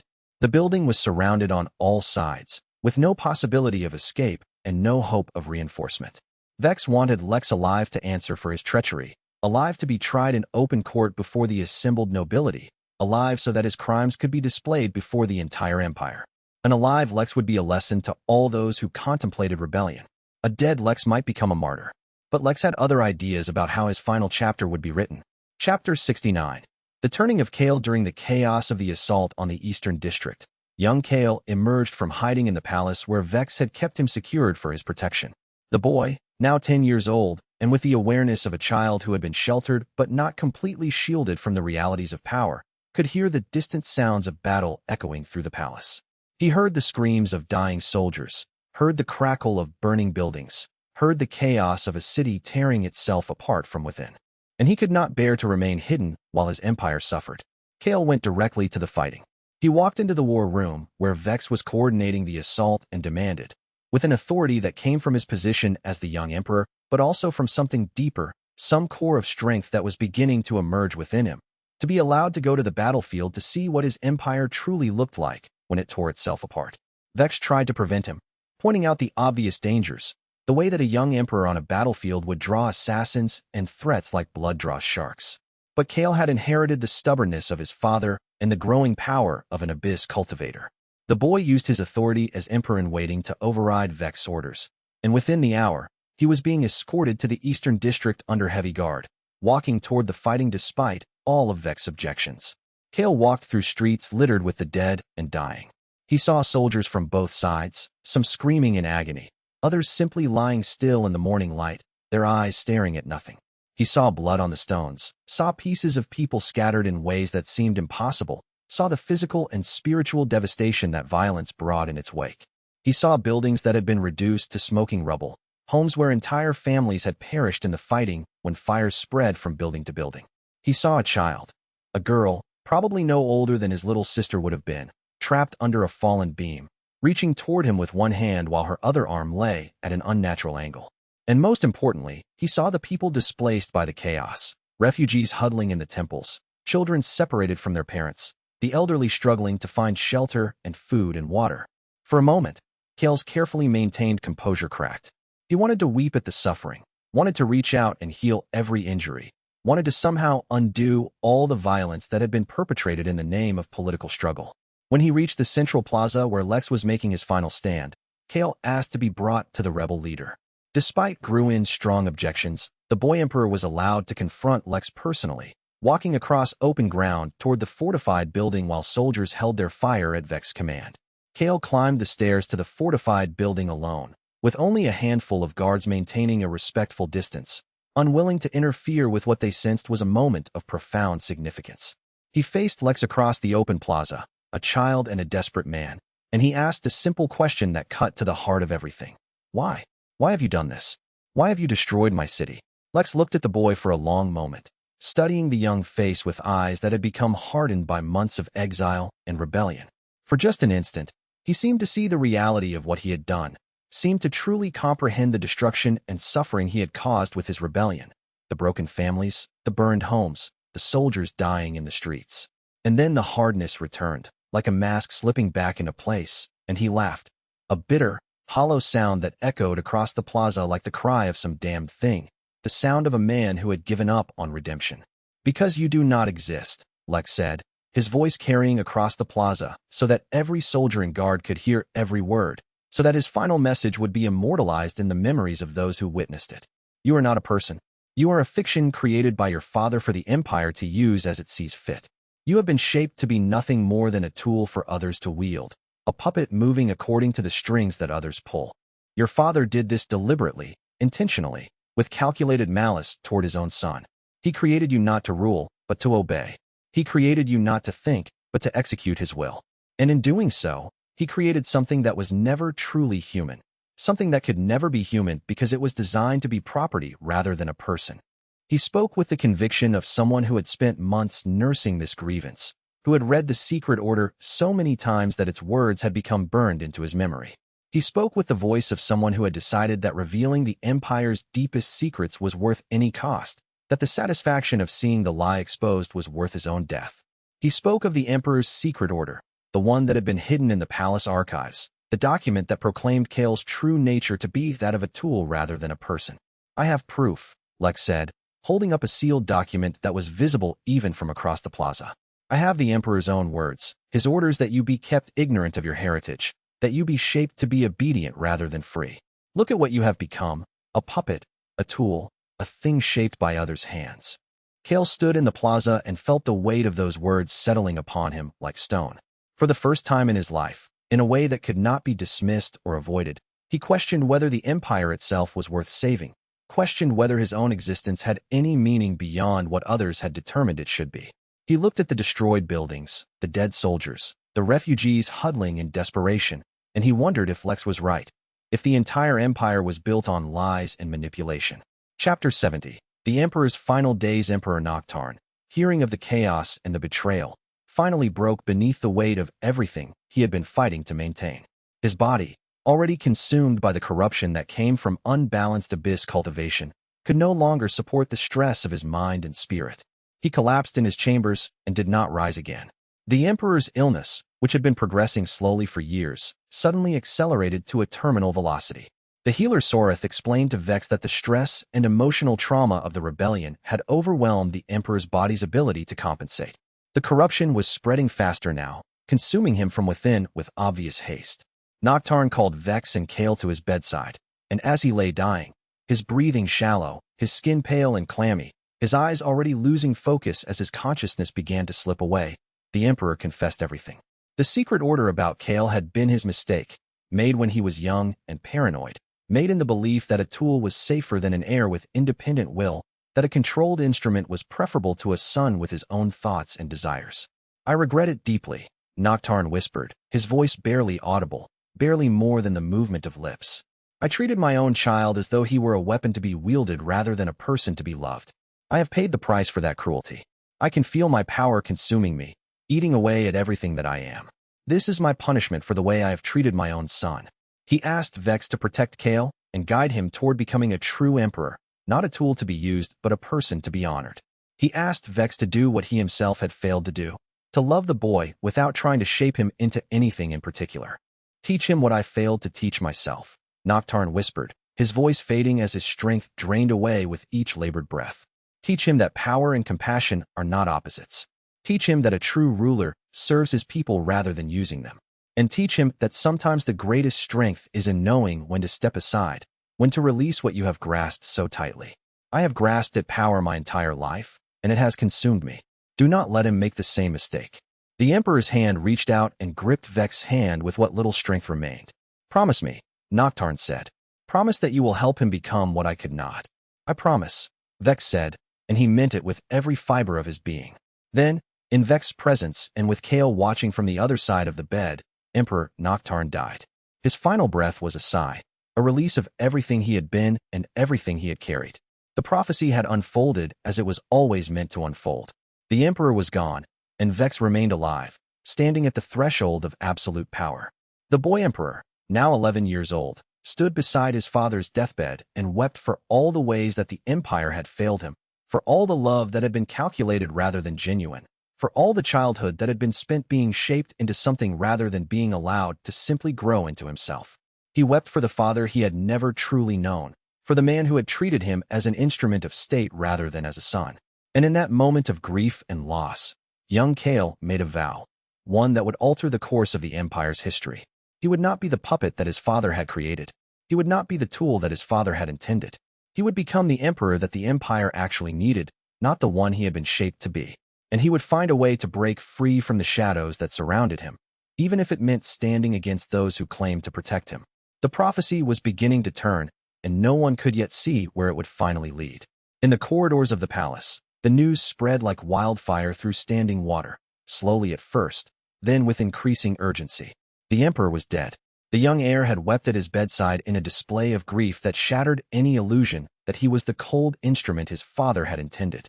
And Vex Mortain, the infernal sovereign who had risen to power as the emperor's right hand, now stood at the center of a succession crisis that could tear the entire empire apart. The ambitious lords who had been waiting for their chance, who had been scheming in hidden chambers and sending coded messages through seemingly innocent messengers, suddenly found themselves facing a new reality that their careful plans had not anticipated. The emperor's death meant that the regency would now extend indefinitely, or at least until Kael reached his majority at 18 years old. That meant 7 or more years in which Vex would hold absolute authority over the empire, 7 years in which the shadow user would control resources, military forces, and the machinery of government.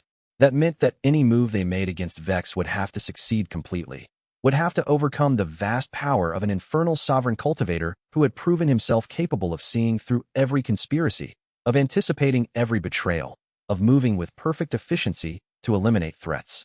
The conspirators began to recalculate their odds, and they did not like the numbers they arrived at. The conspirators realized that they had waited too long, that the window of opportunity had closed before they had even finished preparing. They had been planning to move against Kael while Vex was distracted by the war with the righteous sects, but the war had ended. They had been planning to move while Vex was celebrating his victory, but the shadow user had already consolidated his position with iron control. Now the situation had changed completely. The question was no longer whether the prophecy would come to pass. The question was what Vex would choose to do with the power and authority that had been placed in his hands. Would he become the tyrant that his power suggested he could be? Would he use his vast capability for destruction to eliminate anyone who dared to oppose him? Or would he find another path, one that the prophecy had not yet revealed, one that might lead toward redemption rather than damnation?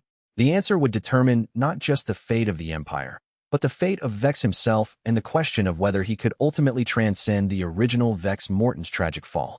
The moment when Kael spoke those devastating words, when the boy's voice cut through the plaza with accusations of betrayal and deception, was the moment when Lex's rebellion ceased to be about political maneuvering or the accumulation of power.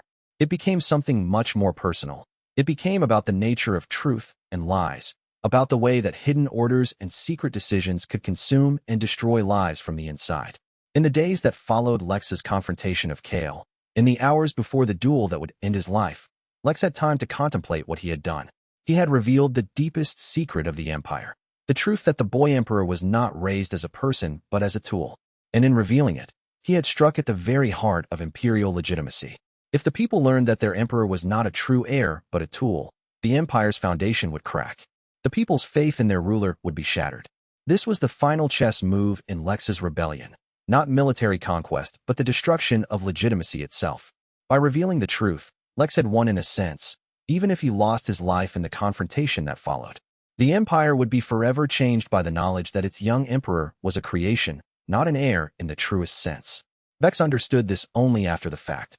He had been so focused on the military and political dimensions of Lex's rebellion that he had not fully grasped the deeper strategy until it was too late to prevent it. The sword and the document, the physical rebellion and the revelation of secret, these were meant to work together, to amplify each other, to strike at the empire from both the outside and the inside simultaneously. It was actually brilliant strategy, Vex had to admit to himself as he watched Lex die on the executioner's block. It was the kind of strategy that might have worked if Lex had possessed just a bit more patience, if he had been willing to wait for the right moment instead of forcing the confrontation. But Lex's resentment, his rage at his own demotion and humiliation, had driven him to act before the pieces were entirely in place. And that impatience had cost him everything. In the aftermath of Lex's rebellion and his public revelation of the Emperor's secret order, the Empire faced a reckoning with its own foundational lies.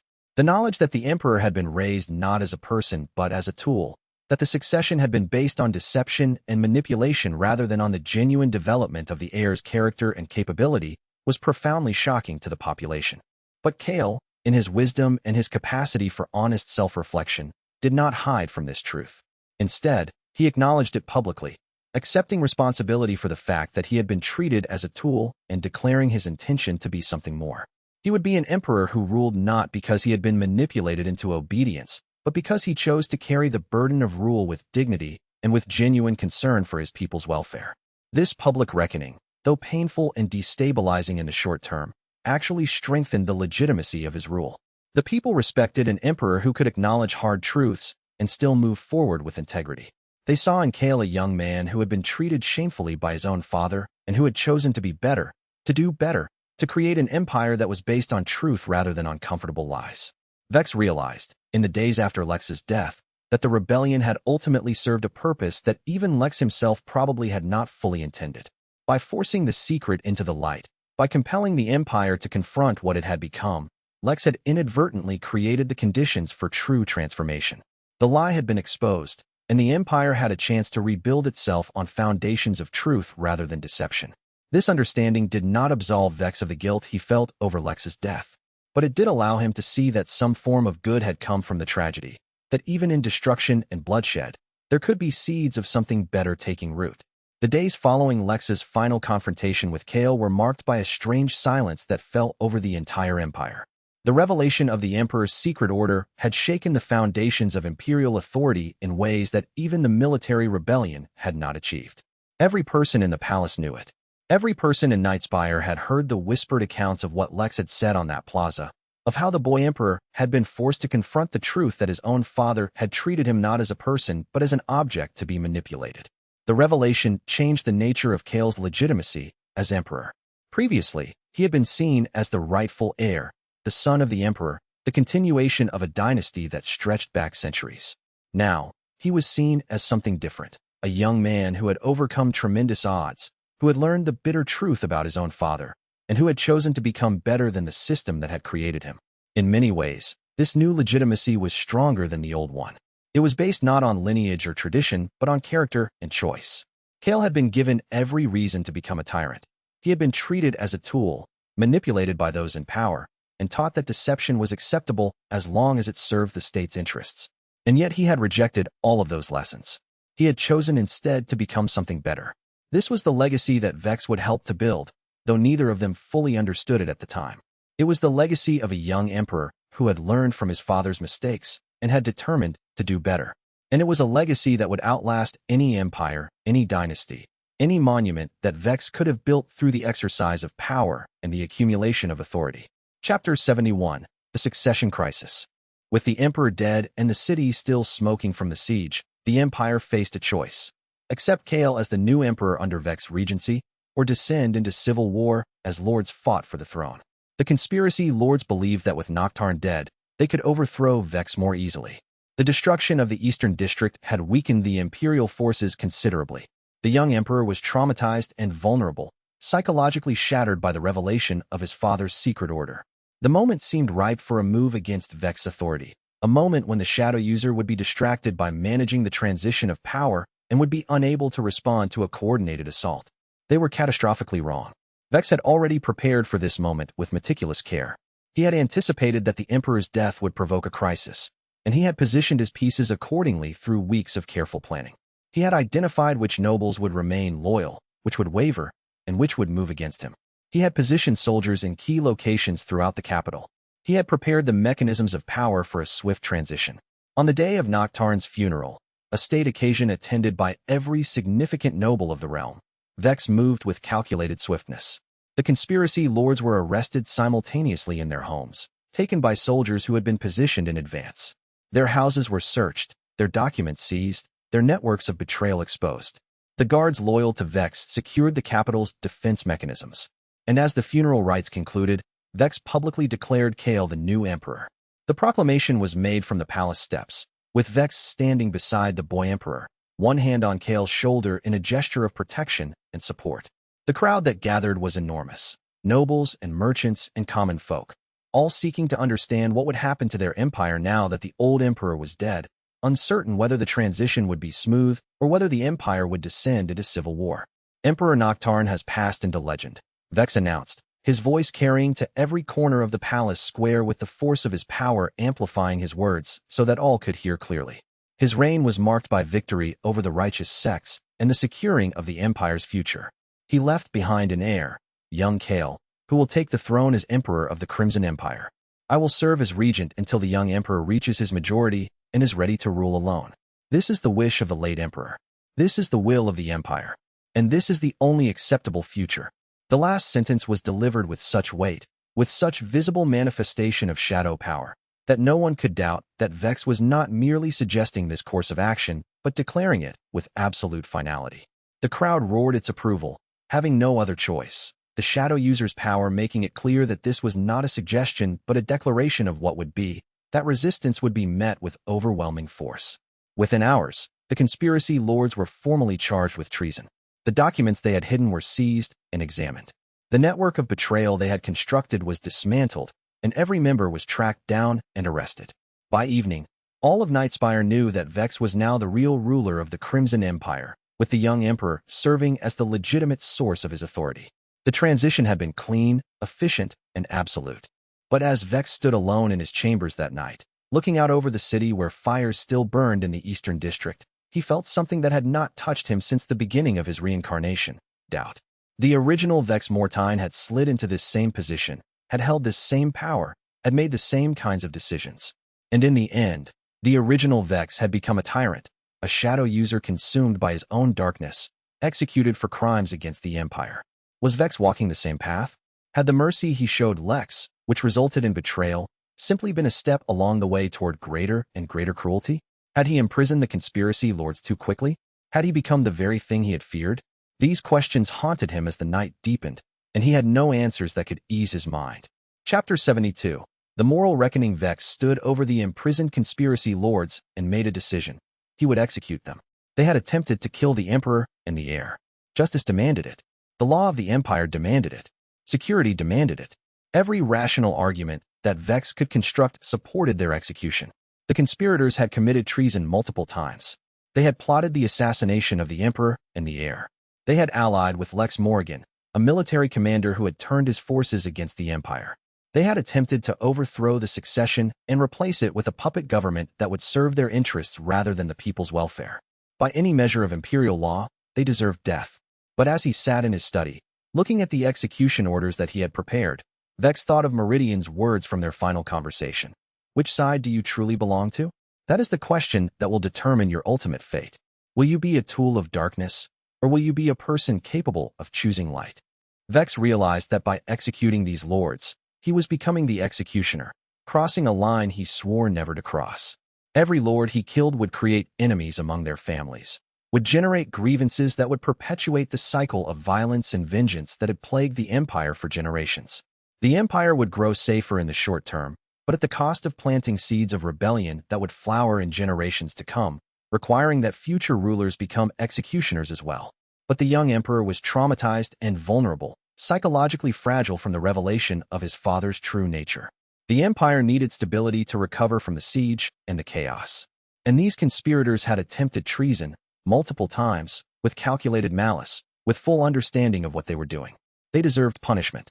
Vex signed the orders anyway, telling himself that the empire's survival required it, that without swift and sure punishment, other ambitious lords would be tempted to follow the same path of conspiracy and betrayal.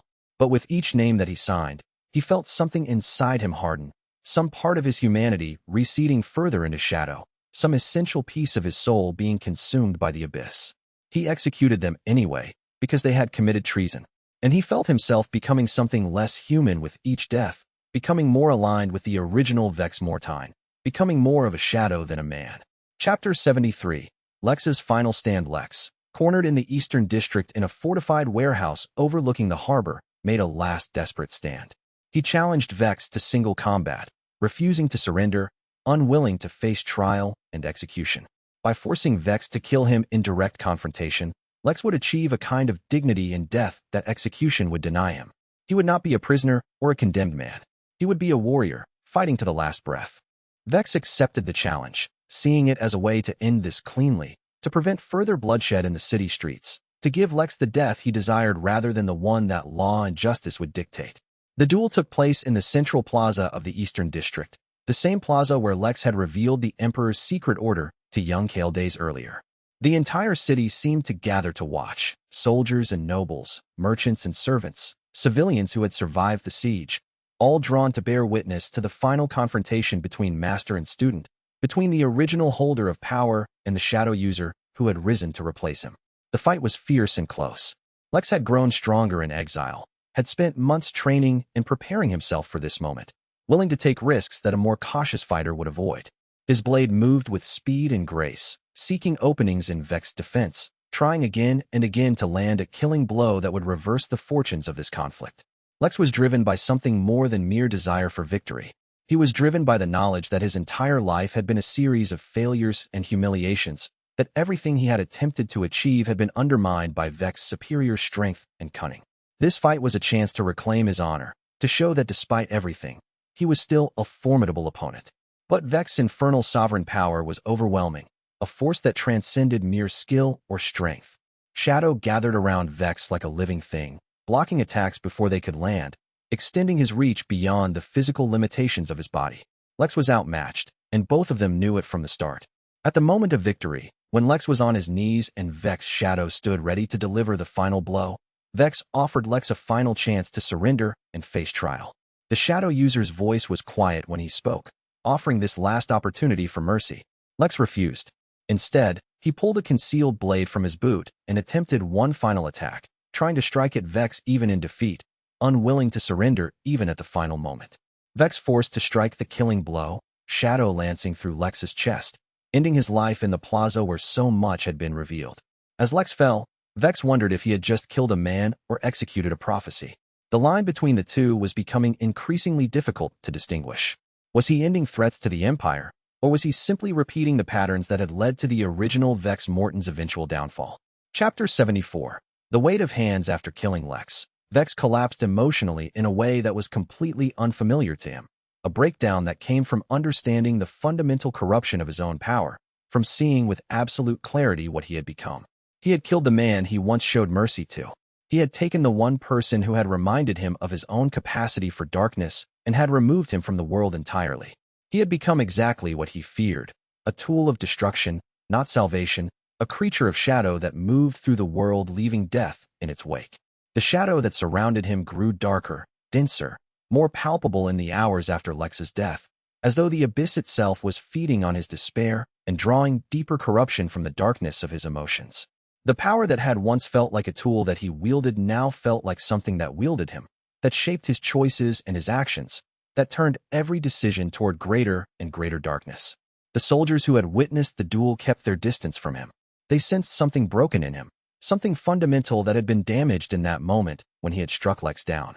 The victory that should have brought satisfaction brought instead a hollow ache, a sense of profound loss despite having won completely.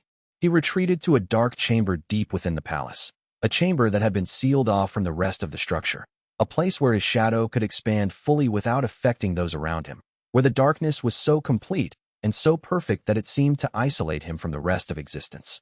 Here, surrounded by the pure darkness of his own power, by shadow that had taken on a life of its own and seemed to move and breathe according to its own will, Vex sat and confronted the reality of what he had become. A killer, an executioner, a man who wielded power so vast that no one could stand against him, and who was slowly being consumed by that same power, bit by bit, day by day. His humanity was being stripped away, layer by layer, replaced with shadow and corruption that came not from external sources, but from within himself, from the depths of the abyss that dwelt in his own soul. He thought of the original Vex Mortain, thought of how that man had walked this same path, had made these same choices, had felt this same corruption creeping through his being. He thought of the execution that had claimed the original Vex, thought of what final thoughts might have gone through that man's mind as he faced his death. Was this his destiny as well? Was this the inevitable conclusion of the prophecy? Not a dramatic ending, but a slow erosion of self until nothing human remained? Kira, fully healed now from her injuries received during the war, found him in this dark chamber quite by accident. She had been searching for him to discuss matters of empire with the young emperor, and had followed the trail of shadow and corruption that led her deeper and deeper into the palace's hidden places. She did not try to comfort him with words or false reassurance. She understood that Vex was beyond simple comfort, that he had walked into a darkness so complete that ordinary consolation could not reach him. Instead, she simply stayed, sitting in the darkness with him, reminding him through her presence that he was still human, not just a shadow user, not just a tool of the abyss, not just the instrument of destruction that he feared he had become. She took his hand and held it in silence, and in that simple gesture, two people sitting together in profound darkness, she conveyed understanding that no words could express.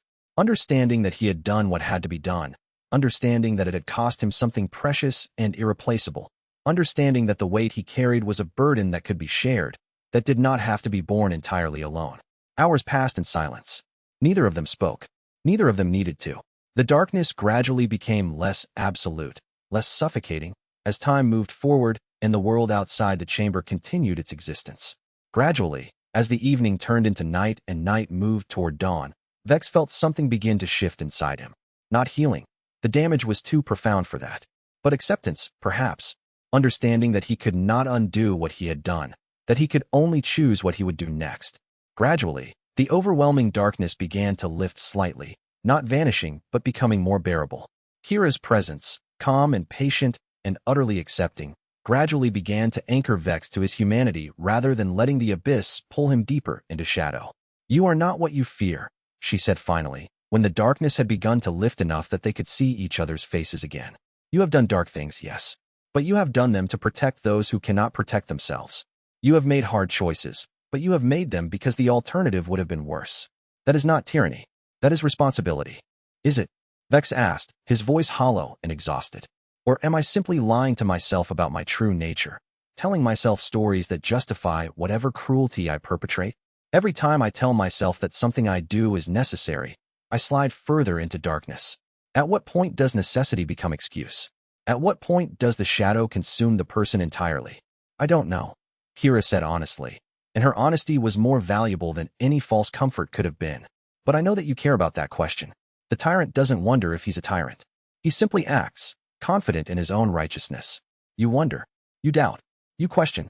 That suggests you're still choosing your path, still capable of change." It was not comfortable reassurance. It was not false hope or empty platitudes. It was simply the truth as Kira understood it, offered without pretense or softening. And in that moment, Vex understood that perhaps the only way to avoid becoming the original Vex Mortain was to keep questioning his choices, to keep feeling the weight of what he did, to never allow himself to become so consumed by power that he forgot what power cost. Chapter 75. The new emperor, young Kael, now 16 years old and transformed by his experiences over the past months in ways that had aged him beyond his years, was crowned as the Crimson Empire's emperor in a ceremony that took place in the Great Temple in the heart of Nightspire. The temple itself was ancient, its walls carved from black stone that had been worn smooth by centuries of imperial ceremonies, its floors polished until they reflected the light of thousands of candles like a mirror of stars.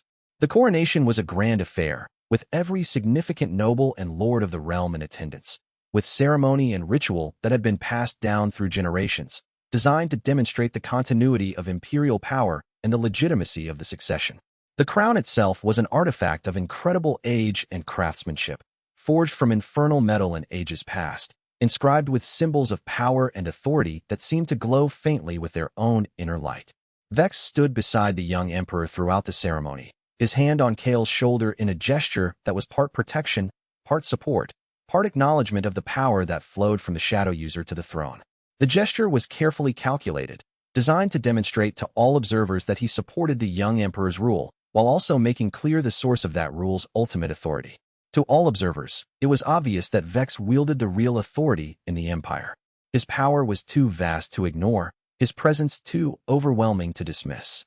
But the form, the structure, the legitimacy all flowed from Kael, the young emperor who had survived his father's cruelty and emerged with a vision of something better, something more compassionate than what had come before.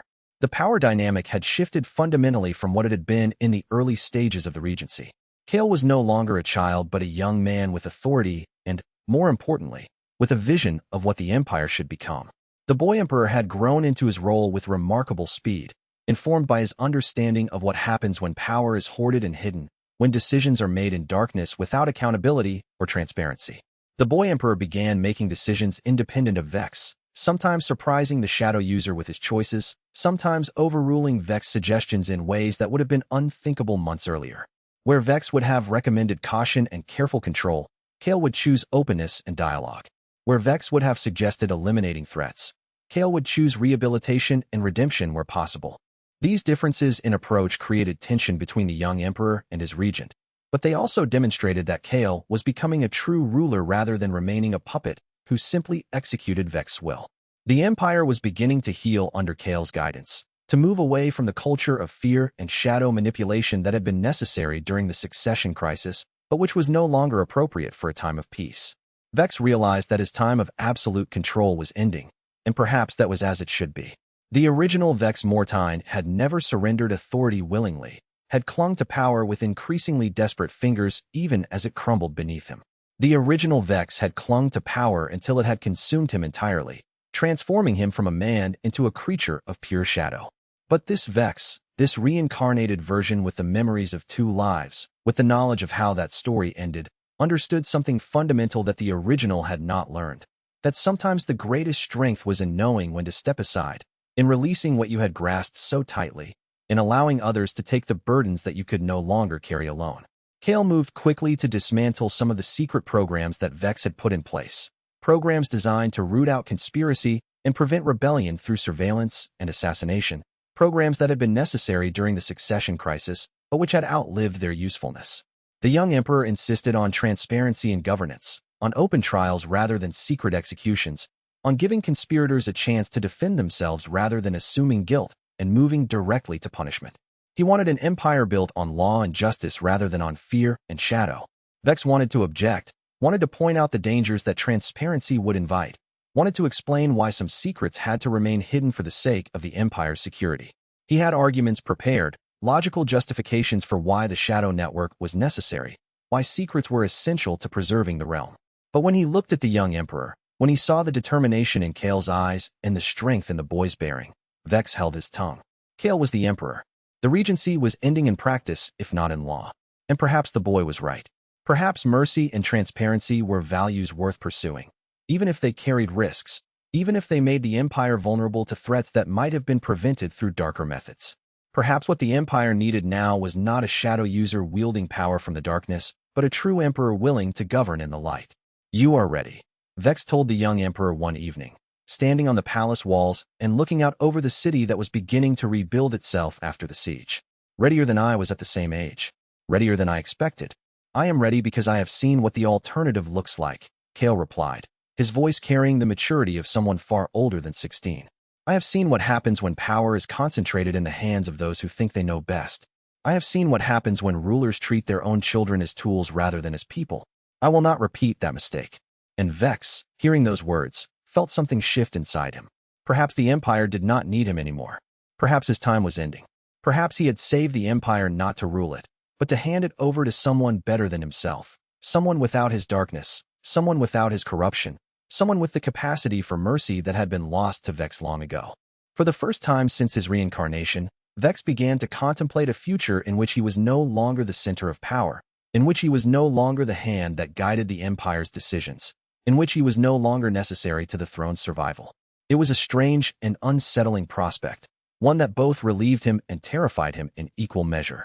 For so long, the mission had been everything: saving the Empire, preventing the prophecy, protecting Kael, establishing a new order. Every action, every decision, every sacrifice had been in service of that mission. But what happened when the mission ended? What became of a man who had defined himself entirely through struggle, through the constant pressure of preventing catastrophe? Vex had no answer to that question, and the uncertainty gnawed at him in ways that battle and conspiracy never could.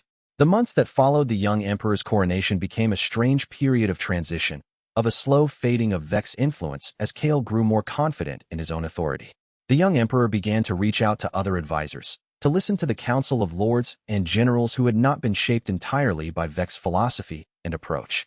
Kael developed his own vision for the Empire, one that was gentler than Vex, more forgiving, more focused on healing the wounds of the war and the succession crisis than on maintaining iron control.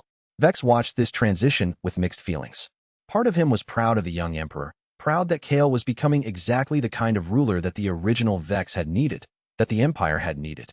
Another part of him felt displacement, felt the creeping sense that his usefulness was drawing to a close, that the purpose that had driven him for so long was beginning to lose its urgency. As the young emperor continued to consolidate his own authority, as Kael began to make independent decisions and to govern in his own right, Vex found himself increasingly sidelined from the day-to-day decisions of Empire. The regency that had once been everything to him, the position that had promised him the power to prevent the prophecy's worst outcomes, was becoming something less. It was becoming merely advisory, and even that only when Kael chose to seek his counsel. In the quiet moments, standing alone in his chambers or walking through the palace corridors when most others had retreated to their rest, Vex wondered if this was how the prophecy would conclude. Not with dramatic confrontation or final battle, but with a slow fading, a gradual withdrawal from power, a return to simply being a subordinate rather than being the shadow user who wielded ultimate authority. It should have been comforting. It should have been what he desired. But instead, Vex felt unmoored, untethered from the purpose that had driven him since the moment he awakened in his reincarnated body. Without the mission of saving the Empire, without the burden of the regency, without the constant pressure of making life and death decisions, what was he? That question would come to define the challenges that lay ahead. In the following weeks, as the palace settled into a new rhythm of governance with Kael taking an increasingly active role in decision-making, Vex found himself navigating a strange territory. He was still technically regent, still held the formal authority to override the young emperor's decisions. But the power to do so, the practical ability to enforce his will against Kael's increasingly confident leadership, was something he was no longer willing to exercise. This restraint came not from weakness, but from a clear-eyed understanding of what had to happen for the Empire to truly heal. If Vex continued to wield ultimate authority, continued to make decisions in darkness and shadow, the Empire would become ever more dependent on his power and his judgment. When he eventually stepped aside, and he knew now that he would have to step aside, that the prophecy demanded it, the Empire would face a catastrophic vacuum. But if Kael was allowed to grow into his authority now, if the young emperor was given the freedom to make mistakes and learn from them, to develop his own judgment and his own vision, then when Vex finally departed, the transition would be smooth. The Empire would have a leader who was truly ready to rule alone. This was what it meant to love the Empire more than you loved power, to understand that your role was temporary, that your value was measured not by how long you could hold authority, but by what kind of ruler you could help develop to replace you.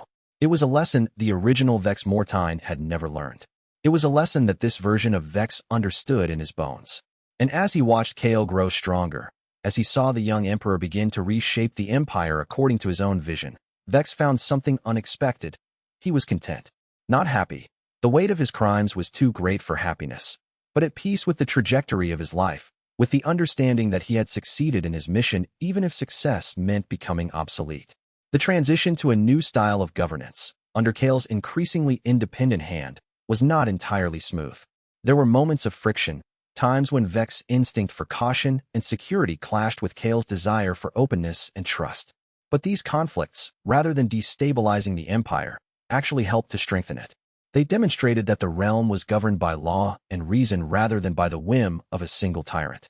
In one instance, Kael wished to pardon a lord who had been part of the original conspiracy. The man had not directly participated in any violence, but had supplied funds and information to those who had.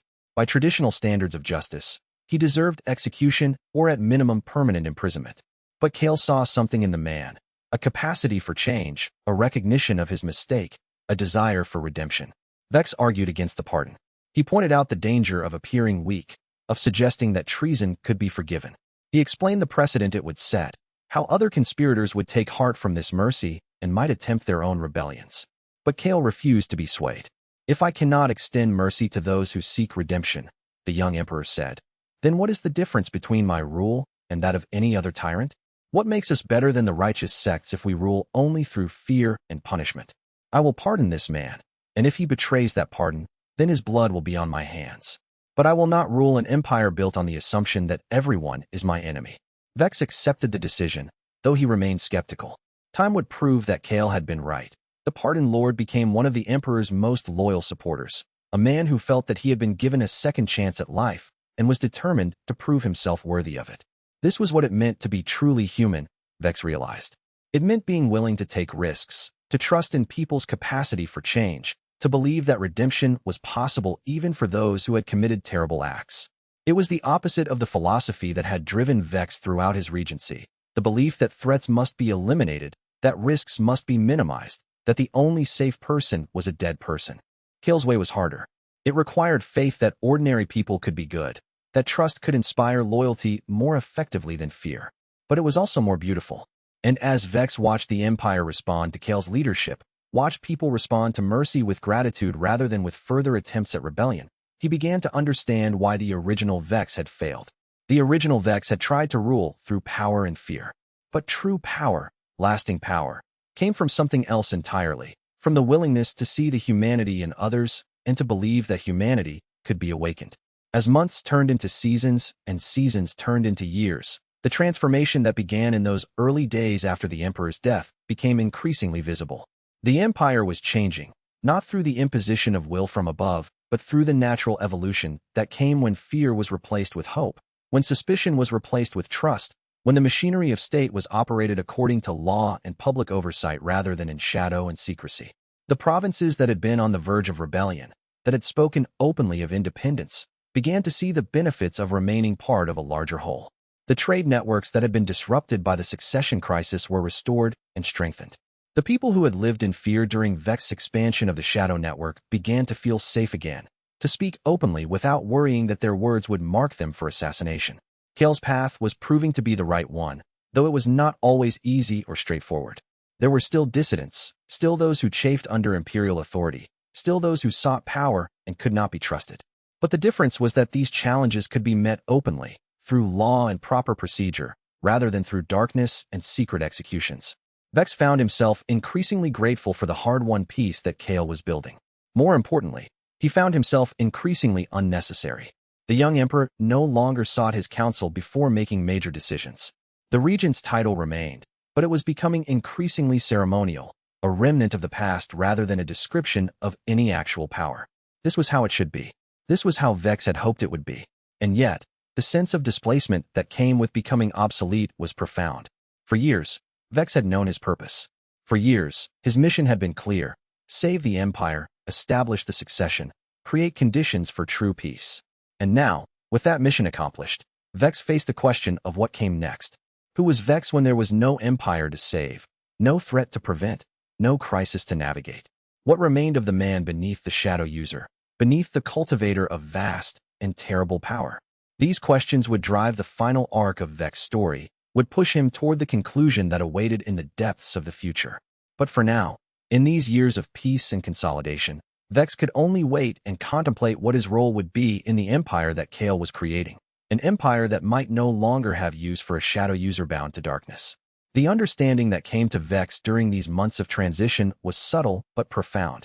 He had spent his entire regency trying to prevent the prophecy from coming true, trying to alter the outcome that had been promised. But in doing so, he had walked directly into the very path that the prophecy described. The prophecy had never been about preventing anything. It was about choice. It was about what Vex would choose to become. In the months after Kael's coronation, as the young emperor took control of the empire and began to reshape it according to his own vision, Vex had to confront the reality that his time of absolute power was truly at an end. This was not a failure. This was not a defeat. This was the natural conclusion of the regency that had been established to help Kael grow into his role as emperor. Vex found himself increasingly at peace with this transition, though the peace was hard-won and required constant effort to maintain. There were days when he wanted to reassert his authority, to step in and correct what he saw as mistakes in Kael's governance, to use his vastly superior power and experience to shape the empire according to his own understanding of what was best. But Kael did not make the kinds of mistakes that Vex feared he would. The young emperor, informed by his understanding of what happened when power was wielded without mercy and without accountability, made decisions that were often better than what Vex himself would have made. Kael understood something that Vex had struggled to learn. That power constrained by law and transparent governance was not weak, it was sustainable. It was the kind of power that could endure, that could build something lasting, that could transform an empire from within through persuasion and mutual respect rather than through fear and manipulation. This realization brought Vex to a profound moment of understanding. The empire did not need him anymore. It had needed him during the succession crisis, during the war against the righteous sects, during the chaos that followed the emperor's death. But now, with Kael firmly in control and a new style of governance established, Vex's role was becoming obsolete. And for the first time since his reincarnation, Vex found himself at peace with the idea of becoming obsolete. If his purpose had been to save the empire and help establish a true emperor in place of the tool that Noctarn had created, then he had succeeded beyond his wildest expectations. Kael was everything that a true emperor could be: capable, compassionate, willing to listen to counsel, but able to make his own decisions, committed to ruling with integrity and transparency. The prophecy had said that Vex would have a choice. In step 4, Vex had made his choice.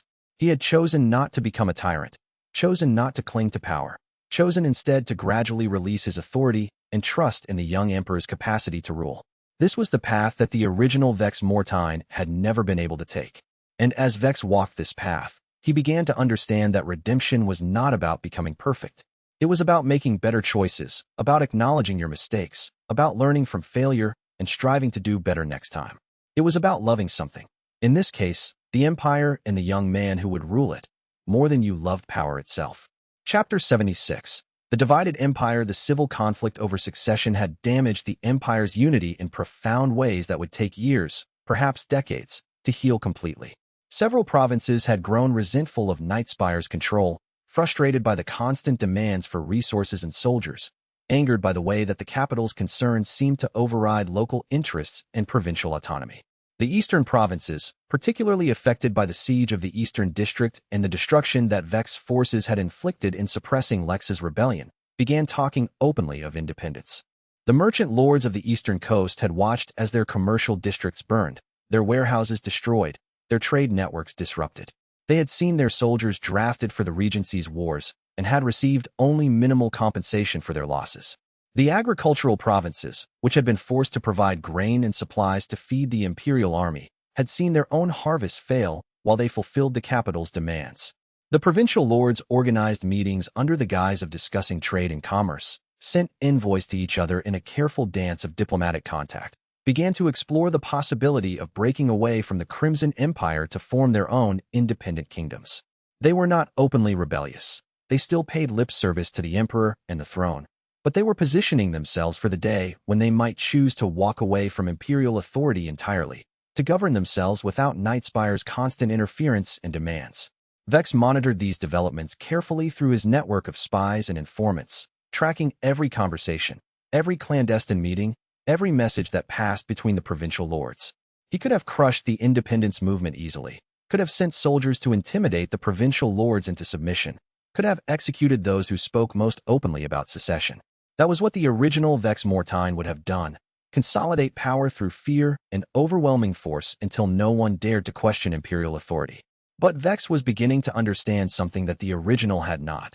That power maintained through terror was fragile, that it required constant application of overwhelming force, that it generated resentment that would eventually explode in violence and rebellion that would be far more destructive than the original discontent. Vex must choose. Let the empire fracture, watching as provinces separated and the realm collapsed into a collection of warring kingdoms, or consolidate control more brutally than ever before, becoming a tyrant who ruled through fear and shadow magic. It was the fundamental choice that had haunted him since the beginning of his regency, and he was not sure which option was actually preferable. Let the empire collapse, or become a tyrant to hold it together. The original Vex Mortain would have chosen tyranny without hesitation. But this Vex, carrying the memories of two lives, understanding the weight of choices and their consequences, found himself paralyzed by indecision. Both paths led to suffering. Both paths led to corruption. Both paths seemed to end in darkness. He stood on the palace walls one evening, looking out over the empire that he had saved but could not truly control, watching the lights of Nightspire twinkle below him like earthbound stars. The city was recovering from the siege, but the scars remained visible, burned buildings still being rebuilt, streets marked by the path of destruction, families grieving their losses. He had saved this empire from external threats, had prevented the prophecy's worst outcomes, had secured a succession that would stabilize the realm for decades to come. But in saving the empire, had he destroyed something essential within himself? Had he crossed so many lines in pursuit of security and stability that he had become something inhuman, something that could not be considered a person anymore? He felt the weight of absolute power settling upon him like a stone, a burden that pressed down on his shoulders with increasing force as each day passed. This was what the prophecy had promised, not a simple battle or confrontation that could be won or lost in a single moment, but the slow crushing weight of becoming something more than human and less than free, a shadow that could accomplish anything but could choose nothing for itself. He had power beyond measure, cultivation beyond what most mortals could even comprehend, authority over an empire of hundreds of millions of people. And yet he felt trapped, constrained, less free than he had been when he was a simple soldier following orders without question. Chapter 77. The Shadow Network. Vex made a dark choice, one that would define the rest of his reign as regent and would begin the final, inexorable slide toward the prophecy's inevitable conclusion. He expanded his shadow network into the provinces, recruiting shadow users and other cultivators who were willing to work in darkness, training them to operate without oversight or accountability, to understand that their loyalty was to Vex first and to the Emperor only through Vex mediation. The shadow network became a parallel government, an invisible structure that operated beneath the official organs of the state. These shadow users answered to Vex and to no one else. They were given discretion to act as they saw fit in pursuit of their mandate, ensure loyalty to the throne, and eliminate threats to stability. What they understood, but what was never explicitly stated, was that threats to stability included anyone who questioned the current order, anyone who spoke too openly about independence, anyone who might become a problem in the future. Vex used this network to quietly remove lords who resisted Noctarn's, now Kael's, authority, to eliminate those who spoke most openly about independence. The removals were done with careful planning and meticulous execution. A lord would be invited to a private meeting and would never emerge. His family would be told he had gone on a journey. Within months, as the absence continued, they would begin to accept that he was simply not coming back. The questions would eventually cease. The grief would fade, and the empire would move forward as though nothing had happened. Dissidents vanished in the night, taken by shadow users who came in darkness and left no trace, no evidence, no proof of what had happened to them. Their families were left to wonder, to grieve without closure, to grow afraid of what the empire's power could do. Rebellious areas were pacified without open warfare, without any official acknowledgement of the methods used, without any trial or due process. It was effective and invisible. No one could prove Vex's involvement. Everyone suspected it. The fear that his actions generated became its own form of control, more effective than any law or decree. His legend grew darker with each passing week. He was no longer simply the shadow user who had saved the empire. He was the shadow user who could make people disappear, who could silence dissent without trial, who wielded power in darkness beyond any law or oversight, beyond any restraint or mercy. Young Kael noticed what was happening and began to object strenuously. The emperor called Vex to a private chamber, away from the eyes of the court and the ears of potential spies. His voice when he spoke was sharp with accusation and barely controlled rage.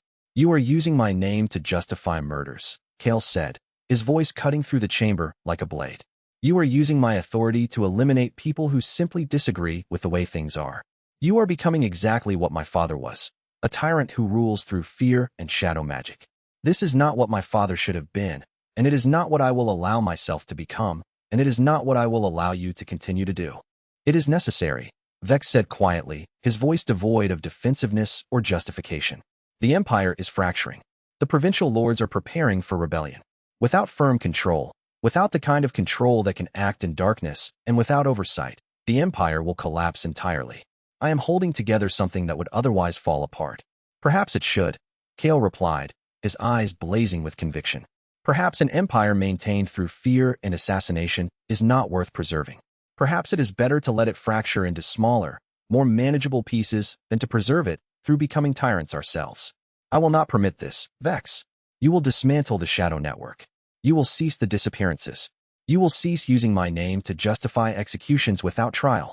You will govern through law and transparency, or you will step down as regent. Those are the only choices you have." For a moment, Vex contemplated refusing, contemplated overriding the young emperor's authority through superior power. He had the strength to do it. His infernal sovereign cultivation was vastly superior to Kael's still developing power. He could simply take control, could use force to maintain his position as he had done with the conspiracy lords. But he saw in Kael's eyes the same determination that had led his father to ruin, and he understood that if he used force against the emperor, he would become exactly what the prophecy had warned. He would become the right hand that devoured the throne, the servant who became the tyrant. He made a choice that surprised himself. He agreed to step down as regent. Chapter 78. The final execution before stepping down completely, before relinquishing the power that he had fought so hard to consolidate. Vex brought Lord Castellan, who had been imprisoned from the early days of the regency, held in secure chambers deep beneath the palace where he could not escape or orchestrate further conspiracies, to the executioner's block. The execution was meant to be Vex's final act as supreme regent, a statement about justice and the cost of betrayal, a closure on the conflicts that had defined the past months. The morning of the execution was overcast, the sky gray and heavy, as though the heavens themselves were mourning what was about to happen. A crowd gathered in the palace courtyard to witness the proceedings, not the excited crowds that had once gathered for celebrations or triumphant processions, but a quieter, more subdued gathering of soldiers and administrators and merchants who had business in the palace. Many had also come out of morbid curiosity, wanting to see what would happen to a lord who had betrayed the throne. Castellan had been held for months in the palace dungeons, waiting for trial and sentencing, but the trial had been delayed repeatedly as the empire dealt with one crisis after another. The lord had spent his imprisonment in a cell carved from solid stone, his guards watching him constantly, preventing any possibility of escape or communication with potential allies. Now, with Vex stepping down from the regency, the shadow user wanted to ensure that this final piece of the conspiracy was dealt with before his power was diminished, before the young emperor's more merciful governance could prevent such expedient justice. The executioner's block had been placed in the central courtyard, visible to all who had business in the palace. The wood was dark and ancient, stained with the blood of all those who had died upon it over the centuries. Vex stood beside it, his presence a reminder to all observers of the power that stood behind the judgment being executed. Castellan, facing death after months of imprisonment, asked Vex a simple question as they stood together before the execution. "Do you even remember what you were fighting for? Do you remember the ideals that drove you when you first came to power, when you were young and uncertain and believed that you could save the empire without becoming corrupted by shadow?" Vex had no answer. He looked at the man who had betrayed him during the war, who had attempted to ensure his death in the mountains, who had conspired against the heir, who had been one of the architects of the entire rebellion. And he realized that he did not even remember anymore. The mission had become so buried under layers of strategy and violence and moral compromise that he had lost sight of its original purpose. What had he been fighting for? To save young Kael from becoming a tool? But Vex had used Kael as a tool, had kept the boy isolated and protected, but also controlled and guided. To prevent the prophecy from unfolding? But Vex had walked directly into the prophecy's path, had made choices that led toward tyranny even as he tried to avoid it. To preserve the empire? But the empire was being held together not through his protection, but through his fear, through the terror that his shadow network inspired. He ordered the execution. As Castellan died on the executioner's block, his blood spilling onto the stones of the courtyard, Vex wondered if he had become the tyrant the prophecy promised. The right hand that had meant to serve the throne now seemed to have become the hand that was devouring it, that was consuming everything, that was sliding deeper into darkness with every decision he made. Chapter 79. The prophecy revisited. Vex read Shin's prophecy texts again in the privacy of his chambers, the documents that had been given to him years ago in a shadowed corridor by the architect himself, the words that had guided his understanding of what was to come. And this time, reading with eyes that had seen far too much, that understood the cost of power far too well, he understood the final passage in a way that had previously eluded him. The right hand chooses. Does it serve the throne, or does it devour it? The answer is not prophecy, but free will. These words now seemed to contain layers of meaning that he had not perceived before. The prophecy was never fixed. It was never determined by destiny or fate. It was always about Vex's choice, about which path he would walk, about whether he would remain servant or become master. He had been spending months, since the Emperor's death, since his consolidation of power, since his embrace of the Shadow Network, making choices that pulled him closer to tyranny, sliding down the path that led toward becoming the executioner, becoming the shadow that consumed everything it touched. With each decision to use his power in darkness, with each person who disappeared into the night, with each executed lord or silenced dissident, he had moved further along the road toward becoming exactly what he had feared. But now, with his decision to step down, with his choice to yield authority back to the Emperor and to dismantle the Shadow Network, perhaps the prophecy could be rewritten. Perhaps free will could override destiny. Perhaps he could choose a different ending than the one that had claimed the original Vex Mortain. Chapter 80. The mirror's reflection in a private meditation, deep in the palace. Vex confronted himself in the literal sense, using advanced cultivation techniques to create a shadow construct that bore his appearance, that bore his own memories and understanding, that could serve as a mirror to show him what he had become. He looked at the shadow construct and saw a man, but barely. He saw more darkness than light, saw more tool than person, saw more executor than protector. The cultivation power that radiated from him was vast, nearly transcendent, but it was also corrosive, poisonous, consuming everything it touched. Young Kael, now 18 and beginning to truly rule without a regent's constant guidance, asked him privately in a garden where they could speak without being overheard, "Are you still my protector, or have you become my chains? Are you the hand that serves the throne, or have you become the shadow that threatens to devour it?" Vex had no answer. It was perhaps the most honest moment of vulnerability that he had displayed since ascending to power. The question cut to the heart of everything that he had struggled with since the beginning of his regency, since the first moment he had realized that the mercy he showed could be corrupted and twisted into something dark. "Are you still my protector, or have you become my chains?"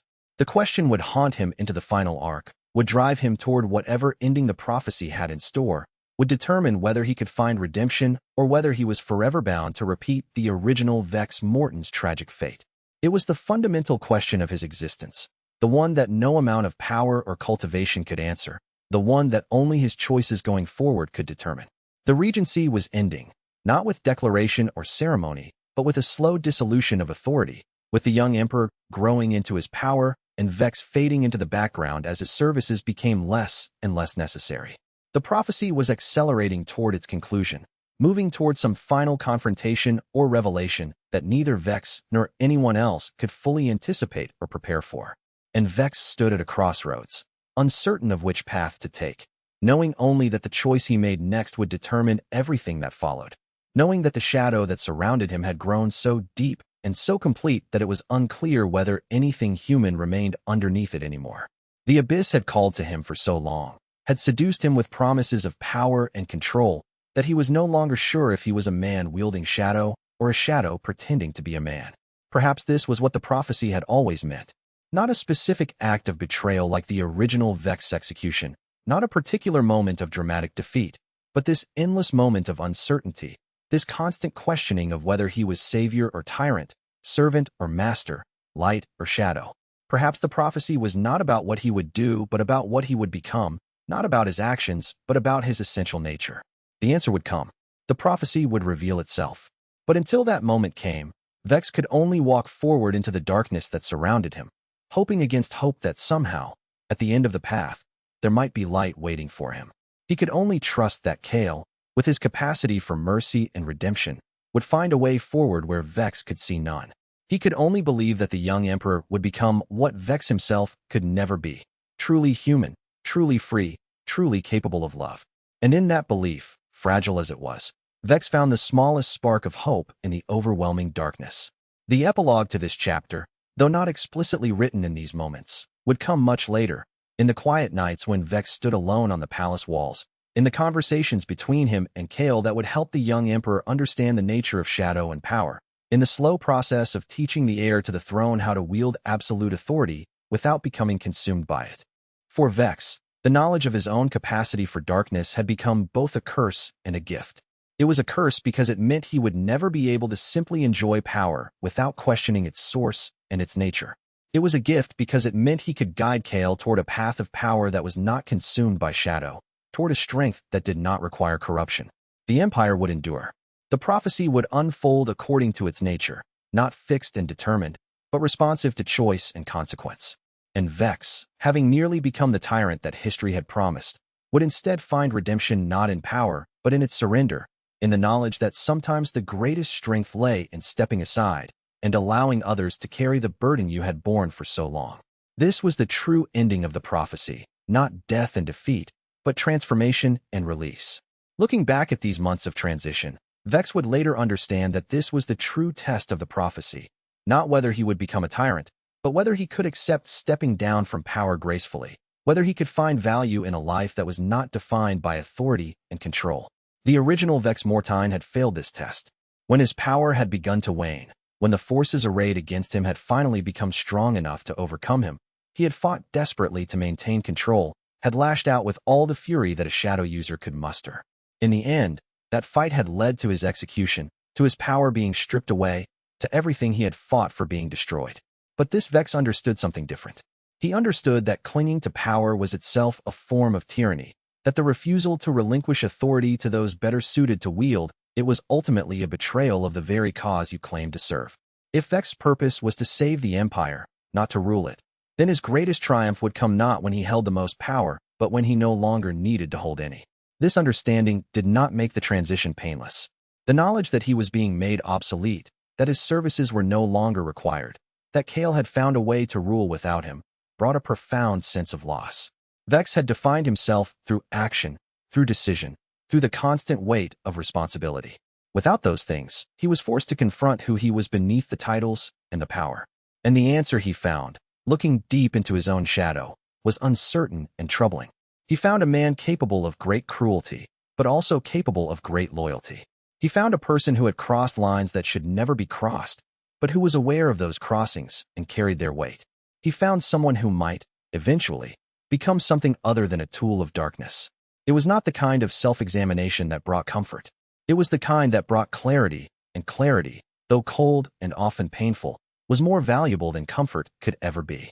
With that clarity came the ability to move forward, to accept what was coming, to prepare for the ending that awaited in the depths of the future. The prophecy was no longer something to be fought or avoided. It was something to be walked toward with open eyes, understanding the cost, and accepting it willingly.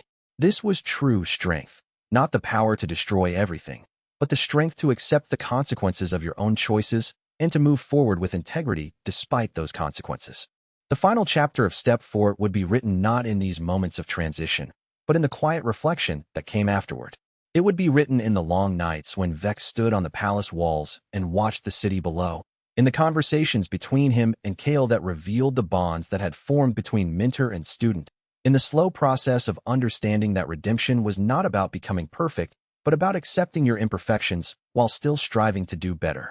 For the Empire, the story was just beginning. Kael's reign would span decades, would see the consolidation of peace, the establishment of new traditions, the slow healing of wounds that had been opened by war and succession crisis. The provinces that had almost rebelled would be integrated more fully into the empire, their grievances acknowledged and addressed. The righteous sects would eventually seek peace with the Crimson Empire, recognizing that continued conflict served no one. But for Vex, the story was approaching its conclusion. Not the conclusion he had once feared, the prophecy's promise of execution and defeat, but a different kind of ending. One in which the shadow user would learn to release his grip on power, to trust in others, to find meaning not in what he controlled, but in what he had enabled others to become. This was the true lesson of the prophecy. It was not a story about fate or destiny, not a prediction of what would definitely happen.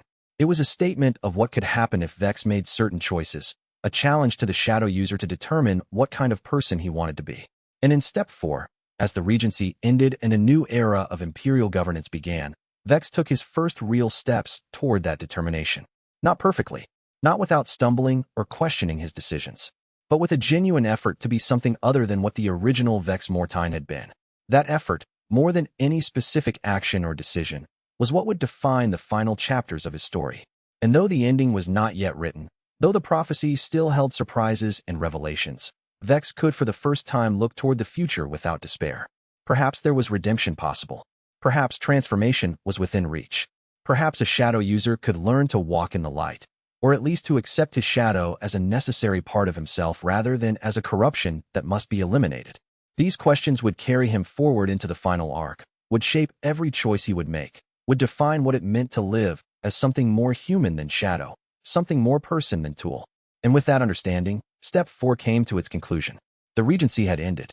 The Empire had found a new path. And Vex Mortain, the shadow user who had tried to save an empire and had nearly become a tyrant in the attempt, stood at a crossroads waiting to see which way the future would lead. The story of Step 4 would be remembered in the annals of the Crimson Empire as a pivotal moment, the point at which the succession was truly secured, at which the empire transitioned from the rule of an aged emperor and his powerful regent to the direct governance of a young ruler who would reshape everything he touched. But for Vex, it would be remembered as something more personal. It would be remembered as the moment when he began to understand that his purpose was not to rule but to serve, not to grasp power but to release it, not to remain forever at the center of everything, but to gradually step into the shadows and allow others to walk in the light. The final days of Step 4 saw Vex standing once more on the palace walls, looking out over Nightspire as he had done so many times before. The city had healed from the siege. The burned buildings were being rebuilt. The streets were alive with commerce and conversation. The people were beginning to forget, not the trauma of the rebellion, but the constant fear that had come from living in the shadow of an all-powerful regent who could make people disappear in the night. And Vex, looking down at that city, finally understood what it meant to love something more than you loved yourself. He had saved the empire. But more importantly, he had saved it in a way that would allow it to grow beyond him, to become something greater than he could have imagined if he had tried to control every aspect of its development. This was legacy, not monuments or statues or histories that glorified his name, but a world that was better because of his choices, an empire that was freer because he had eventually released his grip on power, a young emperor who had learned from Vex's mistakes and would do better in the future. And as Step 4 drew to its close, as the Regency ended not with drama but with the quiet passing of authority from one person to another, Vex found himself ready for whatever came next. He did not know what the future held. He did not know how the prophecy would ultimately conclude. But he knew that he had made the right choice, that he had chosen a path that the original Vex Mortain had never been able to find. The shadow user who had once believed that power was the answer to every question had learned that the real answer lay not in power, but in its surrender. And with that knowledge came a kind of peace that no amount of cultivation or authority could ever have provided. Step 4 was complete. The succession was secure. The empire was healing. And Vex, at last, was beginning to understand what it meant to be truly human. And with that understanding, the final chapter of Step 4 closed. The Regency had transformed from something temporary into something permanent in its conclusion. Vex had learned lessons that would carry him forward into the trials and tribulations that awaited in the years to come. The empire had found stability. The prophecy had moved forward not toward a predetermined end, but toward a future shaped by choice and consequence. The answer to the prophecy's central question, the choice between serving the throne and devouring it, had been made. And the making of that choice had defined everything that would come after. Chapter 81. The Righteous returned 6 months of silence.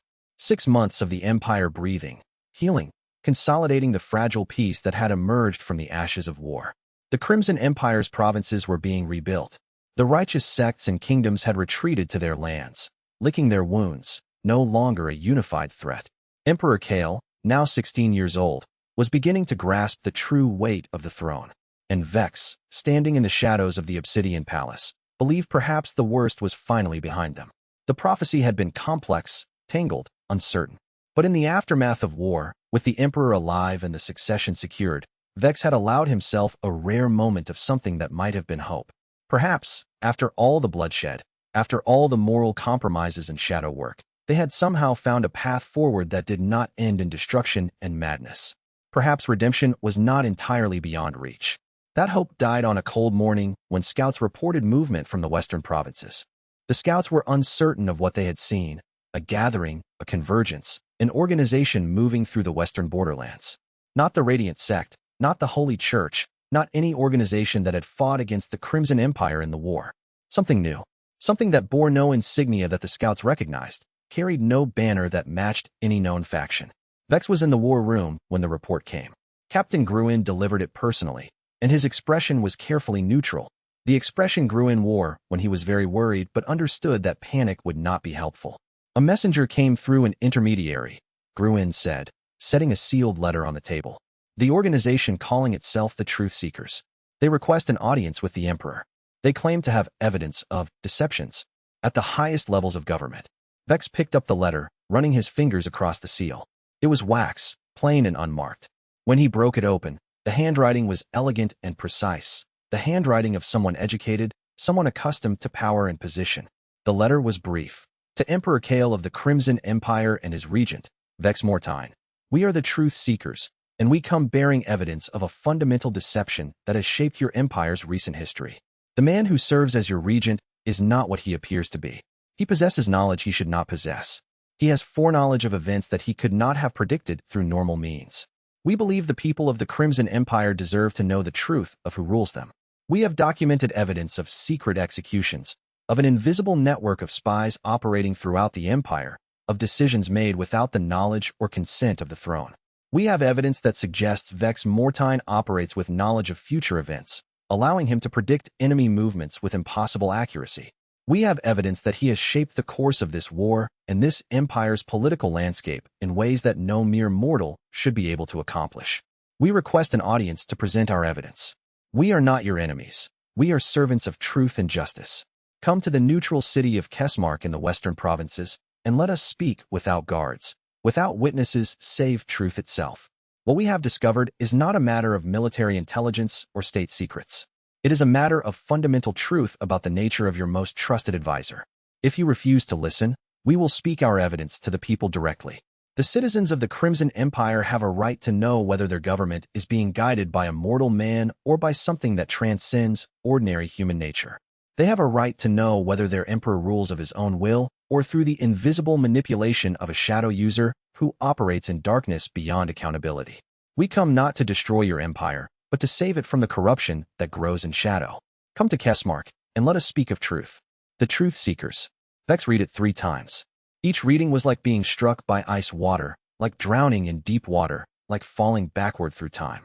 Foreknowledge. Evidence. Truth. No, not possible. Gruen was watching him carefully. Do you recognize them? The Truth Seekers? Vex folded the letter, his hands steady even as his mind reeled. No, but I will need to investigate. For now, tell no one about this letter. Not the Emperor, not the court, not anyone. Can you do that? Gruen hesitated. Loyalty to Vex and loyalty to the Emperor were sometimes in conflict, but then he nodded. Of course. What do you need? Find me everything that the scouts observed. Every detail. Every member of the group they saw.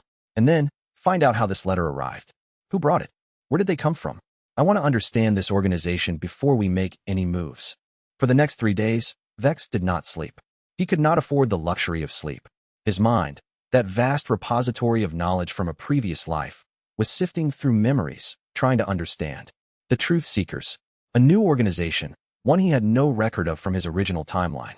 Something about them was wrong, was threatening, was deeply dangerous in a way that had nothing to do with military power. They knew.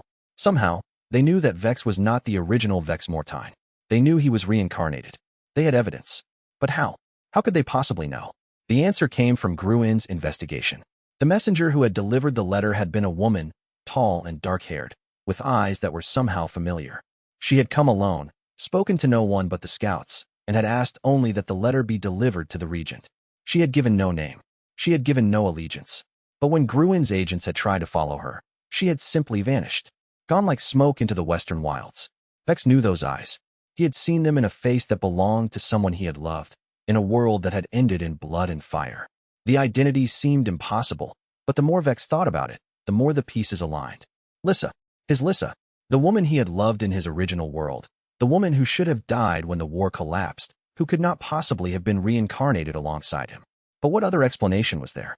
Vex made the decision that would begin the unraveling of everything. He would go to Kessmark alone. He would meet with the truth seekers. He would face whatever truth they had uncovered, and he would do it without the weight of the Empire watching his every move. It was the choice of a man who had grown tired of running. Chapter 82.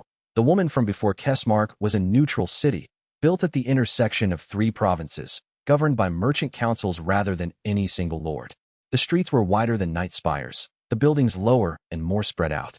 There was a sense of openness here, a lack of the overwhelming weight that seemed to press down on the capital. Vex found it almost unbearable. The meeting place was a private garden in an inn on the city's western edge. The location had been indicated in a follow-up message, delivered by the same dark-haired woman. This time, when Vex agents had moved to capture her for questioning, she had made no attempt to flee. She had simply smiled and said, "Tell him I am waiting," and allowed herself to be brought before him. Vex had dismissed her immediately, certain it was a trap. But it was not a trap. It was a greeting. The woman waited in the garden as the sun began to set, casting long shadows between flowering trees that had been cultivated with careful precision. She was standing with her back to him, looking out over a small pond where koi fish moved through the water like shadows themselves. Vex stepped through the garden gate, and she turned. It was her. It was Lissa, exactly as she had been in his original world. The same elegant curve of her shoulders, the same dark eyes that seemed to hold infinite depths, the same way she moved, as if water were flowing around her instead of air. "Hello, Kael," she said, using his name from the world that had ended. "It has been a very long time." Vex found that he could not speak.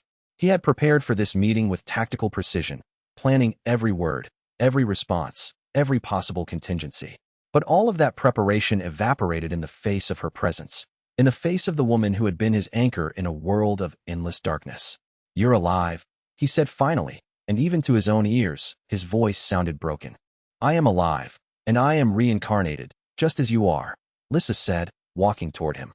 She did not try to touch him. "I discovered the truth of my own reincarnation about 2 years ago. I woke in a body that was only 5 years old, with all my memories intact, locked in the mind of a child. It was difficult, but I have had time to adjust, time to grow, time to gather information. And when I learned what you had become in this timeline, I had to understand why." Vex looked at her more closely, realization dawning. "You're still young in this life. That's why the scouts reported a young woman. You've been reincarnated for barely more than a decade. 16 years, to be precise," Lissa said. "Old enough to move, to gather people around me, to build an organization. The truth seekers are not just my followers. They are people who have begun to understand the nature of reincarnation, who have glimpsed the truth of alternate timelines and the possibility that history is not fixed but changeable. We have been tracking you since I understood what you had become." "And what have I become?" Vex asked quietly. "A tyrant," Lissa said, and the word was delivered without venom, without judgment, simply as a statement of fact. "Not because you are evil, Kael, but because you have been wielding power in the way you always did. Total, absolute, unchecked by mercy or doubt. In this world, you have been given a second chance, and you are making the same mistakes that led to your execution in the first timeline." Vex felt something in him twist. "I saved the Empire. I stopped the war. I secured the succession." "You did all of those things," Lissa agreed. "And you did them by becoming darker than you have ever been. You have an invisible army of spies. You have orchestrated executions in the night. You have sacrificed entire provinces to maintain power. You have made yourself into a shadow so complete that there is almost nothing human left beneath it." She stepped closer. "I do not say this to condemn you. I say it because I loved you in the world before, and I love you still, and I cannot watch you destroy yourself twice." "What do you want?" Vex asked, though he thought he already knew the answer. The question carried weight beyond its simple words. It was asking about her desires, her purpose, her ultimate goal in revealing herself to him. Lissa was quiet for a long moment. She turned back to the pond, watching the koi fish move through the water with their eternal, purposeful grace. "I want many things," she said finally. "I want the world that should have been, the one where you and I found each other not in the midst of a falling empire, but in a time of peace. I want to understand why we were given a second chance when so many others were not. I want to understand if this reincarnation is simply chance or if there is some greater purpose to it. But more immediately," Vex pressed. "More immediately, I want you to step down," Lissa said. "I want you to give up the regency and return to being merely the Emperor's subordinate. More importantly, I want you to stop hiding who you are. Young Kael deserves to know that his greatest advisor is a man reincarnated from a world where the Empire fell and Kael himself died. He deserves to know the truth so that he can make decisions free of manipulation. He deserves to rule not because you have guided him to that point through careful manipulation, but because he has chosen to rule with full knowledge of who is advising him. And if I refuse, then I go to the people with what I know. I tell them that their regent is not who he claims to be. I tell them about the reincarnation, about the foreknowledge, about the secret decisions made in shadow. I tell them about Westmark, about the provinces you sacrificed. I tell them that the price of the Empire's survival was paid in innocent blood, and that the man who collected that price should not be trusted with absolute power. Vex turned away from her, looking out at the pond. The koi fish moved through the water, sleek and purposeful, driven by instinct and hunger. Was that what he had become? A creature driven only by the need to survive, to preserve, to maintain control? You came to destroy me, he said. I came to save you, Lissa replied. There is a difference. Chapter 83. The divided heart. Vex remained in Kesmark for 3 days, meeting with Lissa daily in the garden. She showed him the records the truth seekers had gathered, evidence of his secret executions, detailed accounts of the Shadow Network's operations, documentation of decisions made in absolute darkness without the knowledge or consent of the Emperor. It was all there, meticulously organized, presented with the precision of someone who had been trained in administration and law. The first book Lissa presented to him was a record of the executions. 37 names, each with dates, circumstances, and justifications. Some had been genuine traitors, people caught working against the Empire. Others had been potential threats, nobles who might have become threats, generals whose ambitions had not yet manifested but seemed likely to do so. A few had been people who knew too much, who might have revealed things that Vex had wanted kept secret. 37 people dead on Vex orders, carried out by agents he had selected and trained specifically for this purpose. 37 people whose deaths had been invisible, unknown to the Emperor, unaccounted for in any official record. The second book was the Shadow Network itself, mapped out in incredible detail. Every agent's identity, every location where they operated, every secret channel of communication. Lissa had learned things about his own network that Vex himself had not catalogued, connections he had made and forgotten, operatives who had recruited subordinates without his direct authorization, operations that had taken on a life of their own beyond his control. The third book was a record of strategic decisions, the sacrifice of Westmark, the abandonment of the southern provinces, the calculated risks taken with thousands of lives. Each decision had a notation explaining the military necessity for it, the cost-benefit analysis that had justified it. But reading through those decisions in aggregate, Vex could see the pattern. A man slowly losing the ability to distinguish between necessary sacrifice and casual destruction. A person who had gradually begun to accept that human life was a resource to be managed rather than a value to be preserved. Looking at the evidence of his own actions laid out so plainly, Vex could not deny them. He had done all of these things. And in the cold light of objective analysis, it was clear that his actions, while militarily and strategically sound, were fundamentally at odds with the principles he had claimed to serve. He had promised to save Kael, to prevent the prophecy from coming true. But in doing so, he had become the threat that the prophecy had always warned about. He had become a tyrant. The distinction was important. He was not a tyrant because he had seized power, not because he had become cruel for its own sake, but because he wielded absolute authority without accountability, made decisions in secret that affected thousands of lives, and did so believing that his foreknowledge justified every action. A tyrant did not have to be openly vicious or ambitious. A tyrant could be someone who genuinely believed they were acting for the best, and who had removed all constraints on their power out of conviction that they alone knew what was right. I thought I was saving him, Vex said on the second evening. They were walking through the garden as darkness fell, and the lanterns were being lit by servants. I thought I was protecting Kael, ensuring he would become emperor, maintaining stability. I thought all of it was necessary. Perhaps it was, Lissa said gently. The war needed to be won. The empire needed to be stabilized. The succession needed to be secured. All of that is true, but it did not need to be done in shadow. It did not need to be done at the cost of your own humanity.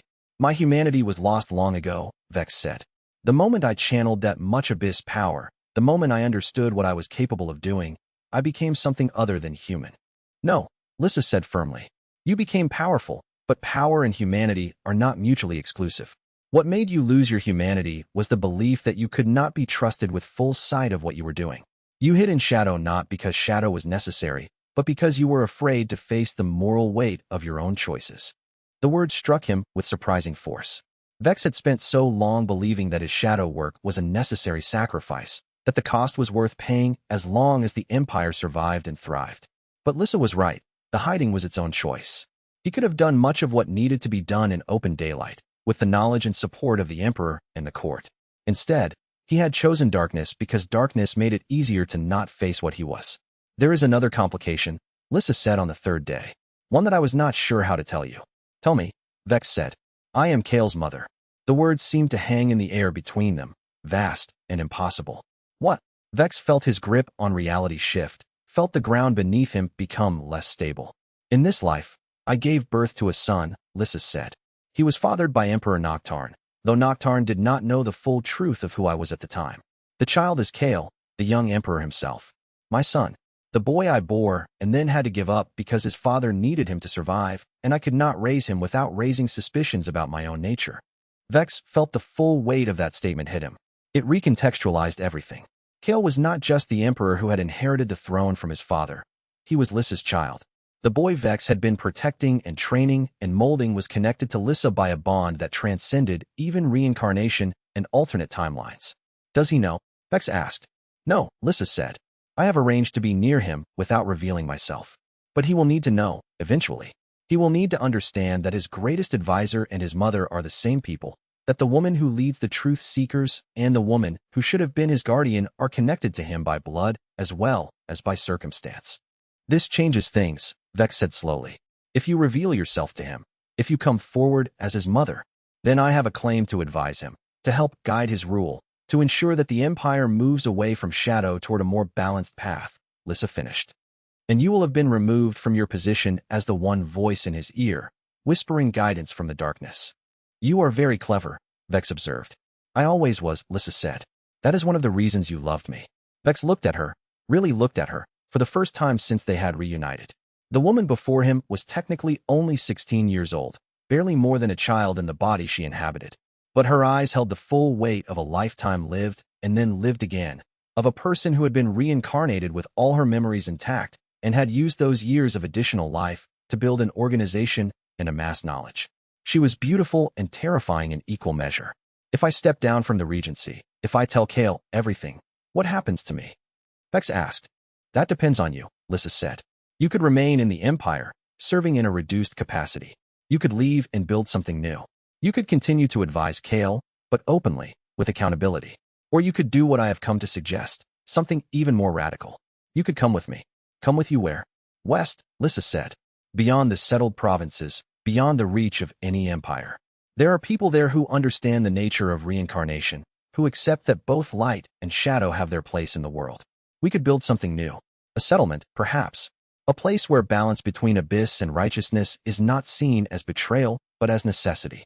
A place where you could live not as a tyrant or a savior, but simply as a man. The offer was seductive in its simplicity. A life without the weight of empire. A life where he could stop pretending, stop hiding, stop making decisions that would haunt him. A life with Lissa, the woman he had loved in a world that no longer existed. But Vex understood, even as he was tempted, that such an escape was a form of cowardice. He had made choices in this world, had set things in motion. He could not simply walk away from the consequences. I will think about it, Vex said finally. And I will do as you ask. I will step down from the regency, and I will tell Kael the truth. But I need to be the one to tell him. He deserves to hear it from me, not as a revelation from an organization that appears out of nowhere. Lissa nodded, accepting this. That is fair. When will you tell him? Soon, Vex said. But I must do it carefully. The court must not learn what I am telling him before he has time to process the information. And I must be prepared for his response. He may hate me. He may hate you. He may hate everything we have done in his name. That is a risk we both must accept, Lissa said. They did not touch, though Vex wanted to. Instead, they simply stood together in the garden as darkness fell completely around them, and Vex made the final choice that would determine the shape of the rest of his life. Chapter 84. The Truth's Price. Vex returned to Nightspire with Lissa's words echoing in his mind. He did not immediately seek out Kael. Instead, he spent a week in the deepest meditation chambers beneath the palace, reaching out once more to the abyss and trying to understand what he had become. The connection to the abyss was always the same, vast, dark, infinite, eternally hungry. Vex had grown so accustomed to channeling its power that he had almost forgotten what it felt like to exist in a world where that power was not constantly available. The Abyss offered him everything: immortality, transcendence, the ability to remake the world according to his will. All it asked was that he surrender more of himself to its hunger. Vex pulled back from that connection. He had come to understand, in his time with Lissa, that the Abyss's hunger and his own hunger for control and power had merged into a single unstoppable force. The more he cultivated that power, the less room remained for doubt, mercy, or the human capacity for forgiveness. When he emerged from the meditation chambers, Vex looked for young Emperor Kael and found him in the war room, reviewing reports on the western provinces. It was late evening, and the room was lit only by oil lamps. Kael looked up as Vex entered, and for a moment, Vex could see the boy beneath the Emperor, a young man barely 16, trying desperately to understand the weight of responsibility that had been placed on his shoulders. "I need to speak with you," Vex said, "about matters of great importance. Matters that may reshape everything you believe about the Empire and about me." Kael set down his papers. He was young, but his eyes held a gravity that spoke to the maturity the throne had forced upon him. "Very well. Speak." Vex had prepared what he would say, had rehearsed the words 100 times, had considered every possible response. But when the moment came, the words seemed fragile and inadequate. How could he explain to a 16-year-old that the man he had trusted most was not who he appeared to be, that his entire life had been shaped by knowledge from a world that no longer existed? "I am not Vex Mortain," he said finally, deciding that simplicity was the only path forward. "Or rather, I am, but I am also someone else. I am reincarnated, Kael. I lived a previous life, and I died in a war that destroyed this empire. I was brought back to this moment with all my memories intact, and everything I have done, every decision, every strategy, every battle, has been guided by foreknowledge that should not be possible." For a long moment, Kael did not respond. He simply stared at Vex, and his expression was impossible to read. "Explain," Kael said finally. And Vex did. He told Kael about his original world, about the war that had destroyed the Crimson Empire, about his own execution at the end. He told him about waking in this world with Kael's own memories intact, about understanding that the prophecy was not a prediction but a statement of what could happen if certain choices were made. He told him about the Shadow Network, about the strategic sacrifices, about every decision that had been made with foreknowledge but without the Emperor's full understanding or consent. "I did all of this because I believed it was necessary to save you and the Empire," Vex said. "But in doing so, I removed from you the ability to make fully informed choices. I treated you as a piece on a game board rather than as a person capable of determining your own fate." Kael listened without interrupting. When Vex finally finished, the young Emperor stood and walked to the window, looking out over Nightspire as darkness enveloped the city. "All my life," Kael said quietly, "I was told that I was the heir. I did not choose that role, and I did not understand it. The monks who raised me taught me that all beings had the capacity for good, that light and shadow could be reconciled if approached with wisdom. But then I was brought into this palace, and I was told that I must be emperor, that I must wield power without question, that I must trust in you above all others." He turned back to face Vex. "And I have trusted you, even when you made decisions that seemed cruel, even when I questioned whether the Empire was truly being saved or simply transformed into something more efficient at surviving.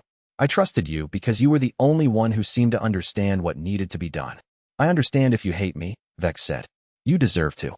"I do not hate you," Kael said, and the words came as a surprise. "But I do see now that you have been treating me as you were treated, as a tool. You wanted me to become a better emperor than your predecessor, to wield power with more mercy than he did. But you have been shaping me, controlling me, guiding me just as you have guided everything else in this empire." "Yes," Vex said, "because denying it would be a further betrayal." "This changes things," Kael said. "If you are telling me this truth, then I believe it is because you understand that something must change, that I can no longer be merely a piece you move on your board. So tell me, what do you propose?" Vex took a breath. "I propose that I step down from the regency, that I cease to be the hidden voice guiding your decisions, that I return to being merely the supreme commander of the northern defenses, answerable to you directly, my actions subject to your judgment." "And why should I believe you will actually do this?" Kael asked. "Why should I trust that you will not simply hide further, work in even deeper shadows, maintain control through means I cannot perceive?" "You should not trust me," Vex said honestly. "That is the point. Trust is something that must be earned through transparency and accountability. I have been hiding from both. But if I am to change, if this empire is to change, then I must be willing to be seen, to be questioned, to be held accountable for my actions. Kael studied him for a long moment. There is more, is there not? This truth you are telling me. There is something else. Vex considered lying, considered softening the revelation. But he had already committed to honesty, and anything less would be a further betrayal.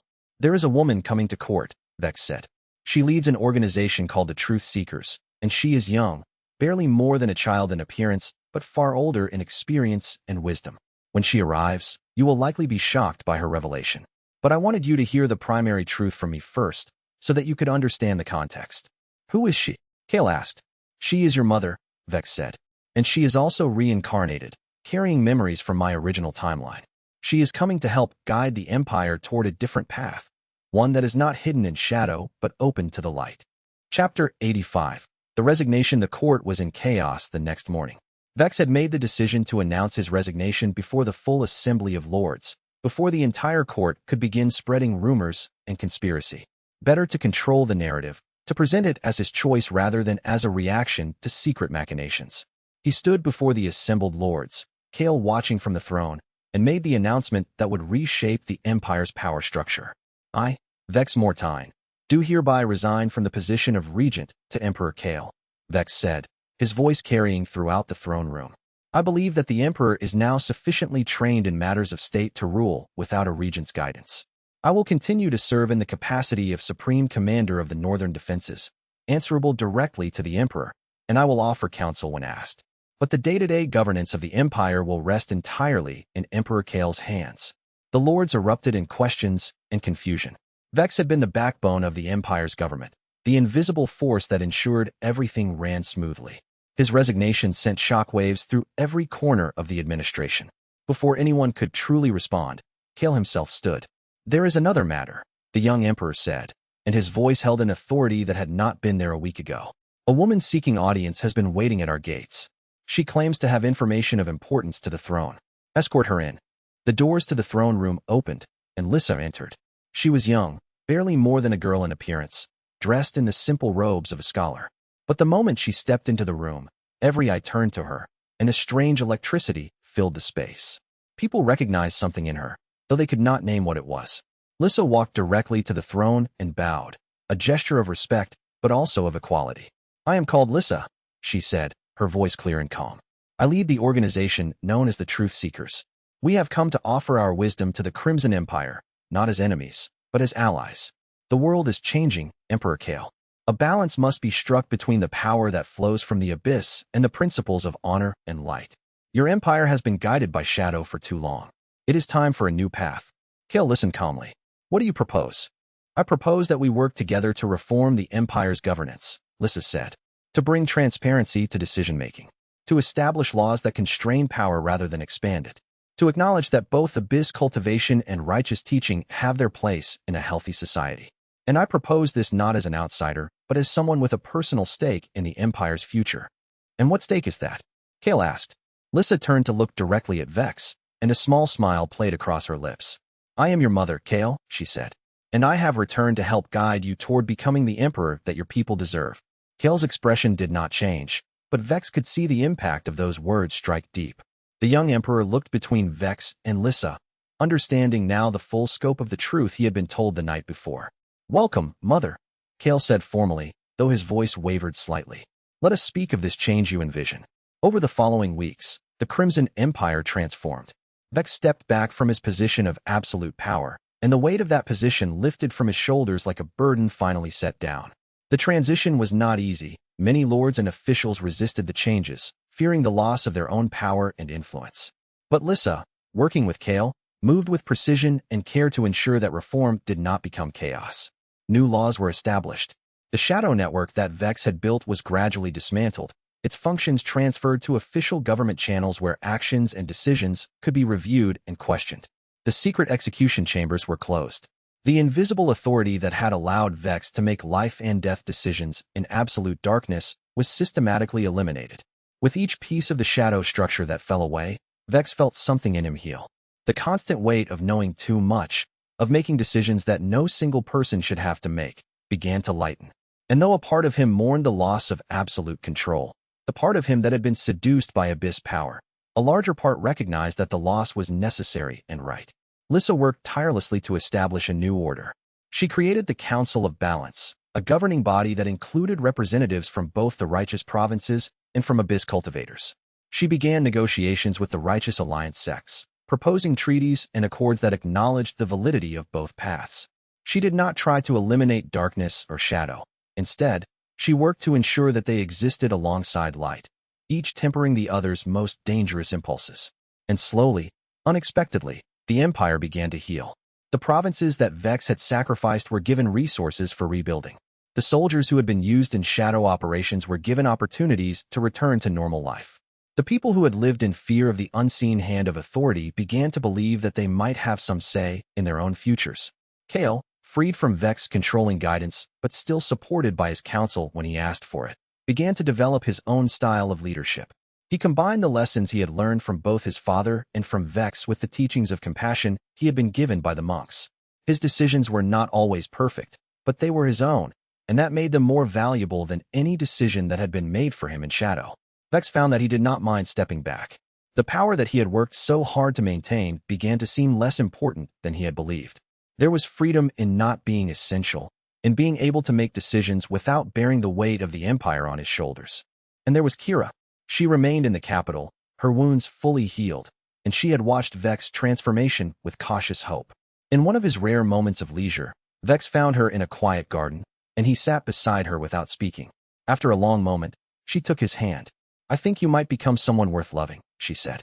Vex did not respond, but he squeezed her hand gently, and they sat together as evening fell. Chapter 86. The Shadow Networks. In the dismantling of the Shadow Network was the first concrete task that Vex and Kael tackled together in the young Emperor's new era of transparent rule. Vex brought forth the complete organizational structure, something only he and a handful of trusted agents had known in full, and laid it bare before the throne. The process of revelation took 3 full days, with Vex explaining not just the structure of the network, but the philosophy behind it, the reasoning that had driven him to create such a vast and invisible organization. The network was vast beyond what even the Emperor had imagined. Over 200 active agents worked in the shadows of the Empire and beyond. They operated in every major city, in every province, in several of the righteous sect strongholds. Some had been in place for years, their covers so deep that even Vex would have struggled to retrieve them without compromising their identities. The network operated on a system of cells, each unaware of the others, all reporting to Vex through intermediaries whose faces he had never seen. It was a masterpiece of compartmentalization and organization, a structure that Vex had spent decades perfecting. As Vex explained each layer of the network, he could see the realization slowly settling over Kael's face. The understanding of just how much of the Empire's apparent stability had been maintained not through legitimate governance, but through secret surveillance and invisible coercion. Thousands of people had been watched without their knowledge. Hundreds of conversations had been monitored. Dozens of lives had been ended not through legal judgment, but through the secret will of a single man. Vex could have argued that this network was essential to the Empire's security. With the righteous sects still potentially hostile, with ambitious lords always plotting, with foreign powers constantly testing the Empire's borders, an invisible intelligence network provided protection that no defensive wall could offer. He could have argued, truthfully, that many rebellions had been prevented before they could even begin, that many assassinations had been intercepted, that the apparent stability of the Empire rested on the invisible foundation of this network. He could have argued that dismantling it would leave the Empire vulnerable, that the price of transparency was the loss of the most powerful defensive tool they had. He did not make these arguments, though every part of him wanted to. Instead, he simply told Kael the truth. This network was necessary for survival, but it was also a betrayal of your trust. You have a right to require that it be dismantled. Instead, Vex worked with Kael and Lissa to convert the network into something new, an intelligence service that operated with public oversight, whose actions were subject to review by designated officials, whose reports were documented and archived. It was less efficient than the Shadow Network had been, and it provided less complete information. Agents could no longer simply disappear dissidents. Decisions about arrest and execution had to go through legal channels. It was, from a purely strategic standpoint, a weakening of the Empire's defensive capabilities. But it was also, Vex came to understand, a necessary step towards something better than mere survival. The process took weeks of intensive work. Some agents would not cooperate with the transition. They had spent years, some decades, in the shadows, and the idea of operating in daylight, of being accountable for their actions, was utterly foreign to them. Some refused to surrender their intelligence networks. Some simply vanished, choosing to cut all ties rather than accept the constraints of official oversight. Vex personally visited several of these agents, speaking with them in quiet meetings, explaining why the change was necessary not just for the Empire, but for themselves. One agent, a woman named Kessa who had worked in the eastern provinces for 15 years, told him, "You trained us to believe that the work we did was too important for morality. You told us that the Empire's survival depended on our willingness to do things that others would not. You taught us that conscience was a luxury we could not afford. Now you tell us those same things were wrong. How are we supposed to live with that? How am I supposed to wake up every morning and accept what I have done?" Vex had no good answer, though he spent hours searching for one. The best he could ultimately offer was, "You acknowledge what you have done. You accept the moral weight of it. You make restitution where you can. And you do better going forward. That is all any of us can do." Some agents chose to leave the service entirely, preferring to disappear into civilian life rather than accept the new transparency. Vex did not try to stop them. He understood the desire to flee from the past. He ensured they were paid generously for their service and released them with his blessing, though he knew that many of them would carry the burdens of what they had done for the rest of their lives. He sent them with a message. The Empire would provide counseling and support for those struggling with the weight of their actions. It would not absolve them of responsibility, but it would acknowledge their suffering. The agents who remained were transformed into a more conventional intelligence service, though one that operated under strict oversight. Kael appointed 3 officials to review all intelligence operations, to approve or deny requests for surveillance, and to investigate complaints about agent conduct. It was bureaucratic, it was slower than the old system, it was deliberately constrained in ways that made Vex's instincts scream for change. It meant that some threats might be identified too late to be properly countered. It meant that foreign powers might exploit the gaps created by transparency. It meant accepting a degree of vulnerability that Vex would once have considered unacceptable. But it also meant that the Empire was no longer being guarded by an invisible hand that answered to no one. That the people of the Crimson Empire could walk through their cities knowing that they were not being watched in secret. That their conversations were not being monitored by agents of the state. That their lives were their own to live as they saw fit.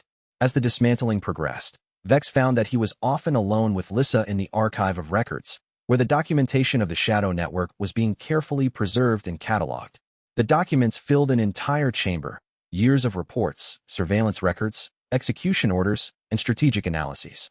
Lissa seemed genuinely interested in understanding every detail of how Vex had built such an extensive system, how he had maintained compartmentalization across so many operations, how he had prevented information from leaking when any single agent could theoretically betray dozens of others.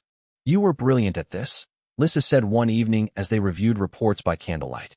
"If you had been born to a different life, you could have been the greatest administrator this world has ever known. Instead of a shadow user, you could have been a builder of institutions, a creator of systems that would have lasted for generations. Instead, I became something that needed to be dismantled," Vex replied bitterly. "Not dismantled," Lissa corrected firmly. "Transformed. There is a difference." "Is there?" Vex asked. "I built something, and now it is being destroyed. The fact that something is being built in its place does not change the destruction." Lissa set down the records she was reviewing and looked at him directly. "You are grieving," she said. "And that is appropriate. You have lost something that you spent years building, something that represented your life's work, your greatest achievement. It is natural to grieve its loss." "I am grieving more than that," Vex said. "I am grieving the person I was, the person I believed I needed to become in order to save this empire. That person is being stripped away, piece by piece, and I am not sure who will remain when the stripping is complete. Will there be anything left? Or will I discover that without the shadow work, without the purpose that the network provided, I am simply empty?" "That is the point," Lissa said gently. "The person you were becoming would have eventually destroyed everything he claimed to be protecting. You were on a path toward becoming a tyrant so complete, so absolute, that you would have consumed the empire itself in your hunger for control. Better to lose that person now, while redemption is still possible, than to wait until he becomes so far gone that nothing can be saved." Vex wanted to argue, wanted to defend the choices he had made, wanted to explain that everything he had done was necessary. But he could not. The evidence was laid out before him in these archives, and it told a story not of salvation but of slow corruption, of a man who had justified increasingly terrible actions with the excuse of necessity until the concept of necessity itself had become meaningless. What happens to me now? Vex asked quietly. That depends on you, Lissa said. You can cling to the past, try to rebuild the shadow network in some hidden form, resist the changes. Or you can accept that this chapter of your life is closing, and that a new chapter is beginning. Which will you choose? Chapter 87. Kira's test 3 weeks after Kael took full authority as emperor. Vex walked in the palace gardens and found Kira waiting for him. She was wearing the clothes of a soldier off duty, simple and practical, and her healed shoulder moved without the hesitation that had characterized it during her recovery. Time and the Empire's healing power had done their work. Those scars remained visible when the light caught her at the right angle. I have been waiting for you to find time for such things, Kira said, gesturing to the garden path that wound between flowering vines and stone sculptures. It seems you have finally stepped down enough that you can take a walk without the weight of the Empire on your shoulders. Is that what it looks like? Vex asked. Relief. It looks like collapse, Kira said bluntly, with the directness that was characteristic of her northern clan's upbringing. You look like someone who has been holding something impossibly heavy and has finally set it down, and is now surprised to discover that you still have the capacity to stand upright without it. You move like you are relearning how to exist without a burden. They walked together in silence for a while, moving through paths lined with flowering plants and water features. The palace gardens were one of the few places in Nightspire where the weight of authority seemed to lift slightly, where it was possible to breathe and exist as something other than a political actor. Vex could see the care that had gone into designing these gardens. Every stone placed with intention, every plant chosen for both beauty and function.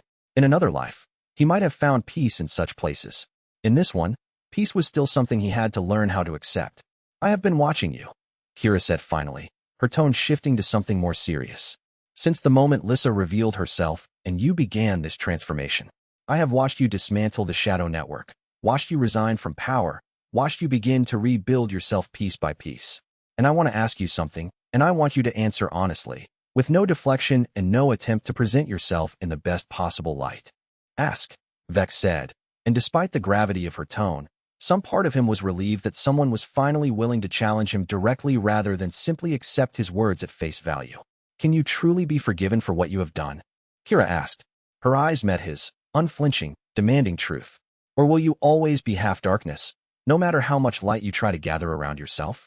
Can someone who has wielded the kind of power you wielded, made the kind of decisions you made, ever truly escape the shadow? Vex was quiet for a long time. They had reached a section of the gardens where an ornamental pond reflected the sky, and he found himself staring at his reflection, trying to understand what he saw. The question was fair, more than fair. It was the fundamental question that had been underlying everything he had done, everything Lissa had asked him to do. Could a person who had wielded absolute power in shadow, who had authorized executions and sacrificed entire provinces, who had remade the world according to his will, without consent from those affected, could such a person be truly redeemed? Or was he simply deceiving himself, believing in a transformation that was merely cosmetic? I do not know, he said finally, and the honest uncertainty in his voice seemed to surprise Kira.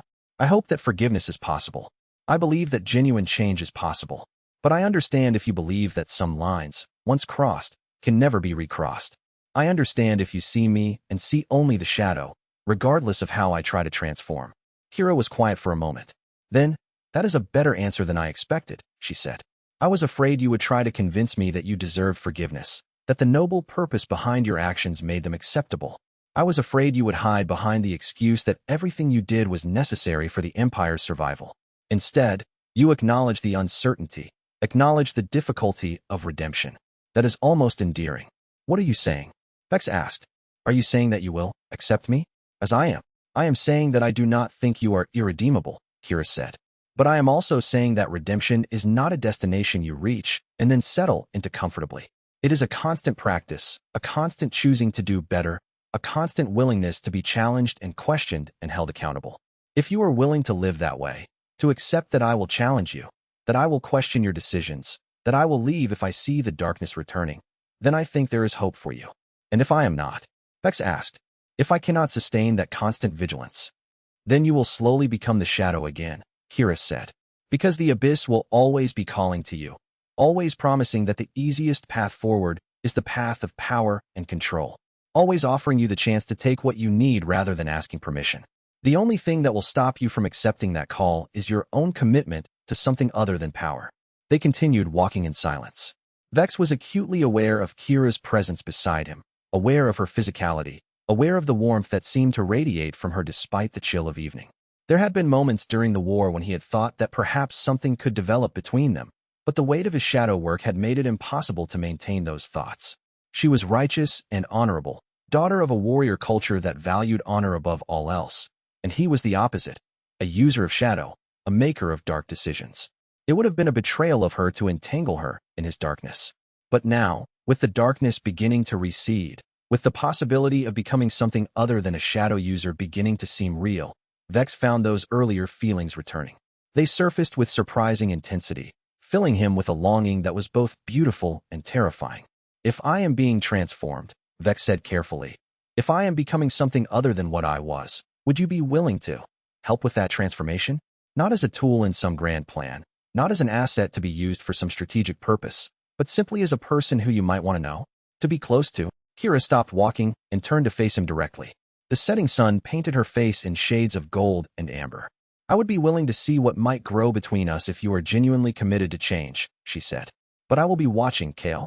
I will be watching constantly. And I will not hesitate to leave if I see the darkness returning, if I see you slipping back into the patterns of control and manipulation. I have seen what shadow use does to people. I do not intend to be consumed by it. That is fair, Vex said. More than fair.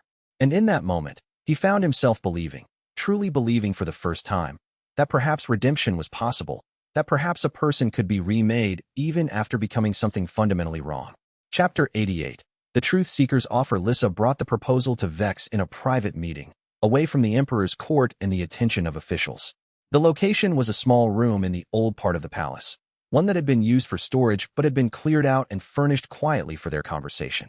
There was no one who could overhear, no possibility of the news spreading before Vex had time to consider it fully.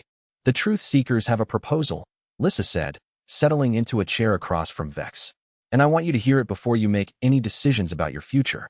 I want you to understand that there is another path available to you, one that does not require you to continue bearing the weight of the Empire.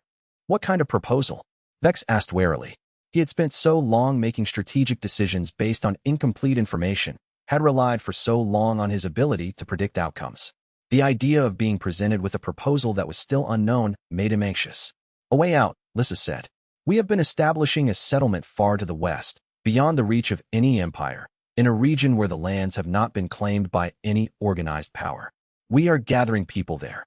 People like us, who have lived multiple lives, who understand the nature of reincarnation and temporal existence, who carry memories from other timelines. We are building a society based on balance, on the acknowledgement that both light and shadow are necessary parts of existence. You want me to leave the Empire, Vex said, and it was not a question. I want you to have the option to leave, Lissa corrected firmly. You have served this Empire faithfully, at great cost to yourself. You have sacrificed your own humanity on the altar of duty. You have made decisions that have haunted you, killed people that you did not want to kill, rebuilt yourself so many times that I am not sure there is anything left of the original person beneath all the modifications. I am offering you the chance to stop sacrificing, to live as simply a person rather than as a tool of history. And what about Kael? Vex asked. He still needs advisors who understand the nature of power, who can help him navigate the complex politics of maintaining stability while allowing for positive change. He still needs someone who can guide him through the difficult decisions. Kael has me, Lissa said. And he has his actual mother, a woman who loves him not as a tool to be shaped, but as her son, as a person worthy of being guided but not controlled. He is going to be fine without you. More than fine. He will develop his own sense of judgment, his own understanding of power, his own capacity to lead. The question is whether you will be fine without the Empire. It was a tempting offer, more tempting than Vex would have been willing to admit to anyone else. He had spent so long as the power behind the throne, the invisible architect of the Empire's fate, the force that ensured everything moved according to his design. The thought of stepping away from that role, of building something entirely new in a place untouched by the weight of history and obligation, was seductive. It promised freedom, the chance to live without the constant weight of duty pulling him forward, the opportunity to be simply Kael rather than Vex the shadow user. Tell me about this settlement, Vex said. Describe it to me in detail. Lissa did. She described a place where the abyss flowed more freely than in most of the settled world, where people had learned to cultivate its power without being consumed by it. A place where those who had undergone the trauma of reincarnation could gather and heal together, could speak openly about their other lives without fear of judgment or persecution. A place where both shadow users and righteous cultivators lived in genuine balance, neither dominating the other, both contributing to the functioning of society. She described architecture designed to honor both darkness and light, buildings that were partially underground and partially open to the sky, chambers designed for meditation on both the abyss and the higher virtues. She described a governance structure based on councils and consensus rather than hierarchy and authority. She described a culture where difference was not merely tolerated but genuinely celebrated, where people with radically different worldviews were expected to work together and find ways to compromise. "We are not hiding from the world," Lissa said, her voice filled with what seemed like genuine passion for the project. "We are not running away from the difficulties and complexities of larger civilization. We are simply creating a space where people can live according to different principles, where the assumptions that govern the empires and kingdoms of the wider world do not apply. And we need people like you. People who understand power, who understand the dangers of tyranny, who can help us ensure that our society does not replicate the mistakes of the larger world." "You want me to build a new shadow network there," Vex said, understanding the subtext of her words. "No," Lissa said firmly, meeting his eyes. "I want you to help create a system where power is distributed so completely that no shadow network could ever form, where decision-making is transparent, where no single person can accumulate the kind of authority that you once wielded. I want you to take everything you learned about how to exercise power and use it to prevent power from being concentrated. Your skills and knowledge, applied not to the creation of a hierarchy, but to its prevention. That is what I want from you." Vex considered the offer for 3 days. He walked the palace grounds early in the morning, attended meetings with Kael and his new council during the day, spent time with Kira in the evening, and lay awake at night considering whether the life he had built here was worth continuing to maintain. The truth was, stepping down from absolute power had left a void in his life, a sense of purposelessness that was nearly as painful as the burden of power itself had been. He had defined himself for so long through his role as the Emperor's regent, as the force holding the empire together through sheer will and careful planning. Without that role, without that clear sense of purpose, he felt adrift. Yes, he was technically still supreme commander of the northern defenses, but the authority had been stripped from that position. It was now simply a military rank with no political power, a title that meant nothing. The settlement in the West represented the chance to rebuild that role, to be necessary again, to matter in the way he had mattered when he held the fate of empires in his hands. It was tempting beyond measure. In the West, he could build something new, something that would not replicate the mistakes he had made here. He could be a founder rather than a subordinate. He could create something from scratch, according to principles he believed in. But it was also a betrayal. To leave now, after encouraging Kael to embrace transparency and balance, after helping to build a new system of government that depended on the participation of multiple voices and the constraint of power through democratic processes, to leave all of that and go west to build something new would be abandoning the work he had started. It would be running from the consequences of his own actions. "I cannot leave," Vex told Lissa finally, on the 3rd evening after her proposal. "Not yet, and perhaps not ever. I may not be the Emperor's regent anymore, but I have responsibilities here. I have helped tear down one structure of power. I need to see that the new structure is properly established, that it takes root and grows strong before I release my influence entirely." Lissa was quiet for a long moment. In the candlelit room, she looked very young and very old at the same time, a contradiction that Vex had come to associate with those who carried memories of multiple lives. "I had hoped you would choose differently," she said finally. "I had hoped you would choose freedom. Choose yourself for once in your existence." "Perhaps this is freedom," Vex said. "Not freedom from responsibility, but freedom to choose what responsibilities I accept. And I choose to stay, to see this through, to help build something better here." "Very well," Lissa said. She reached out and took his hand, a gesture of affection and release. "Then stay. But know that the offer remains, always. When you are ready to release yourself from the Empire, when you are ready to choose yourself rather than the throne, you have a place waiting in the West. The truth seekers will always welcome you." Chapter 89, The Final Cultivation Choice. Alone in the deep meditation chambers beneath the palace, chambers that had been carved from living rock centuries ago and had been used by countless cultivators before him, Vex reached out to the abyss one final time with the deliberate intention of understanding what it was offering him, what price it was asking, and whether he had the strength to refuse it. The connection was always the same, a vast presence, dark and eternal, hunger incarnate. The the force that had created him as a cultivator and continued to feed his power with each passing day. But this time, Vex approached the connection with a question rather than a request for more power. "What do you want from me?" he asked the Abyss, not with words but with the whole of his being, projecting his consciousness outward into the infinite darkness that surrounded him. The response came not in language, but in sensation, in understanding that seemed to flow directly from the Abyss into his consciousness, bypassing all need for words. The Abyss wanted consumption. It wanted him to draw its power further, to push past the boundaries of his current infernal sovereign stage into the transcendent realm of Abyss Ascendant.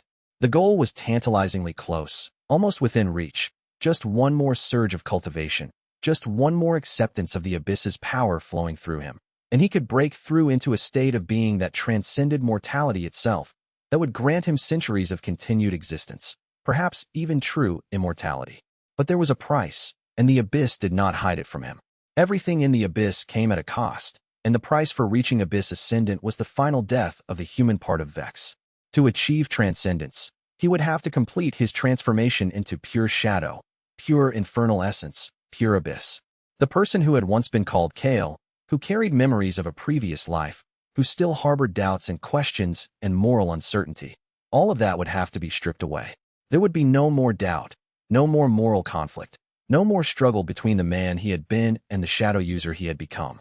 There would be only the Abyss's will working through his body, only its hunger driving his actions, only its desires shaping his choices. And to achieve that transcendence, to push his cultivation to the final stage, Vex would need to consume a life force powerful enough to complete the transformation. Not just any life force would suffice. It had to be someone of sufficient spiritual power to provide the final catalyst. The most accessible such life force was Kael's. Young Kael, barely 18 years old, with the full cultivation potential of an emperor. Young Kael, who had trusted him, who had learned from him, who had become emperor under his guidance. Young Kael, whose life would provide exactly the power needed to push Vex to transcendence. It would be so easy to do. Vex could walk from these meditation chambers into the palace above. He could request an audience with the emperor on some trivial matter. And then, in a moment of intimacy, in a moment of trust, he could take Kael's hand and drain the life from him. The emperor's guards would not be able to stop him. No mortal could. And in that moment of consumption, Vex would feel the rush of power that came with taking life through cultivation. The ecstasy of feeding the Abyss what it desired most. The transcendence that would make him something beyond human, beyond fallible, beyond capable of error or doubt. Vex stood at the edge of that precipice, sitting alone in darkness, his whole being trembling with the force of the temptation. 21 veils of cultivation surrounded his being like a cocoon of darkness, ready to crack open into something greater. All he had to do was accept the offer. All he had to do was take one more step forward. The temptation was almost overwhelming. It had been relatively easy to step down from the regency. That was a matter of political power, something that could be delegated to others. It had been easy to agree to dismantling the shadow network. Those were tools, functions that could be transferred to official institutions. It had been easy to accept Kira's challenge to transform himself. Those were behavioral changes, modifications of how he presented himself to the world. Those had all been changes that occurred on the surface of his being, that did not challenge the core of his existence as a shadow user, as someone powered by the Abyss, as someone fundamentally committed to gathering power. But this was being asked to choose whether he would truly transform, or whether he would allow the Abyss to complete its work of transforming him into something that wore his face and used his name, but was no longer recognizably Kael, no longer recognizably human. This was the final test, the moment where redemption became possible or was forfeited forever. Vex pulled back from the edge. Not because he did not feel the temptation. He did, with an intensity that made his whole being scream for him to take that final step, that made every nerve in his body cry out for the power that waited just beyond his grasp. But because he understood, in that moment of clarity, what Lissa had been trying to teach him all along. Redemption was not about becoming perfect, about achieving some state of moral purity that allowed you to forget what you had done. It was about choosing, again and again, to be something other than what your darkest nature demanded. It was about accepting the burden of remaining human, remaining uncertain, remaining capable of moral doubt. It was about understanding that the struggle itself was redemption, not the achievement of some final state of peace. The Abyss did not release its offer with grace. It withdrew with something that felt like anger, like abandonment, like rejection. The vast presence that had sustained Vex, that had fed his power and given him the ability to accomplish the things he had accomplished, pulled back in a way. For the first time since he had reincarnated into this world, Vex understood what it felt like to deliberately reject power, to turn away from a possibility that would have made him more than he was, stronger than he could ever hope to be. He remained in meditation for 3 more hours, simply sitting with that hollowness, accepting it, understanding it, letting it reshape him. And when he finally emerged from the meditation chamber, rising on legs that felt strange and weak without the constant support of Abyss power, he felt lighter than he had in years, despite the absence of all that power he had turned away from. Chapter 90. The refusal. When Vex emerged from the meditation chamber, he sought out Kael immediately. The young emperor was in the Council of Balance, meeting with representatives from various sectors of the empire. Vex waited until the session concluded before requesting a private audience. Once they were alone, Vex told Kael what he had experienced in the meditation chamber.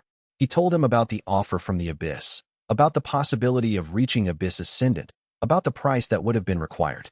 Kael listened without interrupting, and when Vex finished, the emperor simply said, "Thank you for telling me this. Thank you for refusing the power. It was not easy," Vex said. "There is a part of me that still wants to take that final step, that still believes that becoming transcendent would solve all the problems I have created. That is the nature of temptation," Kael said. "If it were easy to resist, it would not be temptation." He paused. "What will you do now?" "I do not know," Vex said. "For years, my purpose has been clear: protect you, save the empire, navigate the prophecy. But the prophecy is unfolding in ways I did not anticipate, and my role has become unclear. Then perhaps it is time to discover what your purpose is when it is not defined by duty to others," Kael said. "You have served well, Vex, better than anyone could have reasonably expected. But now, I believe, you are permitted to live for yourself. Is that something you would be willing to do?" Vex considered the question. The idea of living without clear purpose, without the structure of duty to define him, was terrifying. But it was also the only thing that stood between him and complete dissolution back into shadow. "I will try," he said finally. "Then let me offer you something," Kael said. "You are no longer Supreme Commander of the Northern Defenses. That title serves no purpose now that your power is limited. Instead, I would like you to take the title of the Emperor's advisor and protector. Your role will be to help me understand the nature of power, to help me avoid the mistakes that nearly destroyed you. You will answer to me, but you will have the freedom to refuse my orders if you believe them to be unjust. And you will live in the city with Kira, the woman who seems to make you believe that humanity is possible for you. Is that acceptable?" It was more than Vex had expected, more than he felt he deserved. But he accepted it. That evening, Vex went to Kira and told her about the Abyss's offer, about his refusal of transcendence, about his new role in the Empire. He told her everything, holding nothing back, offering her the full truth of who he was and what he had nearly become. When he finished, Kira took his hand. "This is the man I glimpsed beneath the shadows," she said. "The man who is willing to choose limitation over power, who is willing to live with doubt rather than hide in certainty. This is the man worth loving." They kissed as evening fell over Night Spire, and for the first time since his reincarnation, Vex felt something like peace settling over him. The prophecy had promised his execution and defeat. Instead, Vex had discovered something that the original Vex Mortain had never been able to achieve: the knowledge that there was more to existence than power, and the willingness to accept limitations in pursuit of something greater than himself. The Empire would endure. Kael would rule with both strength and mercy, and Vex would spend the rest of his days learning to be simply human, learning to live with uncertainty, learning to love. It was not the ending the prophecy had predicted, but it was, perhaps, the ending he had always needed. Chapter 91. Gruin's loyalty tested. Captain Gruin, the monster slayer turned general, the one soldier who had followed Vex without question through years of war and shadow work, the man whose unwavering loyalty had been one of the few genuine relationships that Vex had maintained, came to Vex with anger written across his weathered face. His eyes, which had seen monsters and war and blood, flashed with an emotion that Vex recognized as betrayal. "They say you are stepping down," Gruin said, not bothering with courtesies or formal address. They were too far beyond such things, had shared too much, had bled together too many times. "They say you have given the regency to a young emperor and a woman who only recently revealed herself. They say you have dismantled the shadow network that you spent years building, that you carefully structured and refined into the most sophisticated intelligence organization that has ever existed. Tell me this is not true." Vex met Gruin's eyes without flinching, without any attempt to soften what he had done. "It is true. Every part of it. and I understand your difficulty with it completely. My difficulty? Gruin's voice rose, filling the chamber where they stood. My difficulty is that you are throwing away everything you built, betraying the Empire by weakening it precisely when it has the most need of strength, abandoning your position when you are most needed by those who depend on you. The righteous sects are still a threat beyond our borders. Ambitious lords are still plotting in the shadows, waiting for any sign of weakness. Foreign powers are testing our borders daily, probing for signs of vulnerable provinces. And you choose this moment to step back and give authority to a boy who has had the throne for mere months, a young man who has not yet had to make the kind of difficult decisions that will separate the strong rulers from the failures. Kael is capable, Vex said calmly, not rising to match Gruin's anger, but meeting it with steady composure. More capable than he was before, and growing in capability with each passing day. Capable of what? Gruin demanded, advancing on Vex. Capable of being manipulated by ambitious courtiers? Capable of making mistakes that cost the lives of thousands? Capable of being overthrown by a coordinated faction of ambitious lords who have been waiting for exactly this kind of vulnerability? You know these things better than anyone. You have spent years teaching me to see the dangers that exist in every shadow, the conspiracies that form in the darkness, the way that power naturally corrupts and destroys if it is not kept in the hands of someone strong enough to wield it responsibly. Now you are abandoning your post just when that vigilance is most needed, just when the dangers are greatest. Vex understood Gruin's concern completely. In fact, he shared much of it. The fundamental question that Gruin was raising was one that Vex had wrestled with during every moment of his resignation, every step of the Shadow Network's dismantling, every hour of the night when he lay awake wondering if he was making a terrible mistake. Could the Empire truly survive without the kind of invisible oversight that Vex had provided? Could Kael navigate the treacherous waters of imperial politics without Vex guiding him from behind the scenes? What if ambitious lords did organize against the young emperor? What if the righteous sects launched a renewed assault? Come with me, Vex said finally. I want to show you something that I think you need to see. He led Gruin through the palace corridors, past guards who bowed at their passing, to the war room where detailed maps of the Empire hung on the walls. These were not the maps that the official government used, the ones that showed true positions and resource distribution. These were Vex maps, marked with information that only he possessed, marked with the locations of every agent in the Shadow Network, the true positions of hidden military garrisons, the secret alignments of every major lord, the network of informants and observers that had allowed him to maintain absolute control over every aspect of the Empire's function. Look at this, Vex said, pointing to the dense grid of locations where Shadow Network agents operated. 200 eyes watching the Empire at all times. Eyes that see everything but are seen by no one. Eyes that operate without accountability, without oversight, without any check on their power except my own judgment, my own wisdom, my own understanding of what is necessary.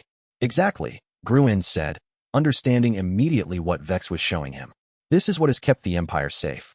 This is what has allowed us to prevent conspiracies before they form, to eliminate threats before they can manifest, to maintain the perfect stability that allows the Empire to function.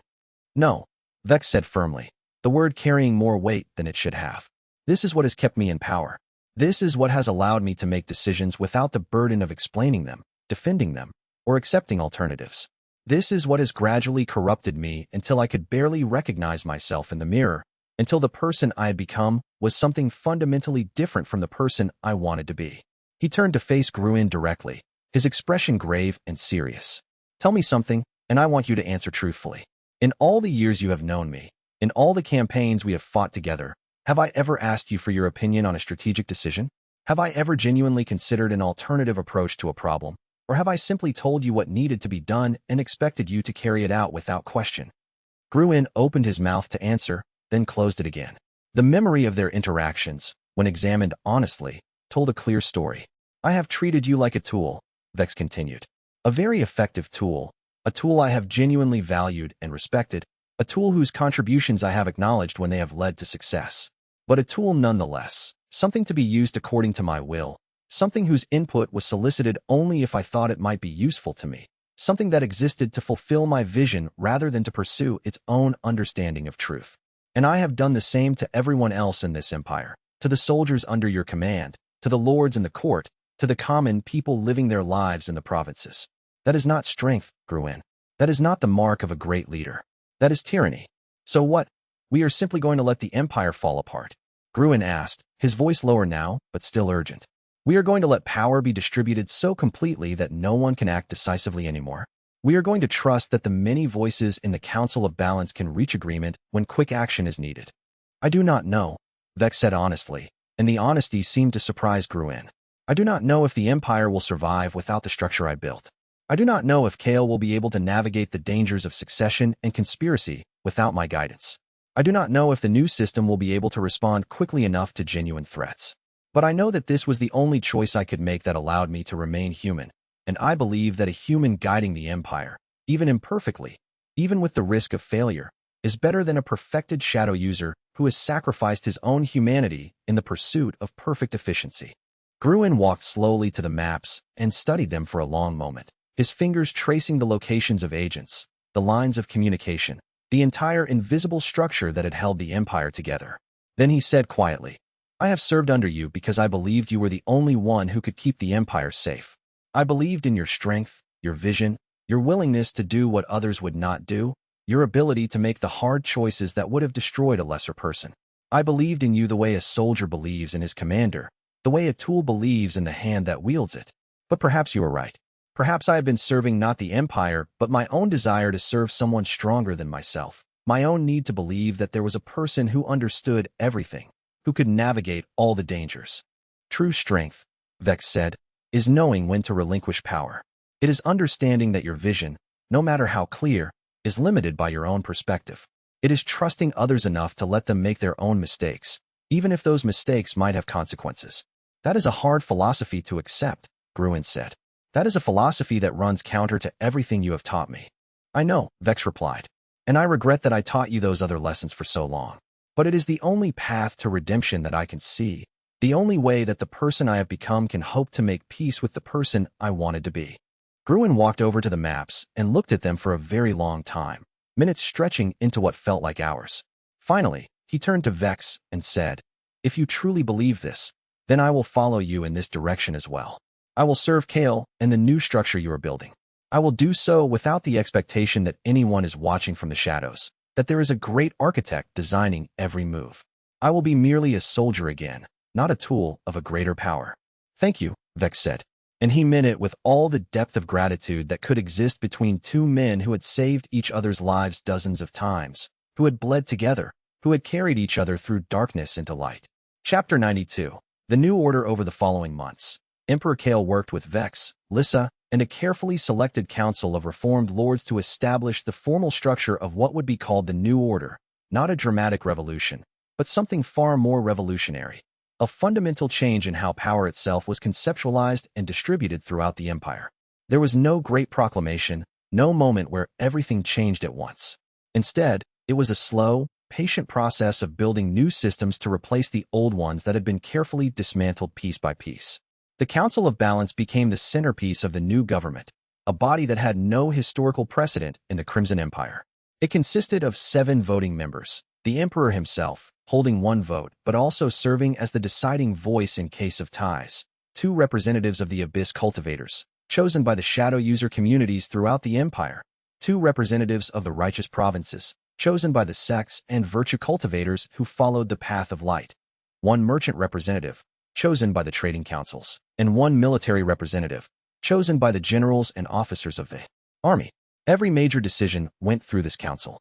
Every law, every significant expenditure, every action that affected the Empire as a whole had to be approved by at least 4 of the 7 council members, ensuring that no single voice or even a small faction could dominate decision-making. The system was frustratingly slow. Decisions that Vex could have made in an afternoon now took weeks of debate, negotiation, and political maneuvering. Compromises had to be reached between groups with fundamentally opposing values. Different perspectives had to be accommodated even when they seemed foolish or inefficient. Progress often felt glacial compared to the swift action that had been possible under the old system, when a shadow user with absolute power could simply order what needed to be done and watch his instructions ripple through the Empire's machinery. But it worked. And more importantly, it held. The system did not collapse under the weight of its own complexity. The lords who had been excluded from power under the old regency adapted to having their voices heard rather than rebelling against their new role. The righteous sects, seeing that they had genuine representation in government, gradually ceased their calls for war and began to see possibilities for peaceful coexistence.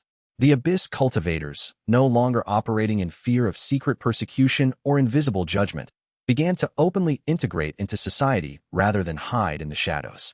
Lissa worked with particular skill and wisdom to establish the bridges between these different communities, to create the frameworks of understanding that would allow people with radically different worldviews to work together. She organized dialogues where shadow users and righteous cultivators could meet and discuss their differences, not as enemies, but as people trying to understand each other. She established educational institutions where both paths were taught side by side, where people could learn about Abyss power and righteous virtue in the same classroom, could see the strengths and weaknesses of each approach. She did not expect everyone to suddenly accept each other or abandon their beliefs. The differences were too deep, the histories too fraught with conflict. But she created spaces where understanding could begin to grow, where people could see the humanity in those they had been taught to fear. Vex found himself working in this new system, though his role was entirely different from what it had been before. He served as the Emperor's advisor on matters of strategy and security, a position of some influence, but no longer of absolute power. Kael would listen to him, genuinely consider his suggestions, and then make his own decision, sometimes following Vex's counsel, sometimes choosing a different path, sometimes finding a compromise between Vex's suggestion and the suggestions of other council members. It was strange and sometimes frustrating to have his recommendations questioned, to see his strategies modified or abandoned. But it was also liberating in a way he had not expected, liberating in a way that made him realize how much the burden of absolute power had weighed on him. One evening, as Vex walked through the palace gardens with Kael, discussing the day's council decisions, the young emperor asked him, "Do you regret giving up the regency? Do you regret stepping down from absolute power?" Vex considered the question carefully, thinking back to the days when he had controlled every aspect of the empire's functioning. "Sometimes," he admitted, "when I see a decision being made that I believe is incorrect, when I see an opportunity for progress being missed because of political necessity, when I see the slower pace of the new system forcing us to accept compromises that I believe weaken the empire's position, in those moments, I regret not having the power to simply make the change myself, to cut through the complexity with the swift blade of absolute authority." "But," Kael prompted, sensing that there was more to the answer. "But when I wake in the morning and find that I do not have the weight of the empire pressing down on me, when I realize that I am not responsible for every aspect of the government's functioning, when I feel free to make mistakes that will not destroy thousands of lives, when I can walk in the gardens and simply enjoy the beauty of them rather than calculating strategic advantage, then I am grateful. Deeply grateful. I understand that there is more to life than power, that there is value in uncertainty, that there is freedom in not knowing everything." Chapter 93. The Reckoning at Westmark. It was nearly a year after Kael took full authority when Vex and the young emperor traveled to the province of Westmark, the province that Vex had sacrificed during the war to maintain the stability of the empire's core. The decision to return had been Kael's, not Vex's. Vex would have preferred to avoid the place entirely, to let it fade into the past like so many other regrets he carried. But Kael had insisted that they face this choice directly, that they acknowledge the cost that Westmark had paid for the empire's survival.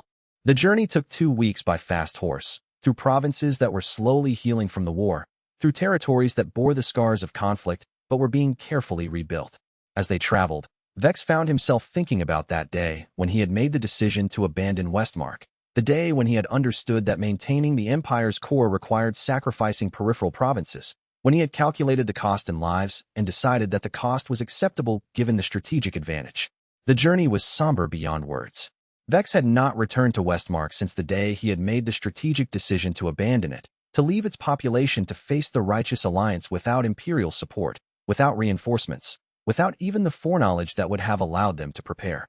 He had been able to rationalize that decision in the abstract, in the comfortable distance of strategic maps and numerical calculations. It had saved the empire, protected the capital, ensured that Kael would survive to rule, maintained the integrity of the core territories. But now, walking through the province with his own 2 feet, seeing the remains of the cities that had been destroyed with fire and steel, seeing the survivors still rebuilding from ashes 3 years after the devastation, the abstraction became horribly, achingly concrete. Thousands had died, not in noble battle fought for a cause they believed in, not in defense of their homes against invaders they understood, but simply because a shadow user in a distant capital had decided that their lives were less important than the lives of people living in the more economically valuable core provinces. Children had been orphaned. Homes had been destroyed. The entire social structure of the province had collapsed, and the people had been forced to rebuild everything from nothing. Vex stood in the ruins of the capital city of Westmark and felt something break inside him. Not dramatically or suddenly. There was no collapse, no moment of sudden emotional devastation that broke through his careful composure. Instead, it was a slow crack that seemed to run through his entire being, a fundamental fracturing of his ability to rationalize what he had done, to justify the decision as necessary, to accept the cost as acceptable in pursuit of the greater good. Kael watched him silently, his young face showing no judgment, no condemnation, just understanding. The young emperor had not come here to condemn Vex. He knew that Vex was fully aware of what he had done and was already condemning himself far more harshly than any external voice could. He had come to help make restitution, to offer the resources of the empire to help Westmark rebuild, to demonstrate that the new order cared about the provinces that the old order had been willing to sacrifice. But Vex understood that Kael's presence was also a form of judgment. It was a physical manifestation of the fact that a different kind of leader was now in power, a leader who would not make the same sacrifices, who would not treat entire provinces as acceptable losses, who understood that governing was not merely about survival, but about stewardship. I authorized the murders of thousands, Vex said quietly to Kael as they stood surveying the ruins of the city. Not through direct action, not by drawing weapons against civilians, but through the decision to abandon them. I made that decision with full knowledge of what it would mean, with full understanding of what would happen to these people.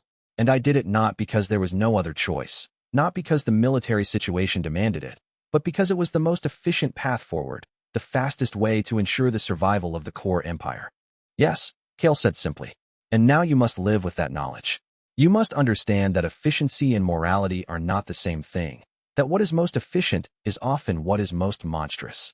They worked for 3 weeks, traveling throughout Westmark, working with local leaders to establish programs of rebuilding and restitution. The Empire sent soldiers not to conquer, but to help clear the rubble of destroyed buildings, to help construct new homes for people whose old homes had been burned. The Empire sent resources not as charity, but as recompense for the war that Vex had chosen to fight on their territory. The Empire sent teachers to help restore the schools and cultural institutions that had been destroyed. It did not undo the deaths. Nothing could do that, but it acknowledged them. It recognized that the people of Westmark had paid a price for the survival of the Empire, and that price had been owed to them from the beginning. On the final day of his visit, Vex stood with an elder woman who had lost her entire family when the city fell, her husband, her 3 children, her grandchildren, all swept away in the chaos of invasion and fire. She looked at him with eyes that held no forgiveness, and she did not expect forgiveness from him either. She was simply a woman who had survived, who carried the weight of her losses, who was trying to rebuild what could be rebuilt. You chose our death, she said simply. I did, Vex acknowledged. There was no point in denying it, no point in explaining the strategic necessity, no point in defending the indefensible. You cannot undo it. I cannot, he agreed. Nothing I do can bring back the people I sacrificed. Then why have you come? To acknowledge it, Vex said. To ensure it is remembered. To dedicate the remainder of my life to ensuring that such choices are never made again. The woman studied him for a long moment. Then she nodded, acknowledging the answer though not accepting it, not forgiving it, but understanding that it was the only answer that could be given. As Vex left Westmark, he felt the weight of the province's suffering settle into his bones, a weight that he understood he would carry for the rest of his life. Redemption was not about forgetting, he realized. It was about remembering. It was about ensuring that the cost of his choices was never minimized, never reduced to an acceptable strategic necessity, never allowed to become invisible again. Chapter 94. Architect Shin's final gift 3 years after Kael took the throne. 3 years of watching the Empire transform and adapt to the new system of balanced power. Architect Shin, the old master builder who had guided Vex in the early days of his reincarnation, requested a final private audience. Vex found the ancient cultivator in the great library of the palace, surrounded by scrolls and books and parchments, organizing what appeared to be the complete history of the Crimson Empire. Not the official histories that were recorded for posterity, but the true histories, the ones that recorded what had actually happened rather than what history books said should have happened. I am dying, Shin said without preamble, without ceremony or softening. Not from illness or injury, not from any mortal weakness, but because my time is complete. I was sent to this era with a specific purpose, and that purpose is nearly fulfilled. Soon, I will let go of this form and allow myself to pass on to whatever comes next, to rest, perhaps, or to begin another cycle in another age, another place, another time. Vex felt something in him twist. Shen had been a constant throughout his journey, a guide, an anchor, a connection to the larger tapestry of events that he could not fully comprehend. The thought of Shen's absence was disorienting in a way that even the loss of power had not been. Before I go, Shen continued, his ancient eyes still sharp and clear despite his frail appearance. I want to give you a gift. Not power, not knowledge. I think you have learned through hard experience that those things are less valuable than wisdom, less important than understanding. Instead, I want to give you perspective, a way of seeing your own journey that might help you understand what comes next. Shen pulled out a final scroll, one that was sealed with wax and marked with symbols that Vex recognized as prophecy markings. You came to this world believing that the prophecy was a prediction of what would definitely happen, Shen said. You spent years trying to either fulfill it or prevent it, not understanding that prophecy is not prediction. It is a statement of the possible, a description of the path that could be taken if certain choices were made, a warning about what the future might become if you were not careful, if you did not choose to make things different. Why are you telling me this? Vex asked. I have read the prophecies. I understand what they say about me. Because you need to understand what they do not say, Shen replied. The prophecies speak of a shadow user who will betray the throne, who will become a tyrant, who will be executed as a war criminal when the empire finally rises up against him. But those words are conditional. The prophecy is not fate, and it is not destiny. It is simply a warning. This is what could be. This is what probably will be if you continue down the path you are walking. But it is not inevitable, Vex said, understanding finally what Shen was saying. No, Shen said. It is not inevitable. You have the power to choose differently. You have the capacity to be something other than what the prophecy assumes you will be. You knew, Vex said. You knew this all along, and you let me struggle, let me suffer, let me make choices that nearly destroyed me before I understood. I did, Shen said, because you needed to understand that the choice was truly your own, that the path away from the prophecy's dark conclusion was not something handed to you by fate or providence, but something you had to discover and choose for yourself. A redemption that is given is not redemption. It is merely a reversal of circumstance. A redemption that you choose, that you struggle toward, that you pay the price for. That is the only kind of redemption that truly changes you. Shen handed Vex the scroll. This is the final prophecy, Shen said. The one that speaks of what comes next, of what the future holds for this empire and for you. It is not a prediction, it is a map of possibility. I wanted you to read it before I departed, so that you would understand that even now, your choices matter. Even now, the future is not written. Even now, you have the power to shape what comes next. Vex opened the scroll with trembling hands. The words were in an ancient language, one that he recognized from his previous life, but had thought lost forever, thought dead and buried with his former self. As he read, understanding began to settle over him like snow on a winter landscape. The prophecy spoke of continuation and transformation. It spoke of new threats rising from unexpected quarters, of an empire that had learned to balance light and shadow, but that would eventually be tested by forces that understood only destruction, by powers that could not be negotiated with or reasoned with. It spoke of a choice that Vex would need to make in his final days, a choice that would determine whether the balance he had worked so hard to establish would continue into the future or would be torn apart by forces beyond his control. There is more work to be done, Shen said, his voice growing softer. Your redemption is not the end of the story, Vex. It is only the beginning. The empire you are building must be defended, must be strengthened, must be prepared for the trials that await. You have learned what it means to wield power well, to use authority with restraint, to make decisions while accepting their cost. Now you must teach others to do the same. I do not know if I can, Vex said. I do not know if I am wise enough, strong enough, good enough to teach others how to avoid the mistakes I made. Neither did I, Shen replied. But we must try, regardless. That is the only choice we have. That evening, as Vex sat with Shen in quiet conversation, as they talked about the empire and its future and the nature of redemption, architect Shen passed away peacefully, almost without transition, his ancient form finally releasing its hold on this world. His body was given the funeral rites of a great builder and teacher, honored by both the righteous sects and the Abyss cultivators, mourned by everyone who had known him or been touched by his wisdom. Chapter 95. The final confrontation 1 year later. 1 year of relative peace that was nevertheless filled with preparation and vigilance. A new threat emerged from the edges of the known world. A faction of the Righteous Alliance that had never accepted the peace, that believed the Empire's balance of light and shadow was a fundamental betrayal of sacred truth, launched a final assault on the capital. They had been gathering forces in secret, consolidating their power, waiting for the moment when they believed the Empire was most vulnerable.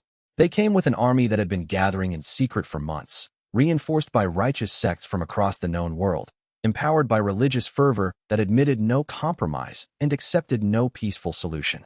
Their goal was simple and devastating: destroy the Council of Balance, kill the Emperor or force his submission to righteous authority, and purge the Empire of Abyss Cultivation entirely, returning it to a state of pure righteousness. The defense of Nightspire in this final assault was fundamentally different from the defense during the previous wars. This time, both light and shadow defenders stood together on the same walls, fought under the same commanders, believed in the same cause. Saint Meridian, who had led the previous assault against the city, who had wielded blessed light against Vex shadow power in battles that shook the very foundations of the walls, Saint Meridian had undergone her own transformation. She had come to believe that the war could not be won through violence, that coercion could never create true agreement, that the Righteous Alliance's rejection of shadow was as much a form of extremism and intolerance as the original Crimson Empire's rejection of light.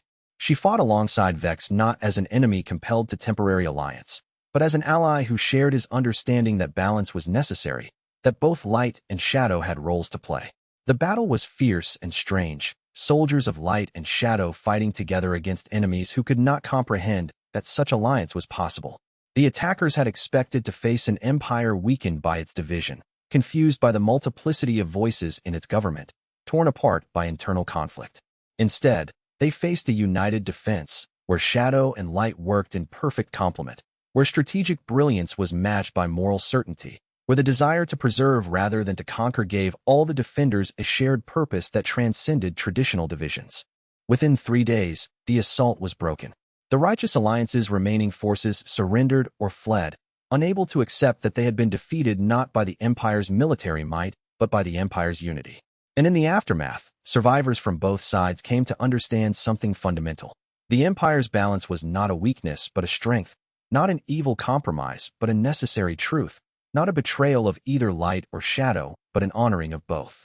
Vex stood with Saint Meridian after the final battle, standing on the eastern wall of the capital where so much blood had been spilled, looking out over the city of Nightspire in the amber light of late afternoon. The city was healing, growing, transforming into something new. "We have won," Meridian said, though her voice held more questioning than certainty. "We have preserved," Vex corrected gently. "That is different from winning, different from achieving victory. We have not defeated our enemies so much as we have proven that there is another way to be, another kind of power that comes not from domination but from balance." "Is it?" Meridian asked. "I have spent most of my life believing that victory came through the complete defeat of evil, the total triumph of light over darkness. I believed that any compromise with shadow was itself a betrayal. But now I understand that some victories come not from defeating your enemy, but from transforming the conflict itself, from showing that the two sides can coexist." "The conflict continues," Vex said. "It will always continue. Light and shadow will always be in tension with each other, will always struggle for dominance. The only question is whether they can coexist, whether they can recognize that they both have value, whether they can understand that a world of only light is as wrong as a world of only darkness." "Do you believe they truly can?" Meridian asked. "Or is this just a temporary truce?" Vex looked at the city of Nightspire, rebuilt and stronger than before, a symbol of a new kind of civilization, a proof that another way was possible. "I am beginning to believe," he said slowly, "that anything is possible if people are willing to choose understanding over certainty, dialogue over destruction, balance over absolute triumph. I do not believe the conflict will ever truly end, but I believe it can be transformed into something that does not require bloodshed, something that honors both sides." They stood together in silence as the sun continued its descent, as evening shadows lengthened across the city, as the dual forces of light and darkness danced together in eternal, necessary balance. The prophecy had promised execution and defeat. Instead, the Empire had found redemption and transformation. And Vex, standing at the height of his redemptive journey, standing beside an enemy who had become an ally, looking out over a city united in its diversity, understood finally that this was the true meaning of the prophecy, not prediction of what would inevitably occur, but possibility of what could be, not fate sealed by forces beyond control, but choice made in every moment, not destiny handed down from the gods, but the hard-won freedom to become something other than what darkness would have made him. to become something other than what his own corrupted nature would have driven him toward. The Empire had survived, not through the perfect machinations of a shadow user wielding absolute power, not through the invisible hand that moved everyone like pieces on a game board, but through the combined choices of many people, the messy compromise of the Council of Balance, the willingness of those with different beliefs to work together. It was not as efficient as Vex's old system had been. It was not as controlled, but it was real, it was alive, it was built on foundations that could endure because they were chosen by many rather than imposed by one.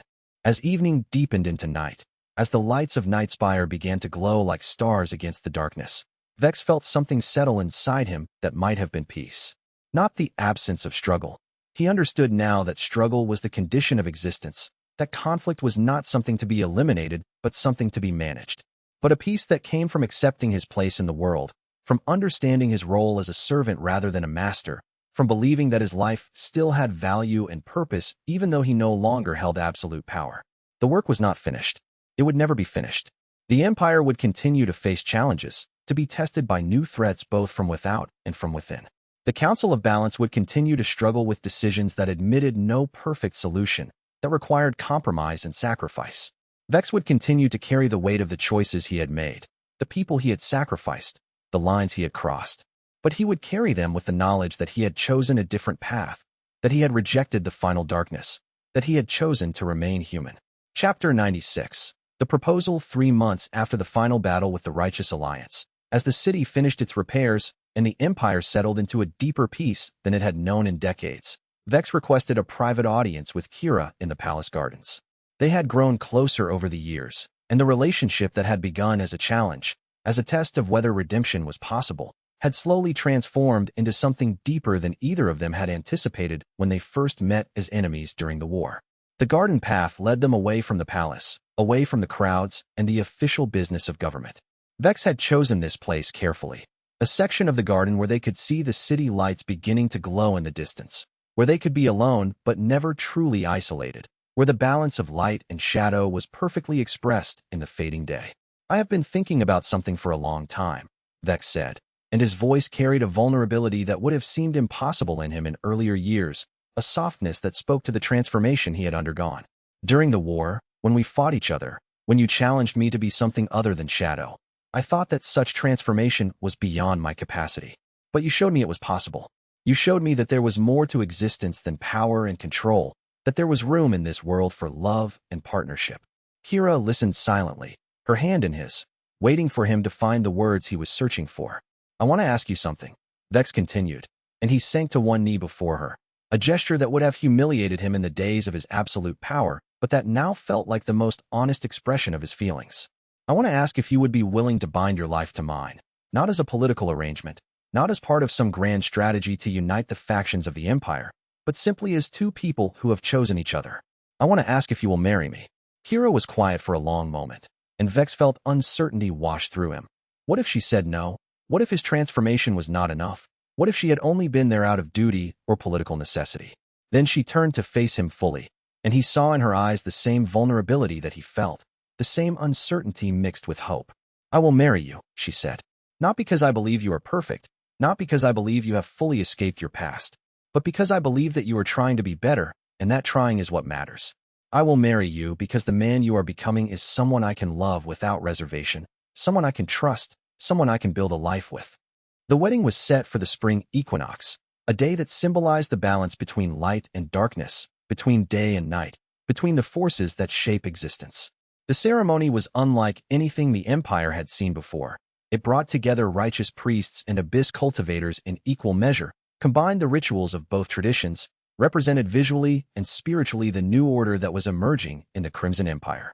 Vex stood at the altar in clothes that incorporated both light and shadow, his cultivation balanced in a way he had never quite achieved before, the 19 veils of his power held in harmony rather than conflict. And as Kira walked toward him, as their hands joined before witnesses from both light and shadow, before the Emperor and his court, before the people of Nightspire who had come to witness this union, he felt something release in him that he had not known was bound, the last remnant of the shadow that had nearly consumed him, the final echo of the tyrant he had nearly become. "I promise," Vex said to Kira, and the words carried weight that went far beyond the formal vows, resonated with the force of genuine commitment. that I will spend the rest of my life trying to be worthy of this, trying to be the person you believe I can be, trying to make every day an act of redemption. I promise, Kira replied, and her voice was strong and clear. To hold you accountable when you falter, to challenge you when you compromise with darkness, to remain beside you even when the path is difficult. The celebration that followed lasted 3 days, filling the capital with joy and celebration unlike anything that had been seen since the Empire's founding. The Empire had been through war, through succession crisis, through the transformation of its entire political structure. Now, finally, there was time for joy, for beauty, for the simple celebration of two people coming together to build a life. The first night, there was feasting and dancing in the great halls of the palace.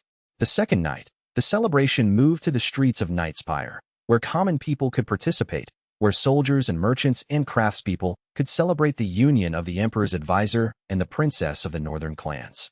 The third night was more intimate, with only close friends and family witnessing the ceremonial blessing of the couple's chambers, a ritual that would have been unthinkable in the old empire, but that had become part of the new order, a recognition that Vex and Kira were not just political figures, but human beings worthy of happiness. Chapter 97. Kael's coming of age. Emperor Kael, now 22 years old, had come into his full authority with a confidence and wisdom that still sometimes surprised Vex. The young man who had been uncertain, who had needed guidance, who had looked to Vex for direction, had become a true leader. Not perfect, sometimes making decisions that Vex questioned, sometimes choosing paths that Vex would not have chosen, but making those decisions from his own understanding rather than from Vex manipulation or hidden guidance. The transformation was most evident in the way Kael interacted with the Council of Balance. Where Vex had once attempted to dominate, to ensure that his preferred decisions were implemented, Kael listened carefully to all voices, considered all perspectives with genuine openness, and made decisions based on the merits of the arguments rather than on who advanced them or what Vex had suggested. "You have become exactly the kind of leader I hoped you would become," Vex told him one evening as they stood together in the war room, reviewing reports from the provinces, discussing the Empire's future direction. "You have become someone capable of leading without needing constant guidance, capable of making mistakes and learning from them, capable of accepting wisdom from others without surrendering your own authority." "That is because you learned to let go," Kael replied. "When you were trying to control everything, when you were the invisible hand guiding my every step, I was fighting against you, resisting your direction, trying to prove that I could be something other than what you had planned. When you stepped back, when you allowed me to make my own mistakes, when you accepted that my path might be different from the one you would have chosen, I had the space to grow into the role. I sometimes wonder what would have happened if I had not stepped back," Vex said, voicing a concern that had haunted him for years. "If I had maintained absolute control, if I had continued to shape you according to my vision, if I had used the full power of the Shadow Network to ensure that you followed the path I had determined, you would have created a puppet," Kael said bluntly, his voice carrying the weight of understanding. "And eventually, when you were no longer there to pull the strings, when you had finally aged or passed on or chosen to release your grip, that puppet would have fallen. The structure you built would have collapsed the moment your control was lifted. Instead, you created a person, imperfect, uncertain at times, occasionally making decisions that prove costly, but capable of leading without needing constant guidance." Vex looked at the young emperor, and he saw not the boy he had once protected but the man he had become through his own choices and efforts. "I am proud of you," Vex said simply, and the words carried more meaning than any elaborate speech could have conveyed. "And I am grateful for you," Kael replied. "Even the difficult parts of our relationship, even the shadow work and the manipulation, I have come to understand that those experiences taught me things I needed to know. I understand power differently because I saw it wielded absolutely. I understand the dangers of concentration of authority because I felt the weight of your control. I understand the seduction of shadow because I witnessed how it nearly consumed you." "That is kind of you to say," Vex said, "but I am not sure I deserved such an understanding from you, given the way I controlled and manipulated you." "Redemption is not about deserving," Kael said. "It is about choosing to be better. And you have chosen that path, consistently, day after day, year after year. That is what matters." As Vex watched Kael govern, as he saw the young emperor make decisions that sometimes differed from what Vex would have chosen, as he watched his recommendations be considered and sometimes rejected in favor of different approaches, Vex felt something that might have been the deepest satisfaction he had ever known. He had not succeeded in creating the perfect ruler according to his vision. He had succeeded in creating a true ruler, a person capable of making his own choices, who valued Vex's counsel but did not depend on it, who had learned from the example of both Vex's strengths and his weaknesses, who had taken the lessons of his teacher and transformed them into something entirely his own. Chapter 98. The passing of the torch. Years passed. 2 years, then 5, then 10. Gruen, the loyal soldier who had served Vex through so many campaigns, through so many battles, who had been willing to execute any order without question, was promoted to Supreme Commander of the Empire's defenses, a position of power and influence, but a position that now came with accountability, with oversight from the Council of Balance, with the need to justify decisions rather than simply have them accepted because Vex had authorized them. Gruen had embraced the new system with the same loyalty and dedication he had once given to Vex's absolute rule. He had learned to work within the constraints of the Council, to build consensus among the different factions, to make decisions that satisfied multiple stakeholders rather than simply implementing Vex's will. And in doing so, he had found something he had not possessed before: the respect of people who had chosen to follow him because they believed in his leadership rather than people who had been compelled to obey because he wielded power.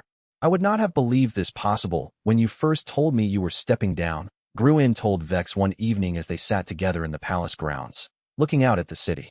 I thought the Empire would collapse into chaos, that without your shadow network and your absolute control, everything we had built would fall apart. But it did not. And now I understand. The Empire is stronger because it is not dependent on any single person. It is stronger because there are multiple voices guiding it, multiple perspectives shaping decisions, multiple people willing to bear the burden of leadership. You have become a better leader, Vex said. You have learned what I had to learn the hard way, that the goal is not to wield power, but to enable others to exercise their own judgment, to create structures and systems that allow power to be distributed rather than concentrated. That is a harder lesson than wielding power, Gruen said. To step back, to trust others, to accept that they might make different choices than you would. That requires more strength than any shadow technique ever could. It requires the strength of surrendering your ego, of accepting that your way is not the only way, of allowing others to shine. Vex formally designates Gruen as the Supreme Commander with the full approval of the Council of Balance, ceding all military authority completely. Gruen, having accepted the philosophy of balance and distributed power, becomes a fair and effective leader, respected by soldiers and nobles alike. Vex is no longer essential to the Empire's function, a success rather than a failure, a transformation rather than a loss. For the first time, Vex understands that his value to the Empire lies not in his irreplaceability, but in his willingness to make himself replaceable, in his success at training others to carry forward the work he had begun. Chapter 99. The new life. Years pass. 5 years, then 10, then 15. Vex and Kira settle in a quiet estate in the northern provinces, close enough to advise the Emperor if needed, but far enough to live a life that is entirely their own, free from the constant weight of political obligation, free from the endless cycle of strategy and counter-strategy that had defined his earlier life. The estate sits in the foothills of the northern mountains, in the very region where Kira's people originated, a place where shadow and light mingle naturally, where the balance between darkness and day seems almost to occur without human intervention, as if the land itself understands the philosophy that Vex had fought so hard to create. They have children, 3 of them, born over the course of several years, each carrying something of both parents in them. The oldest is a son who shows aptitude for Abyss Cultivation, but with a gentleness that comes from Kira's teachings. The middle child is a daughter who seems to live constantly balanced between the 2 paths, never fully committing to either, but drawing strength from both. The youngest is a boy who seems fascinated by both shadow and light in equal measure, who asks endless questions about why the world is the way it is and whether things could be different. Vex teaches them the ways of the Abyss, showing them how to draw power without being consumed by it, how to understand shadow not as evil, but as a necessary part of existence, how to cultivate Abyss power while maintaining the human capacity for compassion and choice. He teaches them about the dangers of absolute power, about the seductions of control, about the price of wielding authority without accountability. Kira teaches them about honor, about the righteous path, about the importance of compassion even when power would permit cruelty, about the strength that comes from choosing the difficult path rather than the easy one, about the way that true power comes not from domination, but from inspiring others to be better. Their children are neither pure light nor pure shadow, but something new. Cultivators who understand both paths intimately, who can move between the two without feeling they have betrayed either, who grow up understanding that strength and gentleness are not opposites, that power and compassion can coexist in the same person, that the most dangerous people in the world are not those who wield the most power, but those who refuse to acknowledge the power they wield or accept responsibility for. How they use it. Vex finds himself in these years living the kind of life he had never imagined for himself. A life of simplicity and presence, a life where the days are defined by the small moments of connection rather than by the grand stratagems of empire. There are still moments when he misses the weight of absolute power, moments when he looks at decisions being made in the empire and thinks about how he would have handled them differently, moments when the old hunger for control rises up in him like a ghost that refuses to fully depart. But increasingly, those moments fade, replaced by a deeper satisfaction that comes from simply being alive, from watching his children grow into people who honor both light and shadow, from sharing a life with someone who knows him completely and still chooses to love him, from the profound peace that comes from accepting his place in the world without feeling diminished by it. One evening, Vex sits with Kira in their garden as the sun sets, watching their youngest child play in a space where light and shadow dance together, where the natural world seems to embody the balance that the Crimson Empire had worked so hard to create.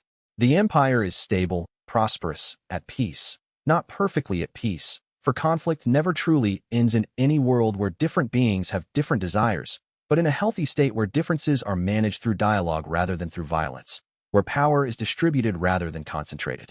The Council of Balance continues to govern, making decisions through discussion and compromise rather than through the absolute pronouncements of a single leader. New leaders have emerged to replace those who have aged or passed on. People like Gruin who have learned to wield power responsibly, who understand that authority is a burden to be borne with humility rather than a prize to be grasped. The work of ensuring balance between light and shadow continues, but it no longer depends entirely on Vex, no longer requires his sacrifice or his hidden manipulation, no longer turns on the decisions of a single shadow user in the darkness. Do you regret anything? Kira asks him as they sit together, her hand in his, watching the colors of the sunset fade into evening's gentle darkness, watching the stars begin to emerge in the sky above them.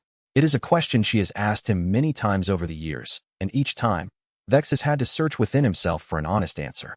Vex considers the question carefully, thinking back over the decades of his life, the two timelines he has lived through, the choices he has made, and the consequences they have had. He regrets the lives he sacrificed, the people who died because of his decisions, the provinces that suffered because of his strategic choices. He regrets the years he spent corrupting himself, the damage he did to his own humanity, the relationships he could not fully form because of the shadow that surrounded him. He regrets the woman he abandoned in the previous timeline, the life that could have been had he made different choices. He regrets many things, carries many burdens that will follow him to the end of his days. But he does not regret the path that brought him here, to this moment, to this life, to this peace. I regret the cost, he says finally, his voice soft but clear. But I do not regret the journey. Everything that happened, everything I did and everything I failed to do, everything that I suffered and everything that others suffered because of my choices, brought me here. And this is worth any cost. This life with you, these children, this simple existence where I can be simply a man rather than a tool of empire. This is worth everything I have endured and everything others have suffered. That does not absolve me of responsibility for the cost, but it means the cost was not wasted, that something good has emerged from the darkness. Chapter 100. The open door in the final chapter. Vex is in his 60s, still strong in body and mind, but no longer young, no longer the shadow user whose power seemed unlimited, no longer convinced that his own will is the only valid guiding force. He has accepted the limitations of age, has learned to find strength in wisdom rather than in the channeling of abyss power, has come to understand that the most powerful people in any world are often not those with the most raw cultivational ability, but those who understand when and how to use what power they possess. His cultivation is at its peak, 19 veils of power giving him capabilities that few in the world could match, power enough to reshape the empire if he chose to do so. Yet he rarely uses them, preferring to resolve conflicts through understanding and dialogue rather than through the application of force, understanding that true strength lies not in the ability to destroy, but in the ability to preserve. Vex reflects on his dual lives, examining them with the kind of clarity that comes only from lived experience. He was executed as a war criminal in his original timeline, his body left to decay in a public square as a warning to others who might dare to challenge the established order, his name cursed by those who had suffered under his rule. In this timeline, he is remembered as the man who brought light and shadow into balance, who chose redemption over transcendence, who spent the latter half of his life teaching others to avoid the mistakes he had made, who transformed an empire through the power of choice rather than through the force of absolute authority. The prophecies said the right hand would devour the throne, would become a tyrant so absolute that he would consume even the position he claimed to protect, would be executed for crimes against the emperor and against the empire itself. But instead, Vex had transformed the prophecy itself. He had understood, finally, what architect Shun had tried to teach him from the beginning. The prophecy was not prediction of what would definitely happen, but possibility of what could happen if certain choices were made. The prophecy was not fate sealed by forces beyond control, but a statement of the path that seemed most likely given the initial conditions. And by choosing differently, by accepting limitations, by surrendering absolute power, by allowing others to guide the empire, by choosing redemption over transcendence, Vex had changed the path. He had transformed the prophecy into a statement about what could have been rather than what would be. The prophecy was not prevention but possibility, not fate but choice, not destiny but the freedom to become something other than what seemed inevitable. And Vex had chosen the possibility of redemption. As the chapter closes, as the sun sets on another day in the northern provinces, as the sky turns shades of purple and gold and deep blue, as the first stars begin to appear in the darkening sky, Vex watches his children play in a garden where light and shadow dance together in perfect balance. They run and laugh. Their cultivation abilities manifest in small ways, shadows responding to their emotions, light brightening around them when they are happy, but held in check, controlled, integrated into their humanity rather than overwhelming it. A figure approaches the estate, someone he does not recognize at first, but who looks at him with knowing eyes, with a familiarity that suggests they have met before, in another time, another life, another world where everything was different. The stranger moves with the kind of grace that comes from having lived multiple lives, from having accumulated experiences across multiple timelines. The first war is won, the figure says, and their voice carries echoes of timelines and reincarnations, carries the weight of knowledge that comes from existing beyond the normal constraints of linear time. Are you ready for the second? Vex smiles, realizing that there are always more battles, more choices, more chances to be reborn into something new. The story ends with hope and the promise of continuation, leaving threads for part 2. The identity of the mysterious traveler and the second war they reference remains unknown, a mystery that hints at larger forces at work, at a universe where Vex's journey is not isolated but part of a larger tapestry of reincarnations and transformations. A new threat rising from beyond the known world, something that will require the balance Vex built to be tested once more, something that will force the Empire to unite in ways it has not been united before. Vex's own realization that redemption is not an ending but a beginning, that there are always new challenges, new opportunities to choose the path of light, new chances to grow and transform and become something more than what he was. Vex nods, ready for whatever comes next, ready to face new challenges with the wisdom earned through hard experience, ready to teach his children and others that power is not the goal. The goal is balance, is understanding, is the courage to remain human even when darkness offers the easier path, is the strength to accept limitation even when absolute power is within reach. The Empire endures. The balance holds. And Vex Mortain, who should have been executed as a tyrant in another timeline, who could have become something transcendent and immortal in this one, walks into the future with his family knowing that his true power lies not in what he can control, but in what he has learned to let go of, not in the shadow he can wield, but in the light he has helped others find. His redemption is not complete. It will never be complete, but it is real, earned through sacrifice and choice and the willingness to accept the consequences of his own actions. And that is enough. Epilogue: The Shadows and the Stars. In the years that followed, Vex would often think back to those days of war and darkness, remembering them not with regret, but with understanding. The choices he had made, the person he had been, the shadow user who had wielded absolute power, all of it was necessary. All of it had been part of the path that led him to this moment, to this peace, to this understanding of what it truly meant to be human. The Empire would continue to face challenges both from within and without. The Council of Balance would continue to struggle with decisions that admitted no perfect solutions, that required compromise and sacrifice from all parties. The provinces would continue to develop independently, sometimes in alignment with the central government, sometimes in opposition, but always within the framework of the new order. But the fundamental principle had taken root. That power is not meant to be concentrated in the hands of a single person. That tyranny comes not just from those who are deliberately cruel, but from those who believe they alone know what is best. That true strength lies in accepting limitation, in trusting others, in having the courage to admit that you do not have all the answers. Vex would spend the remaining years of his life passing down these lessons to his children and to whoever else would listen. He would travel to various provinces, speaking to young cultivators about the dangers of absolute power, about the seduction of the shadow and the promise of transcendence, about the importance of remaining human even when power offers the chance to become something more, something transcendent, something beyond the limitations of mortal existence. And in the quiet moments, sitting with Kira in their garden, watching the interplay of light and shadow as the day turned into evening, watching the stars emerge one by one in the darkening sky, Vex would find himself at peace.